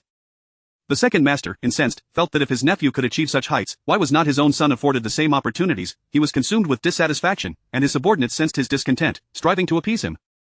What could please him more than gold, silver, and the bountiful yield of land? Coincidentally, a steward named Lai, an elder of the Jiang household, was aware of the prime farmland bestowed upon their father by the late lord. At that time, a son of the nobility was visiting Chaosheng, reportedly captivated by the legacy of the great lord and eager to see the place that produced such a figure. However, this noble scion was notorious for his arrogant demeanor, openly deriding the town and its inhabitants from humble origins. Such a personality was loathed by the second master, yet he felt compelled to ingratiate himself with the young noble. Lai saw an opportunity to exploit this situation to further his own ends, intending to use the noble's disdainful nature to eliminate an eyesore, specifically, their father, who owned prime farmland while being merely a common scholar, potentially still on the great lord's register. Lai was reluctant to take matters into his own hands, fearing the repercussions if the great lord were to discover the fate of such a person. The great lord was known for his unyielding justice, starkly contrasting with the second master's more lenient approach. Despite the second master's bravado at home, he was meek as a quail before the great lord. If the great lord sought to punish him, the second master would either remain silent or shift the blame entirely onto Lai, proclaiming his innocence. Nevertheless, he still sought to curry favor with his superiors while keeping his nefarious deeds at arm's length. Though he was deeply mired in wrongdoing, oppressing the locals and committing heinous acts, he was determined to maintain an outward appearance of virtue. Li's machinations continued unabated, as he planned to reclaim the prime farmland from the widow and orphan. The fate of the widow and her child, bereft of a husband and land, was of no concern to him. His only aim was to restore his master's happiness. Meanwhile, the widow, Chui, sensed the malicious intent of the clan members, who were far more ravenous and ruthless than merely coveting her family's wealth. Yet, without the strength to resist, she could only disperse her assets to ensure her own and her child's safety, lest she suffer a tragic fate. The conflict between Jiang Chang and the clan's children stemmed from his previous visits to the clan school, where he, despite his frail health, was praised for his intelligence. This had earned him the ire of the other children, who, though they could not often confront him, seized the opportunity to seek retribution upon encountering him in the city. Unexpectedly, the sickly Jiang Chang, who had once been a target of bullying, retaliated fiercely, leaving his aggressors in tears. The defeated children, unable to swallow their humiliation, returned to their leader, a pudgy 5-year-old named Jiang Yao, the eldest grandson of the second master. Although still quite young, he had assumed the role of a tyrant among his peers, commanding them and exacting punishment on those who displeased him. Fueled by a sense of invincibility, he rallied his companions to confront Jiang Chang. In the ensuing chaos, Jiang Chang, realizing the trouble he had stirred, opted to flee. In his haste, he sought refuge with Jiang Yi, intending to escape while carrying their ancestral relic. The relic contained a few freshly caught fish, still flopping about. Jiang Yi, emboldened, proclaimed that they were all descendants of the Jiang family, asserting that he would protect Jiang Chang. Though reluctant to heed Jiang Yi's bravado, Jiang Cheng found himself restrained by his grip. The family guards arrived swiftly, as any failure on their part would reflect poorly on them. They were not concerned about allowing a 5-year-old to challenge an older child, rather, it was the audacity of the mud-stained youth that incited their ire. As the guards encircled Jiang Chang and Jiang Yi, they seethed with anger. The situation escalated, and Jiang Yi, wielding his cane, declared that as a member of the Jiang family, he would not be intimidated. The guards paused, hesitating to act against an elder of the family. When Jiang Yi was escorted back to the Jiang residence, the elder master was preoccupied with a prized bird, attempting to teach it to speak. The commotion of Jiang Yi's return interrupted him, prompting a furious outburst. The elder master, outraged that his beloved grandson had been harmed, rushed to investigate, only to find the child bruised and swollen. His anger flared anew as he demanded retribution against those responsible. However, when informed that the assailant was also a member of the Jiang clan, his fury was tempered by familial ties. The elder master was torn between his protective instincts and the complications of clan loyalty. As tensions mounted, the elder master was confronted by the formidable presence of his own mother, who admonished him for his reckless behavior and the potential repercussions his actions could have on their family. Caught between his familial duties and his own ambitions, he found himself in a precarious situation, forced to navigate the complex web of family dynamics and societal expectations. Chapter 51: The Orphan and the Widow, Part 5. Jiang Yi found himself momentarily stunned. After all, he was the revered ancestor of future generations. However, the specific ancestor he represented remained shrouded in mystery. This peculiar situation arose from Jiang Yi's choice of randomness, leaning towards a whimsical guessing game where one could speculate which ancestor had emerged from the depths of the earth, with surprises awaiting those who guessed correctly. As for the likelihood of recognition, it was a given. After all, someone had to recognize him, otherwise, if he were to leap forth and proclaim, "I am your ancestor, pay me tribute," one could only imagine the consequences. Certainly, Jiang Yi would not face any physical harm, yet this raised doubts about his ancestral identity. While one might question an ancestor's abilities, character, or integrity, one must never question their identity. Once designated as an ancestor, such a title was irrefutable. The ancestor recognition ceremony was in full swing, with the elderly matriarch shedding tears of joy. "Great-grandfather, you are still among us? We all thought you had perished long ago, during a time of famine and war." She had been but a newlywed, witnessing soldiers and bandits forcibly conscripting me, and it mattered not the age of the man. If he was male, he was taken. Her own husband had ventured from the mountains to check on her during her pregnancy with their youngest, only to be conscripted and never return. In such turbulent times, those who vanished seldom returned, leaving families broken. The matriarch gritted her teeth, raising her children alone, even sending her eldest to school. Fortunately, despite the crumbling state, the court possessed a rich heritage, preventing total collapse amidst the chaos. With her sharp memory intact, the matriarch had no signs of senility, and even as the old man before her appeared increasingly frail, she recognized him from her memories. The shock of this recognition was immense.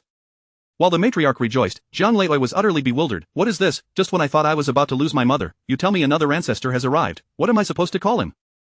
Zhang Leoi felt a sudden shadow cast over him. While he felt this gloom, the matriarch remained jubilant, holding Jiang Yi's hand. A frail old woman meeting her ancestor, tears in her eyes, while a bewildered old man recalled his glorious past. Zhang Leoi rolled his eyes at the old man's bravado. What nonsense! If he were truly that formidable, why hasn't he returned in triumph? Did he not wish for it? However, this old man was indeed quite long-lived.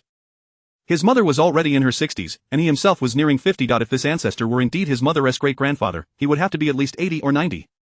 Unless he were a late bloomer, he must have lived for quite some time, like a tortoise. Just as Zhang Leoi pondered these thoughts, Jiang Yi shifted the conversation back to him. "Great-grandfather, he is your 5th-generation descendant." The matriarch's mind was still sharper. Jiang Yi responded with a casual "oh," glancing at the old man, who seemed less than pleasant. "You're the one who isn't pleasant." Zhang Leoi retorted, "Is it polite to call me a little tortoise?" Before he could finish, the matriarch swiftly reprimanded him. "Silence, how dare you disrespect your great-grandfather? At his age, even the emperor must address him with respect, and he is your blood relative, your father's father. The matriarch's convoluted argument left her a bit dizzy, but it mattered not. What was important was that he was indeed the ancestor of the Zhang family. To disrespect an ancestor was to be unfilial, and should there be a next time, I shall summon your elder brother to discipline you. Elder brother, what nonsense! Zhang Lei felt a surge of indignation. Though he feigned compliance with the matriarch's assurance, Zhang Yi's ancestral identity was indisputable, and the Zhang family would proudly announce this revelation. Having a centenarian in the family was a sign of auspiciousness, and even local officials might write memorials to the emperor, celebrating this longevity as a testament to his governance. If it were not for the tranquility and prosperity under his rule, how could the people enjoy such longevity? The appearance of long-lived elders was a recognition of his achievements, yet Zhang Lei was vexed. Just as he was about to send off his mother, another ancestor had appeared, and it was evident that this ancestor would also enjoy a long life. Zhang Lei's annoyance grew to the point where he lost interest in teaching his beloved bird to speak. After all, that foolish bird was rather dim-witted, only able to gaze at him with its beady eyes, regardless of the angle. Then, a peculiar sound caught Zhang Lei's attention. Long live the ancestor! It was a high-pitched and strange voice, emanating from the direction of his cherished bird. This was shortly after the matriarch had recognized the ancestor and welcomed him into the Zhang family. The schemes to seize family assets were shouldered solely by the steward, Lai, while Zhang Lei, oblivious to the truth, remained furious at Lai for taking advantage of his name and ruining his reputation. After scolding Lai, Zhang Lei declared him guilty. Following his admission of guilt, he acted with integrity, sending Lai to face the authorities. As for Lai's family, Zhang Lei, being kind-hearted, chose to spare them, insisting that Lai's transgressions did not implicate his wife and children. Thus, Lai's family remained in the Zhang residence, albeit stripped of their previous influence. With Lai now facing justice, the Zhang family's prime farmland was restored to them. Zhang Cheng initially believed Zhang Lei would deceive him, thinking Lai was the source of all evil, responsible for his father's demise and for seizing their possessions. However, Zhang Cheng appeared remarkably clear-headed. Faced with the ancestor who had saved him, Zhang Cheng was succinct. Without Zhang Lei's permission, how could Lai's family dare to tarnish his name? Although Zhang Lei was greedy and ambitious, he was not the same as Zhang Delei, who had a reputation that preceded him. Lai could mislead Zhang Lei, but he could not fool Zhang Delei, as everything Zhang Lei had stemmed from his elder brother. As the senior steward of the Zhang household, Lai surely knew this. If he dared to betray his master, he must possess considerable audacity, yet Zhang Cheng deemed his courage to be lacking. Moreover, the land deeds obtained from the Cui family did not belong to Lai, but rather to Zhang Lei. Thus, Lai's reckless actions to defame his master were mere attempts to enrich himself at Zhang Lei's expense. Overall, Zhang Lei's words were met with skepticism from Zhang Cheng, who merely feigned belief this young man was a remarkable talent. Zhang Yi surmised with delight, excellent, what a fine young man. He should not easily fall from grace. If he ascends to a position of power, will the rivers run red with blood be far behind? A gleeful quack escaped Zhang Yi's lips. Regardless, the matter of the land being seized from Zhang Cheng's family had reached a temporary resolution following the news of Lai being sent to face justice. Individuals sought out Lai to settle accounts for his deceit, yet they found him missing. After several days of waiting without a trace, they concluded he must have either fled upon realizing Lai's downfall or met his end. Either way, he had vanished without a trace. Zhang Cheng's trivial scuffle with Zhang Lei was hardly worth mentioning. The matriarch praised him, saying, "Well done, from now on, if Zhang Yao misbehaves, you are free to discipline him. Just don't kill him, leave him with a breath." Zhang Yao wailed, claiming, "How dare you strike me, my parents never hit me like this." His outcry only earned him a beating from his parents, who had grown weary of his antics. Having previously claimed he had never been struck, he found himself on the receiving end of a harsh reprimand. Once a mischievous child loses the support of their indulgent parents, a good beating can quickly teach them humility. Yet, with the backing of doting parents, they might be met with even harsher consequences. Despite Zhang Lei's displeasure, the Zhang family had gained an ancestor, an undeniable fact that would not change due to his discontent. After all, it was the matriarch's decision. Resistance was futile, he could only accept it. His wife, however, was less than pleased, but after being reprimanded by the ancestor, she dared not voice her grievances. She could grumble at Zhang Cheng, but when it came to Zhang Yi, she knew better than to provoke him, as he would not hesitate to deliver a sound beating. Not everyone can endure the harshest of blows. More often than not, they find themselves punished before they can don any armor. While Zhang Yi settled into the Zhang residence, Zhang Cheng returned home, resuming his studies at the clan school, visiting Zhang Yi, the ancestor, each day after class.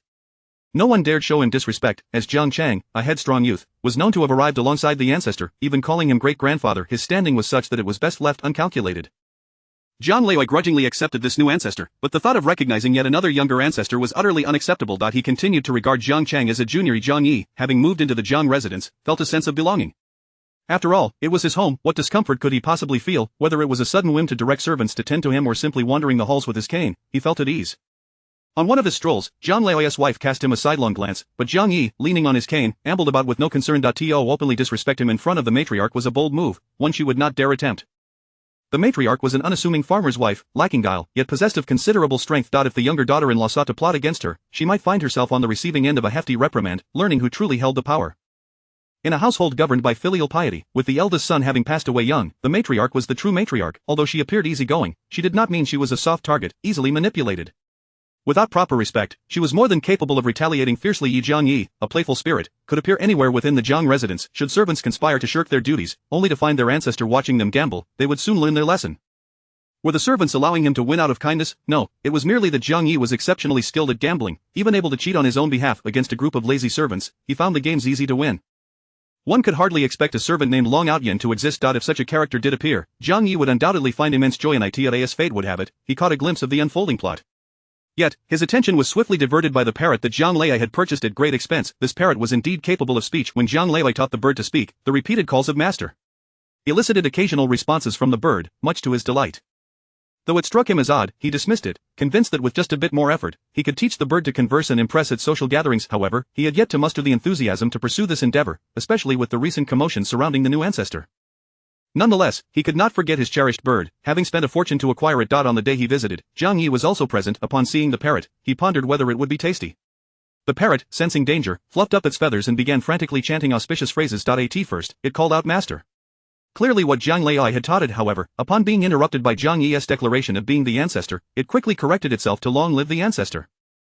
Whoever claimed it was dull as a pig was mistaken. It was quite clever. In truth, the parrot would have remained safe, as it had not become a staple on the dining table, indicating its meat was unremarkable and not considered a delicacy. Otherwise, it would have long since been a dish served. Jiang Yi, possessing average culinary skills, shared the general sentiment. If something was deemed unappetizing, he had no confidence in his ability to surpass that consensus. Unappetizing food remained unappetizing, and it was better to accept one as fate than to attempt to save what was doomed. Long live the ancestor, may the ancestor have peace. The parrot chattered incessantly, hopping around in a frenzy, desperately trying to say auspicious phrases. Unfortunately, its small brain could only muster a handful of phrases, rendering it akin to a robotic parrot. Despite its limitations, the display was enough to provoke jealousy in Jiang Lei. Why, after all, was he the one who had been there first, and yet the parrot seemed to favor Jiang Yi? This infuriated him deeply. He glared at Jiang Yi, only to have his frustration culminate in a sudden outburst against Jiang Yi. As he received his beating, a strange sense of nostalgia washed over Jiang Laoyi. It reminded him of his childhood when he had been similarly disciplined by his mother for destroying his brother's book. Big brother, I knew it, you're an ancestor now, and my big brother isn't here, so can't you at least pay me some attention? My talents far surpass his. Jiang Lei howled, tears streaming down his face. Jiang Yi, taken aback, wondered how Jiang Lei could idolize a brother he had never even met. How could he claim to be more talented than someone he had no knowledge of? Such audacity warranted another beating. As Jiang Lei received another round of punishment, the intervals between blows were mere seconds apart. He cried, lamenting loudly. Jiang Yi smirked, cry again, and I will break your third leg. Jiang Lei instinctively fell silent. He was a deeply ungrateful person, yet he was also cowardly. In secret, he wished for his big brother's demise, believing that would allow him to soar to greatness, surpassing his brother's influence. In reality, when faced with his brother, he cowered like a quail, trembling at the slightest frown. In the early days of his marriage, he had complained about his brother's oppression, and his wife had passionately defended him, blaming Jiang Delei for his plight. She had even spent the family fortune to help him navigate his brother's pressures, enabling him to rise above the challenges. However, the truth was that Jiang Lei was simply not capable. He didn't need to be oppressed. He had already faded into obscurity without any assistance. Even if he were given a boost, he would still be unable to rise to prominence. Though she had come to see the truth, Jiang Lei's wife could only begrudgingly accept her husband's shortcomings. As the daughter of a wealthy merchant, she had invested in the Jiang family, believing that Jiang Delei would eventually achieve greatness. This investment had not yielded significant returns, as Jiang Delei had repeatedly warned his brother against misdeeds. Although these warnings were ultimately ignored, Jiang Lei continued to act with impunity. While Jiang Delei was absent, his reputation loomed large, and Jiang Yi was intrigued. He pressed Jiang Lei to elaborate on his brother's circumstances. As Jiang Lei, treated like a footstool, hesitated, he began to speak ill of his brother, completely devoid of objective evaluation and filled with subjective emotion. In summary, he lamented that despite his brother's current success, he was inferior to him, claiming, had I only done things differently back then, my brother would be groveling before me now. In the heat of his tirade, Jiang Lei's hefty frame trembled, and he suffered the consequences of his outburst at the hands of Jiang Yi. While his words contained no objective truth, it was evident that Jiang Delei was a legendary figure.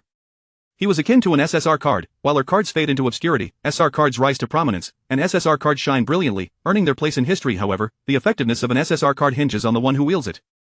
Without a worthy patron, it may underperform. It seemed Jiang Delei had found such a patron in the current emperor, an aging ruler, lost in indulgence. How did Jiang Lei know of the emperor's vices? It was common knowledge, and he had even contemplated marrying his daughter into the palace to gain favor. Unfortunately, his daughter had inherited his unremarkable looks, making her an unsuitable candidate for a concubine. Unlike him, Jiang Delei was handsome, while Jiang Lei was not. Though they were brothers, the disparity in their appearances was vast. In fact, Jiang Lei often believed that his brother had not only blocked his path to success but had also siphoned off his nourishment in the womb, preventing him from becoming a pretty boy. What, they're not twins? How could my brother take my nutrients in the womb? Don't ask, just know that he felt robbed, and how he came to that conclusion was beyond his infantile understanding. Chapter 52 The Orphaned Widow, Part 6 In any case, a person who refuses to blame themselves and instead chooses to blame others will always find a target for their accusations. Regardless of how absurd the reasons for the blame may be, it can never possibly be their fault. The fault lies with others, with the world. It will never be with oneself. Such individuals will never fall into internal conflict. They consistently expend their energies on external grievances. Take Master Jiang, for example, who resents his elder brother but lacks the courage to truly defy him, thus resorting to feigned compliance. His elder brother admonishes him to treat the local populace kindly, reminding him that their family once emerged from humble beginnings. He nods in agreement, yet his actions are entirely contrary. The only distinction lies in the fact that he dares not make his misdeeds overt. He lacks the brazen arrogance of a scion from a powerful family who acts without fear. It is only when Master Jiang is nearly incapacitated that Zhang Yi finally withdraws his foot. The attendants beside them dare not rush to assist Master Jiang but instead cautiously gauge Zhang Yi's expression. Zhang Yi's countenance is devoid of emotion. Master Jiang erupts in fury. You wretched slaves, do you wish to court death? Hurry and help me up. Be careful, or I shall not spare you. Arrogance invites punishment, particularly in the presence of Zhang Yi. Just as Master Jiang straightens himself, he receives a heavy kick that leaves him feeling as though his very organs have shifted. In his agony, he perceives a shadow looming before him. Upon a closer look, he sees his ancestor's frigid expression, gazing down at him. What status do you hold that you dare to call yourself master before me? Before he can respond, the ancestor's tone shifts, a sinister smile spreading across his face. I am not the pampered elder brother you are accustomed to. I possess both strength and means. Faced with an ancestor who possesses both strength and cunning, Master Zhang's days of torment have officially commenced. Fortunately, his mother, whose health was already failing, had exhibited a brief resurgence of vitality. After acknowledging the ancestor, the old matriarch appeared somewhat satisfied, devoid of any lingering regrets, and shortly thereafter, her spirit waned, leaving her increasingly feeble. As her strength ebbed, she soon found herself bedridden, and this time, her condition proved far more severe than before. So intense was her decline that even Master Jiang, who had previously wished for her demise, felt genuine sorrow. Reflecting on his elder brother's recent gift of a millennium-old snow ginseng, he hastily summoned someone to retrieve it, only to be informed that it had long since disappeared. What? He exclaimed, incredulous. Who dares to take my property? Who? Master Zhang's rage escalated. The servants, fearful of his wrath, quickly divulged the answer. It was his wife. The master of the household. The only possible lady in question was his spouse.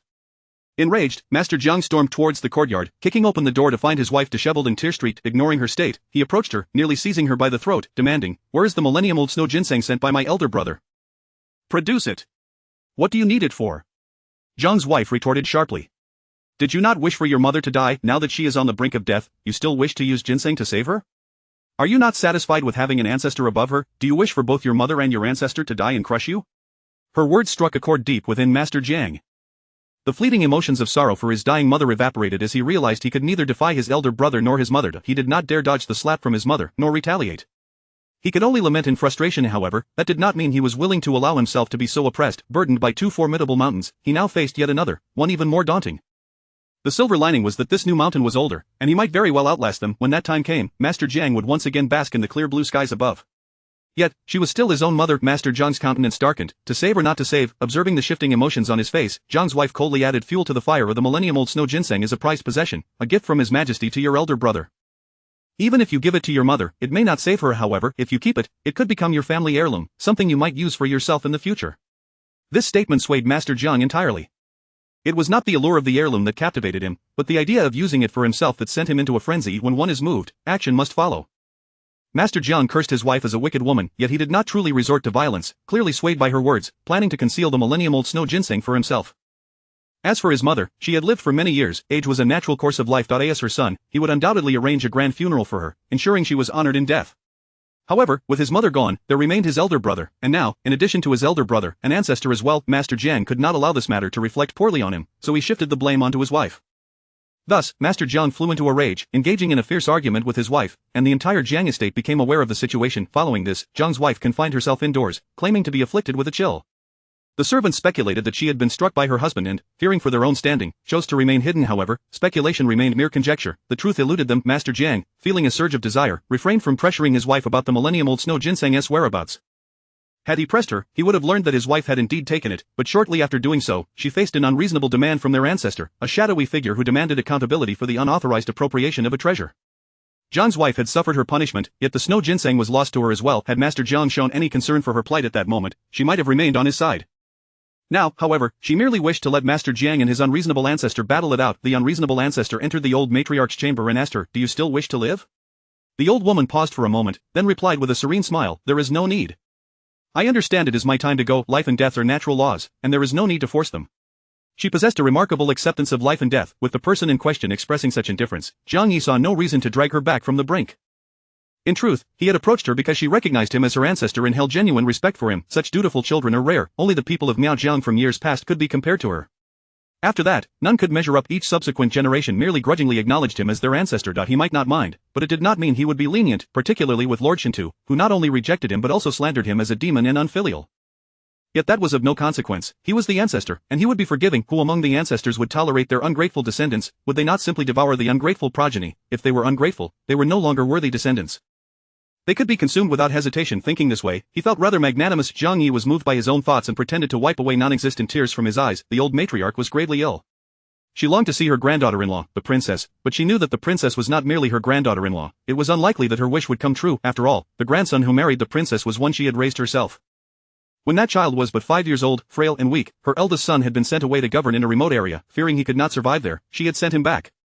The old matriarch had always taken a hands-on approach to raising her grandchildren. Unlike the more affluent families who left such matters to numerous servants and wet nurses, the youngest child of her eldest son had been raised solely by her.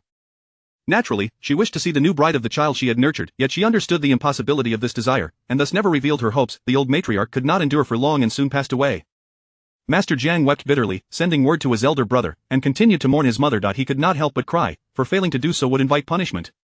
If you do not weep for your mother's death, how can you mourn for me when I am gone? Will you not only fail to cry but also cavort with your concubine upon my grave? Master Jiang was filled with grief and indignation but dared not speak further. He knew that if he did, his elder brother would come to confront him. Despite thinking it absurd that anyone would frolic upon a grave, he could only keep such thoughts to himself. Though autumn had arrived, the weather remained warm, and his mother's coffin could not remain in the house until his elder brother returned.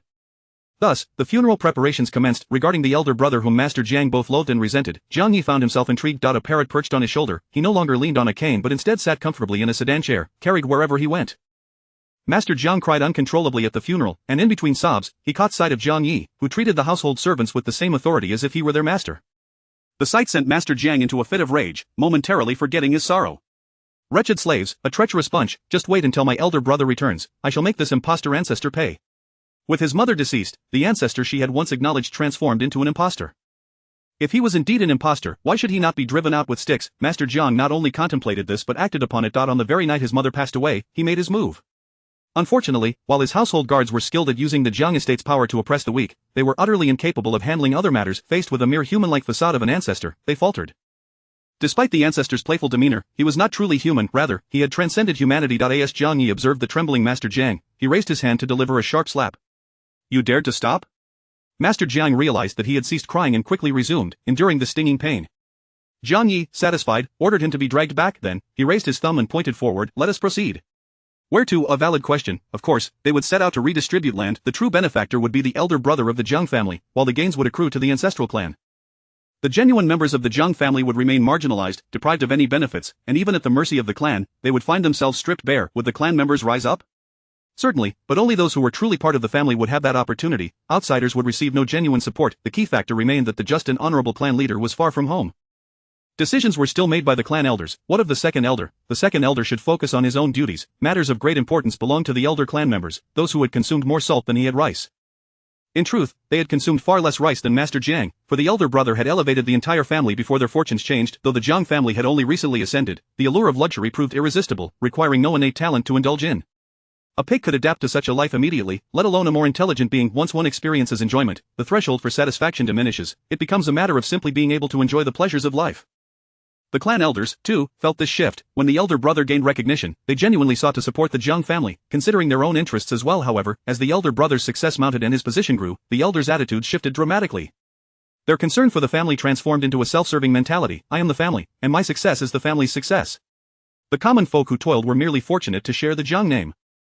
They were nothing more. Why should they be allowed to remain in positions of power? They should contribute to the clan. For what right did they have to claim their share? The land they received was not a gift but a trade, effectively barren land. How audacious! You squander the opportunity one grant you. The clan elders were not noble lords or emperors. They were tasked with managing their own kin. Regardless, they still required a facade of propriety and justification. Why would they feign compassion towards the Cui family, claiming the land was for Jiang Cheng's education? When it comes to the future of children, any sacrifice seems worthwhile. Though such sacrifices were made under duress, they appeared to maintain decorum. In truth, should things spiral out of control, the unfortunate ones would be the widow and her son. Never the likes of Jiang Yi or Master Jiang. And Master Jiang's behavior revealed the rot within the Jiang family. Was there not a single virtuous figure among them? There were a few, but they were outnumbered by the wicked. Virtuous individuals obstructed the wicked, making them targets of disdain. The wicked, being more numerous, would inevitably prevail over the virtuous, forcing them into obscurity. Once the virtuous fell from grace, only the wicked remained. Chapter 53 of The Orphan and the Widow, Part 7. Are all those remaining bad people? How splendid, even our ancestors were not paragons of virtue. We are all of the same ilk. The ancestor, with his questionable morals, revels in harming others for his own gain. For the time being, there is little amusement to be found at the Jiang residence. Incessantly berating old Master Jiang would soon become tiresome. Jiang Yi broadened his perspective. He had an insider, Jiang Chang, mingling among the lower-tier members of the Jiang clan, who imparted much knowledge regarding the affairs of the clan elders.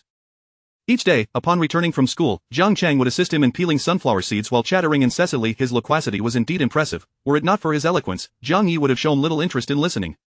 Jiang Chang was astute enough to know that the ancestor delighted in entertainment, and thus, he tailored his tales accordingly. Though he embellished the narratives, he did not exaggerate or distort the truth.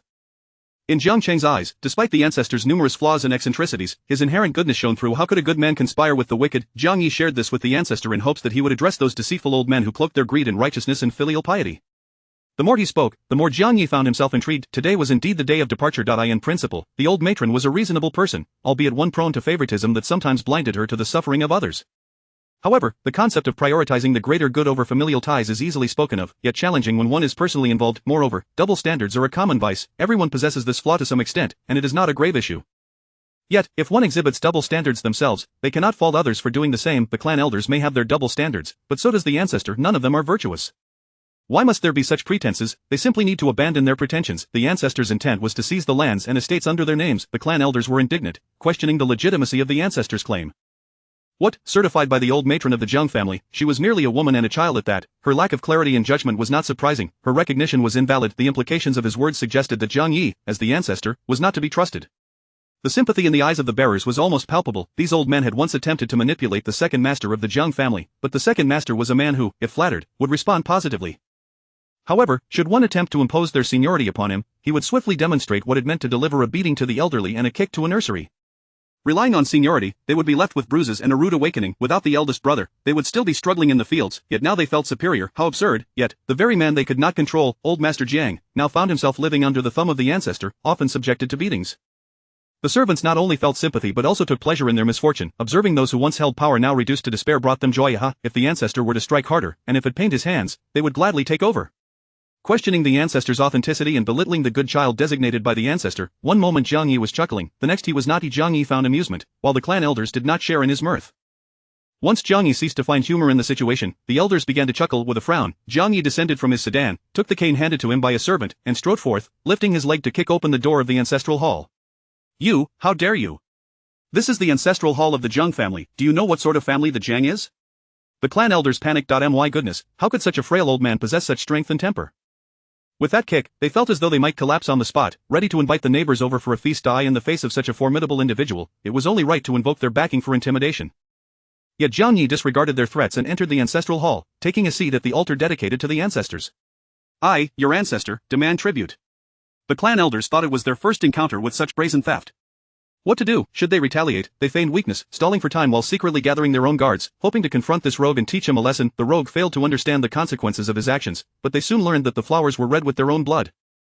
The small white flowers by the roadside were stained crimson by their lifeblood. The bruised clan elders knelt obediently below, calling him Ancestor. As for whether they were sincere, Jiang Yi was indifferent. Outward compliance sufficed. Jiang Yi was simply their ancestor, not their superior. He cared little for their loyalty. As long as they were not unfilial descendants, all was well. After all, Jiang Yi had come in response to the hopes of his descendants, akin to a wish-granting pool. What was the wish of the descendants? Jiang Yi, belatedly realizing, glanced at the task at hand. Protecting family. Such a modest wish warranted the ancestor's attention. Jiang Yi momentarily wore a frown, then raised his head. Bring someone to carry in the tablet of my fourth-generation granddaughter-in-law. As for the hierarchy, Jiang Yi found it tedious to untangle. However, did not the old matron mention that old Master Jiang was her fifth-generation grandson? Therefore, she was akin to his fourth-generation granddaughter. Law.it should be correct. At that moment, Jiang Yi desperately needed a device that played the phrase, "Daddy's daddy is called grandpa." What? To carry a woman's nameplate into the ancestral hall, and she was merely the granddaughter-in-law, not even a daughter, absolutely not. The one who called out was immediately silenced by a rap of the cane. I am not your delicate clan leader. I possess the strength and means to enforce my will. I say who enters, and who opposes. I oppose. Slap! The dissenting voice was sent flying. With the opposition dispatched, there was no one left to contest. With no opposition remaining, what more was there to discuss? Naturally, the ancestor's command was strictly executed, and in the center of the ancestral hall, the tablet bearing the old matron's name was immediately placed. "Oh, dear child, how could you leave us so young? Why do you not wish to live?" Jiang Yi pretended to weep, demanding genuine tears from others. The clan elders, though aged, were still of a generation comparable to the old matron. Now they were to mourn their contemporaries, even younger kin. Could they refrain from crying? Of course, they could. Their eyes were dry, unable to produce tears, and instead, they wore expressions of anger. Were they compliant in appearance yet not in heart? No matter, the ancestor would ensure tears flowed from their eyes. Unable to feign sorrow, that was of little consequence. The ancestor would unceremoniously claim their family fortune. Refusing, the ancestor possessed ample strength and means. Those elders, burdened with their grievances, found themselves in a dire situation. Glancing around, they saw their fellow clansmen equally trapped. None could escape. How marvelous, truly marvelous. In just a few decades, these individuals had transformed from common folk to wealthy landowners. Meanwhile, the villagers around them, after paying their taxes, had to tighten their belts, even in good harvest years. Should the harvest falter slightly, they would be forced to sell their children. Without such measures, the entire family would perish. Yet the wealthy landowners boasted thousands of acres of fertile land. Old Master Jiang himself was even more remarkable, possessing hundreds of thousands of acres. The clan elders were not lacking either. They could effortlessly present thousands of acres. Thus, during the late dynasty, when the commoners found no land to cultivate and could not survive, they resorted to rebellion, living day to day. Meanwhile, the landlords and nobles had so much land they could afford to return it to nature, turning it into their hunting grounds. However, none of this mattered to Jiang Yi. The world was his, merely a trifle of land, and he was not greedy. Thus, Jiang Yi distributed the land. The dispossessed clan elders gritted their teeth. They certainly did not care, for the land never belonged to them. It was old Master Jiang's. They felt no remorse in selling off their ancestral lands, let alone Jiang Yi selling lands that were multiple generations removed. If they felt no sadness over selling their ancestors' lands, then naturally, Jiang Yi felt no regret in selling lands that were even further removed. As Jiang Yi divided the land, an inexplicable sense of deja vu washed over him. If only he could shout, XX has arrived, exempt from taxes, and instead distribute land, he would be able to rally the masses. Alas, he had mistakenly taken on the role of ancestor when it was a rebellion he was meant to lead. Yet, once he tired of being the ancestor, he could shift roles. The ancestor could become a revolutionary. The ancestor possessed the skills to slay dragons. Though such skills were commonplace, one could not deny their utility, could they? The ancestor had already contemplated his future career path. Meanwhile, in the capital, the eldest master of the Jiang family had just received news of his mother's passing. He attributed her death to the sweltering heat, thus deciding to proceed with her burial rather than wait for his elder brother's return. Upon reading the letter, the eldest master of the Jiang family felt darkness envelop him and collapsed. When he regained consciousness, he was consumed by grief. Weeping uncontrollably, after his tears had flowed, he sought an audience with the emperor to resign his position and return home to observe the mourning period for his mother. The emperor was reluctant to let him go but had no grounds to refuse. He was merely returning to honor his mother, not for any other purpose. It was said that filial piety governed the world, and nothing surpassed the duty owed to one's parents. The emperor, pondering the situation, summoned his daughter, suggesting she accompany him to observe the mourning rites. Such matters typically required the presence of daughters-in-law and granddaughters-in-law. However, the status of a princess was different. She could choose to abstain. In truth, she did not wish to go, yet she could not withstand the emperor's persistent entreaties, nor could she ignore the queen's gentle coaxing. Compared to the emperor's insistence, the queen's was far more relatable. As a princess, she could not be treated with disrespect, and while she could choose not to attend, doing so would earn her unwarranted praise. Reluctantly, the princess acquiesced, summoning her husband to inform him that, as a granddaughter-in-law, she ought to return to honor her grandmother. Her husband thanked her and withdrew, leaving the princess fuming. Why the long face? Did he not wish to see her? A nearby maid replied, "Your Highness, the prince was raised by his grandmother. With her recent passing, he is understandably somber." Upon hearing this, the princess recognized her error and awkwardly approached her now grieving husband. Ironically, this husband was one she had chosen herself, yet why did they now seem so distant? This brings us to the prince's father, the esteemed eldest master of the Jiang family. A man of great talent and ability, he served as the crown prince's tutor. Once the crown prince ascended the throne, he would become the imperial teacher. Such a capable and talented individual was often praised by the emperor, to the point of making the emperor exclaim, "Without you, what would I do?" The princess had long been aware of his reputation. When the emperor announced he was seeking a husband for her, the chosen candidate was the youngest son of Jiang Qing, rumored to possess extraordinary martial skills, nearly unbeatable in combat. The princess was indifferent to martial prowess, her thoughts were on Jiang Da's exceptional talents and noble character, believing his son would surely be equally impressive. The emperor had only 2 children, a daughter and a son, and unlike previous emperors, he doted on his daughter. Furthermore, both children were born of the empress. Thus, before the selection of a husband, the emperor summoned the candidates to the palace, allowing his daughter to observe them from the shadows. If she found one to her liking, the emperor would then approach his esteemed minister about a potential union. When the princess beheld the young gentleman, they appeared as refined as jade, like orchids among trees, possessing an air of elegance that resembled celestial beings. Truly, he was worthy of being Jiang Da's son. The princess was immensely satisfied, yet, after their marriage, she discovered that the celestial being she had envisioned was, in fact, a rather coarse warrior. He scoffed at formalities and dismissed the ways of cultured scholars, lacking the ethereal quality she had imagined, and instead, she found herself with a rather unpleasant man. The more she interacted with him, the more discontent she became, leading her to nitpick at every little thing.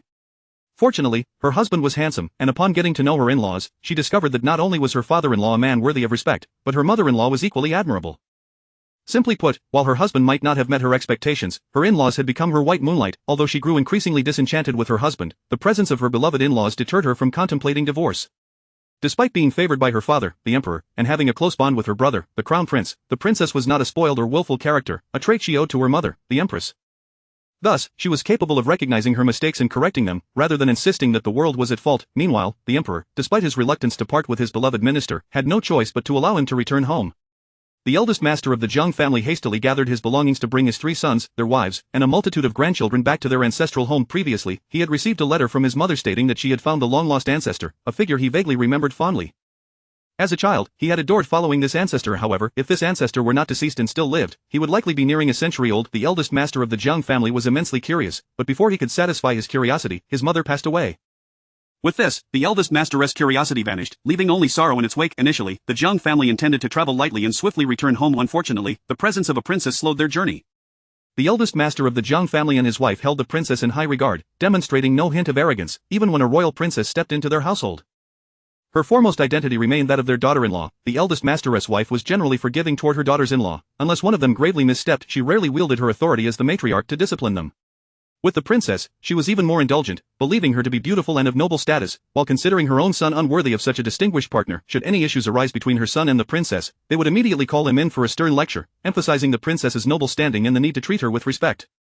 This marriage had certainly not been solely the princess's decision. The eldest master had also considered his son's feelings. The Zheng son, being enamored with beauty, swiftly agreed to the union, and upon marrying, he could hardly contain his joy. Naturally, he would harbor no grievances against the princess. Even if her temper occasionally baffled him, he would merely become upset in the moment, but would soon find ways to appease her, eager to remain by her side. Thus, the concerns of his parents were unfounded. The journey of the Zheng family became protracted, much to the dismay of the clan elders, who were now struggling under Zhang Ye's rule. Their lives had turned miserable. They faced not only reprimands but also various torments. They had always been the ones to torment others, but now the tables had turned, and they found themselves at the mercy of Zhang Yi.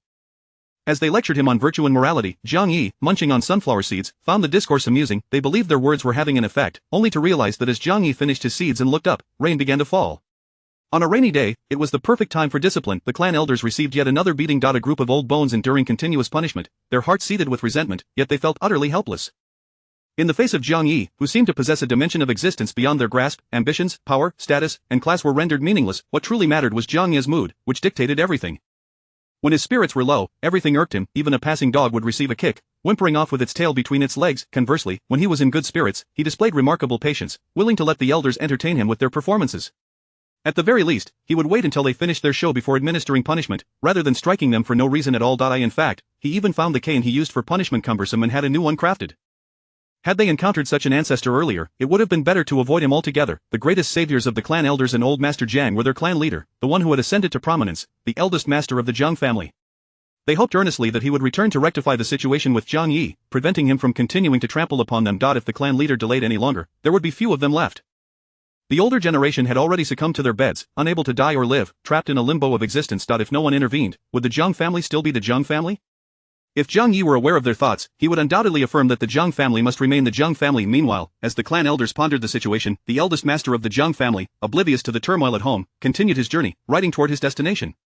The beleaguered clan elders had grown weary of waiting for their leader, who remained on the road. With transportation being inconvenient and communication slow, it was easy to miss connections. Previously, the elders had refrained from contacting their leader, fearing he would uncover the truth of their exploitation of the village and impose punishment upon them. Now, they longed for the leader to descend like a divine savior, only to be informed that Zhang De was returning home due to mourning. As for locating him on the journey, the messenger was merely a deliverer of news. If the recipient was not present, the messenger would return to inform the sender. Lacking the authority to make decisions, the messenger's reward for successful delivery was limited to praise. Failure would result in blame. Thus, they naturally sought approval from their superior before proceeding. As they awaited the return of their leader, the eldest master was likely already nearing his destination. While the leader was still en route, the ancestor had already become the beloved figure among the villagers. The ancestor's judgments appeared arbitrary to outsiders, influenced solely by his mood, yet, the outcomes consistently revealed his uncanny insight. The clan elders undoubtedly sought to undermine him, perhaps by deploying their own people to disrupt his authority, attempting to tarnish Zhang Yi's reputation through public opinion. However, Zhang Yi refused to engage in a battle of wits. He simply overturned the table. The common folk, stirred to rebellion, attempted to use his reputation as a good man to coerce him, even seeking to bring about his demise. What a joke! When had the ancestor ever claimed to be a good man, the instigators would surely face the brunt of his wrath, while those who believed in the safety in numbers principle were grossly naive. In Jiang Ye's domain, there was no protection under the guise of collective guilt. As adults, they must bear the consequences of their choices. Once actions were taken, the repercussions followed. The notion of innocence or being coerced could not absolve them. The benevolent ancestor did not subscribe to such thinking. If this benevolent figure was virtually invincible, impervious to both soft and hard measures, and never resolved issues but merely eliminated those who created them, what could they possibly do? While the clan elders feigned submission, they secretly awaited the arrival of their leader, the one who would save them. A benevolent figure and a savior would soon reveal who held the upper hand. Chapter 54 The Orphan and the Widow, Part 8. Jiang Yi mused that by the time their esteemed magistrate arrived, he might no longer wish to be the mild-mannered lord of clear broth, but rather indulge in the more robust flavors of spicy broth instead. Recently, in Shaocheng, a persistent autumn rain had fallen, and it was not merely the rain. The townsfolk had begun to follow one after another. Jiang Yi, darting about among the crowds, was acutely aware that a pestilence might be brewing in Shaocheng. This unfortunate circumstance rendered the game experience of the venerable ancestor less than delightful. When Jiang Chang returned from school to chat and offer him a massage, Jiang Yi let out a heavy sigh. This sigh, unexpectedly, seemed to echo the weariness of his age, contrasting sharply with the arrogance he had previously displayed towards the assembly of lords. With this weariness manifesting, the beleaguered lords rejoiced. Though the ancestor was indeed troublesome, he was, after all, aging. If they could merely outlast him, they would surely reclaim what they had lost, multiply tenfold. Currently, the lords sang praises and celebrated, convinced that someone would champion their cause. Thus, the audacious commoners who dared to voice their grievances would soon find themselves accompanying the old man to the afterlife. Their devotion was remarkably pure and filial, otherwise, how could they even contemplate the idea of joining the old man in his plight? The lords were elated. However, Jiang Chang was quite flustered. He grasped Jiang Yi's hand, which, though not particularly robust for a centenarian, seemed strong in comparison to Jiang Yi's own. His ability to dance, shout, and curse with vigor made everyone overlook this detail. Even Jiang Cheng himself, realizing the gravity of the situation, Jiang Cheng felt a pang in his heart, akin to witnessing his beloved grandfather, who had always cherished him, nearing his end. Just as Jiang Yi sighed, he looked up to see the child's eyes brimming with tears. On the verge of crying, enraged, Jiang Yi demanded, Who has the audacity to bully the esteemed grandson of our ancestor right under his nose? How dare they? The esteemed grandson, a person of unwavering resolve even in life-threatening situations, was being treated so horrifically. Furious, Jiang Yi rose, brandishing his cane, determined to confront the suspect. It was evident who the suspect was. Those lords who had recently harbored discontent towards him, particularly the elders of the Jiang family who had once wielded power over the Jiang clan. The lords, secretly observing Jiang Yi, were in a state of panic, wishing for him to stumble and meet his demise. Those who had been quietly observing, sharing similar fates, gathered together, and even the county magistrate could be seen among them. Shaocheng had once been merely a county, and as Jiang Yi's influence grew, the town transformed, gradually shedding its former identity. The court had initially intended to elevate the county to a province, but Jiang Yi had firmly rejected the proposal. Although the title of county had fallen out of use, the name Shaocheng remained. The locals, as well as outsiders, ceased to recognize it as a county, and thus, Shaocheng became its sole identity. Despite its changes, it could not hope to rival the capital city, nor even a higher province. The second lord had never visited the capital, but the matriarch had. She returned, claiming she could not endure the life of a noblewoman in such a grand setting. The second lord had ventured to the provincial city long ago to seek a bride, and upon hearing of Jiang Yi's recent success, a wealthy merchant had hastened to propose. However, he did not approach Jiang Yi directly, but rather his younger brother, as the elder had already wed his mentor's daughter. Though the merchant's intentions were clear, Jiang Yi's steadfastness and loyalty to his wife thwarted any schemes. Over time, the second lord sought to relocate his family to the provincial city, but his mother resisted, clinging to the family's ancestral land. Jiang Yi, embodying filial piety, did not press his mother to move, and his wife, desiring to stay, was met with opposition from the matriarch, who was unwilling to separate the couple. Thus, the second lord proposed taking charge of the matter, reassuring his brother to pursue his ambitions, confident that he would manage everything. Jiang Yi felt a sense of guilt for his brother's dedication to their family while enjoying the emperor's favor and rewards. Indeed, the second lord was not impoverished, his wife's family was well off, and he was supported by his brother's generous provisions. As his mother aged and fell ill, Jiang Yi began to request rare medicinal herbs from the emperor, who was pleased by his inquiries, favoring the more ambitious over the selfless. The emperor, naturally, was wary of those who claimed to be without desires, suspecting ulterior motives. As the townsfolk eagerly awaited their savior, the arrival of Jiang Yi was seen as their liberation, though they conveniently overlooked their past misdeeds. They believed that Jiang Yi, their protector, would not turn against them. However, as Jiang Yi's influence grew, the number of sycophants among them dwindled, and many began to flee, fearing his wrath. Jiang Yi, in his quest for justice, had become an unpredictable force, and though the lords initially felt secure, they soon realized the precariousness of their positions. Jiang Yi's relentless pursuit of retribution had brought him face to face with the very injustices that had long plagued the commoners.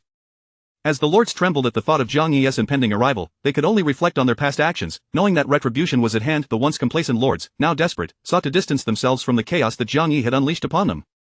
In the shadows, many plotted to stoke the flames of discontent further, hoping to implicate Jiang Yi in greater schemes that could tarnish his reputation. Chapter 55 The Orphan and the Widow, Part 9 In truth, their guidance was entirely unnecessary. The number of coffers in Shaocheng was increasing. The astute among them discerned that the relentless rain, coupled with other factors, had precipitated a grave epidemic in Shaocheng. Perhaps the origin lay not within Shaocheng itself, but rather elsewhere. Refugees, gaunt and haggard, began to appear in the vicinity. Those who were uninformed remained oblivious to the calamities unfolding beyond their borders, while the well-informed, feeling detached, were assured that the disaster would not reach the noble families. Yet, should this disaster be accompanied by a dreadful plague, all regions susceptible to infection would likely be sealed off. A strict prohibition against entry or exit, such was the nature of the times. In the face of a pandemic, the court adopted a similar stance, opting for outright isolation. As for those already infected, they were left to their own devices, their fate deemed the consequence of their ill fortune. They had no means to address such a calamity, nor could they. Thus, the only choice was to abandon the afflicted. However, if the source of the epidemic remained undiscovered at the outset, by the time it was located, it would likely have spread across a vast expanse. This was the first time Jiang Yi encountered such a situation. At this juncture, he was neither causing trouble nor idly snacking on seeds, rather, he leaned heavily on his staff, his countenance grave as he gazed into the overcast sky, clearly pondering matters of great significance. Indeed, the matters he contemplated were of utmost importance. Jiang Yi was not at the Jiang residence, he had departed and was currently residing in Jiangcheng. Shueisha held a considerable fear of Jiang Yi. Despite her son's incessant attempts to convince her that Jiangcheng was not to be feared, nor was it a realm of demons and monsters. In fact, without Jiangcheng, they would have long since met a gruesome end. While she acknowledged this debt of gratitude, it did not preclude her from feeling apprehensive. After all, she had witnessed with her own eyes how a man had emerged from the earth. The good news was that, despite her fears, Shueisha remained tight-lipped. In the face of the villagers' recent veneration and admiration for the newly emerged ancestor of the Jiang family, Shueisha, although she suspected they were not entirely human and might harbor ulterior motives, showed no hint of discontent or loose talk. She would not, in a moment of indignation, blurt out that Jiang Yi was anything but human. Were she to do so, she would inevitably fall under the control of the nobles, becoming a potential leverage against Jiang Yi. Whether effective or not was secondary, it would certainly position her as a target in the eyes of the nobles. Currently, the only thing Jiang Yi appeared to hold in high regard was Jiangcheng, whose whereabouts had already been scrutinized. Initially, Jiang Yi had appeared in close proximity to Jiangcheng. Unfortunately, both women were rather difficult to deal with, gentle persuasion failed, and the nobles were hesitant to employ force. After all, Jiang Yi, when driven to madness, instilled fear. Moreover, even if someone were inclined to take a hard stance, a multitude of reasons would ultimately thwart their efforts. It was as though Jiangcheng possessed an inexplicable protection. Indeed, this protection existed, but it stemmed from Jiangcheng's daily homage to his great-grandfather. The truth revealed a lesson in sweetness of speech and shamelessness could, at times, yield significant rewards. However, such outcomes were contingent upon the discernment of the target. Should the target prove unworthy, the endeavor would be futile. Yet, if the target were worthy, congratulations were in order. Ascending to greatness was no longer a dream. But if such ascension was attainable, what other concerns could one possibly harbor? Jiangcheng had no intention of seeking such elevation. Rather, as he had expressed to his mother, without Jiang Yi, they would have long since perished. Thus, regardless of Jiang Yi's nature, Jiangcheng would always remember this kindness. Jiang Yi's recent stay at Jiangcheng's residence was a result of Jiangcheng's earnest invitation. Jiangcheng had made a fervent appeal for Jiang Yi to reside with them, fearing that the ancestor's recent actions had become excessively bold, potentially inviting harm. This concern was primarily born from the earlier spectacle of Jiang Yi confronting the nobles, a sight the young boy had not witnessed until now, causing him some apprehension. Unlike Jiang Yi, an outsider from an extraordinary realm, Jiangcheng had grown up in this environment, well aware of the power wielded by the nobles of the ancestor appeared formidable, yet prowess alone did not ensure success. While the nobles might falter in achieving their aims, they would certainly not hesitate to perpetrate wrongdoing. In light of the ancestor's safety, Jiangcheng resolved to relocate him, rather than explicitly stating, "You cannot contend with them. Let us flee." He adeptly utilized his understanding of Jiang Yi's character to persuade him to leave. Although the reasons for this persuasion would likely leave the nobles speechless were they to discover, Jiangcheng managed to bring Jiang Yi home under the pretense of the autumn harvest. Jiang Yi had yet to witness an autumn harvest, especially not in its ancient form, and thus eagerly followed Jiangcheng back. The news of illness in the city was quickly overshadowed by the importance of the autumn harvest. While it was indeed strange that many fell ill, the urgency of the harvest took precedence. If they failed to act swiftly, it would be their own misfortune. After all, if the harvest were affected, how would they fulfill their tax obligations, and from where would they procure food for the coming year?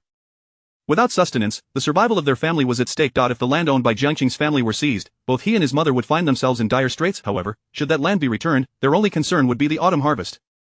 Jiangcheng had not attended the clan school recently, he was busy assisting his mother with the autumn harvest. Shueisha did have relatives, including a brother from her maternal family, yet he was a selfish man, married to a woman of the same disposition. Rather than aiding Shueisha, their first instinct was to strip her of every last resource, leaving nothing behind. However, Shueisha was married into the Jiang family, a prominent clan. While the larger clan engaged in oppressing their kin, they remained unaware, fearing that excessive exploitation might provoke retaliation from the Jiang family. Though the villagers initially intended to exploit the orphan and widow's resources, they were not entirely devoid of gratitude. The desire to seize their assets and the recognition of their benefactor's kindness could coexist. Human nature was inherently complex, unless one had long ascended the ranks of the predatory carnivore class, one's conscience was unlikely to be wholly corrupted.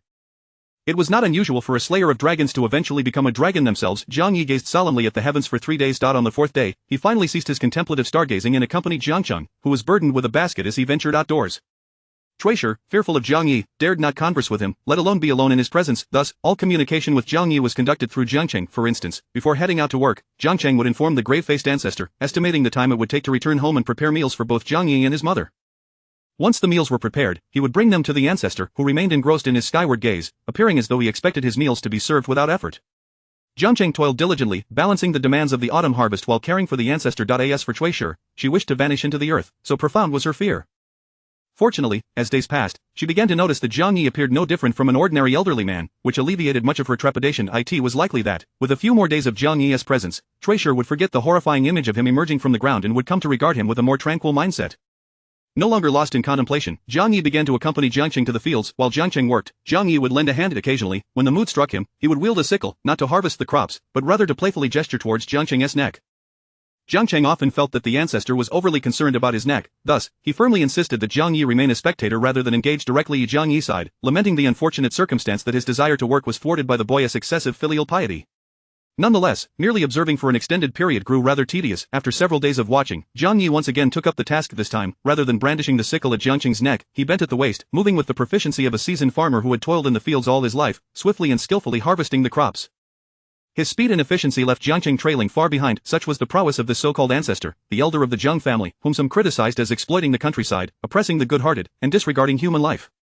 Those who spoke thus were middle-aged men with unkempt beards, appearing neither extravagant nor tattered, but rather modestly clothed. Compared to the surrounding nobles, this man's attire seemed notably shabby. Yet, no one dared to underestimate him, for he was the source of what made Chaocheng distinct from other regions, the esteemed elder of the Jiang family. Indeed, it was a cause for celebration. The elder of the Jiang family, who had recently embarked on a journey, had finally concluded his travels. His family had successfully returned to their ancestral home and paid their respects to their deceased mother, as well as to the grave of the recently interred. The previous day had been consumed with honoring his mother and ensuring the comfort of the accompanying princess. Once settled, his younger brother clung to him, weeping profusely, lamenting his absence and recounting the trials endured at the hands of their family's ancestor. The elder listened quietly, discerning the myriad inconsistencies woven throughout his brother's account, which was riddled with contradictions and evident omissions. Before he could formulate a conclusion, the next day, the remaining clan elders of the Jiang family came to visit, similarly lamenting the wrongdoings and atrocities committed by Jiang Yi. Some even attempted to shift the blame for their own misdeeds onto him, providing vivid descriptions of their actions as if they were their own, inadvertently implicating themselves. While the elder of the Jiang family returned home in mourning, it did not signify his complete loss of influence. Not to mention that the princess had accompanied him, and the customary mourning period was typically 3 years for common folk and only 1 for the nation's high officials. The emperor would not dare to imprison him indefinitely. However, he cunningly framed his advice in terms of filial piety, implying that he would grant his loyal minister only 3 months to return home. While fulfilling one's familial duties was expected, one must not lose sight of national affairs or the welfare of the populace, lest one be guilty of true disloyalty and ingratitude. Having delivered his moral lecture, he turned to emotional appeals, exclaiming how indispensable the minister was to him, and how he could not survive without him. Regardless, the elder's mourning period was sufficient. The emperor's regard for him ensured that no one would dare to neglect the elder of the Jiang family. The governor personally escorted him home, fearing that the elder might suffer any indignities in his own territory, going so far as to offer various forms of assistance, including provisions and treasures. Yet, the elder of the Jiang family graciously declined. Their family was modest in size, they had servants, but just enough to manage their needs. Moreover, the princess had brought a retinue of her own, including 100 elite guards, royal chefs, physicians, and palace maids. While this appeared to be a show of pomp for the princess, the elite guards were, in fact, a means of safeguarding the elder. The emperor was well aware of the character of his court ministers and feared that someone might take rash action, seeking to eliminate a political rival during the elder's period of mourning. Thus, he mandated heightened security, justifying it under the pretext of his daughter's safety, genuinely concerned that she might encounter daring bandits along her journey. Although the emperor wished to go further by deploying troops for protection, such an action would be excessive and unacceptable to both the courtiers and the elder himself. Consequently, the emperor had to relent. Those who came to lament had attempted to shift their guilt onto Jiang Yi, ultimately failing and inadvertently exposing their own faults. Their attempts to accuse Jiang Yi backfired, resulting in their own downfall. The county magistrate also contemplated presenting a complaint, yet he hesitated due to his official standing and the desire to maintain his dignity. Afterward, he received reports of his former companions, who had been merrily drinking and cursing Jiang Yi to meet an early demise. These reports came from Jiang Yi's own servants. Enraged, the county magistrate exclaimed that such vile deeds had occurred under his watch, leaving him feeling unworthy before the court, the emperor, and heaven itself. He felt he could no longer remain in office. The county magistrate covered his face in shame, contemplating escape. It became evident that the elder of the Jiang family was a man of integrity, unlike his brother, who was foolish and greedy. The latter cared little for human life as long as he profited, indifferent to the suffering of others. Conversely, the elder of the Jiang family was principled, unwavering, and dignified. It was impossible for the elder to align himself with the county magistrate in wrongdoing. Given this realization, the magistrate understood he must flee, otherwise, he would be waiting for the inevitable judgment that awaited him. While they hoped for a just ruler, they did not genuinely want to summon one. Should a righteous figure appear, it would be they who faced the first reckoning. They could deceive others, but they could not fool themselves. They were not virtuous individuals. Indeed, corruption was rampant throughout the court. Where was it not tainted? Yet, there were those who emerged unscathed from the mire, who truly embodied the principle of remaining awake while the world around them succumbed to intoxication, steadfastly adhering to their moral compass despite their awareness of their incongruity.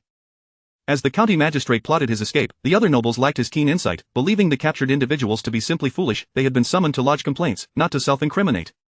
Their folly was their own doing. They could only blame themselves, however. They would not be so foolish. Under the clever complaints from the nobles, the elder of the Jiang family acted swiftly, the very next day leading a group of nobles to confront Jiang Yi, whom they described as arrogant, lawless, and a scourge upon the land. This display was not unreasonable, as it was their ancestor. It was only fitting that the younger generation approach with humility. A grand procession made its way, only to find Jiang Yi laboring in the fields, perspiring like an ordinary farmer. His demeanor and actions reflected the image of a humble, hard-working elder. The elder of the Jiang family cast a glance at the other nobles, who felt a chill run down their spines, their confidence wavering under the scrutiny. Fortunately, the elder merely posed a rhetorical question and then dismissed them, focusing instead on Jiang Yi. That moment, the perceptive among them, akin to the county magistrate, sensed the impending misfortune. The less discerning, however, awaited the elder's retribution against Jiang Yi with gleeful anticipation. Yet, as the elder of the Jiang family approached with a calm gaze and respectful tone, referring to him as Ancestor, Jiang Yi shot him a sidelong glance, his eyes gleaming with a fierce intensity. Once again, Jiang Yi raised his sickle, addressing the young men before him. Youngsters, I see the ominous signs flashing above your heads. Your fate is not only sealed but will also implicate your entire family. Upon noticing the entourage of elegantly clothed nobles and their numerous attendants, Jiangcheng attempted to silence Jiang Yi. However, before he could act, Jiang Yi aimed the sickle at his own neck. Jiangcheng quickly complied, allowing his hand to drop. Recognizing the wisdom and fortuity and trusting his ancestor's judgment, the elder of the Jiang family did not respond with anger. Instead, he maintained his composure. However, his accompanying nobles, emboldened by the perceived support, straightened their spines and began to act with bravado. How dare you, lowly peasants, this is Jiang Daren, the esteemed grand tutor of the crown prince. Before he could finish, Jiang Yi's sickle had already found its mark. The elder's eyelids twitched, and he swiftly intervened to prevent a bloody conflict from erupting before his eyes. While the noble's rebuke was fierce, the psychological impact of Jiang Yi's actions had left its mark, leading him to retreat slightly. Thus, he sustained a mere scratch instead of suffering a grievous fate. The noble's horrified screams echoed, their reactions more befitting of the weak than the contemptible figures they had scorned. Jiang Daren, look at this! The terrified noble cried out, attempting to draw attention to his plight.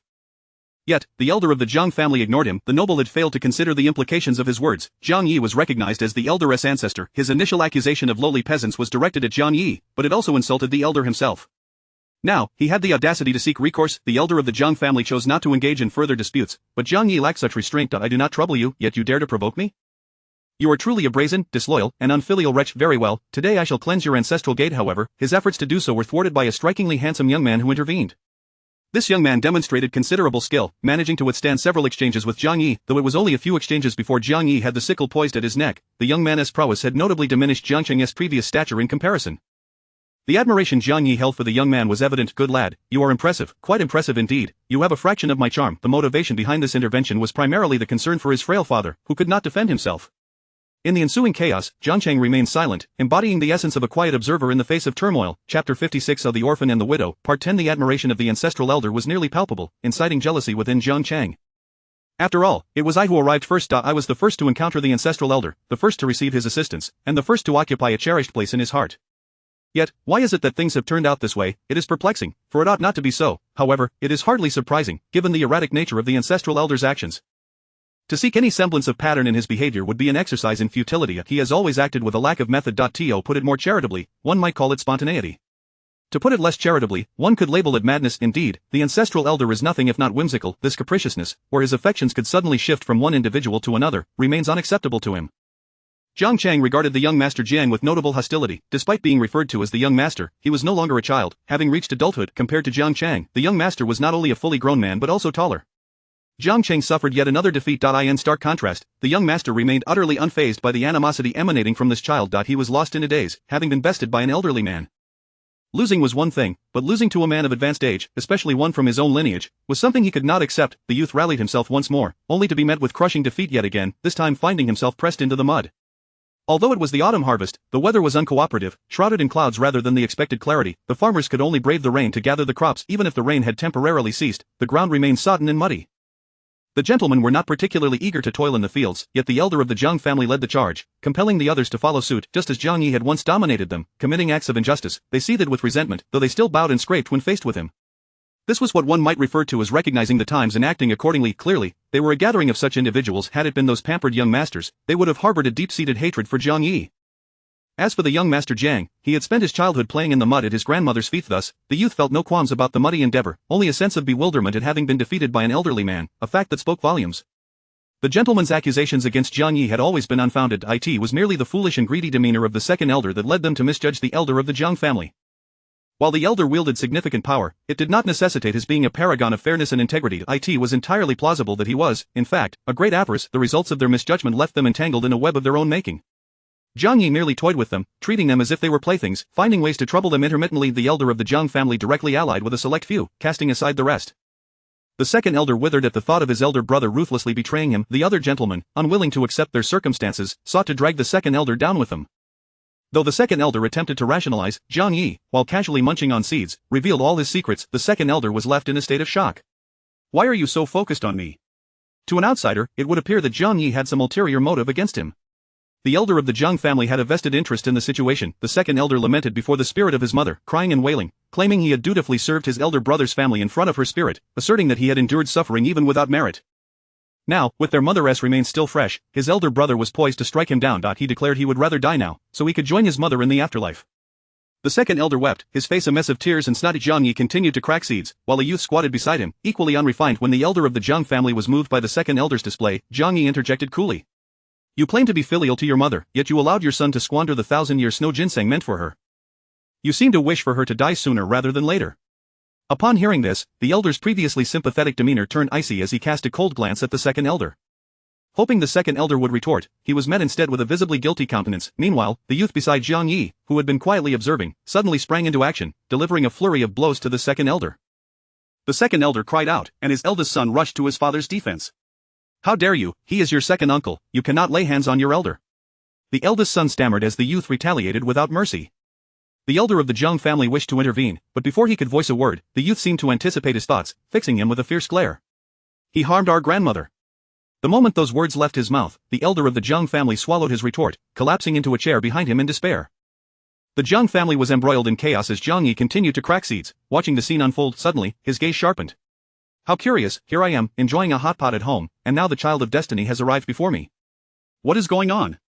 The seeds in Jiang Yi's hand nearly slipped from his grasp. He cast a glance at the youth, recalling that when this fellow first arrived, he had pressed his face to Jiang Yi's feet. How had he not recognized him as the child of destiny? Such a possibility was inconceivable. Jiang Yi could not have possibly overlooked someone so conspicuously destined. The child of destiny was as evident to Jiang Yi as a small sun in the night. Even a blind man would feel the difference. It was impossible to simply disregard him. Jiang Yi, now fully alert, seized the youth and pulled him back. Stop, he is your uncle. The youth, blinded by rage, struggled against Jiang Yi's grip. Listen to the ancestral elder's advice. Such violence will not achieve your aim. The youth's rationality returned, albeit slightly. However, his eyes remained bloodshot, clearly indicating his lack of affection for his uncle, whereas his love for his grandmother was profound, perhaps even surpassing that for his own father. Let the ancestral elder speak. The ancestral elder, uncertain of where he had procured a gleaming sword, swiftly punctured the second elder with several strikes. The punishment for betrayal is typically 3 blades and 6 holes, yet the ancestral elder had doubled that for them. Jiang Yi stepped forth as a mediator, primarily aiming to conclude the farce swiftly and persuade the youth to serve as his experimental subject. Your mother, your grandmother, my dear child, indeed could live a few more days, but only if you do not allow your own son to squander the medicine. Jiang Yi began to elaborate initially. It was your second aunt who took the 1,000-year snow ginseng meant for your mother and grandmother.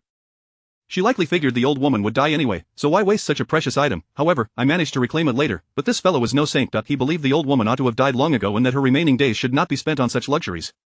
Jiang Yi's role as a mediator left others perplexed about whether he was seeking to preserve the second elder's life or merely lamenting that he had not perished sooner. As he continued, even those who had previously held feelings of affection for their only brother began to harbor resentment towards him. Though Jiang Yi's mediation appeared somewhat flawed, it hardly mattered, as his true goal was not to save anyone. Observing that the crowd still held significant animosity towards the second elder, Jiang Yi proposed a solution that would satisfy all parties involved. He would clean house. With sword raised, Jiang Yi prepared to sever the second elder's head, but at the crucial moment, the elder of the Jiang family intervened, and the youth instinctively moved to stop Jiang Yi. Indeed, while it is easy to speak of righteous indignation, executing such actions proves far more challenging. The elder lady was undoubtedly a good person, but upon realizing her son was not virtuous but rather a villain, she could not bear to see him slain.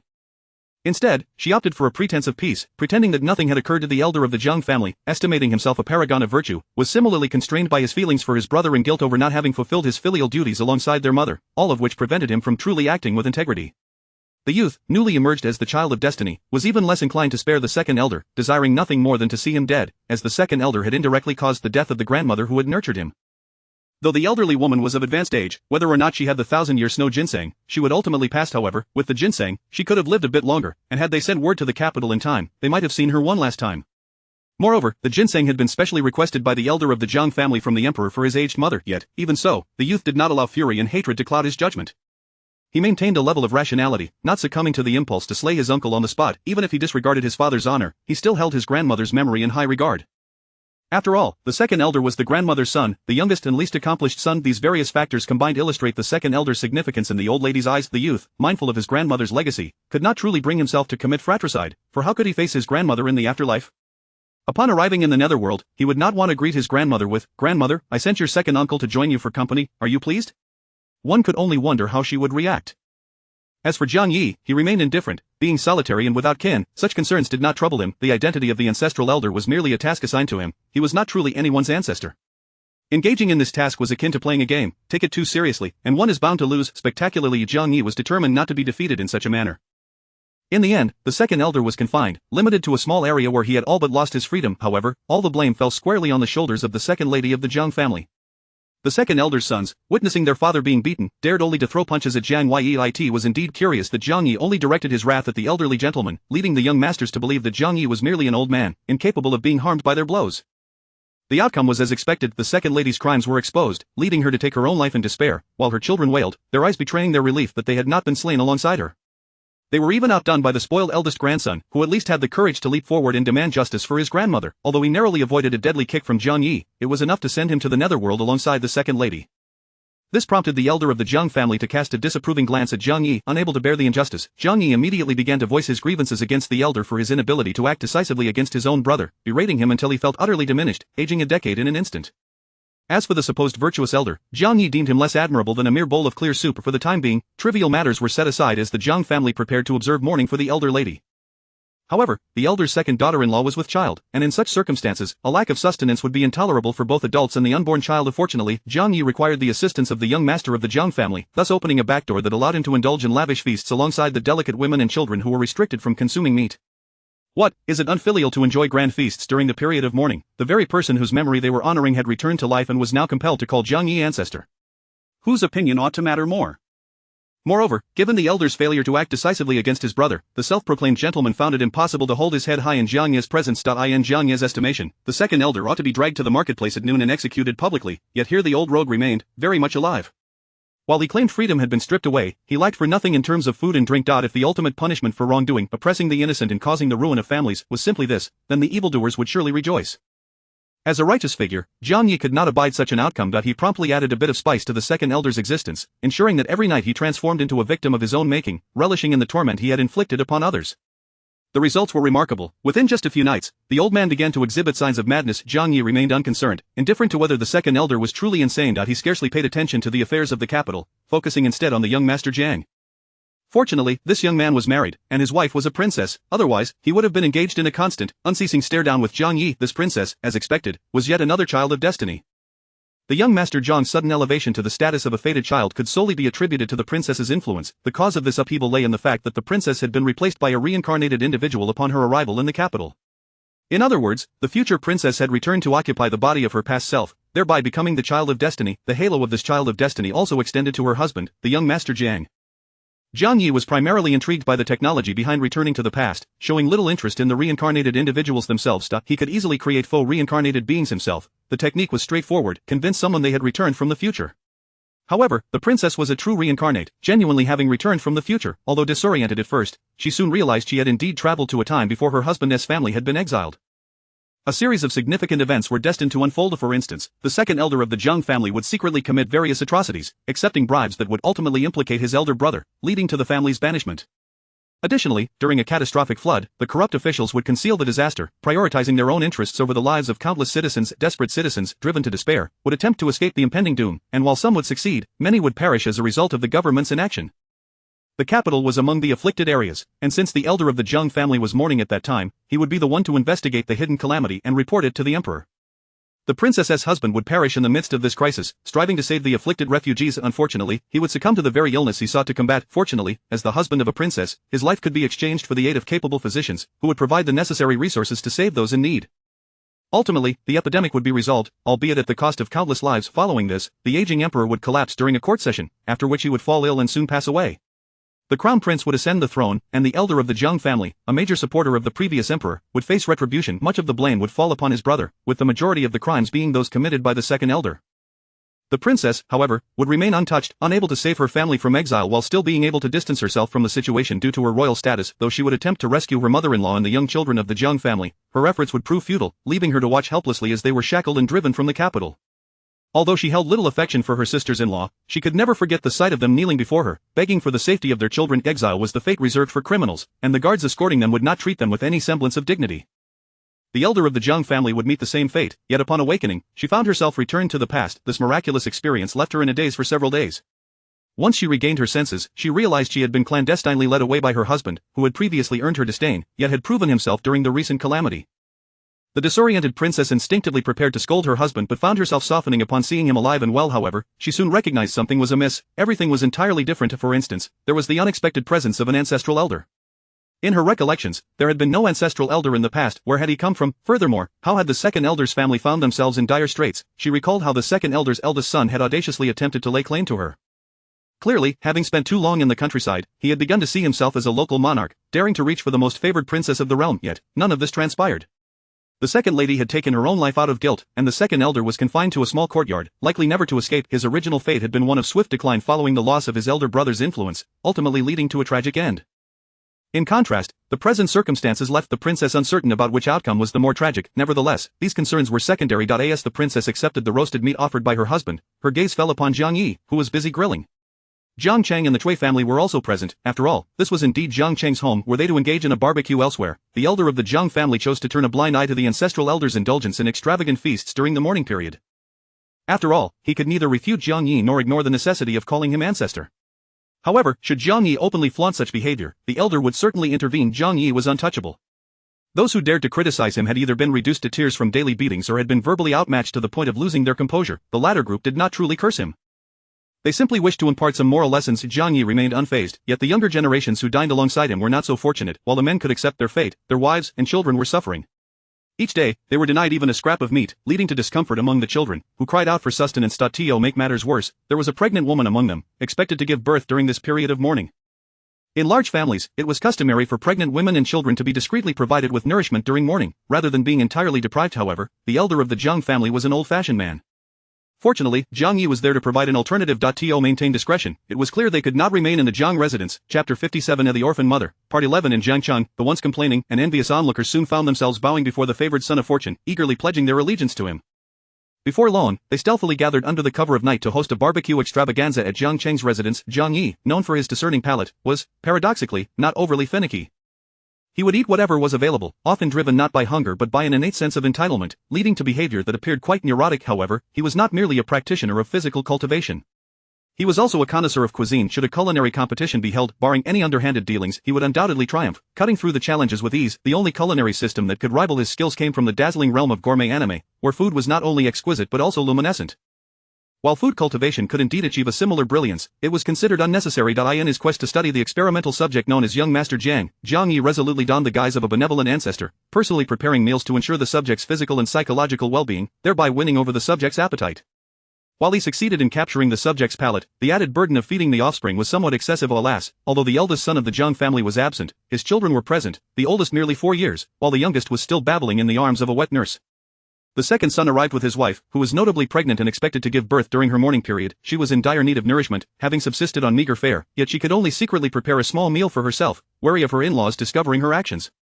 While her mother-in-law was somewhat lenient, her father-in-law was notoriously strict, and the younger generation feared him greatly. Only young Master Jiang, who was raised apart from him, dared to defy him in argument. It was said that this stern approach extended not only to his offspring but also to his students, even if they happened to be the crown prince of a nation. Given such a harsh and repressive educational style, Jiang Yi mused that, were he a prince wielding power, his first act would be to eliminate such a figure. Even the most virtuous child could be warped by his excessively severe methods, while those of lesser character would undoubtedly regard him as a mortal enemy. It was little wonder that the ancestor foresaw a tragic end for him, one that would bring calamity upon the entire family. Jiang Yi, reveling in the misfortunes of others, showed no inclination to alleviate the plight of future generations. At that moment, he was fully engrossed in the art of culinary creation, utilizing seemingly ordinary spices and ingredients. Anything that emerged from his hands bore the promise of exquisite flavor. The son-in-law, keenly opportunistic, seized a bounty of delicacies, promptly serving them to his wife. The princess initially attempted to maintain her composure. As one of noble birth, she had tasted countless delicacies. However, upon the first bite, her restraint shattered, and she surrendered to the feast. Fortunately, her husband was attuned to her desires, offering her dish after dish without the need for a signal. Having indulged in the Ancestor's handcrafted cuisine, the moonlit night had deepened. With the stars twinkling overhead, the satiated guests felt the autumn breeze grow slightly chillier, yet preferred to linger in their cloaks rather than return home too hastily. The second son, embodying the essence of a refined scholar, appeared remarkably relaxed, a rarity for him, and the others mirrored his demeanor. Jiang Yi refrained from joining the revelry, as did Jiang Chang. To the children, these affluent young elites seemed merely to be overindulged in aimlessly lamenting the scenery and rustic charm. Had they been tasked with farming, they would surely be wailing for their mothers by day's end. Accustomed to the countryside sights, Jiang Chang held little interest in the night sky, nor did he wish to endure the cool evening air. Treasure, feeling quite apprehensive, was unaccustomed to the presence of so many wealthy young gentlemen and ladies. Typically, she would find herself bowing and scraping before them, so her trepidation was understandable. However, Jiang Chang reassured her that there was no need for concern, for the ancestor was present. Upon reflection, Treasure deemed this to be reasonable. If there were to be a hierarchy, surely the ancestor would reign supreme. Even the emperor could not afford to be disrespectful to his father, and these gentlemen would likely adhere to the same principle. Later, Treasure contemplated remaining to attend to the pampered young aristocrats, but Jiang Chang interjected. They had their own servants and attendants, rendering her efforts unnecessary. Realizing this, Treasure returned to her quarters to rest. Meanwhile, Jiang Ye's experiments continued, yet events were unfolding rapidly. The reincarnated princess was still under the impression that her rebirth was merely a bizarre and vivid dream. However, the anticipated plague arrived, and the unrelenting rain transformed the air into a heavy mist. As another night of torrential rain descended, the princess awoke with a start amidst the thunderous claps. She sat up to find a commotion outside. The attendants at her side were visibly anxious, and a matron approached her, requesting that she join her mother-in-law. Strangely, the princess felt an ominous presence. The river embankment was on the verge of collapse, threatening to inundate the city. This night was far from peaceful. The rain fell heavily, and young Master Jiang took the lead, rallying the princess's royal guard and the local constabulary, brandishing torches as they navigated through the downpour. Unwelcome news arrived. The embankment could not withstand the onslaught any longer. Such a disaster was surely preceded by signs, but the county magistrate was not a man of integrity. The elder Jiang was preoccupied with restoring family honor and seeking justice for oppressed kin, leaving him oblivious to the magistrate's negligence. The magistrate, a man of greed, was more absorbed in amassing wealth than fulfilling his duties as a local official, neglecting the critical responsibility of maintaining the embankment. Jiang Yi discerned the magistrate's incompetence but could scarcely conceive the depths of his dereliction. Though the magistrate was not a local, he would soon depart, leaving disaster in his wake. However, the local gentry, too, displayed a shocking disregard for their own safety. Jiang Yi never imagined that anyone would prioritize wealth above their own lives. Thus, the situation escalated. The first to suffer were the ordinary folk, the innocent victims of a disaster that would soon claim many more lives, including those of the local elites, who could not escape the impending doom. Fortunately, though the realization came late, there was still a chance to remedy the situation. At the very least, while they could not stem the impending flood, they could organize an evacuation to higher ground before the embankment gave way completely. This required manpower, and the thoroughly compromised county officials were of little use. Thus, the royal guard brought by the princess became indispensable. The princess herself was not an unapproachable figure, rather, she was quite pragmatic.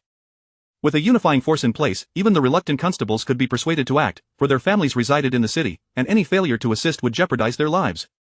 In that moment, everyone was united, working together as one. Jiang Yi observed quietly, remaining close to the experimental subject without intervening. At that juncture, Jiang Chang arrived. The ancestor cast him a glance.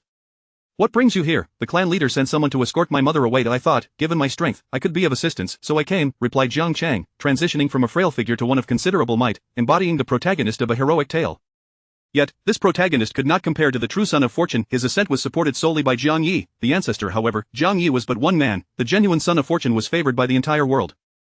Yet, as Jiang Chang joined the rescue efforts, aiding the elderly, women, and children in their perilous ascent amid the torrential rain and darkness, Jiang Yi noticed a subtle aura of fortune beginning to emanate from him. The status of Jiang Yi as experimental subject was thus elevated. Daylight brought more challenges. The ascent was arduous for those of noble birth, particularly for the princess, who was accustomed to luxury. With every few steps, she found herself faltering, her attendants equally fatigued. Just when it seemed all hope was lost, her husband appeared, carrying the elderly and frail to safety as if they were his own kin. The elderly and weak were evacuated, yet a substantial number of able-bodied individuals remained below to provide cover amidst the relentless downpour and the cacophony of thunder. Wealth and status became meaningless in the face of disaster. The princess was particularly anxious, recalling that her husband could perish in the flood. She instinctively sought to restrain him from leaving, yet when she grasped his hand, the look he cast back was one of reassurance and determination. She understood that she could not hold him back, and thus, with great reluctance, she loosened her grip. With the intricate web of love and conflict surrounding the experimental subject did not escape Jiang Yi's notice, yet he remained indifferent to such matters. His focus lay elsewhere. He continued to shadow young Master Jiang, providing a sense of comfort to the princess amid her turmoil. In truth, her comfort was misplaced. Should young Master Jiang find himself in peril, Jiang Yi would likely refrain from intervening. However, Jiang Chang might have acted differently. After all, the first person one sees upon emerging from the grave often receives the ancestor's unique favor, as they are deemed the descendants who summoned him.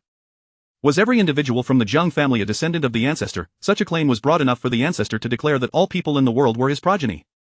With so many descendants, the ancestor could afford to be capricious, favoring some over others without consequence. As dawn approached, the torrential rain began to subside, only to be interrupted by a deafening roar. The mountain flood surged forth, carrying with it animals, trees, and debris, resembling a great dragon that engulfed the city of Chaochang in an instant. The creatures caught in the deluge emitted mournful cries, their eyes filled with sorrow and desperation as they beheld the chaos. Yet, Jiang Yi did not attribute such sentience to the ordinary animals, rather, it was a reflection of the environment and emotions that led people to anthropomorphize them. Not every creature was fortunate enough to be graced by the ancestor's celestial essence. This calamity did not spare anyone, yet without leadership to organize a response, it was certain that the survivors of Chaochang would dwindle to nearly none. The wealthy, upon realizing the danger, fled without a second thought. Who would remain to assist the common folk? If the masses perished alongside them, they would suffer tremendous loss. Fortunately, the elder Jiang was present. Young Master Jiang was on the verge of being swept away by the flood. Even as the son of fortune, facing the raging waters, he was doomed. Alone, the embankment might have offered some chance of survival, but with the flood, even the son of fortune could not escape unscathed. Yet, he was saved by Jiang Chang, who seized him just before he was lost to the currents, pulling him back from the brink of death. It was Jiang Chang who had intervened, though one could argue it was Jiang Yi who orchestrated the events. Jiang Yi mused on the matter, knowing that without his intervention, Jiang Chang would have perished at the hands of the villain. Had Jiang Chang died, it was likely that Cui Shi would not have survived either, forced into submission by the villain. Even had she chosen to endure, it would have been merely to outwit the villain and avenge her son, not for the sake of survival. Yet, the villain met a swift and painful end, dying in the wilderness, his remains scattered. Meanwhile, the orphan mother and son, Jiang Chang and Cui Shi, survived due to Jiang Yi's intervention. Moreover, Jiang Chang emerged with considerable advantages. Should he continue on this path, he might evolve into a literary figure akin to the elder Jiang, but now he was destined for a grander fate as a hero of both scholarship and martial prowess. If there were distinctions among the SSRs, Jiang Chang would undoubtedly rank among the elite. His prowess lay not only in physical strength but also in the burgeoning aura of fortune that enveloped him. This indicated a profound shift in his destiny. His fate was now inexorably linked to that of his family. With his own fortune transformed, the Jiang family's future would likely follow suit. Otherwise, would they simply be exiled to the frontier, leaving one individual unscathed? If the emperor were Jiang Yi, the ancestor would assert his will, undeterred by the opinions of others. After a long night of fear on the mountain, the moment the princess laid eyes on her husband, she fainted, igniting chaos among the gathered crowd. Jiang Yi glanced over, tossing Jiang Chang into the throng of commoners, assigning him the role of a helper. As for the Jiang family's affairs, they mattered little to Jiang Chang, a commoner entangled in the affairs of the elite. With the elder Jiang overseeing the crisis, the survivors from Chaochang received prompt assistance, and while there were casualties, they paled in comparison to the devastation elsewhere. Although lives were lost, most farmland remained intact. While inundation could be remedied, the areas ravaged by landslides were left as desolate ruins. Fortunately, the situation was manageable. The elder Jiang might not have an abundance of resources, but he did possess wealth. This wealth had initially been intended to appease the emperor, but given the princess's presence, concealing it was impractical. Despite her seeming indifference to the Jiang family's troubles, the princess was not oblivious to their circumstances. The elder Jiang had never intended to hide the truth. However, circumstances had shifted. The gold and jewels meant for the capital were instead allocated to disaster recovery efforts under the princess's name, subtly implying imperial approval. This strategy would likely prevent the emperor from harboring resentment. Although the emperor held the elder Jiang in high regard, it was wise to remain cautious. The emperor's trust could be as fragile as it was powerful. In truth, the elder Jiang could have sought assistance from Jiang Yi. While it was true that Jiang Yi could not access his own celestial treasures, he had not recently arrived in this world. His actions were not merely whimsical but rather driven by a sense of duty. Throughout this ordeal, various tributes and gifts were presented to Jiang Yi, who accepted them without hesitation. While he may not recall those who offered gifts, he certainly remembered those who did not. Yet, despite receiving these offerings, he remained unyielding in his promises, leaving the givers in a perplexing position. While some might have considered resisting, the thought of confronting Jiang Yi, the ancestor, was daunting. Even if they could match him in strength, they would have to contend with the formidable elder Jiang, whose reputation afforded him considerable influence. However, amid the turmoil, few truly contemplated such matters. In their desperation, the elder Jiang's life was at stake, as was the vast wealth he had accumulated through the oppression of the common people. The land owned by the gentry could not have simply materialized. With ample land in their possession, the common folk would inevitably suffer. The scarcity of land rendered survival a challenge, forcing many to sell themselves into servitude. The situation in Chaochang was managed relatively well. Although the elder Jiang was in mourning, that did not imply he could live as idly as before, sipping tea and enjoying entertainment. Rather, he was busily attending to the aftermath of the disaster while simultaneously organizing relief efforts. Just 2 months into his mourning, the emperor reassigned several of the elder Jiang's sons to assist him. While the elder Jiang continued his period of mourning, the younger generation was thrust into action, tasked with addressing the emperor's needs. If the younger generation failed, the elder Jiang could not simply stand by.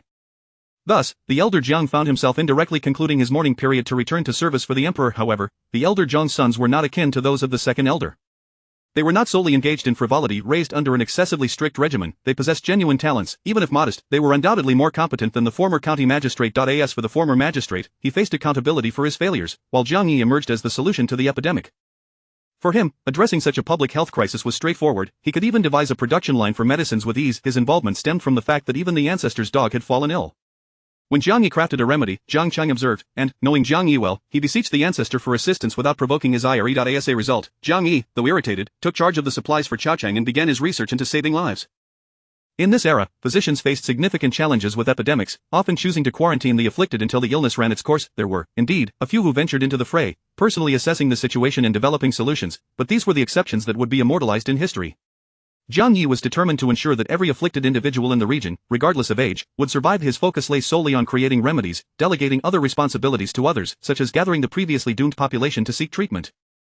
His pills could address most ailments, yet some cases would remain exceptional. Jiang Yi, tirelessly working to produce remedies for thousands, would not allow anyone to perish on his watch. Those who sought to evade treatment would face the full force of Jiang Yi's wrath.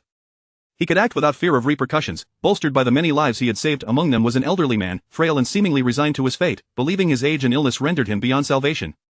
Yet Jiang Yi would not indulge such notions. He forcefully revived the old man, ensuring his survival. Remarkably, it turned out that this elderly gentleman had once held considerable power during the reign of the previous emperor but had fallen from grace due to his transgressions.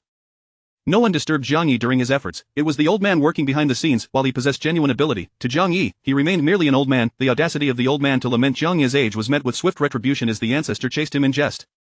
The Ancestor bore no disdain for the old man's frailty. How could the old man dare to criticize him? Chapter 58. The Orphan Widow's Tale concludes. The old man ultimately arranged for Master Jiang to meet with Jiang De alone.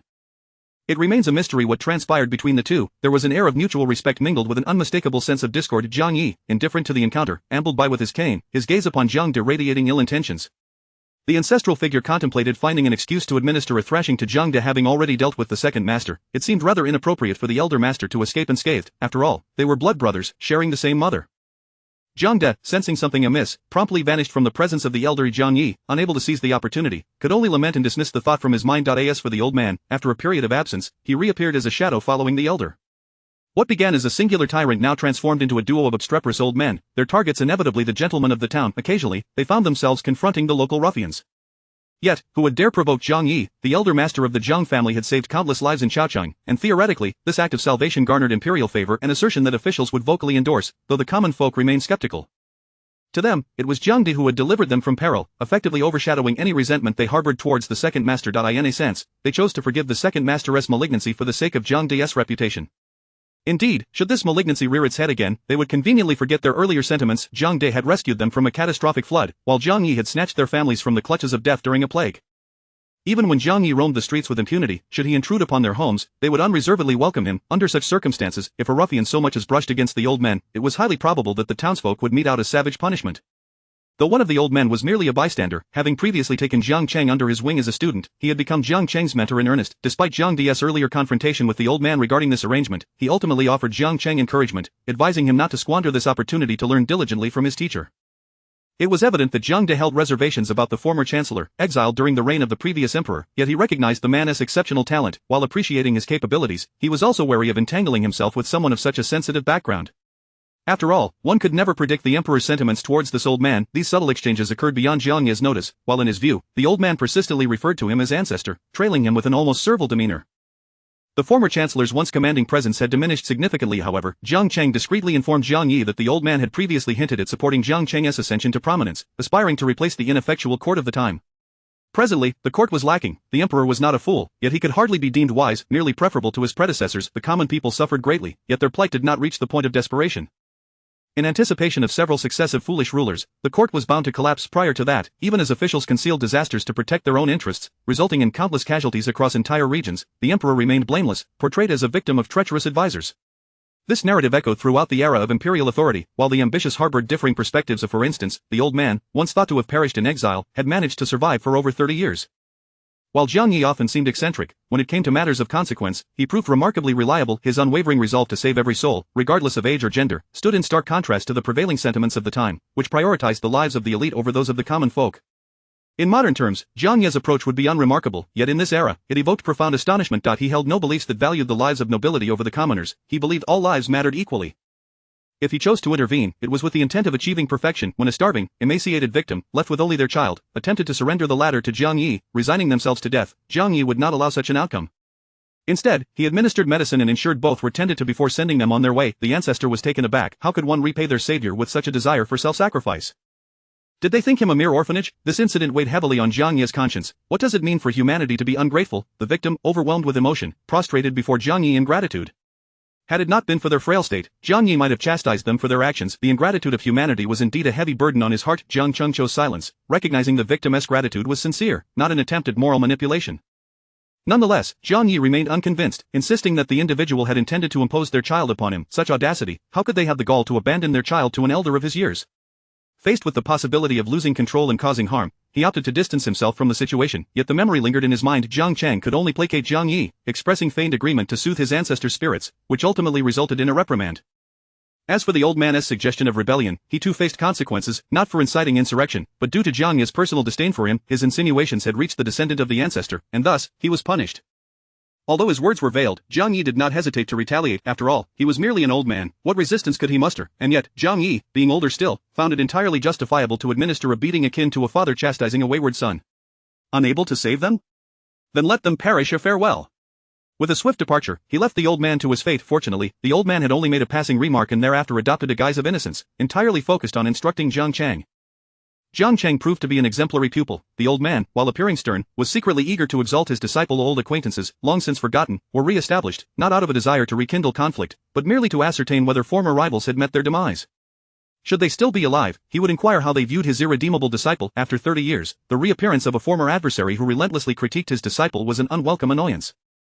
Yet, having reached an advanced age, he resolved to be shameless, understanding that many would not echo his sentiments. Jiang Cheng did not boast of his accomplishments to his mentor. He remained industrious and diligent.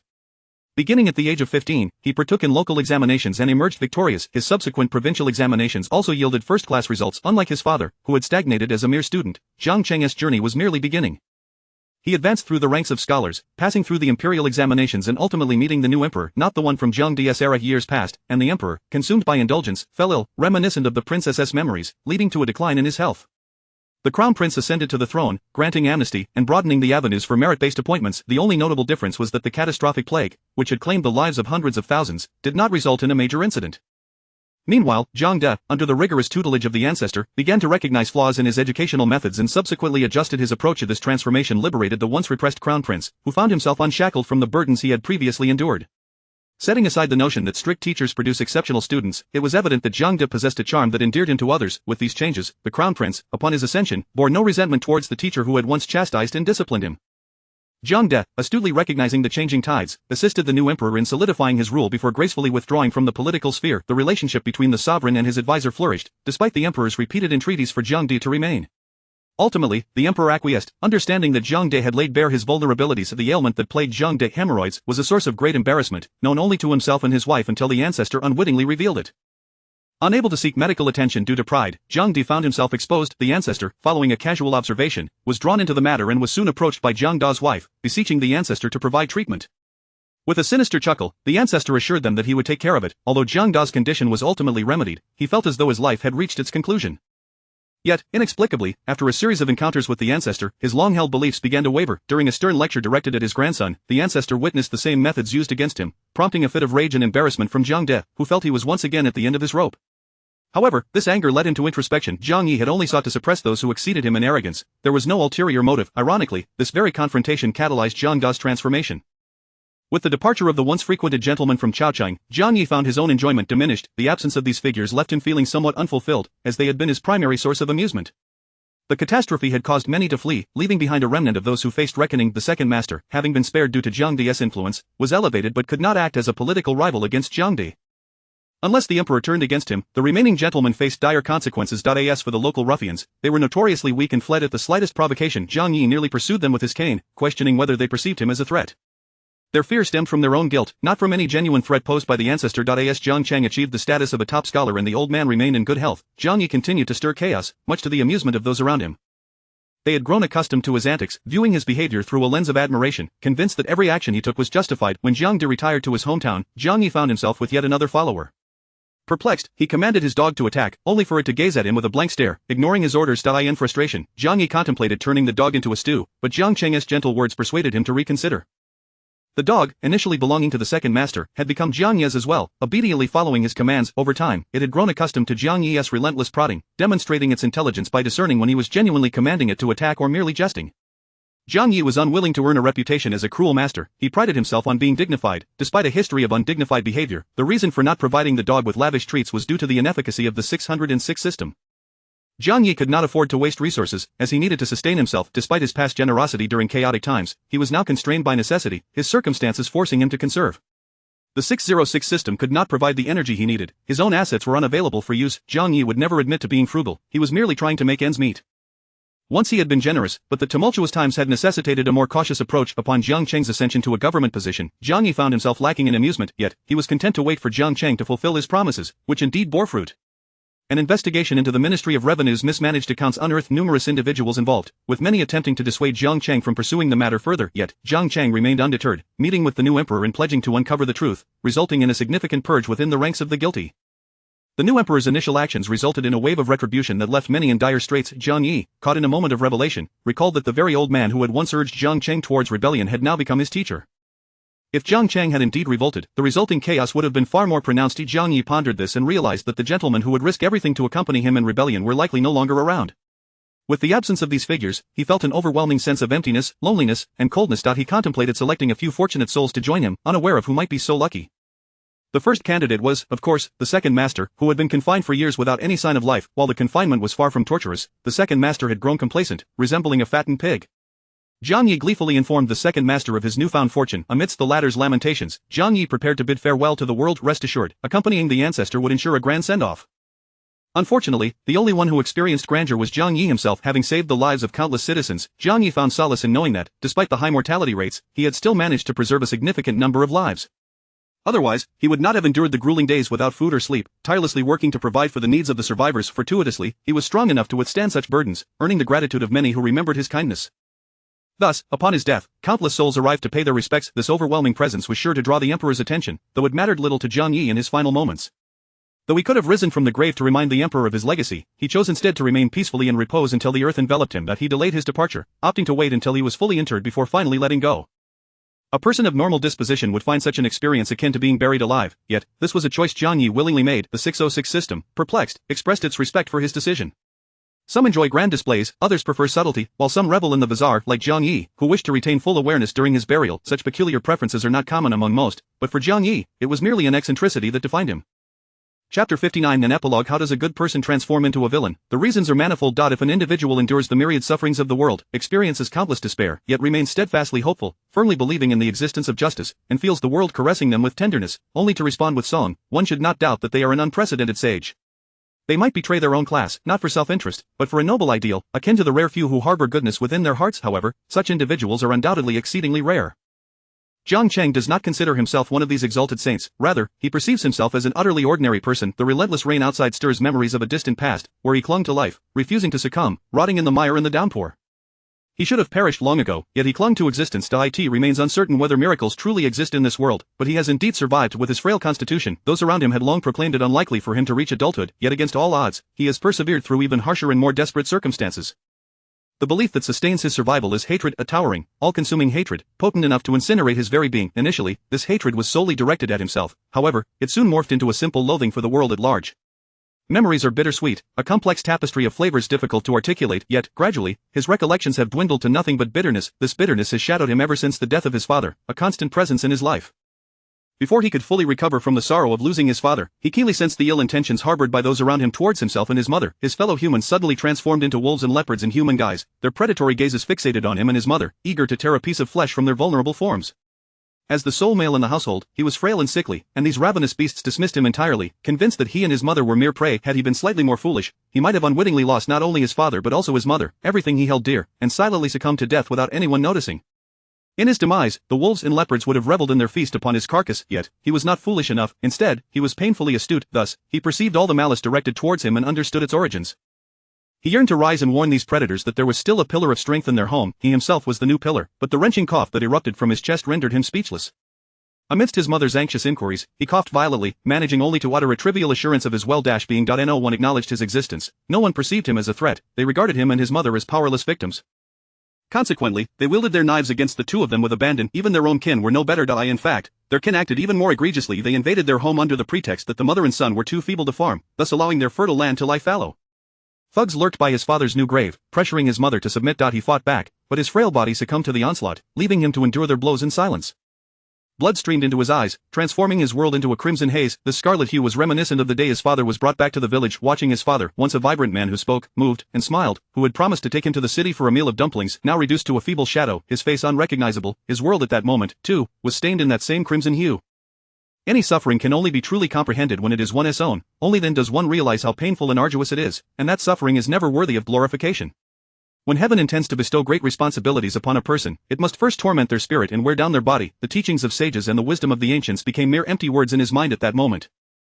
The scarlet hue spread throughout his world, he lost track of how long it lingered, unsure if he was alive or dead, trapped in this blood-soaked reality until a voice rang out in astonishment. "Sir, he is still alive, he was still alive." My heavens, his body reeked, yet he had defied death. They needed to take him down the mountain and summon a physician. Perhaps there was still hope. In this world, not only are there villains, there are also good people. The distinction lies in the fact that there are many more villains who thrive in their wickedness, while good people are scarce and often subjected to various forms of persecution. If everyone knew you were a good person, they would inevitably take advantage, their greed insatiable, believing that since you are good, you would never strike back, let alone take their lives, emboldening them. Conversely, if everyone knew you were a villain, no one would dare to encroach upon you, they would cower like quails. They understand that villains cannot be manipulated like good people. A villain might very well take their lives, rendering them worse than dead. This insight he gleaned from the benefactor who had saved him. His benefactor was a wealthy young master, renowned for his philanthropy, often donating resources to aid disaster victims. When desperate families approached his estate seeking help, he would extend a hand, offering either a modicum of silver or assistance in acquiring land to prevent them from starving. His family's good reputation was well established, yet they themselves did not lead a prosperous life. The local gentry regarded them not as allies but as eyesores. The benefactor's family was inherently kind-hearted, treating the common folk with benevolence, never pushing them to their limits but instead offering assistance. This very kindness painted them as irredeemably wicked in the eyes of others. Thus, the benefactor's family became targets. Initially, accusations arose claiming they were forcing women into prostitution, and soon after, countless individuals stood up to assert that they sought to seize the family's fertile lands, committing atrocities that disregarded human life. The previously incompetent county magistrate suddenly transformed into a paragon of virtue, vowing to eradicate the supposed evildoers. The benefactor's family. No one spoke in their defense. Those who had received assistance were not all willing bystanders, nor did they all choose to betray them for gain. Those willing to repay the favor were exceedingly few. Many chose to turn against them, fearing repercussions for their previous kindness. He followed the young master, who had lost his entire family, as he wandered aimlessly, ignored by all, subjected to ridicule and scorn. Ultimately, the young master sent him away, urging him to survive and not to seek vengeance for the benefactor's family, to simply live on. The entire family of the benefactor perished, their estate was seized, and he was left to beg. Despite his youth and frailty, his fierce spirit deterred adult beggars from harassing him, who opted instead to ignore his presence. With a powerful will to survive, he eventually returned to his hometown. The sky was a brilliant blue, adorned with fluffy white clouds, and the grass by the roadside was a vibrant green. Yet, this was a long-lost version of his hometown. Upon his return, some villagers scorned him, hurling insults to drive him away, while others sighed and offered him a bowl of clear water, but little else. A morsel of food was of immense importance to the villagers, for many were barely managing to survive themselves. Offering a bowl of water was only possible because it could not satiate hunger and held little value. It could be obtained from the river without effort. The death of a motherless orphan who had lost their family's pillar was commonplace to the villagers, and to others, it was as if nothing had occurred to those who had seized his family's fertile land, rental properties, and everything else boldly paraded their ill-gotten gains as their own. The very individuals who had nearly beaten him to death and driven his mother to despair not only slandered her character but also accused her of having an affair, claiming that their rental property was a gift from his mother to her lover. No one cared for the truth. Thus, the stigma fell upon a woman who had lost her husband, unable to protect her sickly child, and who could only escape persecution through death. After all, even if the accusers had not died, could they truly be held accountable? Yet, if they were to disregard the slanderous words of the rogues, they might find themselves in dire straits. Was the deceased, who suffered from unjust accusations, truly innocent? What difference did it make, in such a world, where they could scarcely preserve their own lives, who had the energy to concern themselves with the affairs of others? The law mandates that a life be repaid with a life, but this law only applies to the powerless, the downtrodden. The nobility and gentry viewed the common folk as prey, shooting down ordinary people driven to desperation. Would they face punishment? No. Even if someone were audacious enough to journey to the capital to lodge a complaint, the offenders would merely receive a light reprimand, while the brave complainant would pay the price with their family's annihilation.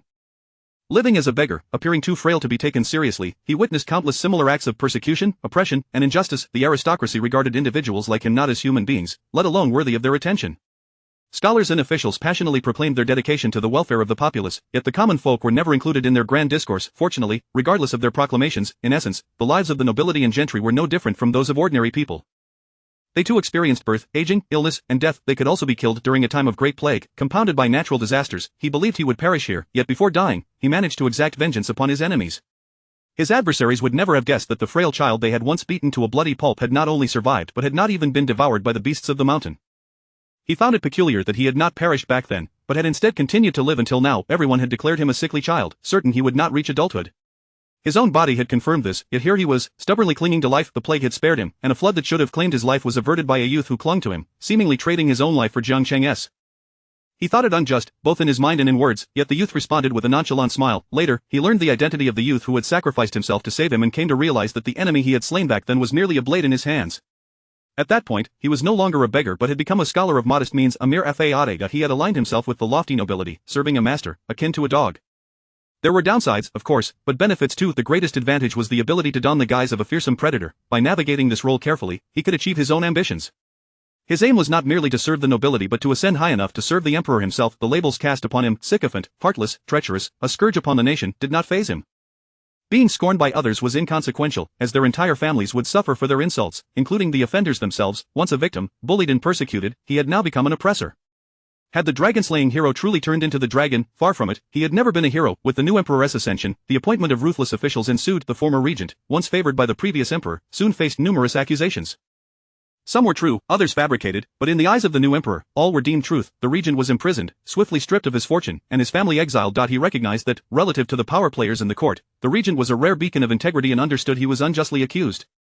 Yet, what did that matter? The once responsible were his kin, who had benefited from the regent's influence. Ultimately, the regent was the source of all this turmoil. He watched as the regent departed, beginning his own ascension, one man beneath the multitude, wielding power over the court, eliminating rivals, and acting like a mad dog, biting indiscriminately.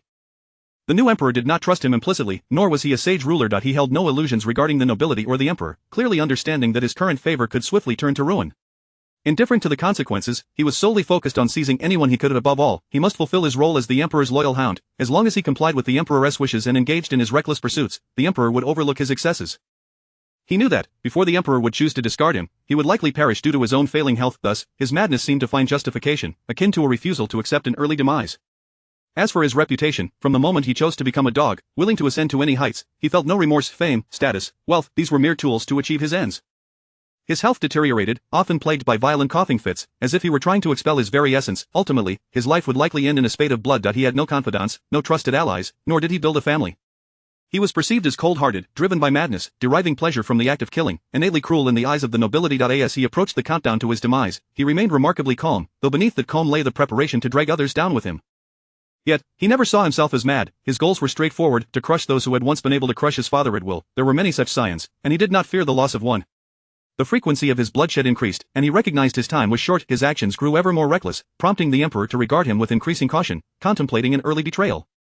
Before this betrayal could unfold, the princess, a figure he had never interacted with, unexpectedly summoned him. But he felt no apprehension, regardless of the reason behind her summons. It would not affect him. Had he known that the life he saved belonged to a calamity that would befall the nation, he might have felt remorse. The princess uttered a single sentence before departing. No reception, no dialogue, no probing, nor any demands. Left alone, he stood in stunned silence for some time before breaking into a smile. Would he regret this? Perhaps, but he understood that calamities of state were not limited to his own existence. The favored princess was undoubtedly naive. She was oblivious to the court's machinations, unaware of the constraints placed upon the new emperor, and ignorant of the fact that officials do not genuinely serve the country or the people. She lacked even the most basic political acumen. Yet, she was fortunate. During the previous emperor's reign, she had been cherished, and even after his time, despite the waning of her bond with the new emperor, she remained his elder sister. She had always been well-behaved, and since the death of her husband, she had adopted an air of detachment, viewing the world as a mere illusion. She did not seek trouble, and thus no one dared to act against her. It is said that even villains can feel guilt after committing wrongs, fearing the retribution of vengeful spirits. Yet, he had never experienced such trepidation. From the moment he resolved to pursue his path, he never wavered, nor did he question what might happen after death, should there be ghosts or deities. Would his parents be disappointed in him? He did not know, nor did he wish to ponder it. His time was limited, and he had many to crush. To avoid regrets, he would exert every effort to achieve his goals. The chaos in the court, the scorn of the populace, the infamy that would linger for eternity, none of this occupied his thoughts. His objectives remained simple. To be a good person leads nowhere. It only invites others to wield their knives against one's throat. However, if one shuns goodness and becomes a figure of terror and hatred, everyone will respect them and hesitate to threaten their life. Thus, he resolved to forego goodness, opting instead to be the most cunning, wicked, and ruthless villain imaginable. For this straightforward goal, he served as a dog, simultaneously a loyal hound and a reckless mad dog. His enemies derisively labeled him as such, yet dogs are merely dogs. They dared not confront his brilliance and instead chose to watch him fall into despair. In due course, they would revel in his downfall, boasting of their foresight and wisdom. Yet, he could not resign himself to a lonely demise. He would ensure they accompanied him to the grave. With painstaking efforts and intricate schemes, he found himself engulfed in darkness. He understood that it was highly probable he would not see the light of day again. But that was of little consequence. His goals would be achieved. Perhaps he would encounter his enemies in the underworld, though he wondered whether these highborn lords would cast aside their pretenses and join forces against him. The thought brought him an inexplicable sense of amusement. Yet, he did not encounter his enemies. He did not return to the light of the living, but instead saw another version of himself. This alternate self was devoid of weakness, free from the trials and tribulations he had endured. Not only was his mother still alive, but this other self had also gained a towering tree that could shield him from all storms. To be honest, he had grown numb to the pain and torment he had experienced. His emotions were unruffled. However, witnessing another self devoid of suffering, with fate altered before his father's grave, not having lost dearly loved ones, nor the benefactor who had saved him, nor suffering abandonment, and even saving another benefactor who had perished to save him, this other self's happiness and ease pricked his heart and eyes, igniting within him a sense of jealousy and envy of his other self. Ah, how peculiar it is to be envious of oneself. A voice echoed. Wow, what a protagonist you are, truly terrifying. Yet, alas, the ancestor must depart, otherwise, I would thoroughly examine this matter. The voice faded, and he lost consciousness entirely. Chapter 60. What you lose is merely life, but what she loses is love. The protagonist's demeanor is indeed terrifying, Zhang Yi gasped, contributing to the phenomenon of global warming, and uttered a declaration as chilling as the situation itself. The story unfolds as follows. Zhang Yi, in the realm of his mission, had entombed himself alive while retaining full consciousness, experiencing the sensations of his own posthumous affairs. He paid little heed to the grandeur of his demise, having orchestrated far more ostentatious funerals in the past. What truly mattered was that, while lying quietly in the coffin with his eyes shut, he suddenly sensed something. Following this instinct, he reached out and inadvertently grasped a hapless individual. Initially intending to crush this unfortunate soul with ease, he discovered, to his astonishment, that this person was none other than his beloved descendant. Wait, his descendants were the ones weeping inconsolably outside. So who was this? In the state of nearing departure from the mission world, Zhang Yi managed to regain a semblance of strength and cast a glance, which led to the aforementioned revelation. Ah, the essence of a protagonist. It must be the essence of a protagonist. Given the adversities faced by this person, the brutal beatings endured, would he have survived without the intervention of this ancestral figure? Yet, survive he did, a fact beyond dispute. The ironclad truth left the ancestor gasping for breath, nearly choking on his astonishment, but he was on the verge of departure. Had this individual truly been buried, could he rise from the grave once more? It was indeed possible, but 606 vehemently opposed this idea, asserting that the next world would possess a more extraordinary system, far more enticing. Remarkably, 606 succeeded in capturing Zhang Yi's attention. After much deliberation, Zhang Yi ultimately abandoned the pursuit of the protagonist's essence, as an influx of memories related to protagonists suddenly flooded his mind. For instance, there were tales of the Shura City escapade, the Divine Doctor's urban adventures, the Celestial Master's exploits, the Soldier King's journeys, the God of War's urban narratives, and the Dragon King's escapades. While the prefixes varied infinitely, the suffix remained constant. Urban adventures. The characters hailed from diverse backgrounds, yet without exception, they were all handsome gentlemen, albeit of modest status, exuding an aura of nonchalance and wild abandon. Whether they were heirs of wealth, scions of officials, or something else, the moment they crossed paths with the protagonist, they faced dire consequences, be it a slap in the face leading to financial ruin or even the destruction of their families. Living became a fate worse than death. Surrounding the protagonist, women were invariably beauties of the charming neighbor, single mothers with daughters, aloof and elegant CEOs, stunning heiresses, and so forth. Conversely, the men were nothing short of antagonists, deriding the protagonist with various barbs and disdain. These villains disregarded the protagonist's worth, oblivious to the fact that behind him stood the world's largest mercenary organization, of which he was the leader. Despite the protagonist's lofty status, he found himself playing the role of a mere security guard, entangled with a wealthy beauty plagued by the antagonists, only to retaliate and win her heart. The sudden recollection of these memories caused Zhang Yi to inhale sharply multiple times. While he could no longer contribute to global warming, he could certainly warm the system space. 606 whispered, "What's wrong with you? Why are you gasping like that?" Almost exaggeratedly. Wait, could it be that the host has finally succumbed to madness? Initially delighted at the prospect of acquiring a new host, 606 was soon struck with alarm, realizing that a mad host would render it a mere snack to be devoured after enduring torment. Zhang Yi shot a glance at it, as if contemplating a dissection to uncover the source of its peculiar behavior. 606 hastily denied, "No, our system is different from humans, we do not have such quirks." Zhang Yi acknowledged this with a grunt, brushing the matter aside. As for the veracity of 606's claims, whether systems truly lack such quirks, Zhang Yi was not particularly concerned. On the contrary, he found 606 to possess remarkable insight, truly deserving of his selection as a companion. After all, it was perceptive enough to recognize that his humanity was becoming scarce. Unlike those blind fools who slandered him, claiming he was no longer human. What utter nonsense, he was remarkably human. Where was the evidence to the contrary? Such slander was intolerable to him. Unlike 606, which referred to them as you humans, it was indeed a discerning entity, a testament to Jiang Yi's astute choice. Filled with admiration and affection for his system, Jiang Yi returned once more to the mission world. This time, he did not emerge from a grave, nor did he float out from an ancestral tablet, nor was he blasted from a royal tomb. With serene composure, he opened his eyes in a quiet chamber, stirring up clouds of dust. He was entirely cloaked in a thick layer of dust, rendering it nearly impossible to discern that he was a living person.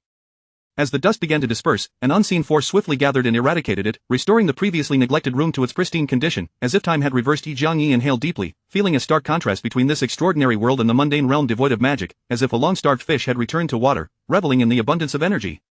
606, observing discreetly, could not suppress an exclamation of disbelief. It feared that the already inscrutable host might become even more bizarre upon encountering this extraordinary world, which was why it had deliberately chosen a realm entirely different from the host's original world.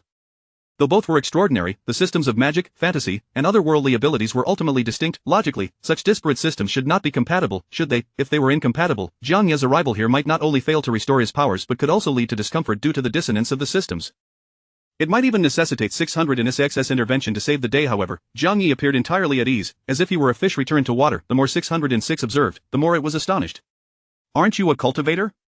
Yet here you are, thriving in this new fantasy realm, as if it were your homeland. This world revolves around beast mastery, where extraordinary strength hinges on commanding summoned beasts. The stronger the summoned beast, the mightier the master. Conversely, a weak master is rendered utterly useless. 606 was baffled. Where was the promised incompatibility? Unbeknownst to Jiang Yi, 606 harbored such concerns. He devoured the surrounding energy with an insatiable appetite before rising to his feet. Ha ha ha. I, the revered Jiao Yi, have returned. After uttering this proclamation, he feared that a divine artifact might descend from the heavens to smite him. Why was he so cautious? Because he had just recalled a vivid scene. A man clad in Taoist robes, who, after years of seclusion, proclaimed his mastery, only to be struck dead by a falling boot mid-announcement. Having boldly declared his triumphant return in a manner reminiscent of a classic antagonist, Jiang Yi felt compelled to exercise caution. Fortunately, his caution proved unnecessary. No divine artifact descended, nor was there even a ghostly shadow. As if he were in a desolate wilderness, Jiang Yi waited and waited, yet no one appeared. This defied logic. Typically, wherever he, the ancestor, materialized, his descendants would surely be present. So, the question arose, where were his descendants? Surely, if they had perished, their corpses should remain, yet there were none, neither people nor corpses, not even a specter. Was this scientific? It was utterly unscientific. I in the Lu family, numerous relatives had gathered in one place, awaiting the judgment of the family on the legitimate daughter, Lu Qingrong. To provide context, Lu Qingrong had recently ventured into a secret realm with her kin to summon beasts. Unfortunately, the summoned beasts had unexpectedly gone berserk. In a bid to save those family members who had yet to become beast masters, Lu Qingrong had bravely confronted the rampaging beasts, resulting in the death of her summoned beast and her own impending demise. Logically, as a first-tier beast master, her ability to protect her kin under such unforeseen circumstances was commendable. The family ought to have rewarded her generously, employing their resources to save such a valiant and loyal member who had risked her life for her family. However, the family did not act accordingly. Instead, they convened to publicly judge Lu Qingrong. The reason was simple. Lu Qingrong's half-sister, Lu Qingsno, though merely a branch daughter, Lu Qingsno was exceptionally favored. It was said that she was incapable of absorbing spiritual particles and thus could never become a beast master, earning her the favoritism of the family patriarch. After all, she was destined to be an ordinary person, so what was the harm in showering her with affection? Despite her favored status, Lu Qingsno still faced disdain within the clan, particularly in the capital, where she was widely regarded as a laughingstock. Ironically, this very laughingstock had developed an infatuation with the prince, who had been blessed with the ability to summon a ninth-tier holy beast, the white tiger, from birth, and expressed her desire to marry him. This provoked widespread ire, with many noble ladies mocking and ridiculing her, branding her a frog dreaming of eating swan meat. Humiliated and indignant, Lu Qingsno insisted on attempting to summon beasts to become a beast master. The family patriarch, unable to withstand her pleas, reluctantly acquiesced and included her among the young disciples heading to the secret realm. In theory, the summoned beasts within the secret realm were generally milder than those encountered by ordinary people outside. Wild summoned beasts were not only ferocious but also notoriously difficult to tame. Without fortuitous circumstances, it was exceedingly unlikely for an ordinary person to form a contract with a wild summoned beast. Conversely, the summoned beasts within the secret realm were comparatively gentle and more amenable to being contracted successfully by beast masters. To contract a wild summoned beast, a beast master needed to severely injure it first, which only slightly increased the chances of success. However, the secret realm was different. Its summoned beasts were so naive that a bit of persuasion would suffice to lead them away. Yet, secret realms were rare, and only prestigious families possessed such resources. Typically, unexpected incidents during the summoning of beasts in secret realms were virtually unheard of, but this time, by some twist of fate, an unexpected incident occurred. The summoned beasts within the secret realm went berserk, disregarding the human intruders and fleeing in a frenzy, heedless of the impending doom. Lu Qingrong had truly exerted herself to protect her kin, and the only reason they had escaped was that the beasts were singularly focused on their own survival, opting to evade confrontation rather than engage in a futile battle. The cause of the rampage was identified. Lu Qingsno had overheard rumors about the core of every secret realm, which was said to nurture a holy beast. If one could seize the core beforehand, there was a possibility of claiming the yet-to-be-born holy beast as their own. Lu Qingsno, believing she had no use for it, intended to present it as a gift to the prince, thereby securing her position as the future princess. The thought of the prince receiving her offering and being so moved that he would come to propose filled Lu Qingsno with glee. Yet, upon entering the secret realm, she impulsively sought to claim the core, using a map she had stolen from the family patriarch to navigate directly to it. By removing the core, she caused the secret realm to destabilize, triggering the chaotic surge of beasts. With no choice but to flee, the beasts prioritized their survival over the imminent collapse of the realm. Summoned beasts, while not purely wild, still possessed a survival instinct. Lu Qingsno's reckless act of removing the core led to the chaos, and she herself was struck by the energy emanating from the core, causing her to vomit blood and lose consciousness. Fortunately, she was saved just before the secret realm collapsed by Lu Qingrong, who brought her to safety. The Lu family had a total of 5 secret realms, and losing one was undoubtedly a grievous blow. Moreover, after narrowly escaping death, Lu Qingsno's demeanor shifted dramatically, leading her to no longer idolize the family patriarch. Enraged, he resolved to publicly judge Lu Qingrong for the destruction of the secret realm. As the legitimate daughter of the Lu family, Lu Qingrong found herself in a dire predicament. Despite her dedication to the family, she was now facing judgment while on the brink of death, having lost her summoned beast and her own life hanging by a thread. Meanwhile, the true instigator observed from a distance, coldly regarding her as if she were already deceased, seemingly satisfied with her downfall. Lu Qingrong, on the verge of death, could not fathom when she had offended her half-sister, Lu Qingsno. The Lu family, one of the 4 great families of the capital, had relied heavily on their ancestor, who had long since entered seclusion in pursuit of a higher tier, disappearing for decades. With the other 3 families beginning to sense vulnerability in the Lu family, they felt that the absence of the 9th-tier ancestor rendered the Lu family unworthy of their former status. The family patriarch, though the highest-ranking member, was merely a 7th-tier beast master, lacking strength and talent. He failed to lead the family through crises. Having risen to power, he indulged in a life of luxury, exercising authority externally while employing cunning and schemes internally, ultimately reveling in his victories. The matter of judging his legitimate daughter was a decision made in a moment of arrogance. He targeted Lu Qingrong's mother instead of Lu Qingrong herself, as the latter had little life left in her. Was he to hasten her demise? No, he aimed to strike at what she held dear. Despite her father's neglect, Lu Qingrong still harbored hopes for her parents. Upon hearing the patriarch's words, her face turned ashen. Enough, she is merely a bit too useless. It is not as though she deserves this fate. Father, please show mercy and allow her to find peace. Lu Qingsno interjected, feigning kindness. The patriarch's expression shifted, regarding Lu Qingsno with affection. Qingsno, you are far too compassionate. She nearly caused your death, yet you still plead for her. Alas, without a father to protect you, how shall you fare in the future? Lu Qingsno frowned. She is on the verge of death. Life is paramount, all past grievances should fade away. After all, the original body harbored the greatest resentment towards her legitimate sister simply for occupying the position of the legitimate daughter. Now that Lu Qingrong was dying, that resentment would surely dissipate with her demise. Indeed, Lu Qingsno was not the original Lu Qingsno. The original had been spoiled and arrogant, utterly oblivious to her shortcomings, a mere decorative vase whose flaws overshadowed her beauty, ultimately meeting her demise in the secret realm. The current Lu Qingsno hailed from the modern world, having just exacted revenge on those who betrayed her. To her surprise, upon awakening, she found herself in this new world. While she held no affection for the original shortcomings, she now inhabited this body and thus felt compelled to avenge it. Those who had mocked the original would face retribution. The conniving Lu matriarch would also be held accountable. As for Lu Qingrong, she had merely disregarded the original, yet the original's discontent stemmed from Lu Qingrong's failure to secure the core of the secret realm and present it to the prince to win his heart. What? The core had been taken by the original, indeed, but the original had perished due to the core's energy, paving the way for Lu Qingsno's arrival. While Lu Qingrong was indeed on the verge of death, the original had lost her love. Lu Qingsno, having just faced betrayal, regarded love as priceless and precious. Losing one's life paled in comparison to the loss of love, making the latter far more grievous. Chapter 61. What you lose is merely your life. What she loses is love. Aside from these individuals, Lu Qingshui harbors a nemesis, the exalted crown prince. However, unlike the others, the crown prince occupies a distinct position. In her memories, the original owner of this body had only glimpsed the crown prince's profile from afar, yet that mere side view had been enough to evoke an instantaneous infatuation. Alas, no matter how remarkable the crown prince may be, he remains a mere blind fool in Lu Qingshui's eyes. She is determined to exact vengeance for the original owner, thus rendering the crown prince her adversary as well. In stark contrast to her confrontations with others, Lu Qingshui's retribution against the crown prince entails compelling him to love her to the point of sacrificing his life, only for her to heartlessly abandon him thereafter, plunging him into despair over the loss of his true love. Yet, this intricate scheme has yet to unfold. She is still in the process of acclimating to this world, and it is unwise to act hastily at this juncture. Most crucially, the core of the secret realm is said to house a sacred beast yet to be hatched, a creature that, by seizing the essence of heaven and earth, is born formidable and endowed with an extraordinarily long lifespan. The entire structure of beast tamers relies fundamentally on the existence of summoners. A beast tamer without a summoned beast is simply an inconspicuous individual, devoid of any extraordinary traits. However, not everyone can effortlessly procure a powerful summoned beast willing to acknowledge them as its master, unless their innate talent is exceptionally great. The original owner possessed no such talent. In fact, she was a complete failure. Yet, the core of the secret realm has inexplicably merged with the body of this failure, leaving Lu Qingshui utterly bewildered about her current predicament. Nevertheless, she is acutely aware of one fact: a child brandishing gold in a bustling marketplace is bound to face dire consequences. Fortunately, this secret remains known only to her. The head of the Lu family merely assumes that the core of the secret realm, having been provoked, chose to depart, rather than being controlled by an individual. If the core were so easily dominated, the various clans would not merely hold the entrance to the secret realm but would have consumed the core itself, ensuring their own emergence of unparalleled, 9th-tier powerhouses. With a 9th-tier powerhouse in the family, any clan member aspiring to become a beast tamer could have that powerhouse capture wild summoned beasts with ease, potentially even stronger and more talented than those found within the secret realm. The summoned beasts within the secret realm vary in strength, yet they are merely the food for the unhatched sacred beast offspring. Of course, this bears little relation to their judgment of Lu Qingrong. Lu Qingxue is not instigating turmoil out of fear that Lu Qingrong might expose her secret. Rather, she believes it is her duty to fulfill the original owner's unfulfilled wishes and to bear the weight of their grievances. At the very least, she must repay enmities with enmity. Lu Qingxue's contemplations have no bearing on the judgment unfolding below. This farcical trial possesses no semblance of justice. It is merely a manifestation of the self-serving desires of those in power. Inevitably, Lu Qingrong's fate is sealed. She is doomed to die. Not only will she meet her end, but her mother, who has always held little status or presence, will also be implicated. Although her mother has treated her with indifference and even disdain, she remains her biological mother. At this very moment, regardless of the immense hatred and resentment Lu Qingrong feels, she can do nothing but await her demise, powerless to change her fate.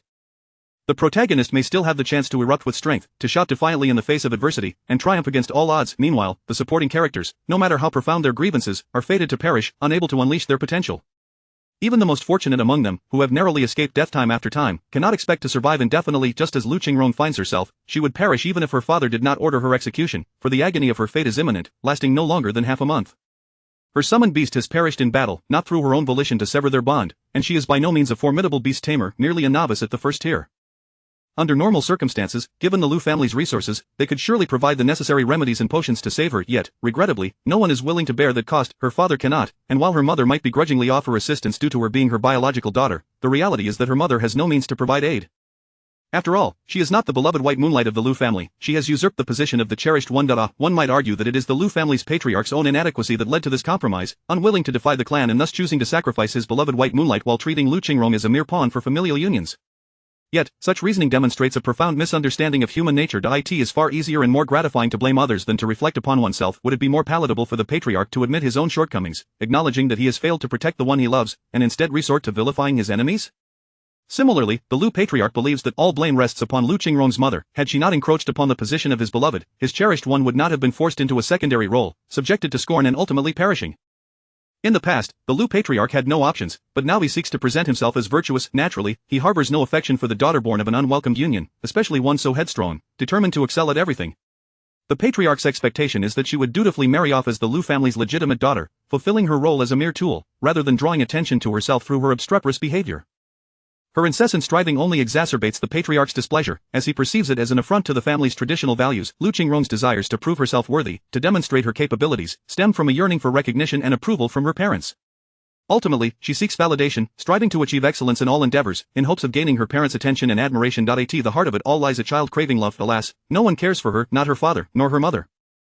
Yet she remains oblivious to this truth until the moment she faces death, when she seems to grasp the reality of her situation. Perhaps, had the Lu family's ancestor still been alive, her outstanding performance might have caught his attention, sparing her from her current plight.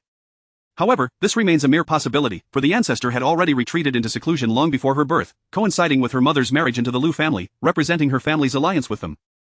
Ultimately, this might merely be a trivial wish of hers. Lu Qingrong relinquishes her attempts to plead her case, abandoning her hopes for attention from her father, choosing instead to close her eyes and await death. In truth, the only being that truly cares for her is her summoned beast, which sacrificed its life to protect her and the Lu clan from the onslaught of wild beasts. Although the summoned beast urged her to sever their bond, thereby freeing itself from the impending doom, she refused, leading to her current dire circumstances. In her final moments, Lu Qingrong contemplates that perhaps she ought to have fought alongside her summoned beast until the very end, sharing life and death together, rather than clinging to life in the vain hope of obtaining an affection that was never hers. In her quest for a love that eludes her, she has overlooked the bond with her summoned beast, which truly resonates with her heart. Ah, how disloyal you are, my descendants! I have stirred such a commotion, and yet, those from the court, members of the other three great families, and wild beast tamers have all arrived. Everyone, it seems, except for my ungrateful descendants. Suddenly, a figure descended from the heavens, exuding an aura of unparalleled strength, creating a massive crater upon landing, compelling everyone present to bow before him, no one daring to stand upright. This figure and his absurdly comical quips unmistakably reveal his identity as Jiang Yi. Emerging from his seclusion, Jiang Yi's voracious consumption of energy had caused a stir, akin to a natural disaster. As if summoned by his presence, a multitude of summoned beasts, including the fire phoenix, Xian turtle, and ice wolf, soared into the sky, flocking towards him. Among these formidable creatures, some less powerful ones also rushed forward, believing they had stumbled upon a rare treasure, eager to offer themselves up, fearful of missing out. It can be said that those who should not have come were all present, while those who should have come were nowhere to be found. Zhang Yi swiftly subdued the fire phoenix, rendering it a mere walking chicken, while the Xian turtle retreated into its shell in distress, and the ice wolf howled in fear, all the other beasts sent flying with a single kick. Once he had established dominance over the situation, Zhang Yi proceeded to engage in cordial discourse with the gathered summoned beasts and their masters, a pleasant exchange for all, as they were all familiar with him. Even the ice wolf's master, a striking young man with white hair, expressed camaraderie, implying they were all part of the same ancestral lineage. Zhang Yi inquired, "You all have come, yet why is it that my family's descendants are absent?" This question plunged the assembly into silence. Zhang Yi's spirit soared. Could it be that his descendants had perished at the hands of this wretched bunch? If so, would his mission remain unfulfilled? The sorrow of an ancestor flowing like a river. Those who obstruct my mission shall face no mercy. This cursed world has rendered me devoid of kin. Indeed, such a world is not worth existing in. The ancestor shall unleash a bloodbath. Sensing the excitement-laden murderous intent radiating from Zhang Yi, the gathering of ninth-tier powerhouses chose to overlook the glaring disparity in strength, hastily assuring him that the Lu family was still intact. However, they were baffled as to why no one had come to investigate the situation. They pledged that they would never act against the Lu family. Occasional skirmishes were commonplace among families, but it was not targeted at the Lu clan. After all, who would dare strike the Lu family while the fate of their ancestor remained uncertain? Would they risk annihilating a family only to discover that the ancestor had emerged from seclusion? What if that ancestor, upon resurfacing, were to find that his once great family had been reduced to naught, the moment he discovered that they were the ones responsible for the Lu family's downfall? A ninth-tier powerhouse, particularly one with no ties or vulnerabilities, would be a force to be reckoned with. Those who could not withstand the combined might of several ninth-tier powerhouses would surely flee. They could escape, but their vast familial assets remained, and with so many clan members, there would inevitably be stragglers, easy prey for their wrath. Thus, unless they were certain that the Lu family's ancestor had indeed perished, they would not risk open conflict. At most, they would engage in minor skirmishes, opportunistically consuming the weaker members of the clan. The advantage of such minor conflicts is that even if the Lu ancestor were alive and successfully emerged from seclusion, they would not need to sever ties. The worst that could happen would be the regurgitation of the spoils they had consumed, with the promise of returning to the Lu family. Of course, given recent developments, the consensus was that the Lu family's ancestor was certainly dead. Among the contemporaries of the Lu family's ancestor remained only the master of the Ice Wolf, the patriarch of the Leng family. The Leng family's patriarch not only survived but appeared remarkably youthful, a testament to his unique circumstances, for he had no throng of summoned beasts but rather a singular focus on his Ice Wolf. Their bond was profound, intertwined in a manner that transcended the superficial connections formed by mere contractual obligations. Their relationship was genuine, to the extent that the Ice Wolf willingly shared its life force with its master, thus granting the Leng patriarch an extended lifespan. However, this bond came with its own drawbacks, as he found himself confined to the realm of a low-tier beast tamer. The singularity of their relationship meant that the master and the summoned beast shared a life.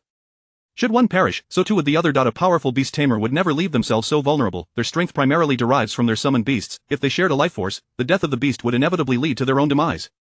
While summoned beasts could be resummoned, the loss of a master was irrevocable. The path taken by the Leng patriarch, while offering certain advantages, was fraught with peril, especially since ordinary summoned beasts tend to have shorter lifespans than their tamers. Moreover, extraordinary summoned beasts possess intelligence. They are not mere tools. Should one treat them as mere instruments of war, they may one day turn against their master, seeking vengeance. Yet, this was not an impossibility. If given the opportunity, they might very well extract their master's heart and lungs in a twisted display of retribution. The spiritual particles absorbed by beast tamers are vital for establishing contracts, enabling them to wield summoned beasts in battle. Fortunately for the Leng patriarch, his Ice Wolf had been painstakingly nurtured from an ordinary white snow wolf, gradually elevating its rank to the celestial tier through the allocation of resources. With the backing of his 9th-tier mastery, the Ice Wolf could stand its ground against sacred beasts. Summoned beasts exist across 5 tiers, with sacred beasts ranking above the celestial. The lowest tier is the yellow tier, followed by the mundane summoned beasts.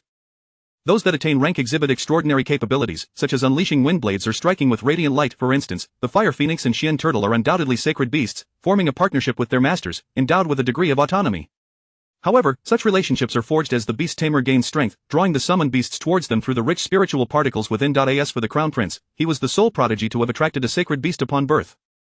Were a lesser family to produce such a talent, various factions would either seek to recruit or eliminate them. But as for the crown prince, his lineage boasts the most formidable power, and the royal family possesses the greatest resources. It is not to say that 9th-tier powerhouses are worthless. Indeed, 8th-tier practitioners abound, and the number of 7th-tier beast tamers surpasses that of the 4 great families combined. While the royal family publicly claims a single 9th-tier powerhouse, the true count remains shrouded in secrecy. In contrast, the 4 great families are more transparent, with only one 9th-tier powerhouse in plain sight and none concealed. I and the Lu family, following the disappearance of their patriarch, the strongest among them dwindles to a mere 7th tier. The patriarch's ability to marry Lu Furen stemmed from his innate talent, marking him as the most promising candidate to ascend to higher ranks. Indeed, this was true. Although he ceased to make headlines upon reaching the 7th tier, he undeniably belonged to the ranks of high-tier beast tamers. Regrettably, this family's talent has not only failed to propel them to greatness but has also led them toward ruin. The other three families suspect that the Lu patriarch has likely perished, yet they continue to monitor the site of his seclusion, ensuring they remain abreast of developments. Conversely, the Lu family has seen their patriarch rise to power, only to betray the Elder Council, the very foundation of their clan's strength, out of fear that they might usurp his position. He subsequently withdrew the guards stationed at the patriarch's seclusion site, operating under the assumption that the ancestor had surely met his end, rendering any further vigilance unnecessary. Why, then, did they not enter to ascertain his fate? The truth is that while a beast tamer may perish, their summoned beasts could very well live on, potentially reclaiming their freedom upon the death of their master. Who can say how a beast tamer treats their summoned beasts in private? Should a master be cruel and abusive, their freed beasts would surely seek vengeance. The Lu family's ancestor is a 9th-tier powerhouse. The other ancestors would be courting death by provoking a sacred beast freed from the constraints of its master. With Jiang Yi stripped of his pretext for slaughter, his countenance darkened as he reluctantly allowed himself to be led to the new residence of the Lu family. Upon reaching his destination, Jiang Yi declared his intention to recognize kinship before returning to continue their conversation. He ascended into the sky, clutching the summoned beasts from each clan, heading directly toward the Lu family. Jiang Yi departed without a backward glance, his resolve unwavering, leaving behind the forlorn figure of the beast tamer, who called out in vain for him to stay. "Wait, you can leave, but please return our summoned beasts." Jiang Yi feigned ignorance regarding the fact that he had yet to return the summoned beasts to their rightful owners. Who among them does not know that Jiang Yi has a fondness for small creatures, even earning the title of the Master of Beasts? When encountering a solitary wild creature, he cannot resist the urge to bring it home, pampering it before releasing it back into the wild. The arrival of Jiang Yi nearly left the Lu family members slack-jawed. The Lu patriarch, who had wielded power for years, showed no sign of diminishing his servile demeanor. Nevertheless, this was not an enemy. This was their ancestor. With his 7th-tier prowess, the Lu patriarch approached Jiang Yi, exclaiming, "Ancestor, I am Shao Si, your nurturing guidance has been etched into my heart. I believed I would never see you again after your decades of seclusion." The Lu family's ancestor, unwilling to succumb quietly to the ravages of time, aspired to break through to the new realm of the 10th tier, yet he was not devoid of compassion or humanity. Before retreating into seclusion, he had not neglected the family, ensuring that he could at least mentor a gifted successor capable of bearing the weight of their legacy. Thus, the Lu patriarch emerged. From an early age, he had exhibited remarkable talent, drawing the attention of the Lu family's ancestor, who took him under his wing. He was granted preferential treatment, receiving the family's resources and training designed for a future heir. Yet this heir, enamored with his beloved white moonlight, insisted on marrying no one else. However, upon discovering that she had become a 4th-tier beast tamer, the ancestor, sensing his own mortality, retreated into seclusion. With the loss of their patriarch, anxiety gripped those with foresight, fearing for the family's future. Despite this, the Lu patriarch was lost in love, grasping the hand of his beloved and seeking the approval of the clan's elders to wed. The elders were less than inclined to accommodate him. His beloved, a mere farmeress daughter, was said to have been raised as a servant, yet she possessed the delicate beauty of a noblewoman, having grown accustomed to a life of luxury. This deception was so brazen that he failed to notice the discrepancies. The Lu patriarch, oblivious to the realities of the world, believed that all farmers lived lavishly, enjoying the finest silks and meats without toil, all in the name of play. He clamored to be with his beloved, defying the elders, who, witnessing his obstinacy, felt a chilling sense of despair. The heir they had devoted their resources to nurture had become a liability. With the heir lost, they had inadvertently nurtured a traitor. Living off the family's resources, he bore a grudge against the clan. When faced with adversity, what could they do but abandon him? Cast aside, the Lu patriarch lost his standing and influence within the family. The message was clear: if he truly wished to pursue a relationship, he was free to do so, but he could no longer expect to leech off the family's resources without contributing in return. Chapter 62, What You Lose is Merely Your Life, What She Loses is Love, Part 2. Upon the clan's release, the head of the Lu family was discontented. His standing, his power, he had done nothing but immerse himself in cultivation, enjoying a life of luxury with resources continually flowing in. The Lu family head could not endure such hardship, the light of his life could not mend his wounds, and so he swiftly returned. Upon his return, he donned a guise of reform. He was quite talented in areas such as patience and acting, otherwise, the elders of his clan would have already abandoned him, and his performance would not have deceived them. The clan elders believed he had merely been misled by others, leading to his earlier demeanor, but they thought he had ultimately come to his senses, thus redeeming himself. Through observation, the elders indeed saw him as reformed, leading them to accept him once more. Who could have imagined that he had not truly changed, but had simply endured a beating, grasping the essence of patience and pretense? After all, without his family, he was nothing more than a hammer. The family vehemently opposed him, yet he still harbored resentment towards them, ambitious to soar away with his beloved, believing that where he did not remain, there would be a place for him elsewhere. The family, having relinquished their hold, aimed for his fulfillment, yet retracted all rights and privileges, leaving him feeling as if he had plummeted into the depths of despair. His beloved was joyful to be with him, but he was not. He had lost everything. To reclaim what he had lost, he painfully separated from her, returning home to bide his time, utilizing the family's resources to grow stronger. The family insisted he marry a lady of equal status for a union that would benefit them, which filled him with loathing. Nevertheless, he continued to endure, marrying her and even feigning genuine affection. Initially, Lady Lu held high expectations for herself, not anticipating a harmonious partnership with her husband, nor expecting to receive his complete adoration. However, upon marrying, the Lu family head devoted himself to her, his heart and eyes filled with her presence. Consequently, Lady Lu succumbed to his charms. Later, as the Lu family head gained full authority, he welcomed his beloved into their home, treating Lady Lu with indifference, which ultimately drove her to despair. This sudden coldness and betrayal naturally led Lady Lu to direct her ire towards his beloved. At that time, the Lu family head had not yet reached the point where the family was solely under his command, so he could only feign ignorance of Lady Lu's hostility towards his beloved. It can be presumed that his beloved would silently endure, understanding that enduring hardship now would yield rewards manifold in the future. Yet, as she endured, her suffering intensified until she was no longer present. The Lu family head did not view this as his fault. He loathed the heavens, despised the Lu family, and ensured that every elder was ensnared in his traps. He became the strongest within the family, and the Lu clan was now under his absolute control, restoring his former vigor. But his beloved was gone. No matter, if his beloved was lost, he would collect everything that resembled her. This beauty, her eyes akin to that of his beloved, filled the Lu family head with sorrow, and he welcomed her into his abode. Whenever her expression mirrored that of his beloved, she too was welcomed. The Lu family head, now wielding power in the Lu household, believed he had reached the pinnacle of his life. However, he soon faced a brutal assault from the other three families. Such a glaring weakness could not be overlooked by them. His collection of items reminiscent of his beloved left the Lu family vulnerable. Once the truth was revealed, those who surrounded his beloved showed no fear of him, boldly bringing forth their own backing. Upon hearing this, the Lu family had found himself unable to strike down his raised hand. Logically, those he had collected, who were supposed to be his allies, had been sent as spies. Should he kill them, their backers would not come to their aid. Yet, the indifference displayed by those around his beloved caused the Lu family head to ponder, what if? Fearing the possibility, he ultimately chose to swallow his anger. Afterwards, he ceased his collecting, but his deep affection still required an object to anchor it. The children his beloved bore for him instantly caught his eye. In truth, those surrounding his beloved were merely leveraging his character for a gamble. In the end, they succeeded and withdrew unscathed, a true victory for them. To this day, the Lu family head could still rage at his biological daughter, who attempted to betray him, berating her for her disrespect, presenting himself with an air of authority. In the next moment, an elder descended from the heavens, prompting the Lu family head to immediately employ his ability to bend and yield, crawling over to flatter the elder. Jiang Ye's response was to kick him away, then select someone more agreeable to answer. While everyone lay prostrate, one individual remained rigid and displayed an indignant demeanor, embodying an unyielding spirit. Jiang Yi expressed his admiration for this quality, stepping forward, only to inadvertently step on someone who, without uttering a word, slumped over, appearing lifeless. Jiang Yi, wait, my friend, did you just? Jiang Yi raised an eyebrow, realizing that this was indeed a case of someone attempting to exploit him. As he swiftly shoved a pill into the mouth of the seemingly lifeless person, one might wonder where the pill had come from. Oh, it was procured from the master of the swiftly fleeing summoned beast. The atmosphere was jovial, filled with laughter and camaraderie, all proclaiming to be allies. Since they were allies, surely they would not mind if one of their own took something, would they? Had they not declared themselves as allies, Jiang Yi would not have taken without asking. However, given their assertions, if Jiang Yi were to treat them as outsiders, they would surely weep. As for the wealthiest among them, the Flame Emperor, witnessing his elegant phoenix morph into a plucked chicken and taking refuge in his embrace, he felt a surge of compassion, wishing to bestow his entire treasury upon her. Yet, upon discovering that his life-saving pills had vanished, he was left bewildered, a matter entirely unrelated to Jiang Yi taking something from an ally. Did one need to announce it beforehand? That would hardly constitute being allies. Moreover, the claim of being allies was not made by Jiang Yi, but by them. Jiang Yi did not believe he had misinterpreted their intentions. How could he possibly misinterpret? Furthermore, this occurred only after they realized their possessions were missing. Now, it was simply a matter of pulling the swindler back from the brink of death, accompanied by a sly smile, as if to say, "You dare to exploit me?" The confidence was palpable. With a smirk still on his face, Jiang Yi did not hesitate to emit a dismissive snort. As he did, he gathered a sphere of energy in his hand, awaiting the moment the other would mock him before launching it without allowing a word to escape their lips. Yet, the other party did not conform to expectations. The unfortunate soul who was revived immediately bowed their head in gratitude. "Thank you, Ancestor, for saving my life." "Jiang Yi, wasn't this an attempt to exploit me?" The smirk of the Dragon King faltered, and he quickly returned to a neutral expression, contemplating whether he should simply obliterate this individual and resume his former demeanor as the Dragon King. After expressing gratitude for the life-saving favor, Lu Qingrong discovered her wounds had healed completely, her weary form restored with vigor. She immediately stood, adopting a sycophantic posture behind Jiang Yi. Jiang Yi, the rapid shift of allegiance surprised him, prompting a click of his tongue as he dispersed the energy he had gathered.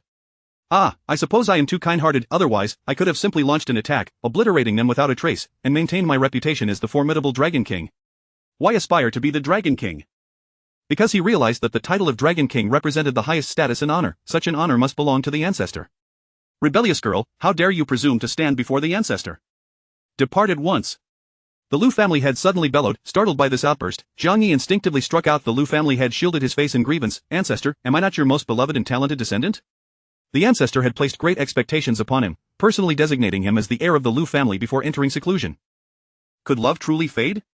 "Foolish child, why are you shouting so loudly? You startled me." Jiang Yi, embodying the philosophy of walking others' paths so that they would find themselves without a way, asserted his grievances first, not waiting for a response as he made his way to the main seat that originally belonged to the Lu family head. Seated, he surveyed the Lu family members sprawled below him. The eldest among them was scarcely older than the Lu family head. How long have I been in seclusion? How is it that all the elders in my household have perished? The elder of the Long family had not died. In fact, he was accompanied by a host of elderly individuals who respectfully addressed the elder of the Lung family. However, upon returning to his own family, not a single elder was present. The Beast Master system was distinct from the immortal cultivation genre, where individuals often lived for centuries to die in the realm of romantic fantasy. It was even more absurd, with some living for tens of thousands of years, only to fall to a mere teenage girl. That was akin to an old house catching fire, an unstoppable force. A ninth-tier powerhouse could typically live for around 300 years, which, compared to ordinary people, was still a considerable lifespan. Could it be that, while alive, anyone would grow impatient and wish for death? They were not viewing longevity as a curse, spending endless time and years merely to die and thus attain liberation. They were all ancient beings who did not wish to die. It was impossible for them to perish, only wishing for another 500 years. The heavens, however, had rejected their pleas, refusing to grant even 5 seconds. Jiang Yi's inquiries were casual, yet the Lu family had felt a pang of anxiety, fearing that Jiang Yi might uncover his treachery against the Elder Council. As he stammered, dodging eye contact, looking for excuses, Lu Qingrong preemptively spoke up. Ancestor, since your seclusion, the 3 major families have exerted significant pressure on the Lu family. The elders have fought valiantly to preserve our heritage, many of whom perished in battle. The Zhang family has been particularly ruthless, swallowing up a significant portion of our assets and seeking to annihilate the Lu family. Lu Qingrong still harbored a strong sense of belonging to her family. Although her feelings towards her parents had dulled over time, they remained her parents, and the Lu family was still the Lu family. She was born and raised within its walls, naturally feeling a profound sense of loyalty. Moreover, she was entirely unaware that the Elder Council had fallen victim to the Lu family head's schemes. The Lu family head, having orchestrated the demise of the Elder Council, now held absolute power, yet he had not sunk to the depths of directly revealing his treachery, declaring, "The current state of the Lu family is entirely due to my ambitions for personal gain."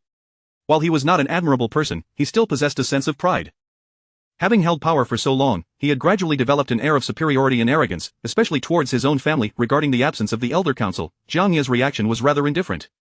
He stroked his smooth chin, muttering, "Is there truly someone as shameless as me, targeting the elderly?"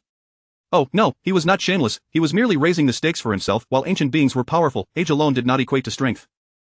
Yet, the elders had claimed to have consumed more salt than the youth had rice, indicating their formidable prowess. Knowing the strength of the opposition, yet still daring to challenge the most powerful, was it not commendable courage? Having clearly heard Jiang Yi's mutterings, Lu Qingrong hesitated, convincing herself that she must have misheard. My ancestor could not possibly be so unreliable, absolutely not. The reliable ancestor pondered for a moment, then casually pointed to several juniors. You there, go catch that plucked chicken and make a soup. I'm feeling a bit parched. The summoned juniors paused, cautiously glancing at the plucked chicken. Its fierce gaze swept over them, causing them to stagger back in fright. How dare you, plucked chicken, still act so arrogantly even in your current state?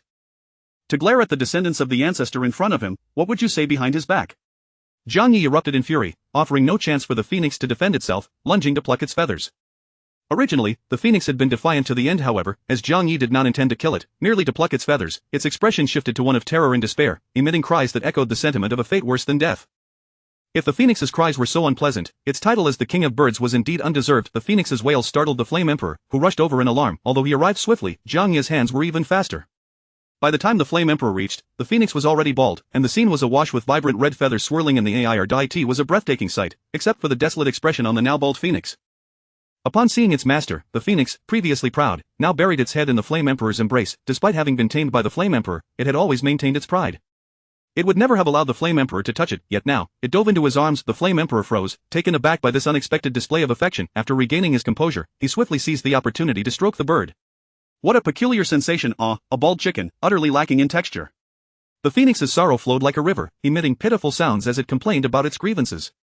The Flame Emperor's gaze shifted to Jiang Yi. Jiang Yi, however, was preoccupied, admiring the sky and the earth, deliberately avoiding eye contact. The sky was a brilliant blue, the clouds pure white, and the earth looked splendid. The Flame Emperor, wishing to restore his summoned beast's honor, began to speak, but recalled the image of Jiang Yi's iron fists pummeling the phoenix and the near death of the ice wolf, leading him to change his words. Would the Lu ancestor care for some feathered garments? Ah, no, I simply wish for chicken soup. Jiang Yi, a benevolent soul, always responded kindly when spoken to with courtesy. I have contracted a phoenix, not a chicken, and its meat is not palatable for soup. If you desire some, why not join me in the palace? I shall command the capture of a colorful rooster and instruct the royal kitchen to prepare a grand feast in celebration of your accomplishments. In their eyes, Jiang Yi had undoubtedly broken through to the legendary 10th tier, single-handedly forging a new path. Otherwise, how could he have grown so powerful? They believed that if a beastmaster personally engaged in combat with summoned beasts, it would be evident who would emerge victorious. Yet, Jiang Yi's prowess left the summoned beasts in a state of shock. This was not the emergence of a new path, they were merely sacrificing their heads as night soil. With this realization, they felt a surge of excitement. The Flame Emperor was naturally a 9th tier powerhouse, and the other 3 families had also achieved the same level. Once they reached the 9th tier, progress ceased, the road had reached its end. While those who made it this far were undoubtedly gifted, even geniuses faced limitations of, for instance, creating a new path was beyond their reach. Or perhaps they were simply not talented enough. While they could not forge a new path themselves, they could follow Jiang Yi if he could guide them. At this moment, it was time to set aside their pride and seek his favor. What? They were all esteemed ancestors, unwavering in their convictions, filled with pride. The issue was that Jiang Yi had clearly proven superior. They could not compete. In such circumstances, clinging to pride and attempting to coerce him would be tantamount to courting disaster. The Flame Emperor's intellect remained intact, but he was still the exalted emperor, whose words were law, yet he could still humble himself. Those unwilling to lower their pride would find themselves utterly defeated, with no hope for progress. Given the Flame Emperor's amicable demeanor, Jiang Yi felt reluctant to continue tormenting his beloved phoenix. Since he could not bring himself to harm the phoenix further, he turned his attention to other targets. Jiang Yi accepted the Flame Emperor's invitation with enthusiasm, then surveyed the Ice Wolf and the tortoise. The Ice Wolf, adaptable and eager, wagged its tail like a dog in excitement. Strangely enough, Jiang Yi was reminded of the Wolf King he had previously raised, which he had released back into its original world after their mission was complete. The resemblance to the Wolf King's replacement was uncanny. After all, the Wolf King was a silver-white giant, while the Ice Wolf was a magnificent white wolf. Not only did Jiang Yi refrain from tormenting the Ice Wolf, but he also brought it closer, scratching its head and feeding it a treat. With supernatural abilities, he could access the celestial storage, retrieving something without wreaking havoc on this world that was certainly within reason. He merely opened a portal, not dragging the entire celestial storage into this realm, which would not incite catastrophic consequences. The celestial storage was filled with countless rare treasures. Jiang Yi fed the Ice Wolf a fruit resembling ice crystals, its energy and aura causing the Flame Emperor's expression to turn serious, envy nearly coalescing into a tangible form. In this world, the extraordinary was reliant on summoned beasts, and the treasures resided within the realm of these creatures. Humans could acquire them either through their summoned beasts or from secret realms. Most treasures were more beneficial to summoned beasts than to humans. Utilizing them directly could lead to detrimental effects. The probability of summoned beasts bringing back treasures was not insignificant, but only if they possessed a certain level of intelligence. Otherwise, they would choose to consume the treasures instead. Only those with intelligence and sufficient strength to safeguard the treasures would bring them back to their masters. After all, humans could refine pills, and the effects of pills exceeded those of raw materials. Though a portion of the benefits may be taken by the master, even that portion would convert into resources for nurturing their own beasts. Typically, beast masters would not turn their summoned beasts into mortal enemies. Such cases were exceedingly rare. As the Ice Wolf consumed the fruit, it transformed from a mere wolf into a loyal companion, wagging its tail joyfully, and began to elevate its presence, on the verge of evolving from a celestial beast into a sacred one. This spectacle left even the phoenix, which had buried its head in its master's arms, momentarily speechless, as it gazed intently at Jiang Yi. Jiang Yi, however, remained focused on the tortoise. The tortoise, having lived long, was the family guardian of the martial lineage, passed down from the elders' ancestors. Although the martial family's ancestor had passed, the tortoise remained, a sacred beast that had not recognized a master but faithfully guarded the martial family, preventing its decline like that of the Liu family. The crucial difference was that the martial family had not produced a head of the family skilled in internal strife like the Liu family had. As an elder, it would inevitably adopt some human flaws after mingling with them for so long, such as failing to recognize reality and struggling to lower its pride after so long. The tortoise hesitated, debating whether to humble itself and curry favor with the younger generation. However, Jiang Yi had already decided its fate. Let us add turtle soup to the feast. I've heard it's quite nourishing. The tortoise's expression turned green at that moment. Jiang Yi not only suggested this but also rolled up his sleeves as if preparing to slaughter the tortoise. The tortoise, wait, I know of a turtle whose meat is exquisite, its soup is 1,000 times better than mine. Jiang Yi paused, his hand hovering over the tortoise's shell. How do you know its meat is better than yours? Ah, I am not, the tortoise replied. Once, I fought with it, and we both fell into the fiery spring, sustaining serious injuries that nearly turned us into a pot of soup. Chapter 63. What you lose is merely your life, but what she loses is love. Part 3. This signifies that the mysterious tortoise and its adversary are simultaneously boiling themselves in a cauldron, and yet, before succumbing to death, they are partaking in their own broth. Jiang Yi chooses to place his trust in it. He gently caresses the tortoise's shell, saying, "Your shell is truly remarkable. I merely wish to touch it. I have no intention of prying it open. How could I possibly be that kind of person? I am one who holds a deep affection for turtles. They are my cherished companions." Although the tortoise does not grasp the significance of Jiang Yi's declaration of love for turtles, it certainly does not believe a single word he utters. Should it become any more hesitant, it risks losing its shell. Without a shell, a tortoise is doomed. It possesses great strength, yet once deprived of its shell, its time to survive becomes limited. At that point, it all hinges on the martial family's ability to extend its life. If they fail to do so in time, then it is destined for death. There are numerous summoned beasts attacking Jiang Yi, but not all can be effortlessly dispatched by him. At that moment, a snake was also preparing to ambush him. However, Jiang Yi had little appetite for snake soup. Sensing the unfavorable turn of events, the snake swiftly retreated without revealing itself.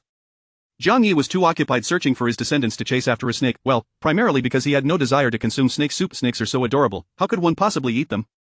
As for the tortoise, the fire phoenix, and the ice wolf, it seems that the tortoise, phoenix, and wolf were no longer adorable. Deaf to the sneaky snake, the crafty snake quickly nestled on its master's shoulder, hissing incessantly into its ear, warning its master that the enemy is exceedingly formidable, urging them not to be stubborn but to flee, or if escape is not possible, to surrender without hesitation. Its master, a captivating woman clad in a fiery red dress with luscious red lips, gradually lost the smile that once graced her face. The opponent is none other than the ancestral figure of the Zheng family, one of the 4 great families known for its aggressive tendencies. It is no wonder that upon witnessing the decline of the Liu family, she could not resist tearing a piece from them. Even while wary of the Liu family as elder, she cautiously nibbled away, adopting a stealthy approach. Now, having tested the waters, the head of the Zheng family has resolved to launch a final assault, aiming to reduce the 4 families to 3 and ascend to the top of the trio.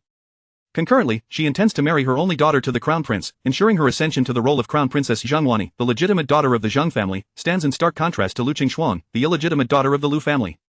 Zhengwani is renowned throughout the capital for her beauty and talent, hailed as the fairest maiden, while Lu Qingxuan is derided as the capital's greatest fool. The Liu family, though not openly mocking Lu Qingxuan, often finds themselves backstabbed while attempting to assist her. In the end, they chose to ignore her. After all, how could they help Lu Qingxuan only to be accused of bullying her later? The younger generation of the Liu family, feeling defeated, resigned themselves to destruction. Thus, they ceased to assist her, only to be met with her resentment, leading her to report them to the head of the Liu family, which resulted in their own punishment. Eventually, no one was willing to accompany Lu Qingxuan on outings anymore. Jiang Yi, however, remained oblivious to these events. As the Flame Emperor was treating him to a meal, Jiang Yi, with a beaming smile, clapped the Flame Emperor on the shoulder, saying, "You're quite admirable." "I genuinely like you." The Flame Emperor, puzzled, replied, "What do you mean by that? What kind of liking are we talking about here?" Jiang Yi did not clarify but merely glanced at the Flame Emperor's face and physique, his expression one of appreciation. Despite his advanced age, the old fellow appeared remarkably youthful, likely due to his immense strength, which slowed his aging process, and he remained quite handsome. "Wait a moment, this one is a child of destiny, and that one is also a child of destiny." Jiang Yi's gaze suddenly turned peculiar. The Flame Emperor felt a chill run down his spine. "Are you, perhaps, still a virgin?" he stammered. The Flame Emperor replied, "Ahem, my son is exceptionally talented. From birth, he had a sacred beast acknowledge him. Moreover, while I am not particularly enamored with beauty, I have no shortage of lovely concubines in the harem." Jiang Yi exclaimed, "Oh," and continued to observe him, eventually coming to a realization. Ah, he is a false child of destiny. The true child of destiny is the enigmatic figure, the Black Emperor, the unsung ruler of the Dark World, who has already attained the 8th tier of strength at such a young age, while outwardly appearing to be a foolish prince with mere beauty. A foolish prince. Jiang Yi continued to scrutinize him, causing the Flame Emperor to feel increasingly uneasy. Ultimately, the Flame Emperor decided to set aside his imperial demeanor. "The elder is of the same generation as my grandfather. In fact, I should address him as uncle. In a world where personal strength reigns supreme, imperial authority is not absolute." The Flame Emperor did not exhibit the arrogance of "I am the emperor, and my worth is beyond measure." Rather, he was flexible in his approach. Of course, maintaining appearances was still important. Thus, by referring to him as uncle, how could Jiang Yi harbor any ill intentions towards him, a junior? For instance, developing a crush on him. Otherwise, why would he so openly scrutinize him from head to toe, both admiring and questioning whether he was still a virgin? The Flame Emperor was indeed overthinking things. Jiang Yi had no desire for his body, as he was not that sort of person. Initially, he had assumed the Flame Emperor was a true child of destiny. Regrettably, he was mistaken, which is why Jiang Yi currently held no interest in him.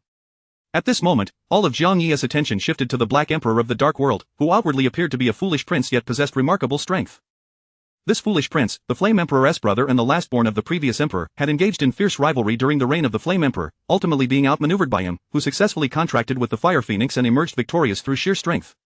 Had it been solely a battle of wits, the Flame Emperor would have struggled to ascend to power. His allies were far fewer than those of his brother. However, that Fire Phoenix was originally meant for his brother but was snatched away by him, a scheme orchestrated by his own mother. Initially, the foolish prince was not a fool. The Flame Emperor was not the crown prince, as his elder brother held that title. However, upon the birth of the foolish prince, his extraordinary talents became apparent. The late emperor was overjoyed, and upon comparing him to the original crown prince, he began to view the latter as less than perfect. Thus, under the late emperor's guidance, the princes descended into chaos over the throne. At that time, the foolish prince was merely an infant, and no one suspected that their own brothers would conspire against even a baby. Unfortunately, the foolish prince's luck was lacking, and he became an innocent victim. The plan was to secretly eliminate a high-ranking official while simultaneously removing one of his allies, but the plot inadvertently ensnared the princes. While the princess' life was saved, his mind was lost. The late emperor, in a fit of rage, stripped the crown prince of his title and exiled the 2 most powerful princes to a desolate land as vassals. After the remaining few princes were left, the late emperor soon regretted his actions. In his anger, he had banished his most capable offspring, and now he had none left who could contend for power. Should he restore the crown prince's position or retrieve the exiled ones? Even more tragically, the late emperor had not ascended to power through his own strength. His innate talent was mediocre. His rise was facilitated by the hard work of his parents. Despite possessing the resources of an entire kingdom, the late emperor's strength barely improved. Lacking sufficient power, he faced various dangers, such as sudden wild summoned beasts. While there were those to protect him, their reliability paled in comparison to one's own strength. The late emperor nearly lost his life to a wild summoned beast, and although he was rescued in time, his lifespan was adversely affected. For instance, he could no longer utilize many longevity techniques. Throughout history, emperors have outlived one or two crown princes, yet the late emperor managed to outlive none, as he himself was the first to perish. At this moment, the Flame Emperor experienced a stroke of fortune, successfully contracting with the Fire Phoenix, which significantly enhanced his strength. While he himself was not particularly intelligent, his mother was astute, quickly perceiving the late emperor's intentions. She instructed her son to assure the late emperor that he would treat his siblings kindly, leading to the late emperor's satisfaction and the selection of the Flame Emperor as the heir. Although the Flame Emperor's ascension might appear to be a stroke of luck, his strength is undeniable. Additionally, he did not betray his promises or harm his siblings. Each deserving of a princely title received one, save for the foolish prince, who, due to his perceived foolishness, was kept in the capital for fear he would be bullied, allowing the Flame Emperor to care for him closely. With the Flame Emperor's protection, the subordinates dared not exploit the foolish prince's naivety. The lavish banquet prepared by the Flame Emperor failed to capture Zhang Yi's full attention. He was engrossed in observing information regarding the foolish prince. Where did this information come from? Oh, it was constructed by the foolish prince himself, the Black Emperor of the Dark World. Since the Flame Emperor referred to him as uncle, they were all family. Moreover, the Flame Emperor and the foolish prince were brothers, meaning Zhang Yi and the foolish prince were also kin. Family members need not speak to each other as strangers. The Black Emperor's possessions are Zhang Yi's, and Zhang Yi's possessions remain his own. After the meal, Zhang Yi was retained within the imperial palace by the Flame Emperor. As for the Lu family, what status do they hold to dine and reside with the Flame Emperor? Primarily because Zhang Yi, though initially anxious to locate his descendants, was prone to outbursts when confronted with the murder of his kin, resulting in him violently attacking numerous summoned beasts. However, his demeanor was thoroughly lackluster, his performance nothing more than a perfunctory act. Upon returning home, he even destroyed his own abode afterward. The head of the Lu family lamented, but Zhang Yi paid him no mind, showing more concern for the summoned beasts he had bested than for the Lu family members. Although the few summoned beasts that had nearly been cooked into soup did not appreciate such attention, Lu Qingrong, however, was treated well under the Flame Emperor's orders. After all, she was saved by the Lu family's elder and thus held a unique status in the elder's heart. It was imperative to win her over. If all else failed, perhaps a handsome strategy would suffice. Conveniently, the Flame Emperor had a son, handsome and of outstanding character, of the same age as Lu Qingrong. The two were indeed a perfect match. The Flame Emperor's son was evidently the Crown Prince. The Crown Prince, nestled in his chamber, sneezed vigorously, feeling uneasy, and decided against sleep, opting instead to seek the sacred beast, the white tiger, and lay beside it. The white tiger flicked its tail in annoyance but did not chase him away, for it had raised the beast master since childhood. Indeed, it had taken the initiative to acknowledge its master when the Crown Prince was very young, subsequently enjoying the respect and care of humans within the palace. Its daily routine consisted of nurturing its beast master. Oh, wait, no, it was actually about guiding its beast master's growth. The foolish bird mocked it for lacking the dignity of a sacred beast, while the white tiger retorted that the foolish bird was simply dim-witted. Every summoned beast should have its own beast master, and sacred beasts are no exception. Unlike the foolish bird, whose presence was discovered by humans, leading to a near-death encounter, the white tiger sought to find its own master. It just so happened that it set its sights on the newly born Crown Prince. Initially, it had intended to choose the foolish prince, the one known as the Duke of Auspiciousness. However, upon realizing that the foolish prince already had a summoned beast, a black dragon, and knowing the two to be mortal enemies, the white tiger swiftly turned away and sensed the birth of a talent-rich human child, rushing to witness the commotion. While the spectacle was entertaining, the foolish bird, unprincipled and lacking decorum, did not engage in a fair fight but instead raised the alarm. Who could understand? At that moment, a multitude of beast masters, all at least tier 8, surrounded it with ill intent. The white tiger showed no fear but, unlike the foolish bird, possessed intellect. With its considerable mind, the white tiger promptly acknowledged its master. Not only did it recognize the Crown Prince, but the humans present were equally bewildered. However, bewilderment aside, once a master was acknowledged, they were family and thus could not engage in violence. As a result, the Crown Prince was bestowed the title of Crown Prince, for he had a sacred beast recognize him at birth. What else could the Flame Emperor do? He swiftly declared his newborn son the Crown Prince, granting him the title of heir apparent. The white tiger chose to adapt to its circumstances. Although it rarely regarded anyone, it took notice of the Flame Emperor and the beast master it had chosen, the Crown Prince, and remained a dominant presence in the palace.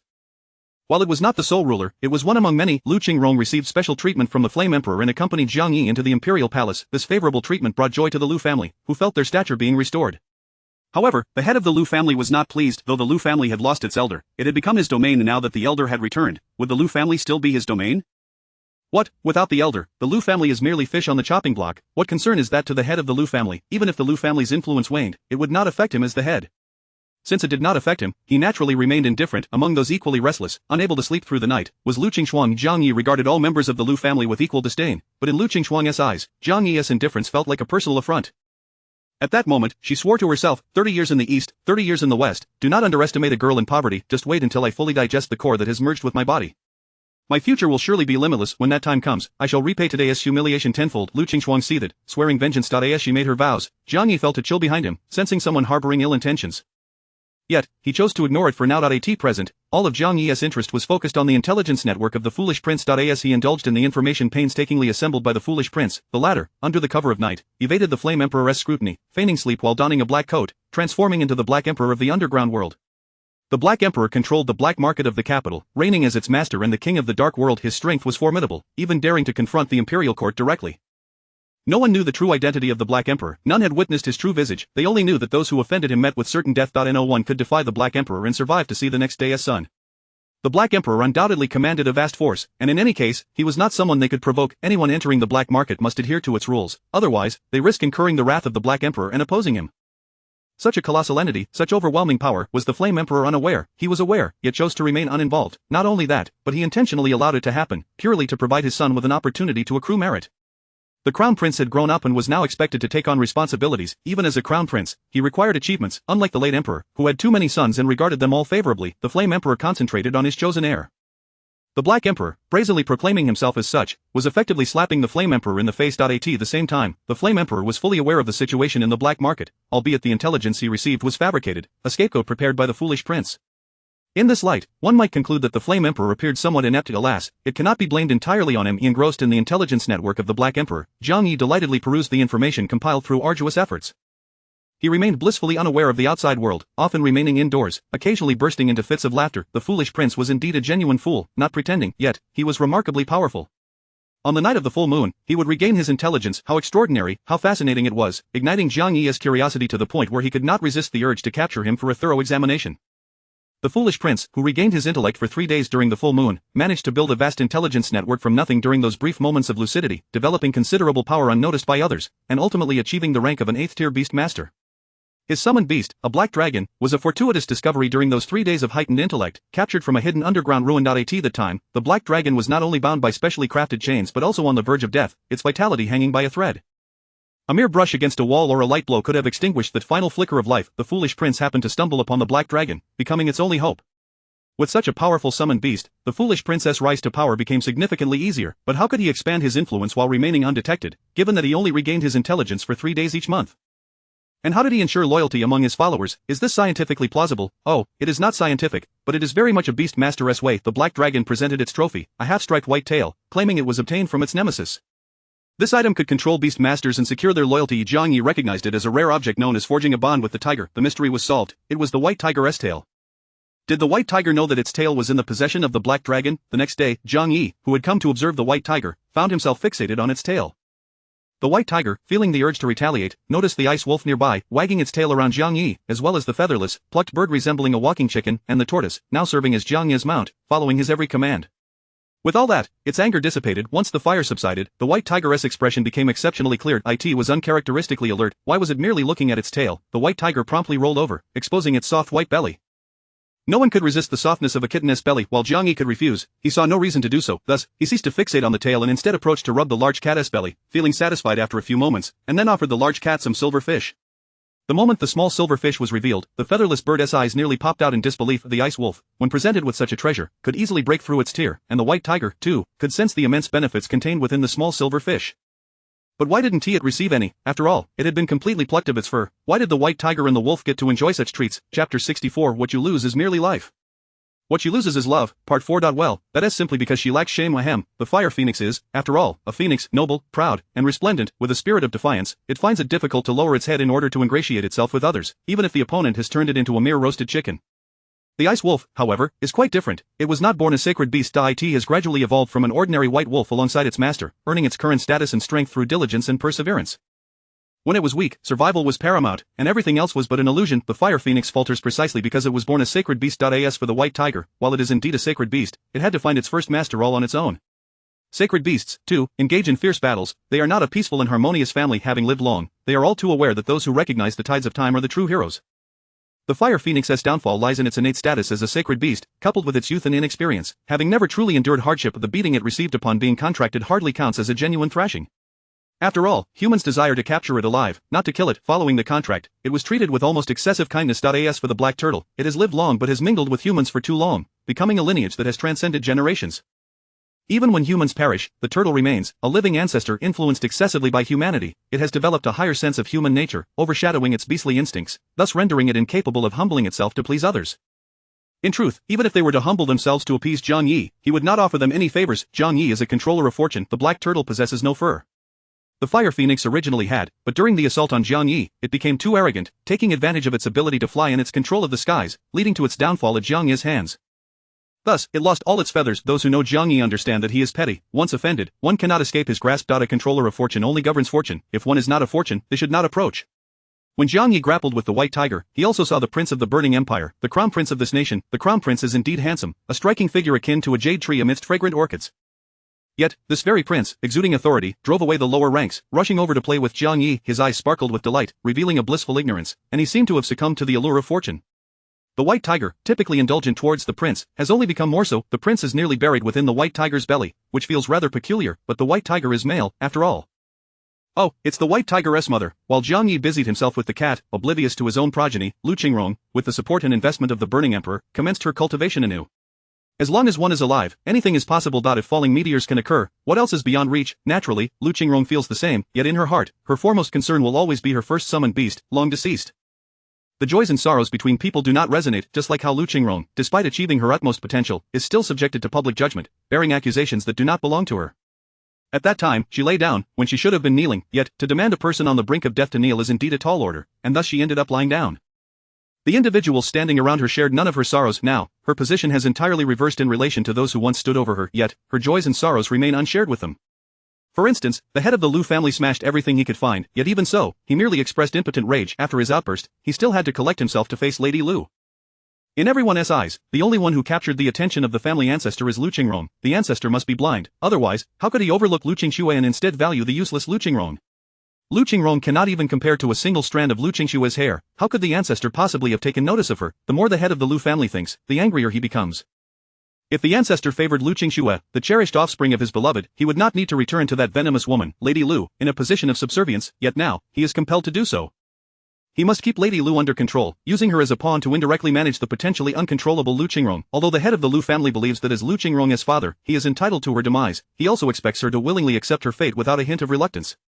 Otherwise, it would be seen as unfilial. However, despite these thoughts, when Lu Qingrong was powerless and merely a weakling, he not only thought this way but acted accordingly. The issue is that Lu Qingrong has entered the palace alongside the family ancestor. As the rightful powerful figure, the ancestor is not merely a figure of speech. If he were not strong, would the burning emperor have come to entertain them with his benevolence? A true powerhouse has emerged within the family, leaving the head of the Lu family unable to maintain his unilateral control. If the ancestor, upon returning from seclusion, still prioritized him as his most esteemed descendant, the head of the Lu family could still exert his influence. However, the problem is that the ancestor has emerged from seclusion with a changed perspective, seemingly ignoring his most exceptional descendant and instead focusing on a worthless daughter. The intentions of a supreme powerhouse do not waver due to the anger and resentment of the weak. Lu Qingrong has entered the palace with Zhang Yi, and the head of the Lu family lacks the ability to place anyone under the emperor's watchful gaze. If he had such capability, he would not be on the brink of having the Lu family erased from the list of prominent families in the capital. The Lu family currently possesses no official positions, relying solely on their reputation to maintain their final semblance of dignity, which is granted by the burning emperor. The emperor simply does not wish to witness the four great families diminish into three. Unfortunately, the head of the Lu family finds himself unable to gain any leverage, and the burning emperor can only express that he has done his utmost. But fear not, for Zhang Yi has arrived.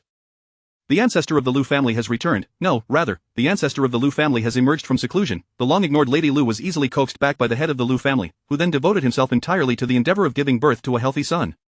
As for Lu Qingrong, she must now strive for the possibility of a hefty child within her womb. After all, once she bears a son for the head of the Lu family, everything belonging to this elder sister will belong to her younger brother.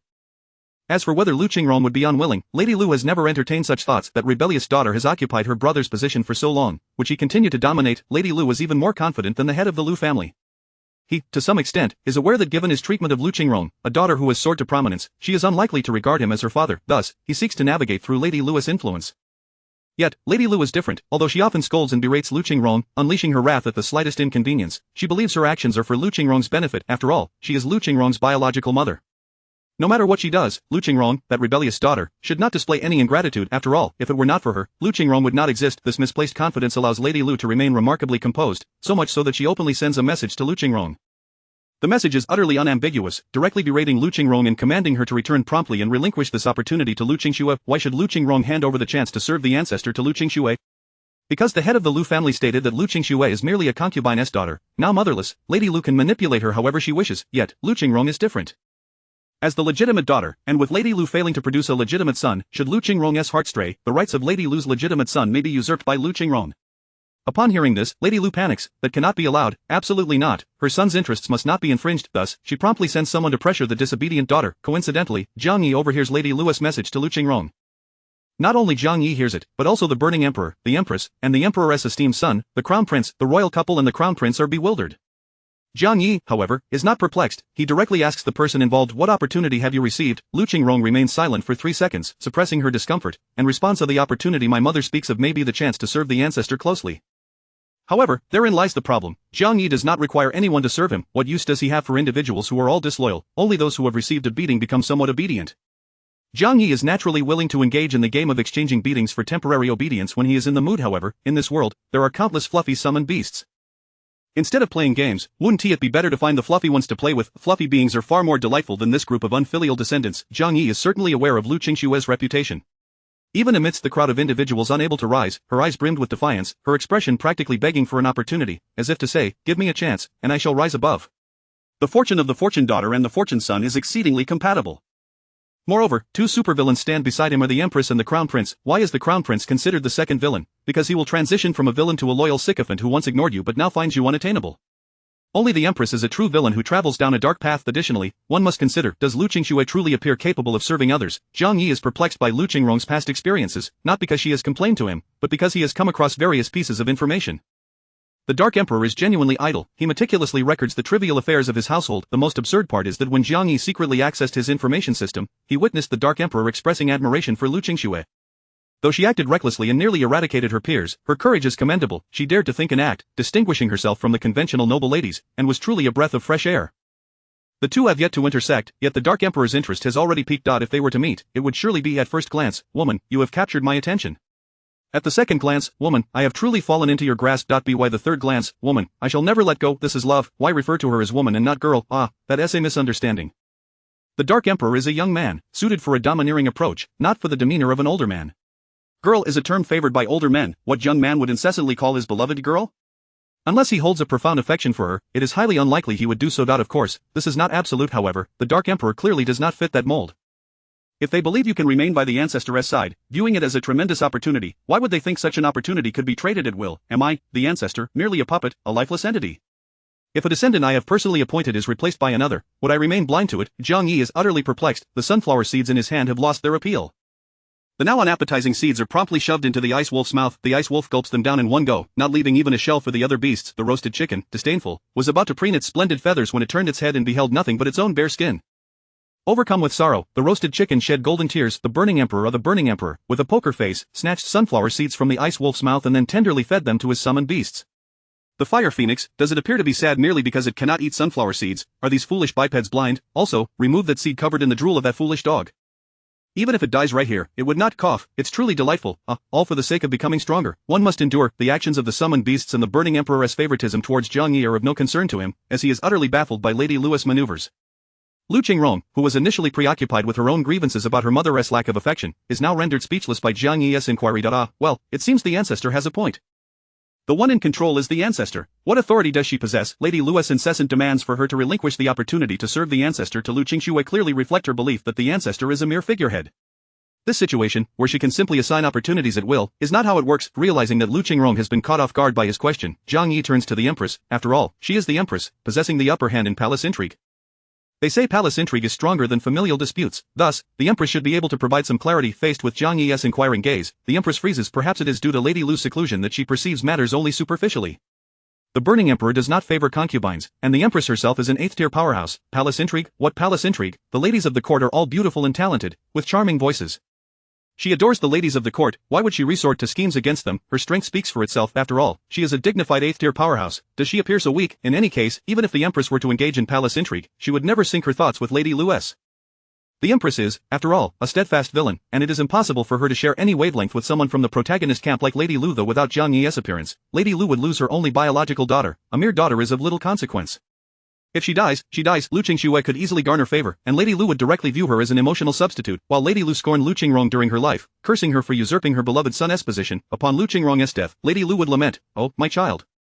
I cannot live without you. How will I survive?" She would then take Lu Qingxue as a replacement and pour her heart into her. However, now that Lu Qingrong is alive, she cannot stir any maternal affection within Lady Lu. Thus, it is merely a matter of pressuring her own daughter. The Empress is equally baffled. To her knowledge, Lady Lu has only one daughter, and this is her biological child. In a situation where there is only one child, why would Lady Lu, upon learning that her child has received an opportunity, not only appear unhappy but also demand that her child relinquish this opportunity to another, especially to a concubine's daughter? The Lu family is indeed a large family. The Empress has some understanding of their circumstances, yet, the more she knows, the less she comprehends Lady Lu. Fortunately, Zhang Yi is not insistent on finding a single answer. He ponders briefly, then speaks. "Very well, let us summon Lu Qingxue to serve the ancestor as well. The flattery and obsequiousness of the fortune daughter, having never been experienced, will certainly be worth a try. It would also clarify matters for Zhang Yi. Wasn't this supposed to be a world of the extraordinary, where the strong reign supreme? Why are they still engaged in domestic disputes? No, let us all get fired up and have a real match." He realizes that he had perhaps enjoyed too smooth a journey in the past, which has left him somewhat unaccustomed to the present. Zhang Yi establishes the tone, and soon the Lu family learns that Lu Qingxue has been summoned by the ancestor and can enter the palace to serve him. Lady Lu nods with restrained satisfaction.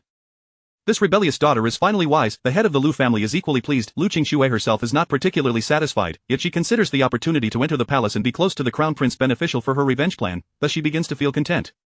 That very day, Lu Qingxue accompanied the palace attendants into the palace. Upon entering, she did not see Lu Qingrong, nor did Lu Qingrong come to see her. Their relationship has never been particularly good. Before her transmigration, Lu Qingxue's original self was often embroiled in trouble, providing endless entertainment for the people of the capital. Lu Qingrong endeavored to clean up her mess and maintain the family's dignity, but with little success. Once the transmigrator Lu Qingxue arrived, she regarded everyone with disdain and arrogance. After all, she is a high-quality woman from modern society. What do these ignorant ancients know? Do they have television? Sports cars, airplanes? They possess nothing. Upon her arrival, she promptly sold off the original self's maid, as the maid also looked down upon the original self, considering her ill and unattractive, yet audacious enough to aspire to the prince, the white moonlight of all the ladies in the capital. Truly despicable. While the original self was oblivious, the transmigrator clearly saw through her, and such a traitor would not be kept around. Thus, she was swiftly dispatched. Of course, Lu Qingxue was not originally unattractive. It was merely that the original self enjoyed applying exaggerated artistic makeup to her face, creating an impression of ugliness. After the transmigrator's arrival, she removed the overly extravagant makeup, revealing the original's stunning beauty. She did not immediately change her appearance, deciding instead to wait for an opportunity to astonish and shock these ignorant ancients. Consequently, the Lu Qingxue who entered the palace still bore a look that seemed to shed powder with every step, her cheeks adorned with 2 patches of blush resembling a monkey's backside, and her lips painted in a sausage-like style. By all accounts, her appearance was certainly unacceptable. She needed a makeover to meet the emperor and empress, yet, remarkably, no one raised any objections. Ultimately, Zhang Yi encountered the heavily made-up, glaringly unsightly figure of a large monkey. Zhang Yi shut his eyes momentarily, recalling that when he first descended from the heavens, the fortune daughter was still normal. Could it be that at that time, she was in his home and caught up in a significant change, hence unable to prepare herself?